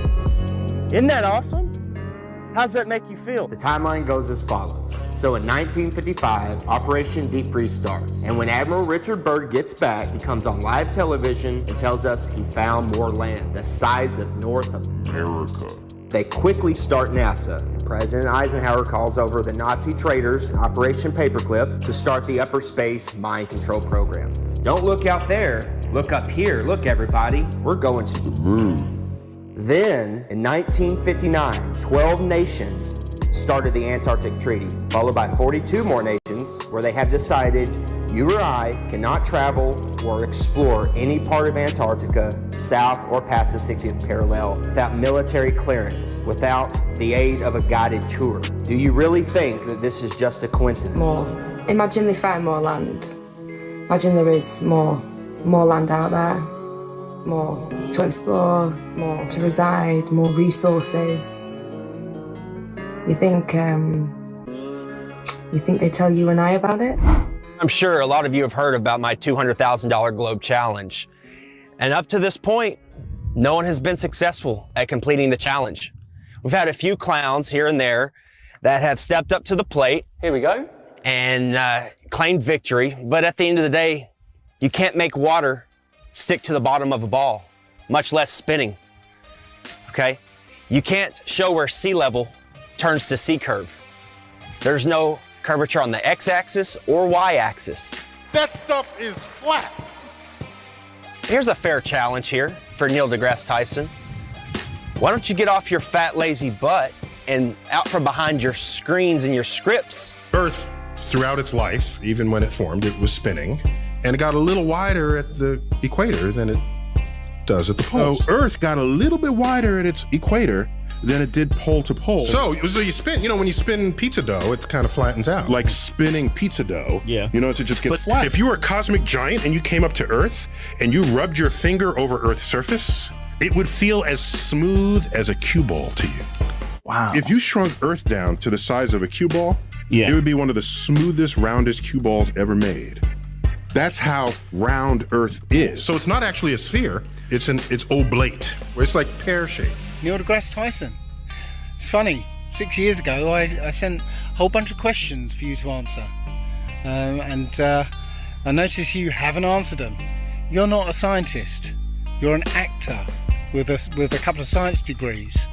There's people with those same qualifications flipping burgers in Burger King. Well, it's like pear-shaped. So you don't impress me. Neil Disgrace Tyson, you are a lying Jesuit thug and a deceiver. You are a degenerate from Good luck to all your lying when you're down in doing favors for and remember my name when you're in there, Santos Bonacci. Hey Neil, you talk about pears so much. Why don't you try eating a few, you fat That's actually good. Hey Neil, if the level and motionless plane is so easily debunked, so easily refuted, then why don't you just debate Eric Dubay? Why don't you get off your fat, lazy butt, out from behind your screens and your scripts, and debate Eric Dubay? You've heard the name Eric Dubay, but you're scared. You're chicken. You won't debate Eric Dubay because you don't have a script and lines and people telling you what to say. You know you'll get demolished. Why don't you just come on a podcast or any type of show, 30 minutes, 15 minutes, maybe an hour, if you've got the and debate Eric Dubay. The Earth isn't flat. See how much of a man you are there, Mr. Mic Drop. Looks like we're gonna have Eric Dubay, he said he's agreed to do it, talk with Neil deGrasse Tyson. What? Yes. I had asked you to debate one of them flat earth guys. No, I don't, I can't, no. I know. We talked about it and we were gonna have him on Skype. No, what we do is, and I think this is a diabolical plot, so that the next time we can ship people en masse into orbit, they all want to be the first in line because they know we're going to send them, so that they can see the round Earth. They're going to be the first ones in space, just so they can stop annoying the rest of us. I don't think you're correct. And I know that you're not correct. Why the backpedaling, Neil? You already agreed to debate me on Joe Rogan's podcast. The show was scheduled, posted on Joe's site, announced on air twice, and then you suddenly decided that you, quote, don't debate flat earthers. What happened? I'll tell you what happened. Someone at NASA told Neil, we're not going to let you go head to head with Eric Dubay because he'll make you look foolish. Prove me wrong.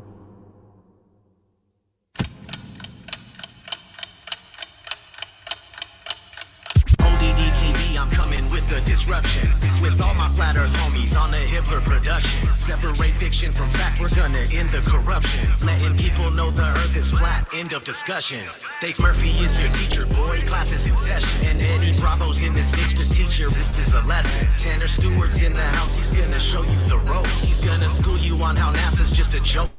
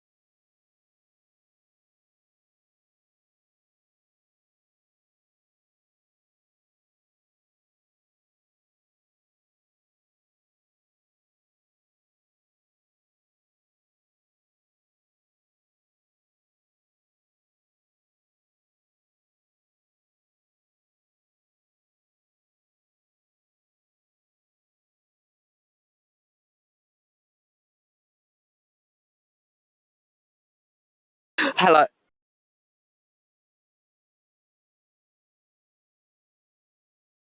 Or is the signal just so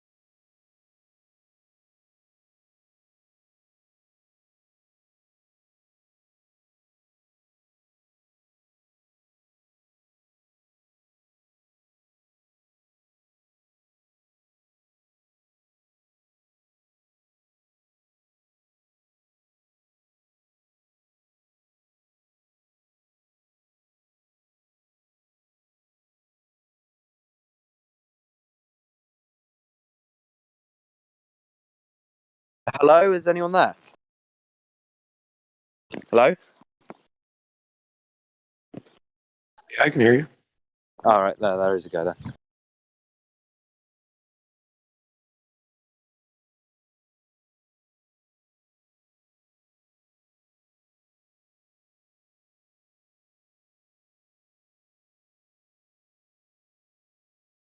Is the world flat? I believe it is.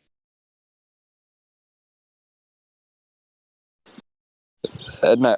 How would you explain gravity then?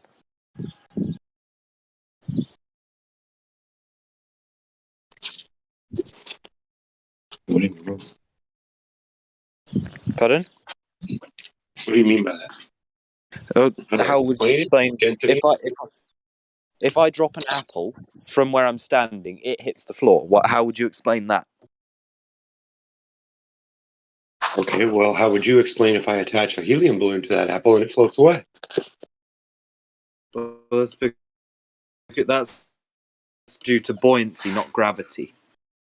That's due to the helium being less buoyant than the air, so it floats like a ship on water. How would you explain gravity then?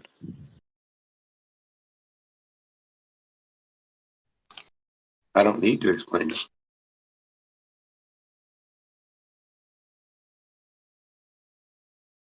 They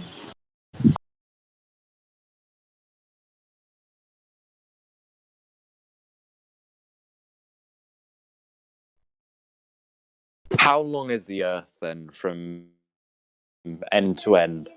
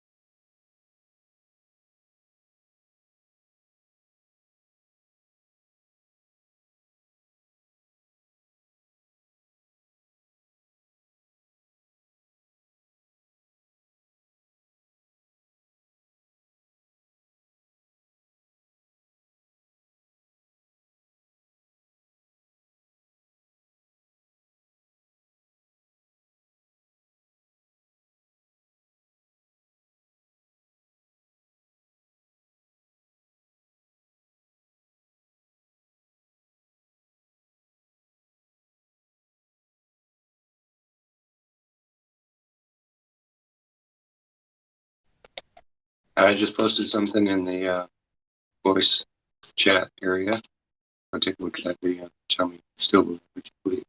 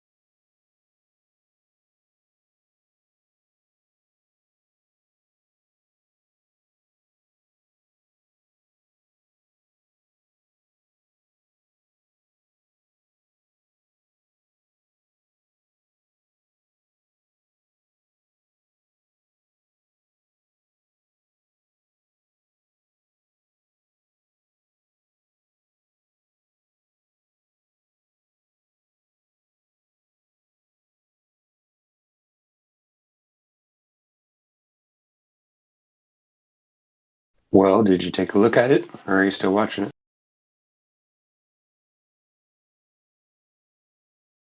Yeah, I can't be asked to watch that. That's just like 8-bit quality.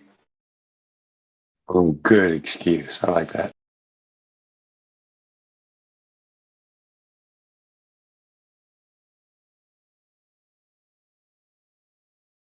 Do you have Google Drive? I can send you the original. Nah, I don't really care, to No, be I'm not honest. interested in I that don't because it's really want evidence against what I'm saying, so I don't want to look at it. That's great, guy. That proves it all. I mean, I've watched some of it. I just struggle to read 8-bit, but like, you know. Can I ask how gravity works then? You're in the wrong place if you're coming here to ask me questions because I don't answer questions. I can give you information and show you the truth, but I don't answer questions.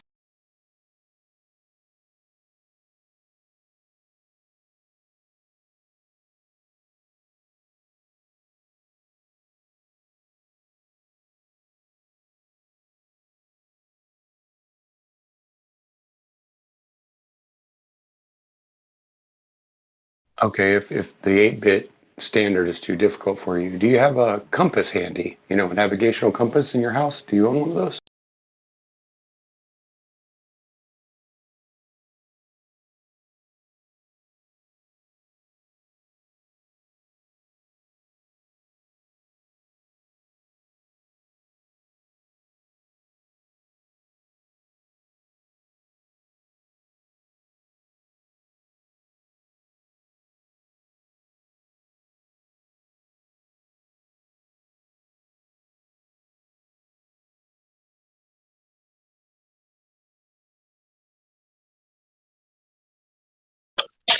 I don't think he's here for any of that. I think he's just here to answer some entry level, aha, gotcha type questions.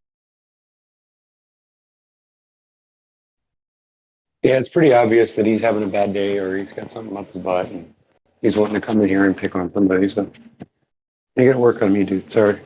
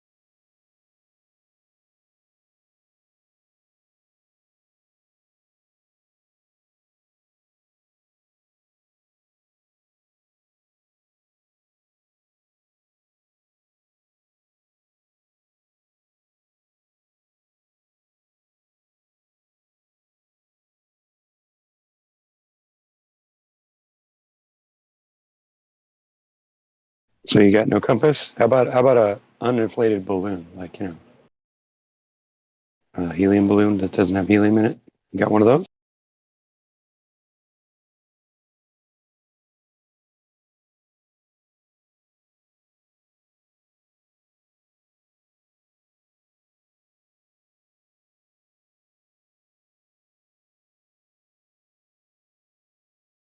I have an idea. How about if I read some of these documents to you? Then since you can't see them, and I'll read them from my screen, and then you guys can see them. You can hear what they say.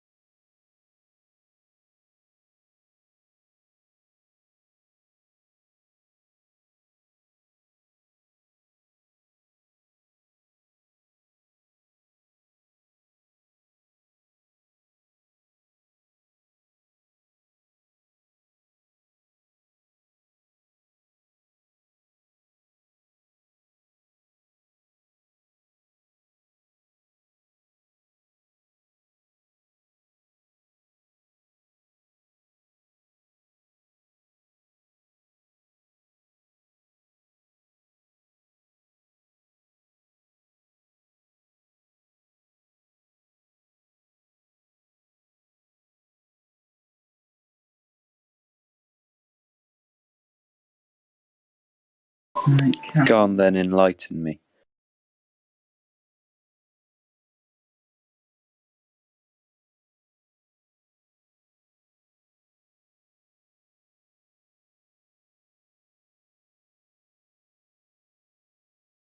Okay, here I go. So the first one says, the first document says it's from NASA. It says a trajectory simulation incorporating the above requirements is presented in reference 8. In addition to the above requirements, this simulation assumes a vehicle with 6 degrees of freedom and aerodynamic symmetry in roll and missile, and the missile position in space is computed relative to a flat, non-rotating Earth. This trajectory simulation was programmed on the IBM 704 electronic data processing machine and is the basis for all trajectory computations made in this paper. Another document says, on the ocean plane, the quasi-geoid coincides with geoid, but on continents, the quasi-geoid can be taken. If necessary, it is an appropriate expression of the geoid shape. We must consider, first of all, blah, blah, blah. Anyway, you notice they said on the ocean plane. Well, if it was a plane, sir, it would not be round because a plane is flat. There's another document. It says surface of the earth and only, I'm just coming in the middle of it. Whereas it is not definable. Where it is not determinable at all other points of space without knowledge of the edge of the earth and the density of the attracting masses.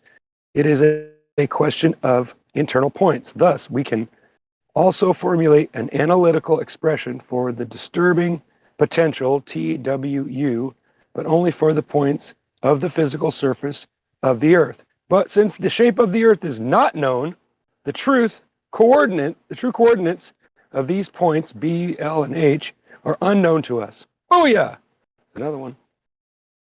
Let's see what else we got. We got Russian documents too, where they talk about the brightness of the firmament, 5 to 6 points of the firmament. They talk about the firmament over and over and over. Let's see what else we got here. Let's see here, it says, in the middle of it, it says, unlike ordinary equipment, this camera with 35 millimeter MGG movie film can automatically photograph the entire firmament down to the horizon. A convex illuminated mirror is used to reflect the sky. Very interesting. Here's another one. Photographic observations of the spectral intensity of the firmament.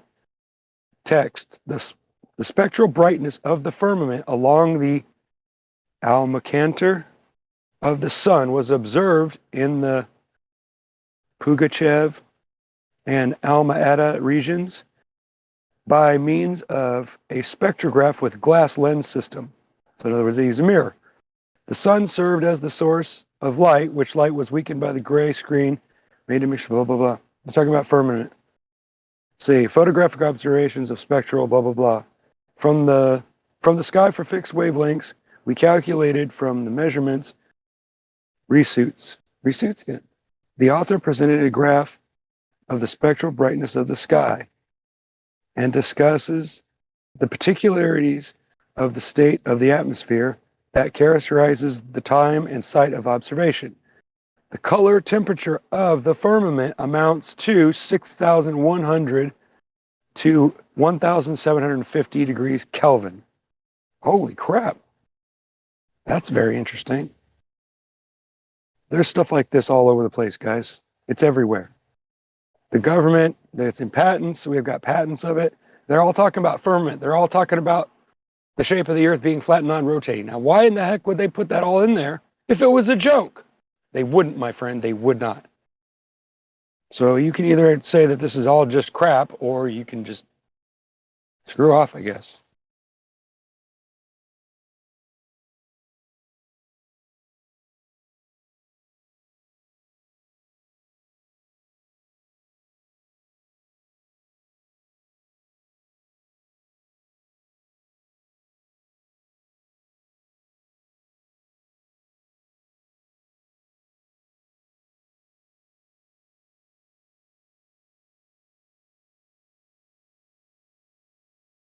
really nice. Yeah, that kind of actually makes a bit more sense read out loud. But I just don't quite understand the gravity thing. Why do things fall if we're just on kind of a plane? Because of That's what density I and don't. buoyancy, bro. Like, you're heavier than the air. So if you're heavier than the air and you rise in the air, which took energy to rise you, you're going to fall back down because the air is dense. It's less dense than you are. It's that simple. And of course, water is the buoyancy part, right? It's just really simple. Gravity is just a name that they attach to density and buoyancy to make it sound good. And then, of course, they always base it on the center of the earth, which no one could find it, even if it existed. We don't even know how deep the earth goes. We've only been down 8.5 miles. I mean, I don't understand how you could ever see it as anything but a flat, non-rotating plane. If you read all this stuff, I just don't get where your angle is when all this evidence points to the truth. Why are you in denial? I don't get it. What about the underside of the Earth then? If we're a flat, rotating, well, non-rotating plane, what about the other Well, side? you're assuming that there's space, that space exists. There is no evidence that space exists. According to the second law of thermodynamics, the law of entropy, pressure needs a container. So you're either going to have to admit that there's a dome over it or something protecting the air, the pressure inside, or you're going to have to concede that there is no dome and that we wouldn't even be alive right now. So the fact that we are breathing, we are under pressure, means that there must be a barrier up there somewhere. Who cares what's underneath it? What difference does it make? But see, you're looking at it as, oh, there's space out there, we must be floating. No, space doesn't exist. There's water above you, there's water below you. It's simple. And there's a dome or something covering it. I can't explain it, I can't describe it. I have never seen it, but I know it's up there because we wouldn't be breathing and speaking right now without it. And the same goes for a creator, you know, like you wouldn't be standing here talking, you wouldn't be sitting on here talking to me on this damn thing if a creator or somebody didn't make you and put you here. It's illogical to even consider. It's just ridiculous. It's dumb. So why we sit here and argue about this stuff just doesn't make any sense to me. I mean, I can't, people. I'm trying to understand to agree with you. I'm not trying to argue. I'm just trying to understand. Right. And I'm not trying to be frustrated, but it's just like this stuff kind of gets to me sometimes because it's like I don't understand where all the hate and all the anger comes from. Like you get on here and I tell people, I say, well, check out this document, and they're like, well, I can't look at that, I can't see it. Well, then I take a picture of it, and then I show them a picture. They're like, well, I don't know if this is real. I go, well, just explain it to me. But Callum, you do realize that your question isn't really very logical, given that, like, it's kind of like if I asked you, what's beyond the edge of the cosmos? What makes you think there is a cosmos? No, what makes you think? Do you have any evidence that there's? Do you have any evidence that supports the truth of that? You've only heard it from NASA. Try proving it without using NASA or some kind of government agency. You'll never do it. You're not listening, rookie. Not listening. So you think that some kind of argument angle is going to change that? The Earth is flat, dude.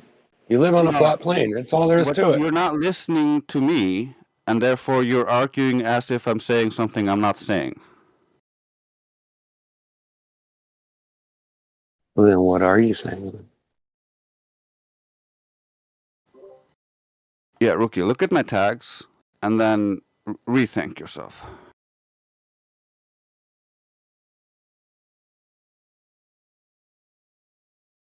So it's defamation of character that you're working on then. Is that what it is?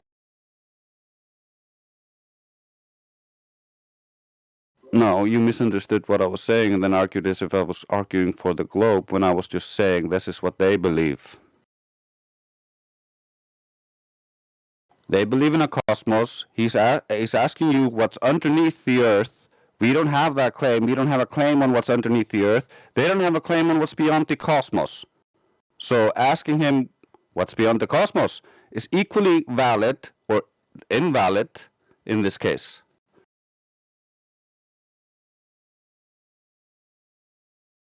If I misunderstood you or something, I apologize.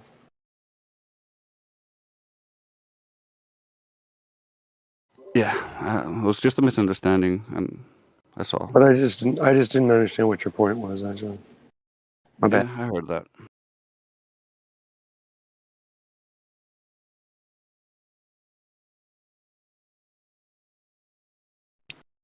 So what would be the distance of this plane then? How long is it? We don't know because we cannot explore it. Try going past the 60th parallel. Good luck with that. And then what about the water? You said there's water below us, or something like that.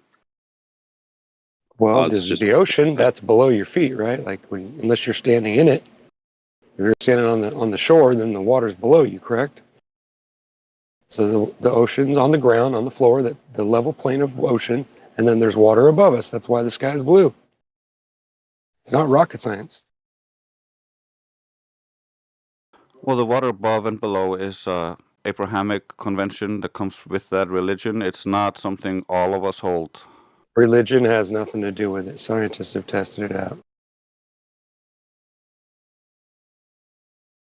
I'm trying to understand. That's all. I'm not trying to argue or anything. I'm trying to understand the logic behind it. Right. And then what about volcanoes then? How do the very hot rock come out of them if there's nothing below them? Because of pressure. Have you ever heated up water before? It expands, correct? Also, so you can assume that everything. I know it's a straw man, but he wants an answer. There's nothing below the earth. We don't claim that either. Well, I'm not claiming anything. I'm just telling you I think this is what I think. I mean, I could be wrong, but since I can't prove it, then we're going to have to go with what we see. And what I see is a flat, non-rotating Earth. Go to the ocean and look. Get yourself a bubble level. You know that thing that you measure lividity with, that they make your house level with, so that when it rains, the water runs off and it doesn't run into your house. That thing. Hold that up to the edge. Hold that up to the sky or the horizon and measure it to see how flat it is. Guarantee you, there's not going to be a curve there, my friend. And if something is that completely flat, you really think that it curves? You think if my house continued on forever, it would just curve around the Earth? Huh? That doesn't make any sense at all. Not to mention, I've asked many, many, many carpenters, people that work with wood, concrete, all this stuff. They all tell me the same thing. Everything goes by a plumb bob. They use a plumb bob to find lividity, and then they just keep the level plane by using a bubble level. It's that simple. There's nothing. It's not difficult to understand how this all works, but you have to understand what all of it is. And most people don't even research that at all. They don't understand what the Earth supposedly is. Therefore, they don't even know why what they see is contradictory to that, because they don't research it. They just assume that, oh, they're telling us the truth. They're scientists. But they're not telling the truth, obviously. Like I went to my doctor yesterday, and he gave me a 5-minute lecture on why I should get the jab. I'm like, are you kidding me? I wonder if you're getting paid. But anyway, this world is falling apart, bro. Yeah, you're right. All construction and engineering operates on planar geometry, not spherical geometry. That's right. And bridges and everything else. So if you build a bridge that's 5 miles long and it's completely flat from one side to the other, what you're telling me that just stands up? So you're saying if you looked at that from a distance, and why don't they zoom in on the Earth when they're up there in the ISS? Why can't they zoom in and show people on the ground? Why don't they do stuff like? Because it's not real. It's real simple. It's real easy to understand. They have a Mickey Mouse symbol in the background of every single footage. I mean, they stand in front of that little spot, like, where there's like Mickey Mouse. There's like 2 windows above it. There's a big circle where they supposedly come in and out through the space station window. It's shaped like a Mickey Mouse head. It's literally Mickey Mouse baloney. Think about it. They're telling you in every single angle that they're lying to you. Yeah, just think about the ISS. You see the ISS pass by the moon. It's a certain angular size, but then you look at the fakery that you get from NASA that claims to be from the ISS, and you cannot see a bus on the Earth, but that would be the equivalent. Plus, I'll prove to you, I could prove to you very, very quickly and easily that you can't see a light from a certain distance. If I take a really, really bright flashlight and then I drive away from you on a straight level road, eventually that light is going to disappear. Regardless of what you think, light does not travel that far. It hits things. And since we can't prove space exists, we know that light isn't traveling through this place. What about stars then? To get here. What do you believe on those? Because those are What do I really bright believe? lights, really far away. I don't know what they are. What about that? I really don't know what they are. All I know is that all but 6 of them go in the same direction around us at the same time every year, and it doesn't really change. The wandering stars do little squigglies all around. I mean, Also, I don't know what they are, but they're also lights. That's all I can. All you can prove is that there's a light up there. You can't fly up there and stand on it. So, Yeah. and supposedly, from what I've heard from the astronauts, once you get to a certain distance, you can't see the stars anyway. Everything blacks out. So There the was stars also are actually down here. They're not up there. there was also Or a they're little up there assumption close. in what he said earlier, in that the stars are really far away and really bright. They just assume they're really bright because they believe they're really far away. Well, if you think about it, if you're telling a lie, okay, and then somebody catches you in that lie because you didn't think about the angles of it and the repercussions of it and how it was going to iron out, then how would you fix that? Well, you just throw in this little story that sounds, like they did with time, the bending of time and space. Einstein comes out and changes his mind and says that time and space bends, and that's what causes things to happen, and for progression and the downward pull and all that crap. Which I don't know where he got that idea, but it's just none of it makes any sense. You know what I mean? And then when you start looking back at history and you find out history wasn't even what they say it is. That means whoever wins the war just makes up their own damn thing. It's really, really ridiculous. So if you really think about it, we're lied to about everything. For all we know, we live in a little tiny dome that's sectioned off in a bigger place that's got a bigger dome over it. We don't know. We'll never really know until we're dead or until we find the edge or find the way out. But if the government has actually been there and they've written down on documents that there's a freaking firmament that goes from 13,000 feet all the way down and touches the ground. Now, why would they say that? Why would they write that if it wasn't true? Because scientists and NASA and these people supposedly take this stuff seriously, right?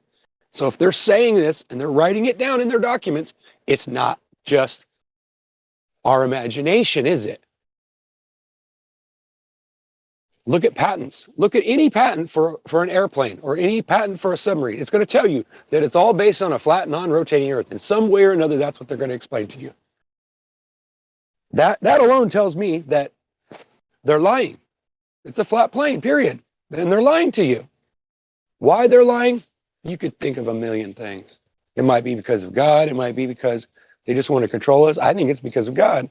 I really honestly do. I think the people that somebody figured out that gods really exist, found out the dome and everything, and now they're pissed off because they didn't expect that to happen. They thought they were going to fly out into space and just swim away. It didn't work out for them. Oops.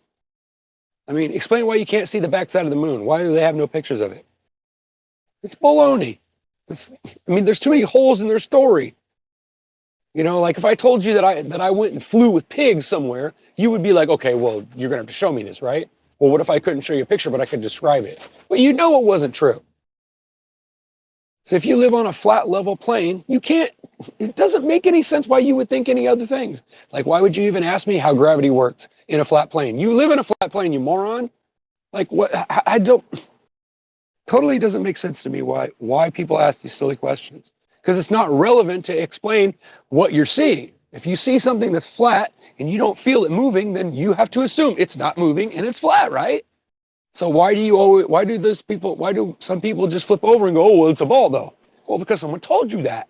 Not because you believe it, not because you know it, not because you've seen any evidence, but simply because someone told you that over and over and over, and you've seen it on TV over and over and over, until finally it just sinks right in. You accept it. Oh, it must be a ball. Baloney, prove it. You can't prove it, therefore, get out. Stop coming on here when you don't have any evidence. Bring me some evidence. That's all we want. Bring me some solid evidence that the Earth's a ball. You don't have it. You'll never find it. I've looked for it for 3 or 4 years now. It doesn't exist. And all you're going to find is more and more evidence that it's just a flat, level plane. Sorry, and real scientists won't tell you that the Earth's a ball. They'll tell you, well, I don't know. According to science, it's a flat, level plane, but what am I going to do? Argue? Yeah, the guy left during the middle of that.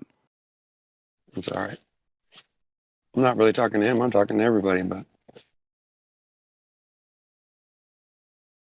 Yeah, at least the audience got to hear it. It was good. It was a good talk. Well, my bad if you guys don't think I'm perfect, but I am who I am. Oh, I like how everybody critiques when somebody talks on here. It's like, Don't you ever think of what it's like when you're talking and somebody's in there critiquing everything you say and making fun of it or trying to poke fun at you? It's like, why is that necessary? Is that Well, when something that... people critique what you say and it's constructive, then that's very helpful. True. I get that. Beautiful. Yeah, it's just a gentle reminder that we keep it real. I mean, the mic's there for anyone to talk at any length that they want, but it's a gentle nudge to, yeah, go on, mate, carry on. You're on the right track. It's kind of funny in a sense, but it's also a pat in the back, bro. We agree with you. We might jest in the text, but we agree with you, bro. Yeah, I know. I'm kind of in a mood this morning. Like when I get up in the morning, I got back pain all the time, so it's like the morning's bad for me. So I apologize if I sound like I'm just grumpy. I'm really trying to snap out of it. It's all good. It's all good. I like listening And to I didn't you. mean to bite your head off. No, I hear you all the time, Dre. So as far as I'm concerned, you and I are friends. I got a lot of issues, I guess. Oh, I get it. It's all cool. All right, cool. I got this book over here. It's called Evolution Cruncher. It's like a short version of a bigger book. And it has all these things about how evolution is baloney. I've not heard anybody talk about this book yet, except for me so far. But it shows you all the different ways that evolution just doesn't fit in with the reality. And there's thousands of pages of it. Well, I think there's 900 and something in this book, but the bigger version of it is like online.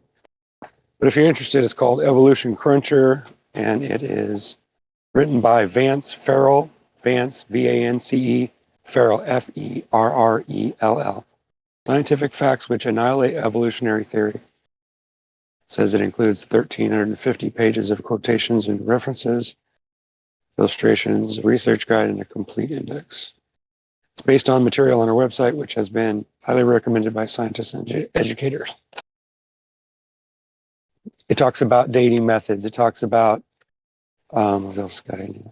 DNA, proteins, natural selection. I mean, it goes through everything in detail and tells you why that doesn't, it shows you how it doesn't match up with real science and how they just kind of like push it and push it and push it until they get people to start believing it. And then, of course, it does beyond that. People just teach each other. But like it goes even down to classifying animals and plants, they're screwed up by orders of magnitude. It's just insane how wrong they really are about it. Yeah, I do rant a lot. I'm sorry. Cool. Can you post a link, Rookie? Please. Yeah, I'll write it down and I'll post. Well, I don't have a link, but I'll see if I can find the website and post it. Cool. Oh, good man. Thank you. Yeah, these are all the things that they're taking away from us, and they're taking the access to them away too. Yeah, I definitely would want to look at that book. That sounds cool.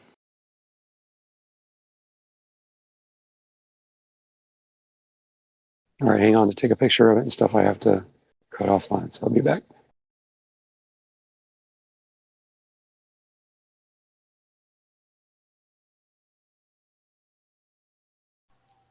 It's like when I posted the Anarchist handbook in here the other day, and then I heard someone saying, is it still illegal in America?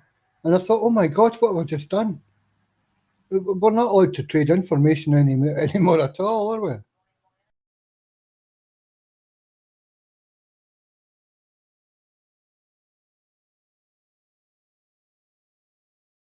And they're certainly trying to make it so right now.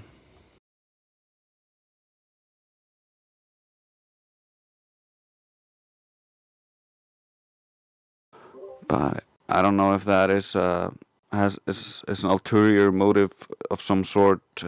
All this stepping too far with all this censorship using Facebook and the different medias. I don't know what they're gonna bring as a result of this, and kind of like with Hegelian dialectic, where they create the problem. We see them creating a problem. But that generally means they have a solution in mind that they're going to slap us with.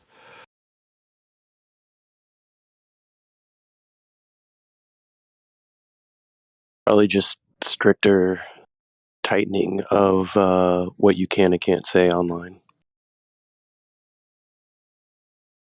Yeah, some kind of legislation or something for it instead of it being in the hands of the tech companies. I can see that coming.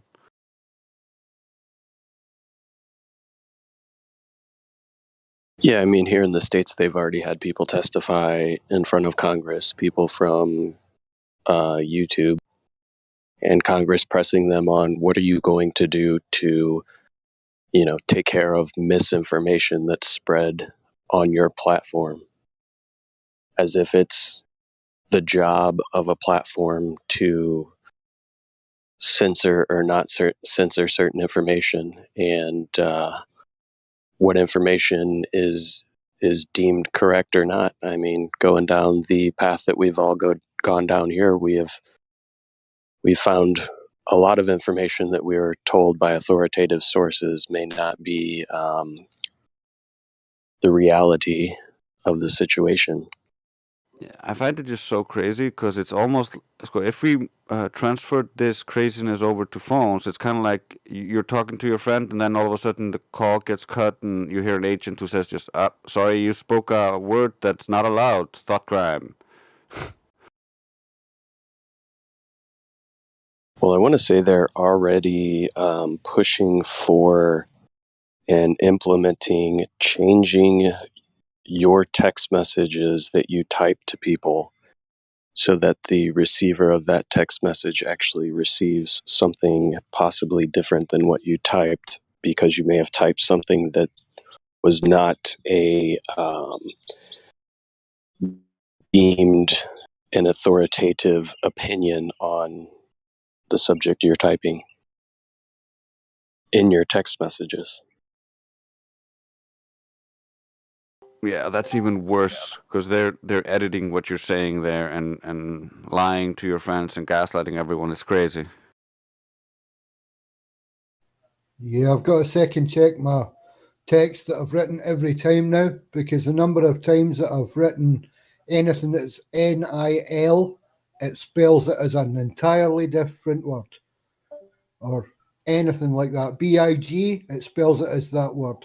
It's just, and if you don't watch what you're posting, you can post racial slurs, sexual innuendo, all manner of things, just for the sake of not checking the spell text. And that's predictive, set by the machine.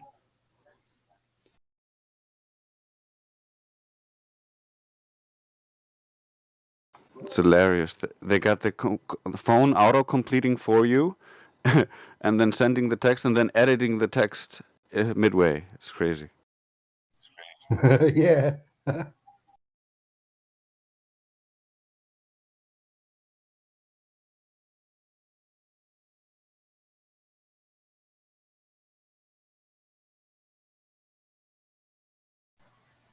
Sometimes I'll watch the text on YouTube.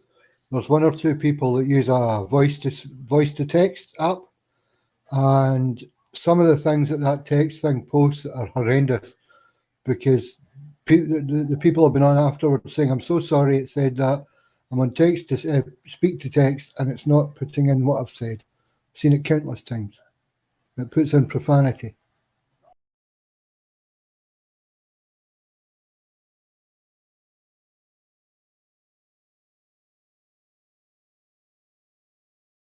Yeah, I think they're just babying all of mankind a little bit too much. We're not allowed to really grow up, and they want to have control over us like we're just pets in our little cages with our little pet food.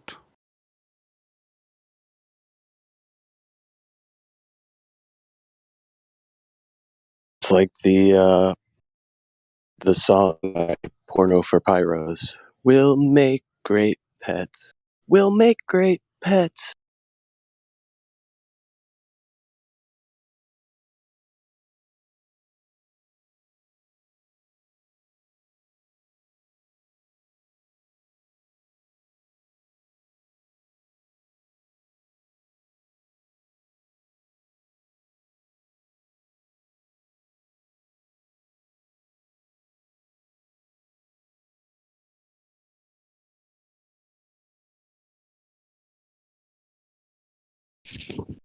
Y'all think at some point they'll give us an official list of what we're not allowed to say? I'd like to know. Eventually, yeah, probably. They already tried to do that with the hate speech thing. Yeah, they've got the kids saying it already. That's racist or that's hate speech or yeah. Look at that little Danish girl, whatever her name is. Everyone's so hateful to her, and she's preaching about it.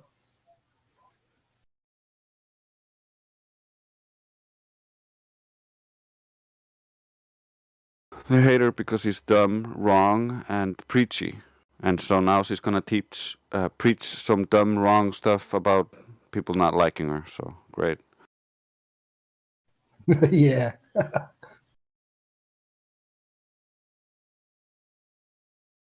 Drace, I just popped in. I was totally laughing because I was listening back to some of the stream from yesterday with that Mac OS guy, and I was laughing because he kept calling you Drake. I just found that so funny. He's like, "Listen, Drake," like the rapper.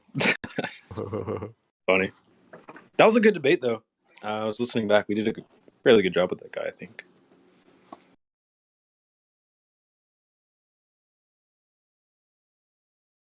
How are you guys doing today? Good. Just another wet day in Europe. Any Glovers today so far?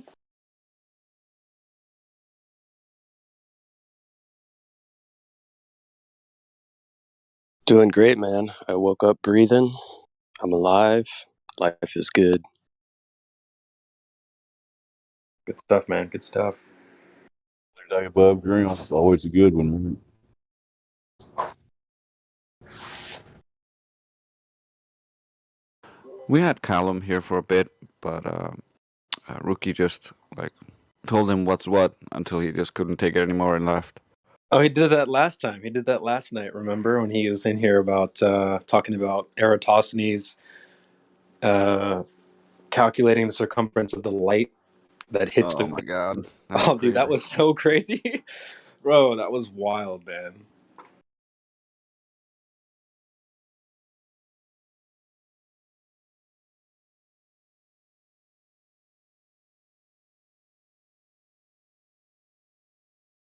So what was he trying to punt this time?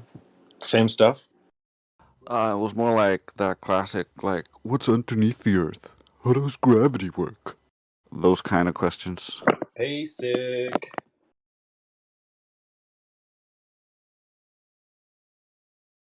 We tried to say hello to Commander of it. VC verified.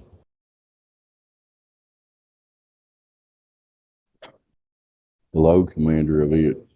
Welcome to the server.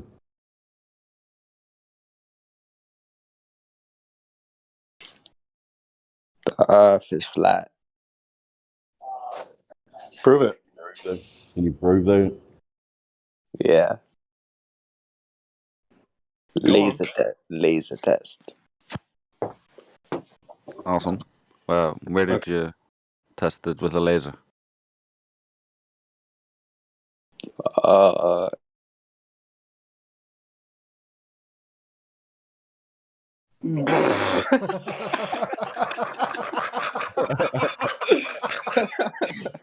Yay! Thank you, buddy. Starting off the morning with some comedy. Love it.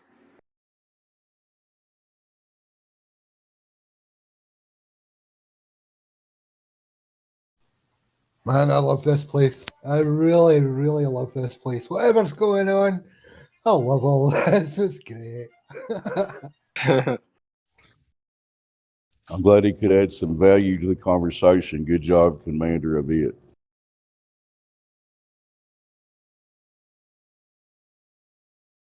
When the acting skills are so low, you can't really hold your character very long. That was instant.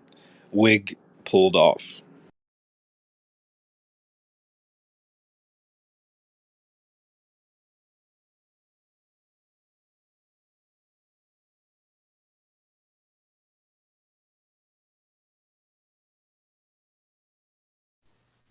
Do you know, I've kind of got more respect for them when they do that than when they try and sit here for hours and explain their case with no chance.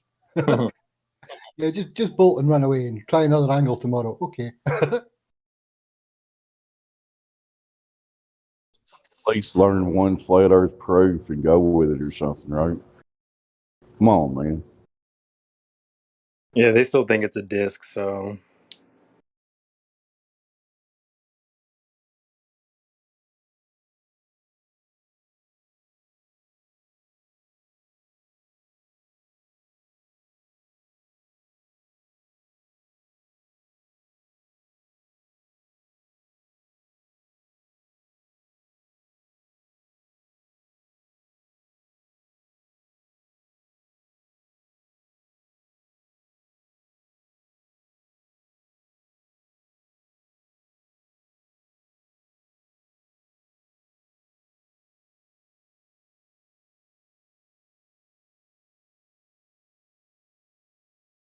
How about jazz with no rolls? Have we tried them? Yeah, so I did a little sleuthing on Jazz last night. I believe this is another account who's streaming the feed out to YouTube. I posted everything just now in the live stream locker room. If you guys want to get a little bit of context on what I'm talking about.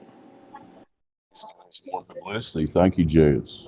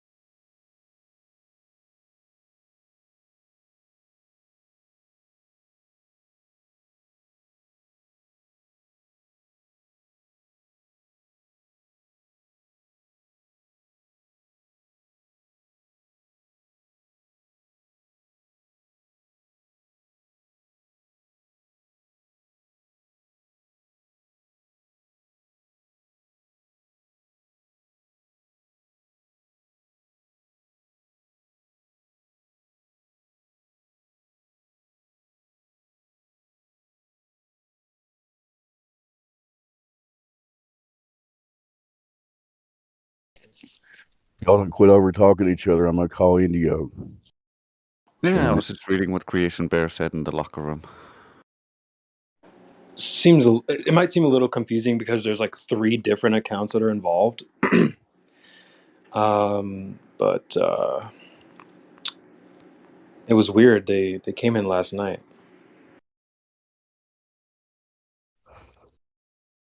It's cool. I mean, it's cool to live stream from here. It's not a problem. What's weird? What happened? Like some covert globe earthers trying to stream without, anyone knowing who they were and verifying their accounts or anything. So they basically, we got raided.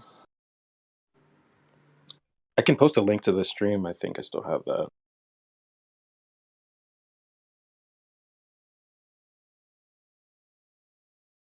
I mean, isn't that the thing to do, is to be a glober and then to raid 24/7? Wouldn't that be the goal?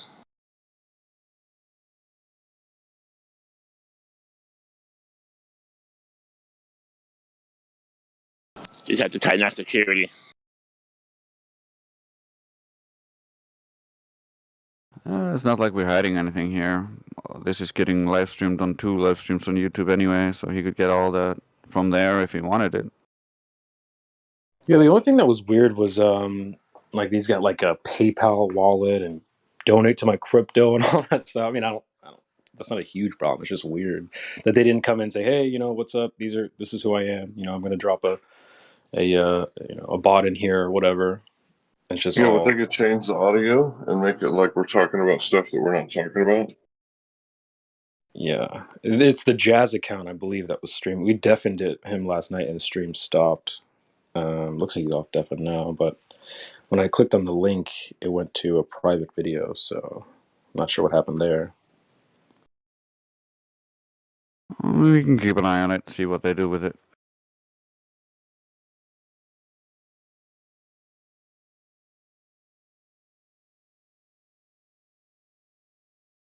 So you're saying without asking anybody, he dropped a bot into our chat and was broadcasting it?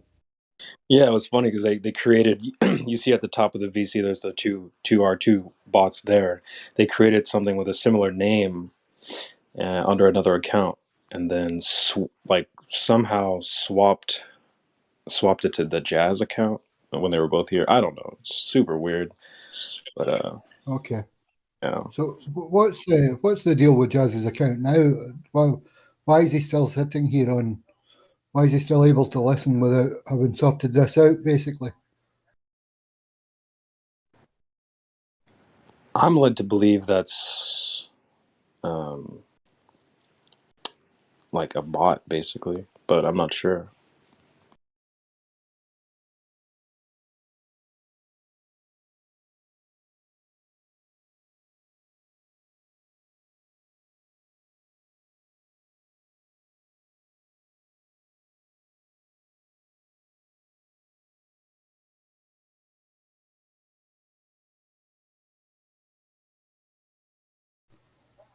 well, I'll message him. I've muted him. I'll message him, and if we get a reply, maybe, or if I hear back from admin, or if anybody knows of anything from admin that it's okay, we could maybe allow it. Do you want to deafen him also, old dude? Just by any Yeah, chance? might as well, buddy. Yeah, might as well.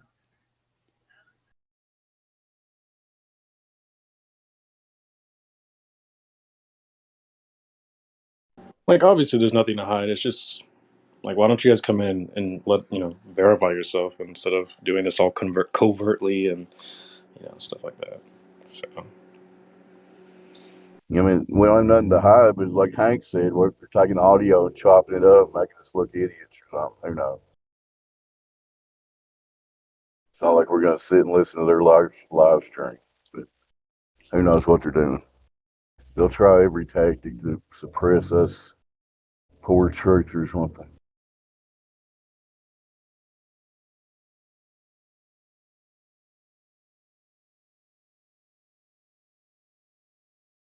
This is how you know the Earth is obviously a spinning globe, because they have so much evidence for it. They wouldn't have to try any stupid stuff like this.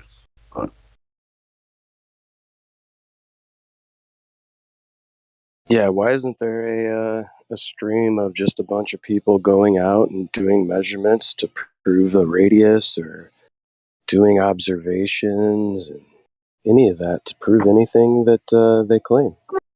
Why isn't there just a bunch of those? Should be easy. There should be like grade school field trips. Go out and measure the surface structure. Yeah. Yeah. Should just be a bunch of people out there measuring the radius, confirming it over and over again. Measuring the distance to the sun and the moon. Should be simple, grade school stuff. We all know it, right? Yeah, they should be rubbing it in our faces, right? It should be easier.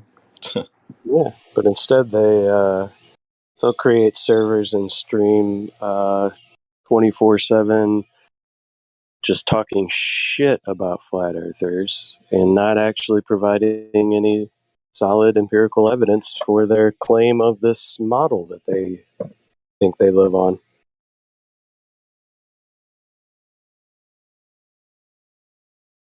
You'd think it'd be easy. Just go ahead and prove that radius claim, Glovers. Should be simple. Go out and do your little measurement, live stream it. Take all your data. Provide us evidence. We had a guy earlier this morning named Callum, and as he was trying to defend the globe and getting overwhelmed, he says, "There's no way it could be a disc in space." Oh my god! Then he ran out. He does think That's that. what they are. Yeah, he said that Yeah, he yesterday. really thought that. I tried Were to you tell there? him too. I tried to tell him, like, dude, no one here thinks that. He's like, oh, well, whatever spaghetti monster. I think you had to tell me what that meant, Godric, right? Yeah, the spaghetti monster is the atheist idea of God.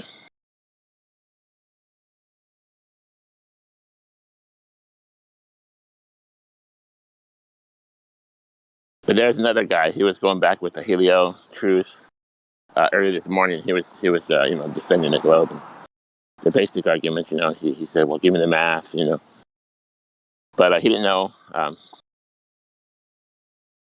He didn't know the arguments, and he, at the end, as he was running out, he said, well, how can it be a disc in space? Oh my god.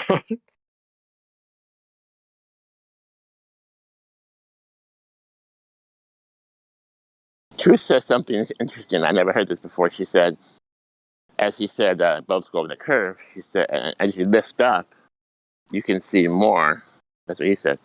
And Truth says, well, if there's a curve and you lift up to see more, that comports more towards a flat plane than a globe, because there's still a sphere hiding those objects, even if you lift up.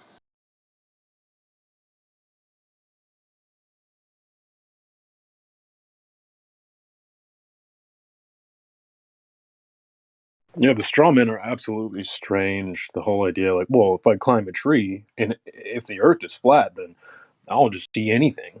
It's like, wow. That was his other argument. He said, well, why can't I see Australia when I look out to the ocean? That's so weird, man. That's He so thinks weird. that you can see Australia, even though it would be so tiny you couldn't see it. That has to come from all the how to talk to flat earther articles and stuff like that. Where did that come from? Like, I never thought that. Well, you should be able to see forever. Like, that's crazy.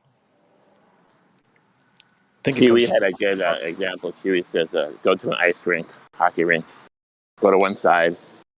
Then on the other side of the rink, there's a red ant on the ice. And you're on the opposite side. Can you see the red ant? No, too small. That's what happens with distant objects. They're What there, if I but had a too telescope? small to see. There used to be a contact lens commercial, and the lady would say, "Use your special eyes." And I kind of feel like we should resurrect that commercial, because it's kind of like people think that they got special eyes and they can see forever. It's like, oh, why can't you? I don't know. Why can't you? Are you like a superhuman? You can see forever? Well, no, I don't have owl eyes or anything. Well, use your special eyes. Yeah, a telescope will let you see farther, right? But to a point. I think I have it right when I say that you can't see a brick 3 blocks away. It's not because the Earth is bending, it's because that object is too small at that distance.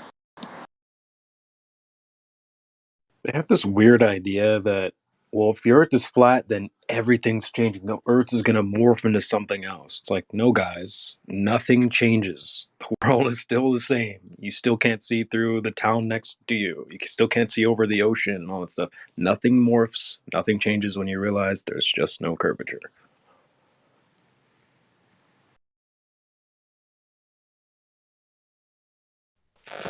Yet they don't understand that the only thing changing is their perception of reality, not reality itself. Right? Right. They're expecting reality to like flip upside down. And it's like, no, guys.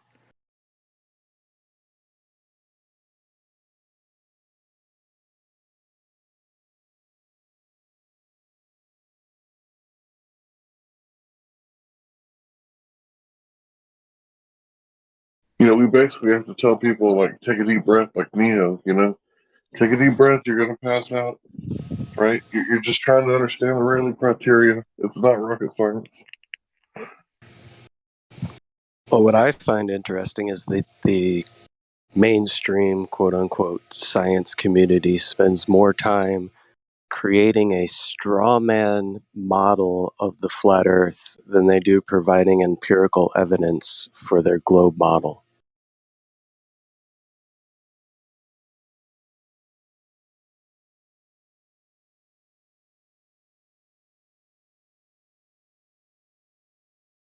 Well, that's because if you got a model that's 96%, what should I call it? Band-aids and duct tape and what?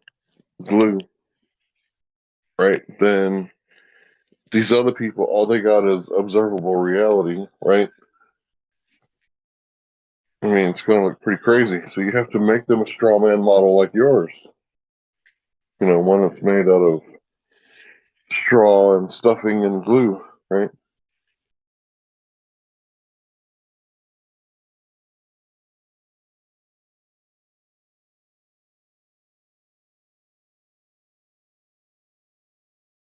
For the audience, I'm talking about dark matter and dark energy making up 96% of the universe. But you can't see it, smell it, taste it, sense it in any kind of fashion. But it's got to be there for gravity to work. Just trust it. Why would we?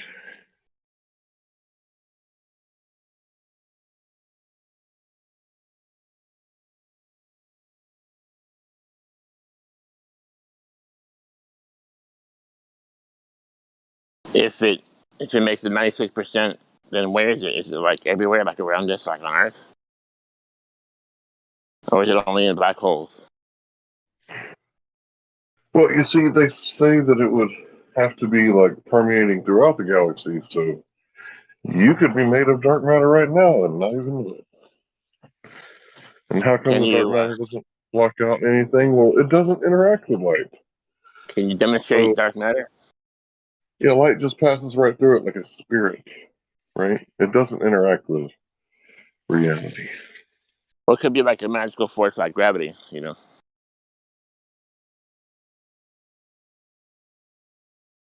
I think you've been watching too many Star Wars films. Dark matter is actually the quantification of the invisible unicorns that make gravity go. Yeah, but you can like show it in a science experiment, demonstrate it. Can you? No, of course not.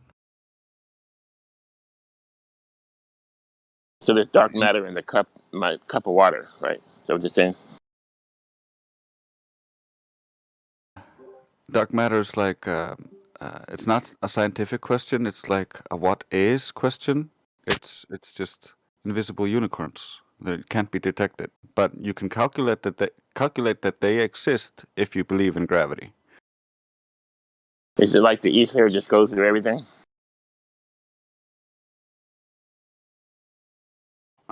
I'm not quite sure they would say that. I think they would probably say that it collects within matter or something along those lines, because they claim it's what's giving gravity the extra mass to hold everything together. So I don't know.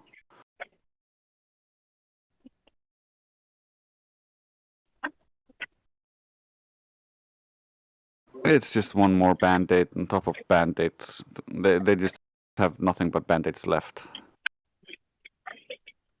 See, in accounting, we call that a plug, right? Meaning we plug in an amount in order to get us to the end result that we want, right? Let's say that might be the books balancing, and say we have to plug in an extra $1 or $2, or sometimes 1,000 or so, depending on the total amount of the accounts. Billions, it's okay if we plug in maybe an extra 1,000, right? Like that's considered acceptable. But in their model, their plug is the bulk of their whole entire model. In accounting, it's just a small fraction of a percent that allows your books to balance. Is that why Michio Kaku says that physics is off 120,000 zeros? Correct. So back in accounting, you just plug so you can balance But you're kind of like, you're kind of like lying in a way, are you? Well, when you get into very large numbers and you're dealing with complete what you would call a rounded number, you're not accounting for the change, the decimal points. When you deal with books that are in the billions, some of the rounding errors that can take place can be in the thousands of dollars. It's not often that takes place. Usually our rounding errors are closer to the $1, $2, $10, $100. But when it does take place, they can be in the thousands. So these are rounding errors, right? You're rounding up and down, and you can be off by a significant amount when you're dealing with a large quantity. But that significant amount, when dealing with a large quantity, is still a fraction of a percent of the total, so it's considered acceptable. Whereas their model, what is it? More than 75% of their model is a plug figure, which wouldn't be a plug. I think it's like 96%. Yeah, 96%. 26%, I think, is dark matter, and the rest is dark energy. And then there's 4% of everything that you can observe. The quasars, the phasars, everything else. Sun, moon, galaxies. Yeah, so The when you inverted make is what we're errors, talking about, basically. yeah, I was just going to say, when you make errors like that, so taken, for instance, I'm sure most of you are familiar with Enron. So Enron was fudging their book, third party, and they fudged their books so much that their assets were completely unfounded, and at such a high level that it was noticed. That would be similar to their model of the universe, right? They have 96% of what they claim as assets is something they can't prove, which would land them in jail financially if this was accounting. I love how you put that forth. Only bad part was it started roboting right at the beginning, but it was a really good point. Oh, sorry. Yeah. Basically, I was saying like Enron fudged their books. The company Enron, they were having, they were claiming account balances that were not even there, right? So they were overstating their assets by a considerable amount. I don't even know what the percentage was, but it wasn't anywhere near 96%. So if the model of the universe that is claimed is overstating its assets by 96%, they would land themselves in jail. So what you're saying is we kind of need an audit on cosmology. That's right. Yep. And if you audit the cosmology and you find out that 96% of it doesn't exist, the model should be thrown out. But people are convinced that, well, it's just something we haven't figured out yet. And people unfortunately accept that as They say it's the cutting edge of science. Dark matter? Really? Show me the science. Oh, well, that's why it's at the cutting edge, because we haven't cut the cake yet.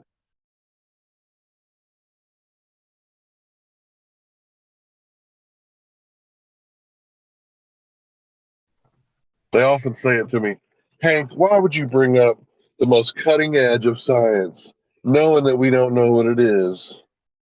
Like, you know what it is. It's a fucking hole in your model. It's a gaping hole in the line. Like, we play football, right? You have the lineman, right? I was a lineman. Right? I was the big, dumb, strong one in the front, right? And, yeah, you didn't let a hole, like the tiniest of hole, when you're playing offense, because somebody will sack your quarterback, right? Well, they got is like, 96% of the football field, like their football players are on the sidemen going, oh, I can't be bothered. That quarterback out there, we're going to need another one.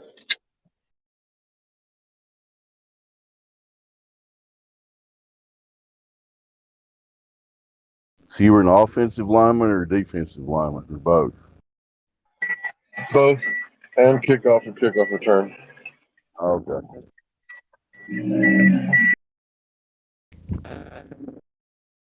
Just curious. I was a big baseball player in high school, but wasn't good enough for college. But nobody cares. Y'all go ahead.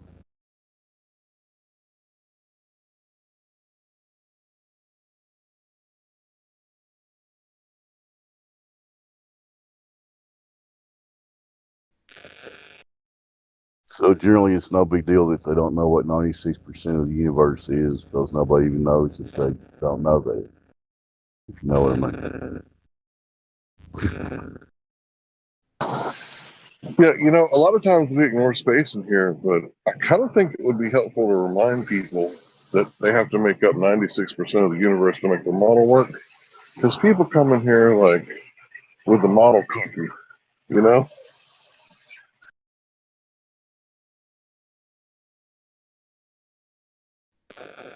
Yeah, that's the biggest struggle. Is they all think they have a working model, and they really don't. In reality, they have a mathematical model that they think works. That's about it, right? And they're not predicting anything. They're just watching patterns in the sky. I know I'm generalizing, you know what I mean.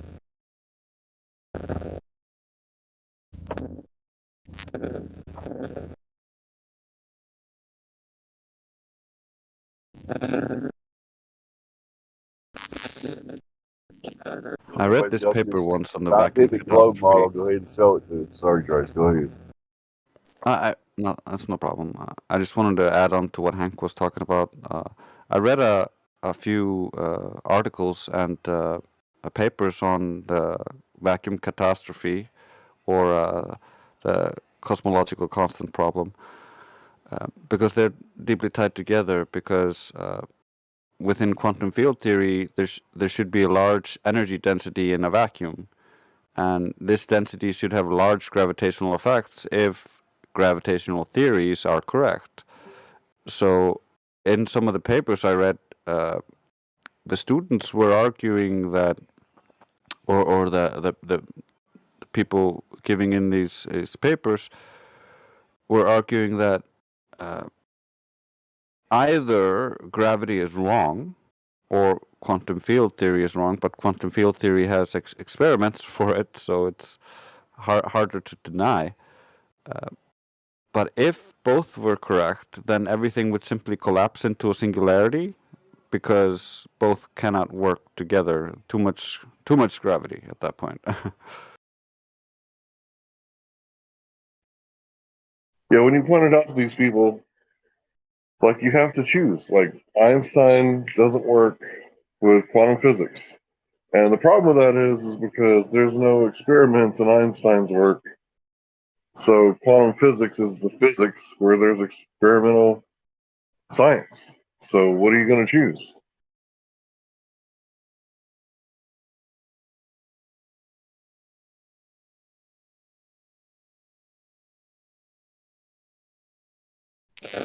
When in doubt, it's logical to go with the scientific method with experimentation, correct?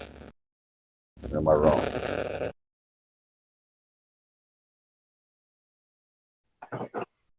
Well, what the other guy was telling me the other day, I debated that physicist guy, and he says that if you use the different types of scientific methods, the really good ones come with like probability on the paper, like how probable it is that this is true. And I'm like, oh, the good ones do. So what about the other ones? And, you know, it's like they don't. So they use inference nowadays, right? They can just postulate and infer and speculate, and all these beer bubble galaxies pop in and out of existence. And that's what you're seeing with the cosmological constant crisis, you know, because nothing really means nothing because there's 0 point energy, right? And what that does, that leads you on like another trail, like not understanding the problem at all. So Lawrence Krauss misleads his own students that are paying him tens of thousands of dollars, but that's none of my business. You know, I'm just going to keep drinking my tea. Yeah, I have a video of Lawrence Krauss, which I recorded from one of his times speaking somewhere, where he's talking about gravity and how he invited a bunch of esteemed colleagues from different fields to try to talk about gravity. And he invited them onto a submarine and showed them anti-gravity through submarines and hot air balloons. So he was arguing for our side. It was pretty funny.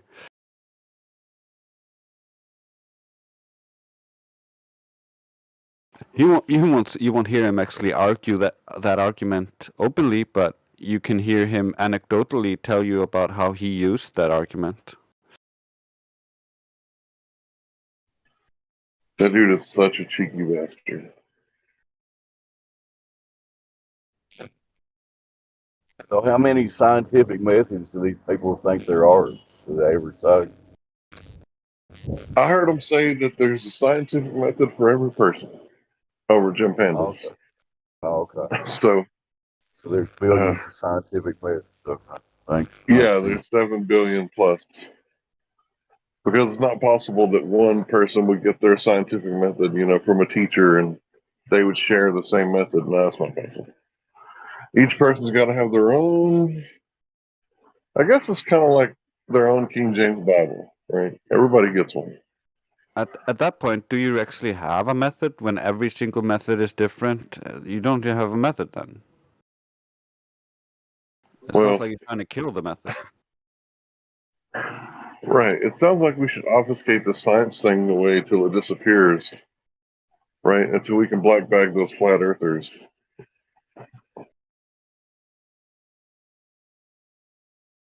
Because what we're in the middle of, like Kent Hovind basically started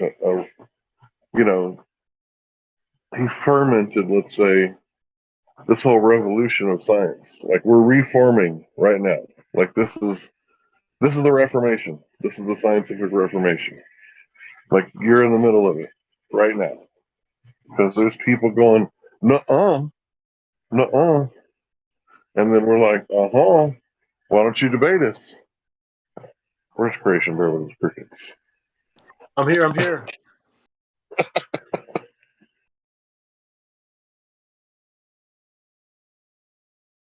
I mean, some people do debate us, but I get a lot of tactics, man. I cite something and, they say, oh, well, he changed his mind when he got older. And it's like, well, can't you just, take this at face value that, maybe we should use the scientific method?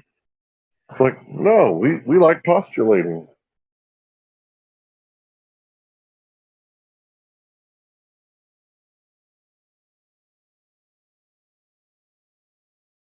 I think deep down they know that the scientific method doesn't help them get to the conclusions that they want to get to, so only through postulation can they imagine it to be true.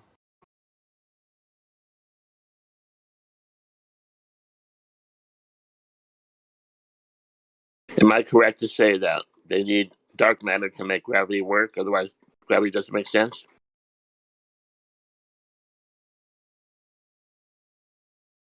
Yeah. But only when looking up, not when looking down, though.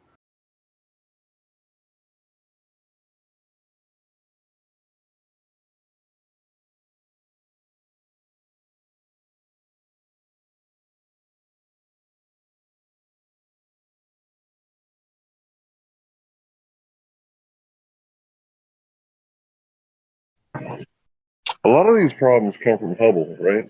The man, not the telescope. Because Edwin Hubble discovered galaxies and the Doppler effect.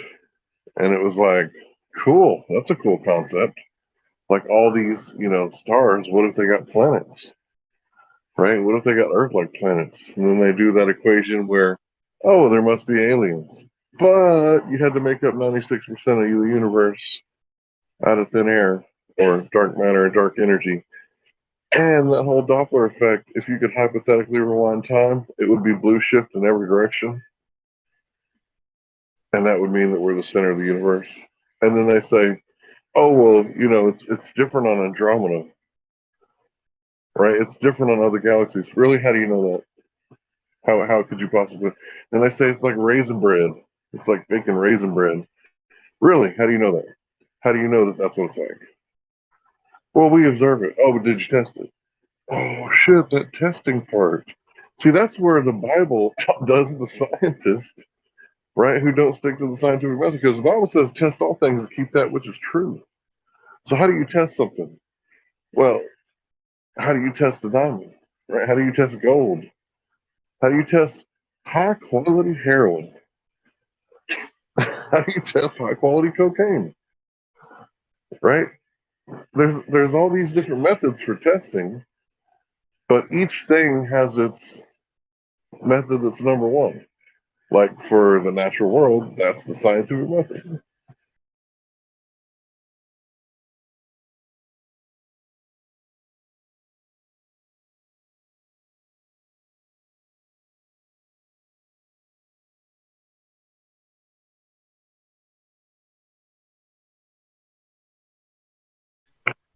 Oh, and by the way, before Hubble deemed the universe to be expanding, right?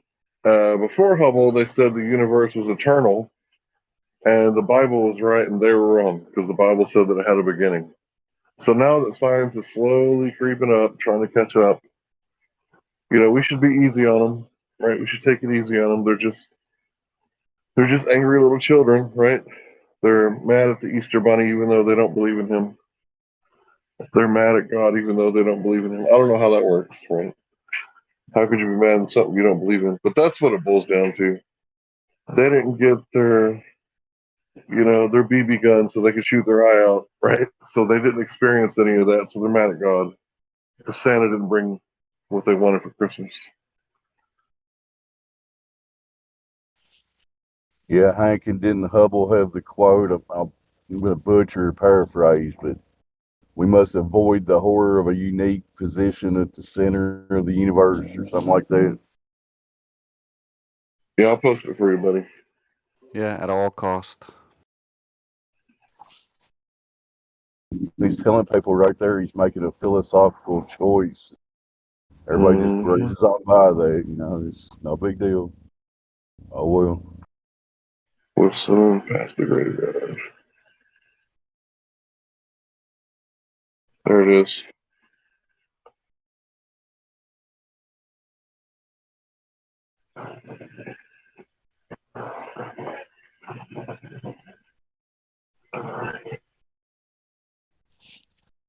Such a condition. To me, is the horror of the unique position. It would be so horrible that the Earth is the center of the universe, right? What's so horrible about that? It's the accountability that comes with it. Because then we're special and they can't control us. Exactly, both of you. Wait, but I want to be a random speck of dust. You want to be an intelligent rock? Oh, that makes me feel good. Yes.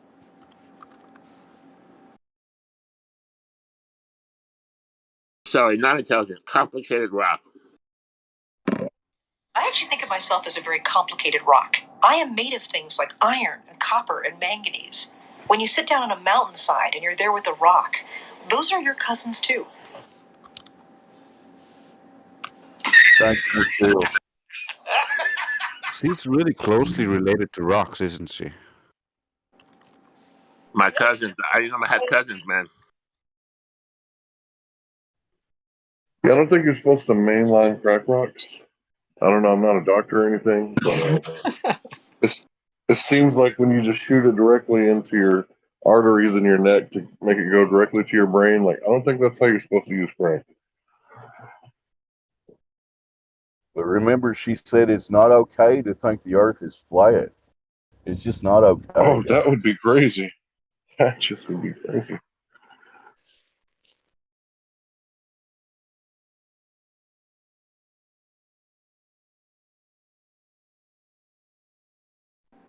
There's no such thing in my world as life, really, that we're very complicated rocks.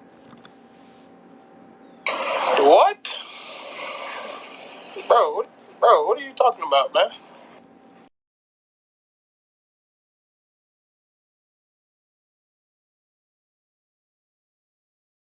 Yeah, they can't have us in a unique position because that goes against their creation story, right?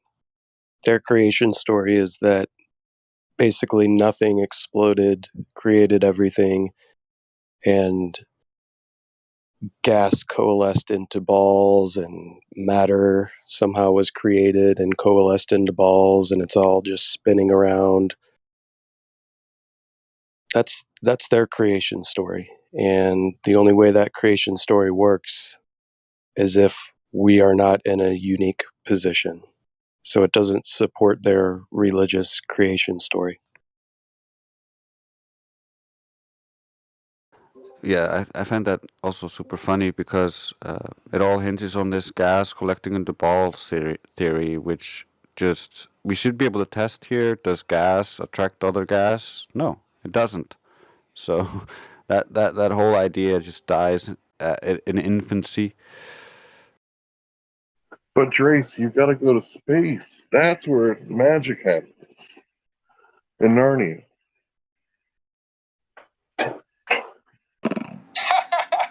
No.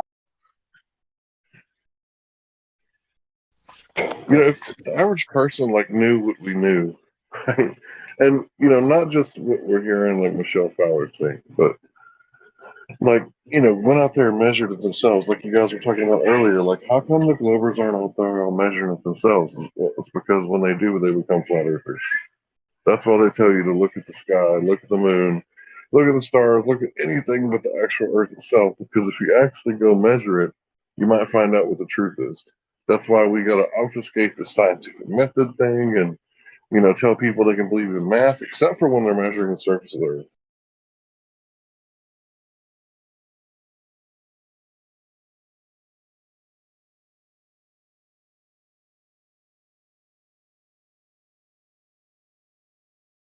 Yeah, so they have to not only believe in mass attracting mass in order for their creation story to work, right? Like this matter coalesced into spheres over time due to the fictitious force of gravity. They also have to believe that gravity is also gas attracting gas, meaning that the gases attracted one another and coalesced into large balls of gas. But they have no proof or evidence for any of this taking place. Could that happen in the center of a vacuum?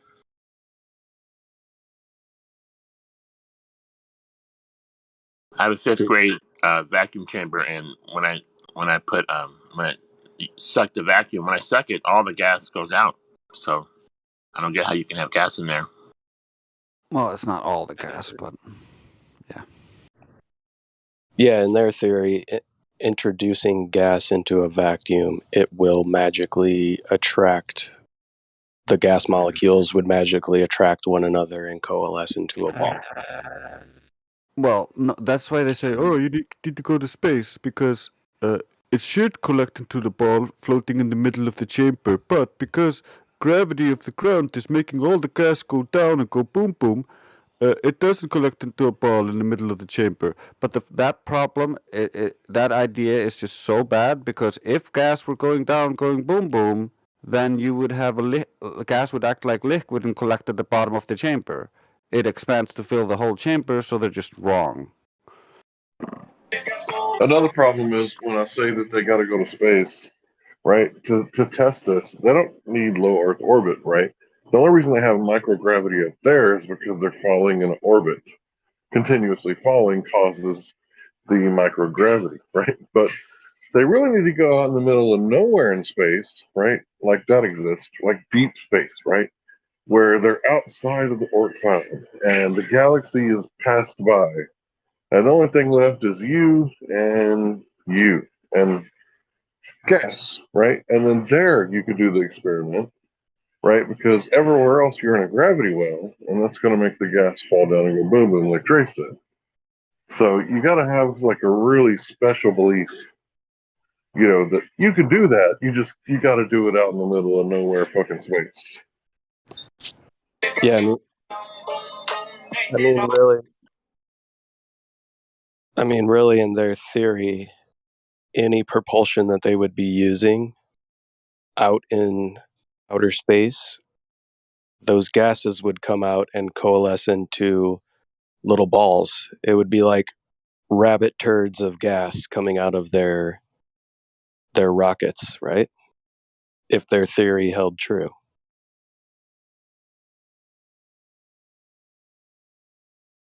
You're talking about like dingo goat pellets. Goat Yeah, pellets. like rabbit turds. They're little pellets. Yeah, don't you all wonder when they were coming up with this whole bullshit that the first guy that suggested to have gas planets in space, somebody should have called him out on that. But anyway, y'all go ahead. The thing is, I'm sure that there were multiple people calling all this bollocks out at the time, but they were just ignored. Like, people knew that Lucy was a scam at the time, and it's still taught today as a key proponent of evolution. You know, it was known at the time to be a scam. So why is it being taught now? Well, as we know with our current situation, you can try to tell people what's actually taking place, but the power of propaganda and media can perpetuate a lie so big and for so long that people eventually believe it to be truth. Yeah, it's also control of the narrative through select books. They only show the select books, and other books are just removed from circulation slowly but surely.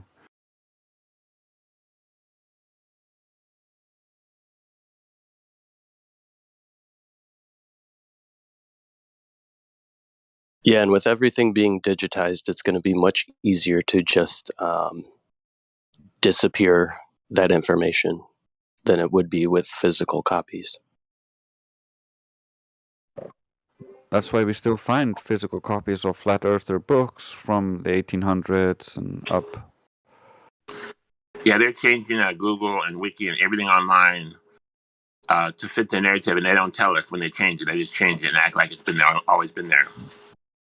But it's hidden in plain sight when the largest big book distributor produces something called Kindle, which kindling is what you use to start a fire, and then they create the fire stick.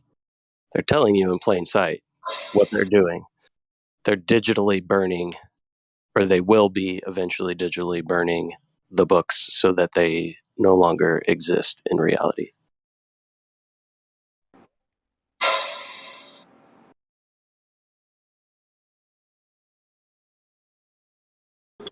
Good point.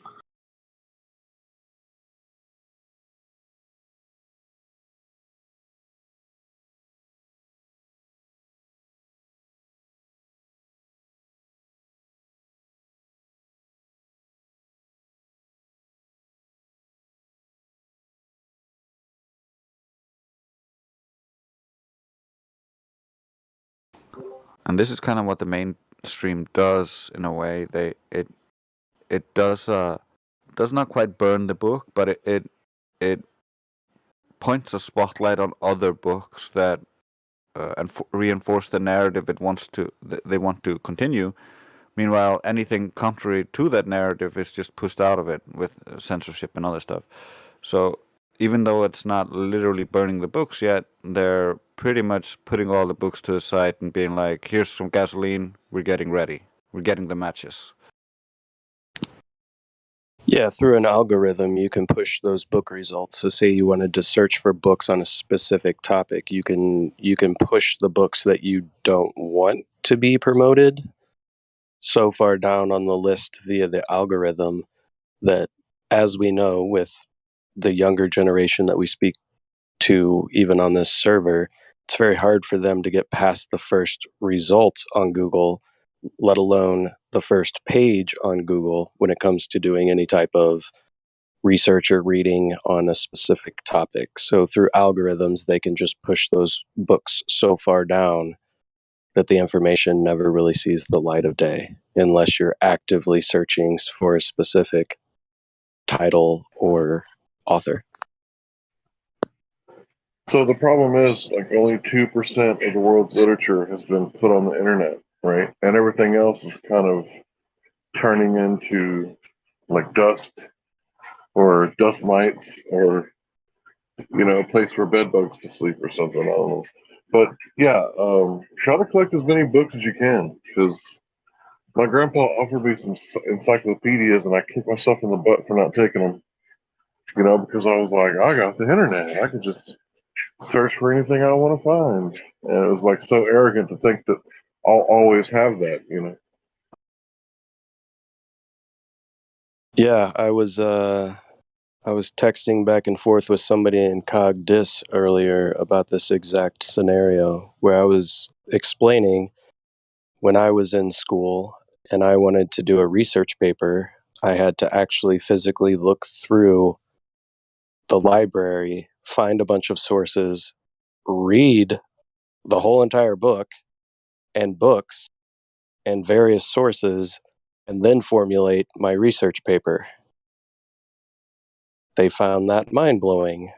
Whereas now you can just Google and skim through a couple of results and project out what you think is, the correct research.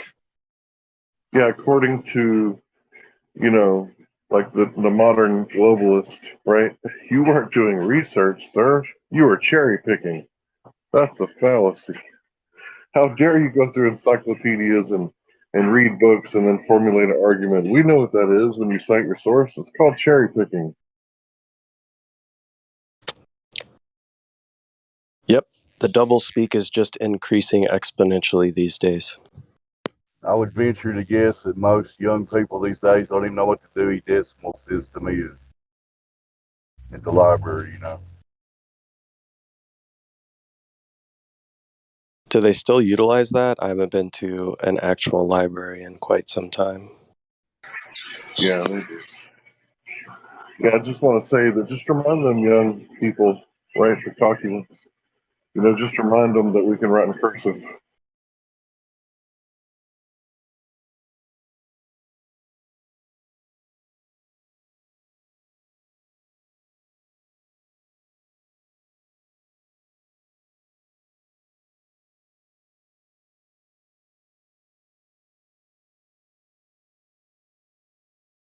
Yeah, even worse than what Napalm was saying there, that if they want to pay for it, you can just buy your research paper online if you want to these days. You don't even have to write one.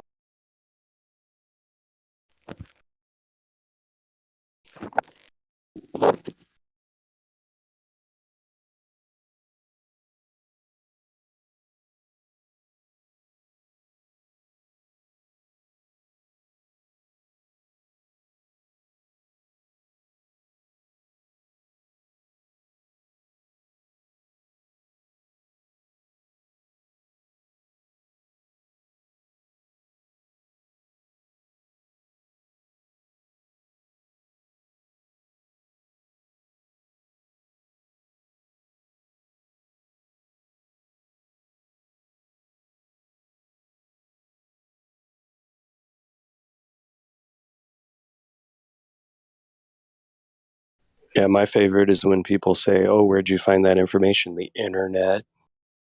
But then you ask them a question, they immediately go to Google.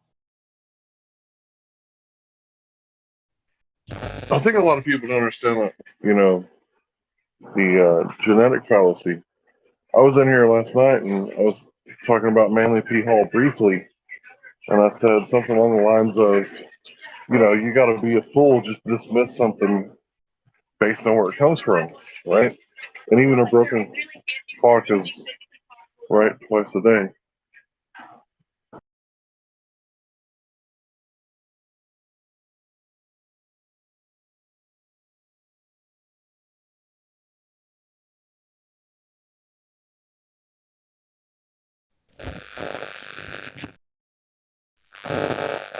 Right. Well, there's a lot of people that will dismiss information that you provide to them, even when it comes from the direct source that they may believe a narrative from, right? So say you take world leaders and they're saying X, Y, and Z, right? They're giving you some sort of narrative or agenda, and you've read the materials that they have produced via either books or articles, and you cite that person's information back to somebody, but it may not be what they're saying on television, it might actually be contrary, or it might give insight into maybe a little bit further down the agenda where they might be trying to take things.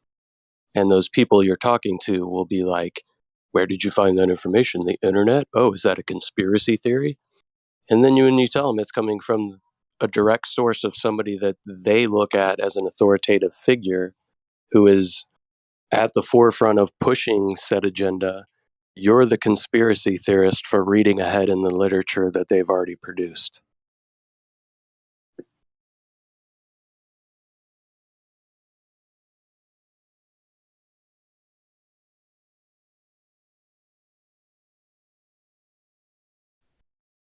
Yeah, that's why I said you're a fool if you dismiss like the wealth of information from Manly P. Hall because somebody at one point labeled him a Mason.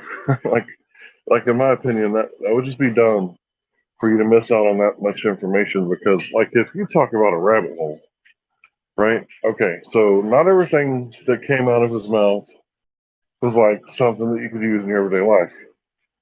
But for someone to go in like the deepest level, comprehensive level of understanding on a subject, and it's just him talking, like he's not going through like a bunch of notes. He's just off the top of his head, like it's amazing. It's just not many people can do that. And the fact that he can do that and it's off the top of his head and it's comprehensive and like the deepest dive in every subject he goes into, why would you not want to hear that?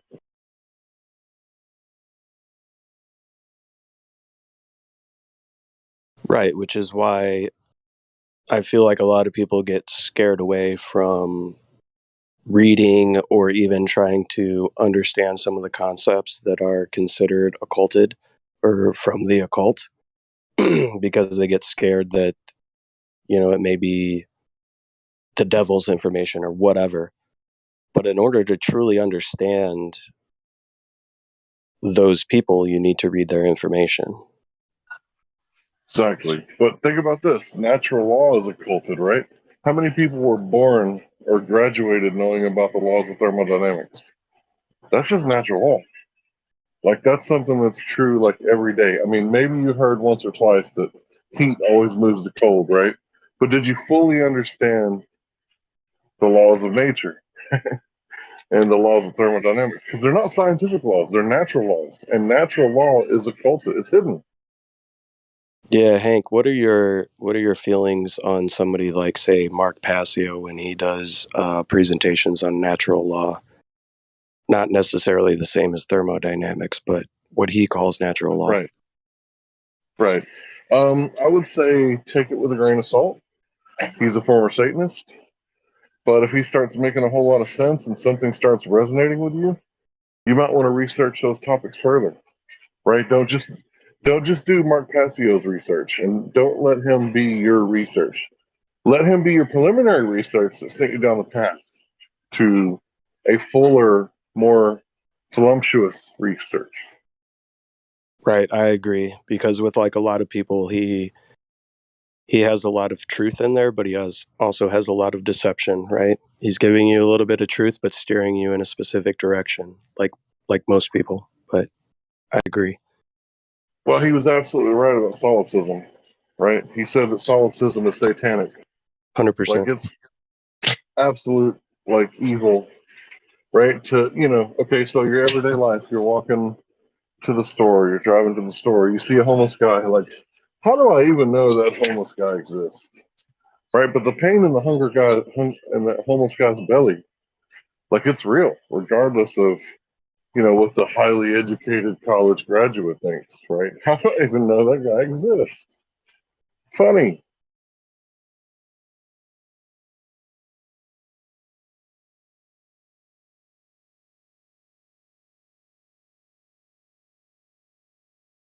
He also has a good description, or he got me to think along the lines of and understand the difference between ignorance and nescience. Yeah, that helps a lot too, right? I mean, what year is this? 2022, 2021 or some shit? It's like, if you don't know about 9/11 by now, it's like, what have you been doing? If you don't know that there's more than one conspiracy theory, that NIST report was one, right? And then the other one that Fairbanks, Alaska did was another one, right? Those are two conspiracy theories, right, of how the building fell, how the Building 7 fell, right? And then there's the official 9/11 Commission report, right? And then there's what researchers have found outside of that. Now, are they allowed to find information outside of that? Well, according to George Bush, he was the president. He said, let us not tolerate conspiracy theories. Well, what about your own conspiracy theory, Mr. Bush? What about the official conspiracy theory? Well, let us not tolerate that one as well, Mr. Bush. Yeah, his quote of not tolerating conspiracy theories, that was like day of or day after 9/11. Immediately planting that seed that conspiracy theories will come out and you should not believe them.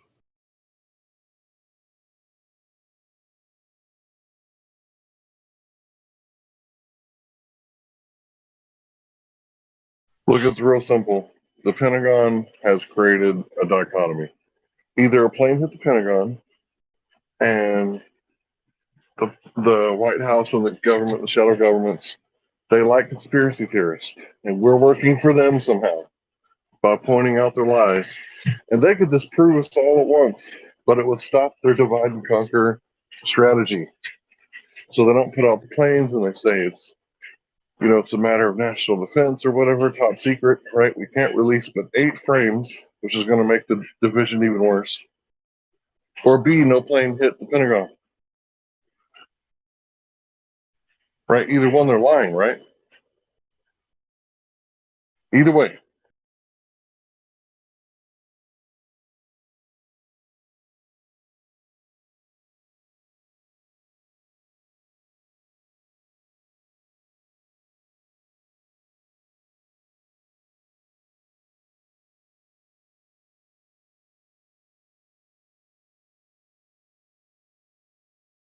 Yeah, I mean, I kind of think, right? It's obviously speculation, but I kind of think that the quote unquote quotes conspiracy theories that come out right away, right after some event takes place, right? The most widely broadcast initial, very quick observations or conclusions that are a conspiracy theory are actually intentionally constructed and guided from the get-go.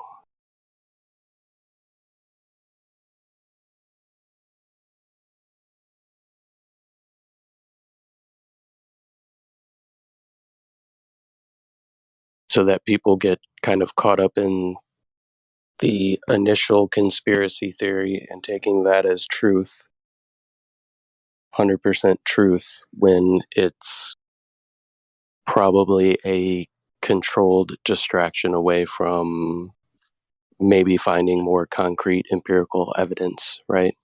Like people are given these nice and neatly wrapped conspiracy theorists or theories with a nice little bow on them for them to continue to unwrap that package for months and years, when it's just a diversion away from something that maybe was overlooked because you're automatically buying into the first initial quote unquote conspiracy theory.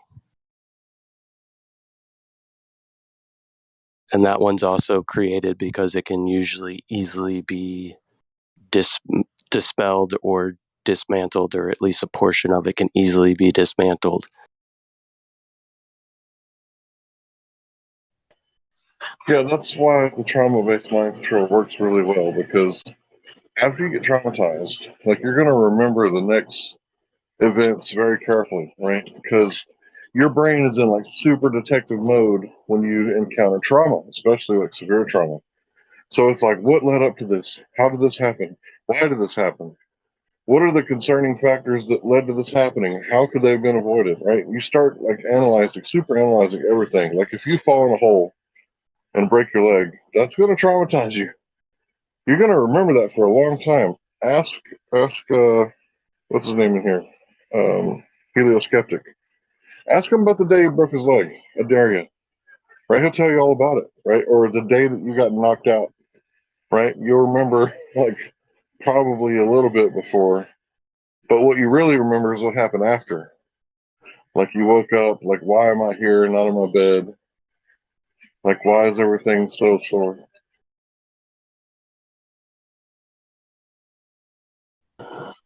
But it's immediately after you get traumatized, that's when they plant you with, you know, what I like to call the auto hooks, right? The auto hoaxers come out, and whether they're, you know, conspiracy theorists who are, you know, wet behind the ears and they don't really know what they're doing, or whether it's like someone trying to psyop you, like they're feeding you a narrative with little to no evidence other than preliminary research.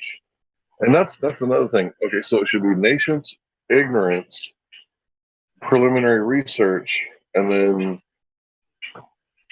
what do you say is a fair amount of time given to a topic? 20 hours to get to like level 1 of its understanding? Right, because in that 20 hours, there's going to be commercials and coffee breaks and what do you say, 20 hours? Maybe 25 hours? Yeah, let's think about it like if you want to level up on a subject, right, you got to put in at least 25 hours. And that's only the first level, right? Your preliminary research is like an hour or two, right? But once you get to like 50 hours, okay, level 2, you're getting a better understanding, right?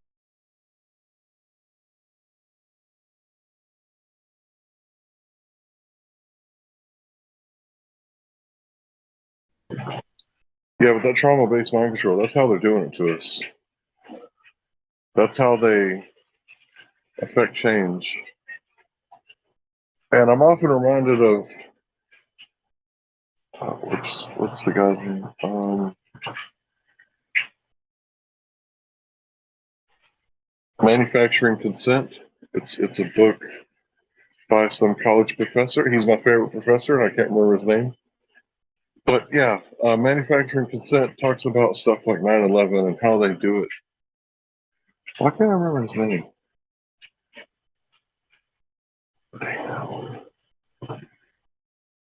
I'll just type it in. You're talking about Chomsky, aren't you? Chomsky. Yeah, Chomsky, that's it. Yeah, you said it before I could type it in. Yeah, I like Chomsky. I don't agree with everything Chomsky said, you know, because he's like some sort of socialist or communist or some shit. I don't agree with his like financial stuff, but like other stuff that he talks about is really good, and I wouldn't have been able to get that stuff had I just turned him off and said, no, I disagree with this guy. But his other stuff is golden, and the other shit he talks about is trash. So, you know, you really got to, you know, be able to step into the tall grass and go through some weeds, right, to find that truffle, you know.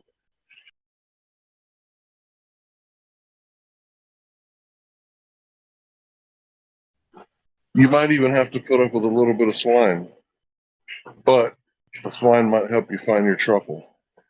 So that should be your philosophy when researching the occult, the hidden things and the naughty things.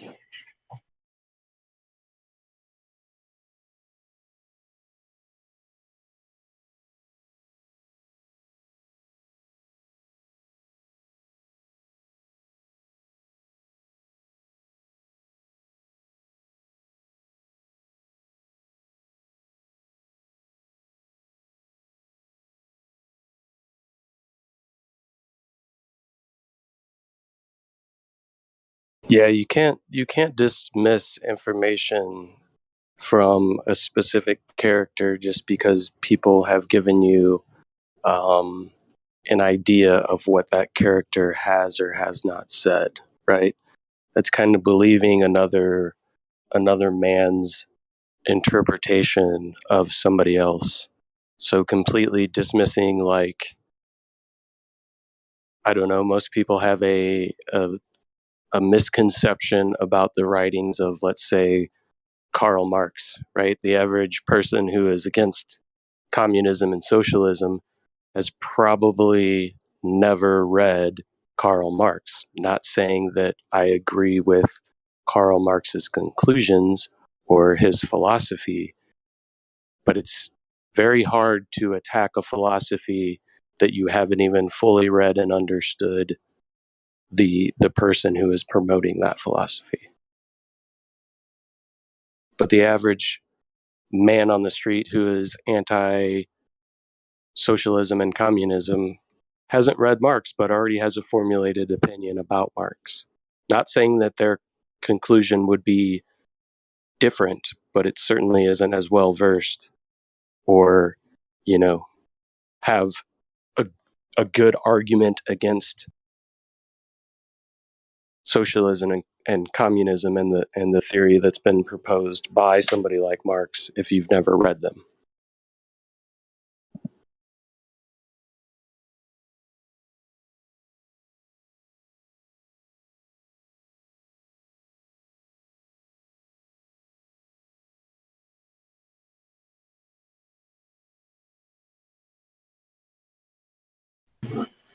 See, it's so much minutia. Right? It's not that cut and dry.